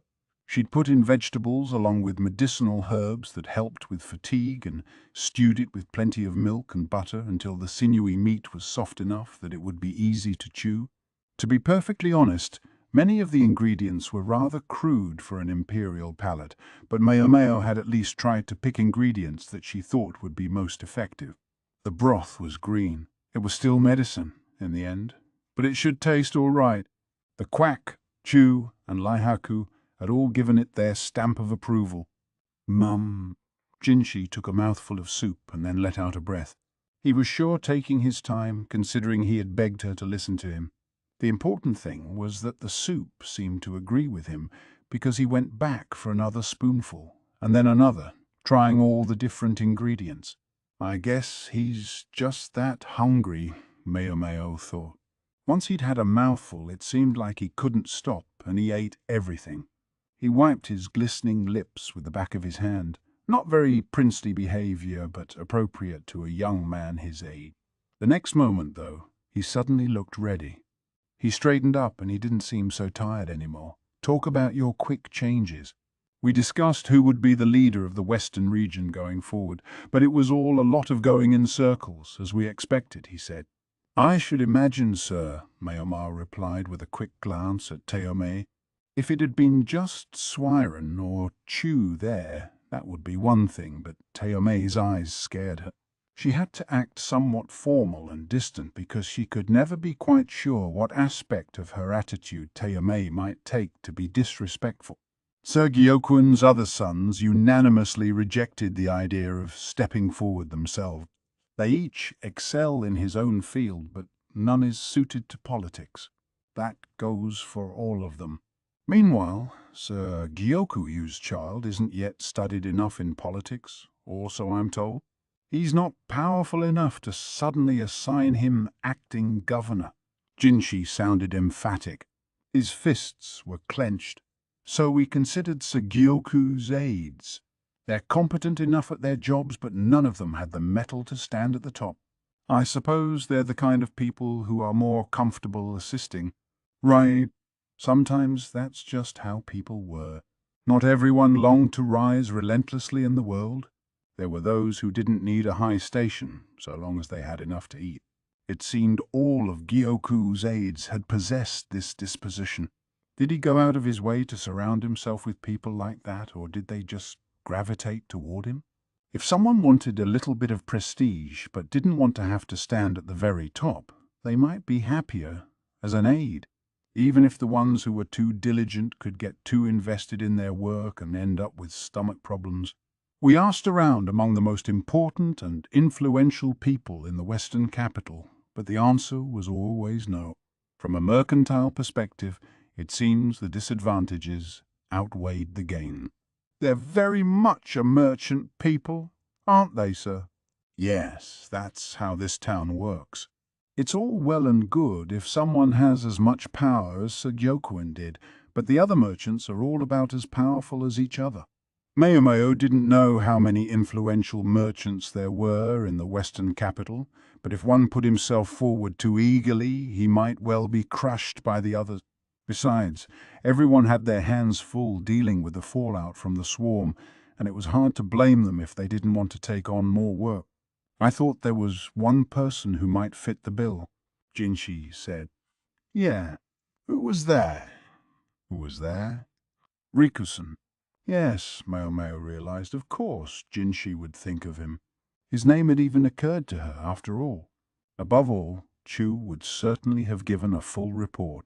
You seem oddly accepting of that idea, Jinshi said, looking mildly annoyed. Better get out ahead of this before he remembers the whole marriage proposal business and it turns silly. Sir, when the swarm came, I saw him stay completely calm and take action. Besides, he has the guts to survive as the freak's right-hand man, doesn't he? Objectively speaking, he was highly capable. Yeah. Miss Chu agrees with this, Chu said, her hand shooting into the air. A pair of predatory eyes gleamed to one side. Yes, well, he excused himself on the grounds that he had been sent here on behalf of the central government. Figures. Given that Rickerson had come from the central region, it would be best if he didn't stick his neck out too far. All just as Chu had said. If he was from the western capital himself, maybe things would be different. Mayo said. Something about her own thought nagged at her, but she assumed it was just her imagination and ignored it. In fact, Rickerson said that I should lead this place. What? Mayo exclaimed. Even she couldn't keep herself from jumping out of her seat and talking at the top of her lungs. The predatory eyes now lighted on Mayo. She lowered herself back into her chair, feeling a tad queasy. What do you suppose he was thinking, sir? She asked with studied politeness. Exactly what he said, I suspect. Daily business could continue as normal, with the aides handling everything. But he thought I should remain as the face. Curse. That. Rikusen. Yikes. No wonder he was so tired. He seemed to be emphasizing his main point. But if he came here on behalf, I'm nothing more than a visitor. Am I wrong? Jinshi asked, looking to her. No, sir. By all rights, I could be back in the capital by now, couldn't I? Why does everyone simply stand around and look at me? Of course, sir. She remembered him saying that this trip would be 3 months at the shortest. But he never said how long it might be at the longest. How many months has it been now? Mayo counted on her fingers. More than 5 months that they had spent in the western capital. Including the boat trip to get here, it had been more than half a year since they'd left the royal capital. Frankly, she wished Gyokuyu had had the good grace to be more mindful when he got killed. Not that she was glad he was dead, but couldn't he have waited to kick the bucket until after he had resolved the misunderstandings about Jinshi, about the imperial younger brother? He'd only fired the people up for war. How much trouble could one old bastard cause? Then again, what would have happened if he'd survived? If a man with so much influence in the region had really pressed for war, even Jinshi, an imperial family member, could only have resisted him for so long. It might have been possible to at least avoid actual war with Shao, but Master J. Jinshi, Mayo said, using his name with some hesitation. The predator's eyes were terrifying. You intended to remain regardless, right? Jinshi didn't say anything to that, meaning it was true. If he had really found it so unbearable, he could easily have just gone back home the moment the swarm hit. Considering his position, nobody could or would have complained. In fact, he'd no doubt received a letter or two encouraging him to do just that. But that would have left the people ragged in body and soul from the swarm, with the foreign tribes attacking and no one to lead and guide them. Even in the midst of a deeply unpleasant situation, Jinshi was using his head. We can't just leave the western capital like this, can we? Mayo asked. You're absolutely right. Jinshi heaved a sigh. He was back to looking tired, and he was taking little glances at Mayomeo. "What is it, sir?" "Under the present circumstances, I think that it would be safest to return to the central region." Safest for whom to return, Mayomeo wondered, but then she realized he meant her. "I suppose it would be," she allowed. He might have sent her away for her nominal safety, but she had still ended up swarmed by grasshoppers. Then an insurrection had come right to her doorstep. But this was a mistake here. "You can't tell me to go home, sir. Not now. I guarantee you'd lose your freak strategist too." She drove the point home. "I'd love to go home. God, how I would." She would carry on. She had to write letters to the Madam and Yao and Nen. If we ask ourselves how much of a loss is the freak strategist really to the central authority, I think the honest answer is not very much. In fact, he's probably more used to them here, don't you think? Even if he can make life a little noisy, and he has a shogi companion and everything. But if you want to send me off to wherever, well, if I'm just a pawn who makes no difference to the strategic situation, I guess I have no right to object. "Am I a pawn to you, Master Jinshi?" He was silent. "Is there something you'd like to say to me?" "Yeah, I want to." He started to answer, but refused to look her in the eye. Finally he said, "I want to have another bowl of that stew." "Sure," Mayomeo said after a second. "I'll go get some more." Apparently she figured this was his way of saying that she was useful enough to keep around. She hoped the quack doctor hadn't eaten the rest of the stew as a midnight snack. She had a naughty little thought that maybe she should have put a sign on it for imperial use only. Epilogue, as you will. That was the entirety of the letter to Rikusen. He thought of the red-haired girl, Gyokun's youngest child, the daughter of an attractive traveling performer, raised so that she could one day go to the central region. She had harbored the survivors of the Yai clan. He was sure that Haku and her sisters likewise had been saved by the girl whose smile never faltered. Just as Gyokuen had predicted, you grew up beautiful, and he had changed her name to Gyokuyu. He sent her to the rear palace, and now she had risen to become empress. Gyoku had sought to follow in the footsteps of his father Gyokuen, whatever form that took. Though she did it in her own way, Gyokuyu was the same. What Gyokuen valued more than anything was the protection of the Western capital. Gyokuyu had sought to make it flourish, while Gyokyu had worked to ingratiate herself with the central authority. The trio, whom Rikusen had once treated as little sisters, had also grown up beautiful. He only saw them again after Gyokyu had become empress. The three of them served among her ladies in waiting. They had left the rear palace with her and lived in the empress's palace. The younger sisters didn't remember Rikusen, but the eldest, Hakuyu, knew him. This even though he had abandoned his past name and was living as someone else. Perhaps it was his fault for scrutinizing the sisters too closely as they went past. Haku got in touch with him, in part because he was a familiar face, but in part to urge him, as a surviving member of the Yai clan, to return to the Western capital and become its leader. But that was unthinkable. Rikusen was the son of a rebel. He was not supposed to exist. He thought that perhaps Haku-U was seeking to return the Yi to their former power. But in the decade and more since they had parted ways, she had grown into a loyal lady in waiting of Gyokuen's daughter, Gyokuin's daughter, Gyokyu. Why, then, did she seek to have Rikusen rule the Western capital? He was soon presented with the opportunity to find out. On last year's visit to the city, Rikusen had taken part in Larkin's place.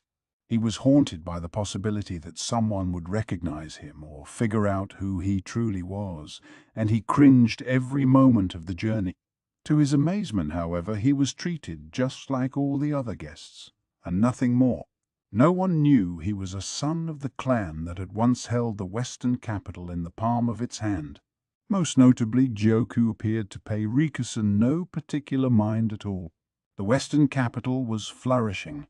Much more, he thought, than it likely ever had under the Yi.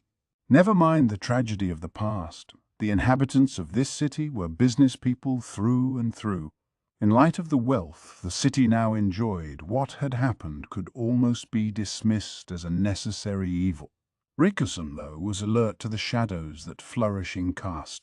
During his brief stay in the western capital, Jokwin summoned him. "What do you think of the western capital?" he had asked. Gyokwin had seen it, the twistedness that afflicted Joku-u.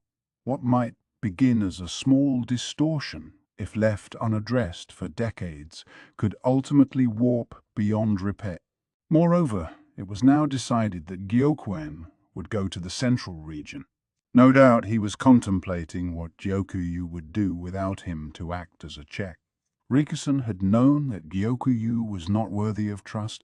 It was Rikusen whom Gyokwin chose to act as his check in the western capital. "Why don't you do something about him yourself?" Rikusen had demanded, adopting a vehement tone that he hadn't used in more than 10 years, even though he had sworn to himself that he wouldn't speak that way again after he became Rikusen. So it was that he came back to the western capital, Gyokwin having chosen him personally. He was to be Joku's watchman, and, should anything happen, his executioner. Rikusen suspected Jokuyu knew about Jokuin's decision. She sent letters to him via Haku, always using pigeons. How Rikusen had sweated while the imperial younger brother tried to find out how the bandits were communicating. The pigeons were a special means of communication, not something to be shared with the imperial family. As you will.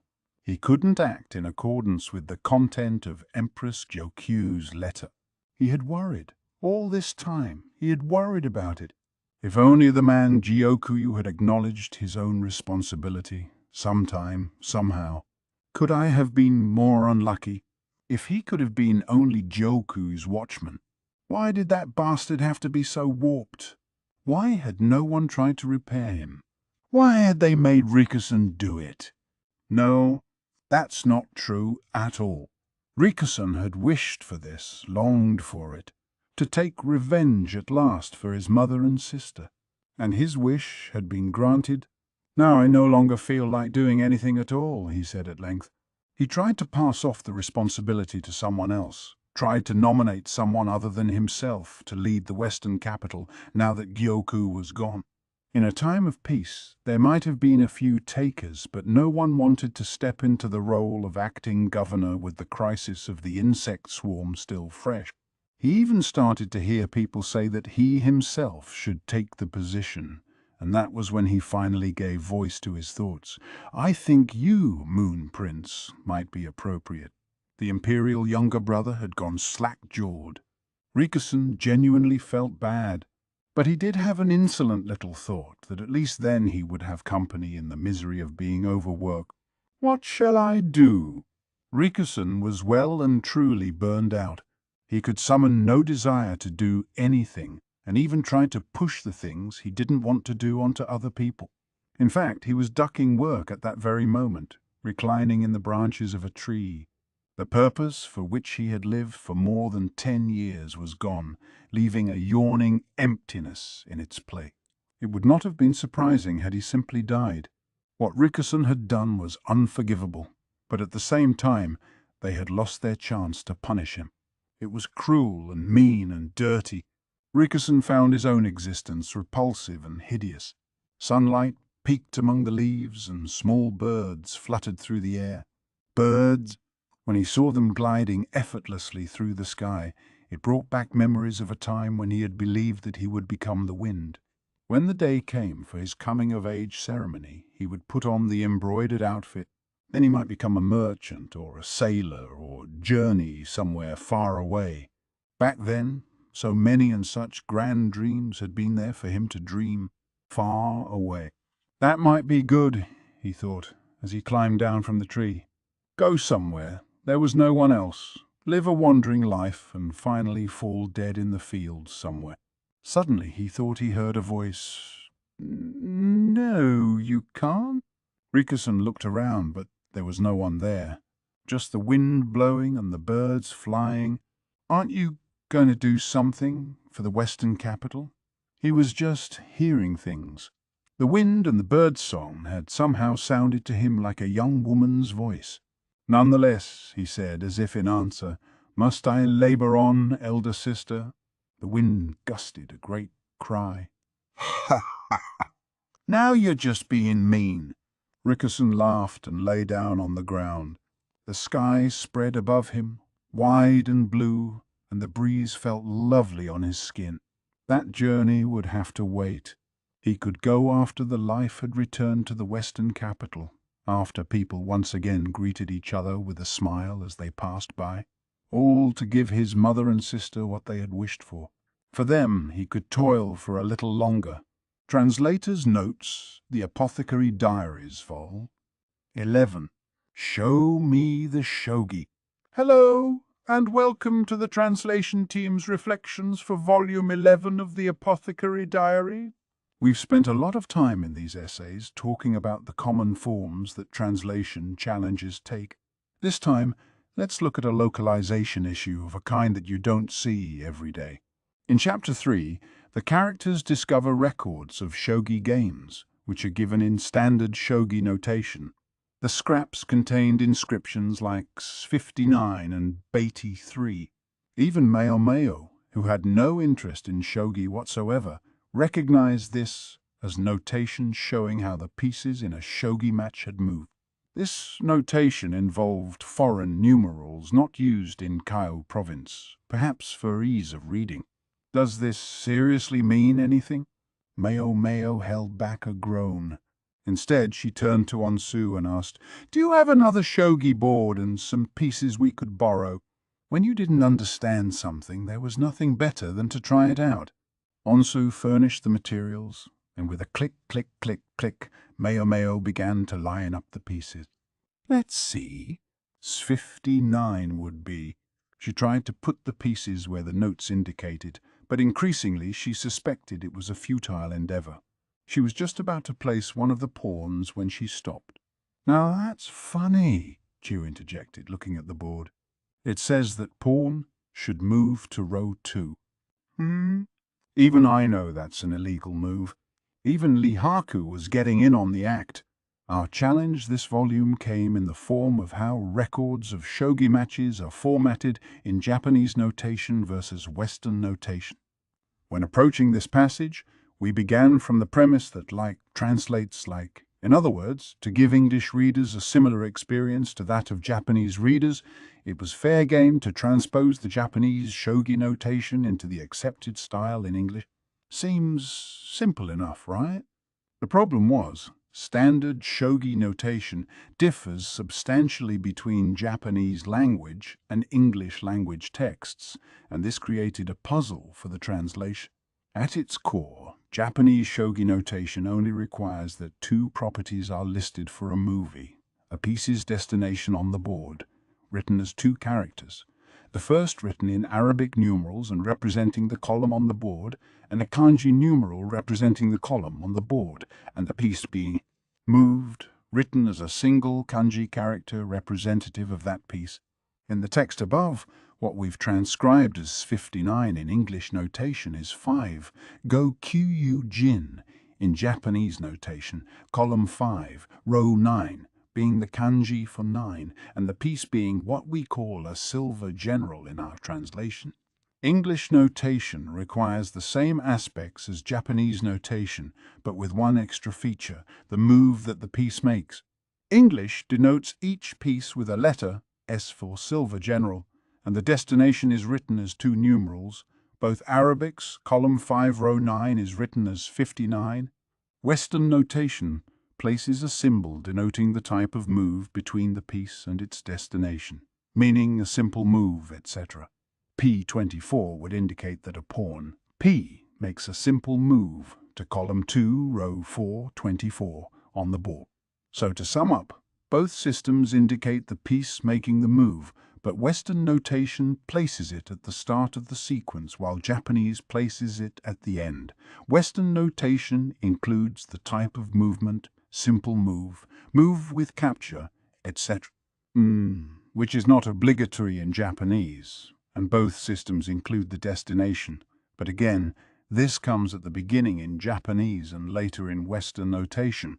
That might seem straightforward as far as it goes, although there are some other quirks that might make the notation look even more exotic in the translation than it does in the original.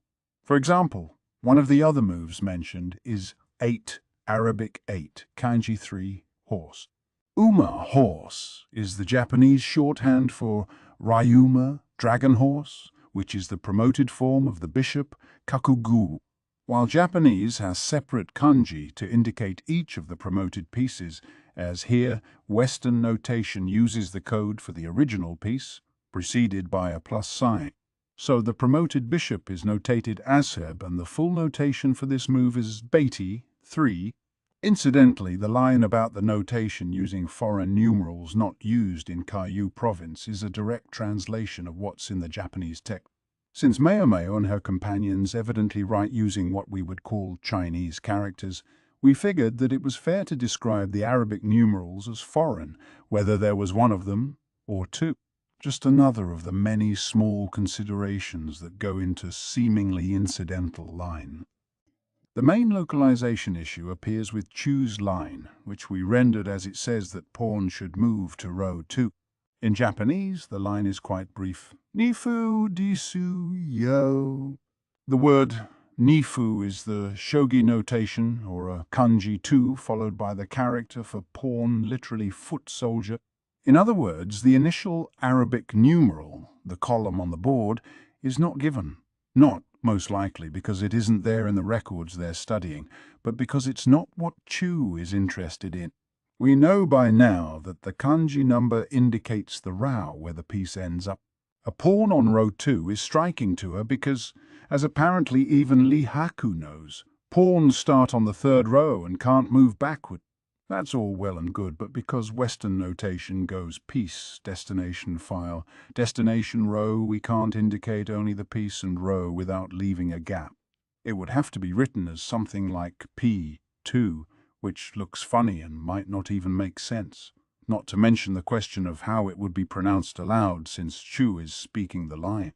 Hence, we needed a way to get only the relevant information into the line, and casting it as an explanatory statement seemed like the smoothest way to do that. It's a relatively minor point in the grand scheme of things. All these considerations are for the benefit of pretty much just this one line, and it's not a subject that comes up again elsewhere in the book. In translation, even the smallest things can have surprisingly big stories behind them. Until next time, have fun, read widely, and we'll see you for Volume 12.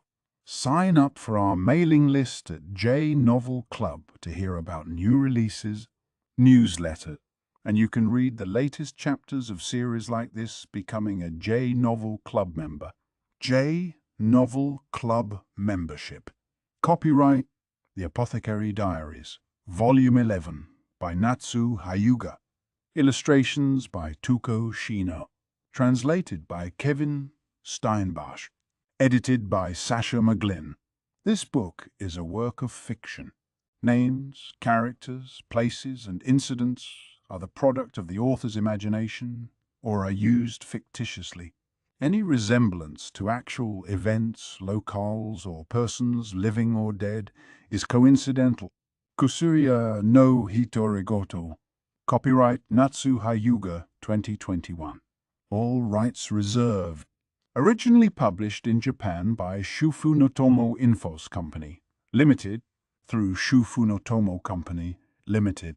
This English edition is published by arrangement with Shufu no Tomo Company, Limited, Tokyo. English translation, 2024 J Novel Club LC. All rights reserved. In accordance with the U.S. Copyright Act of 1976, the scanning, uploading, and electronic sharing of any part of this book without the permission of the publisher is unlawful piracy and theft of the author's intellectual property. J Novel Club LC. J Novel Club. The publisher is not responsible for websites or their content that are not owned by the publisher. Ebook Edition 1. 0, May 2024. Premium ebook for Anna Darkwin.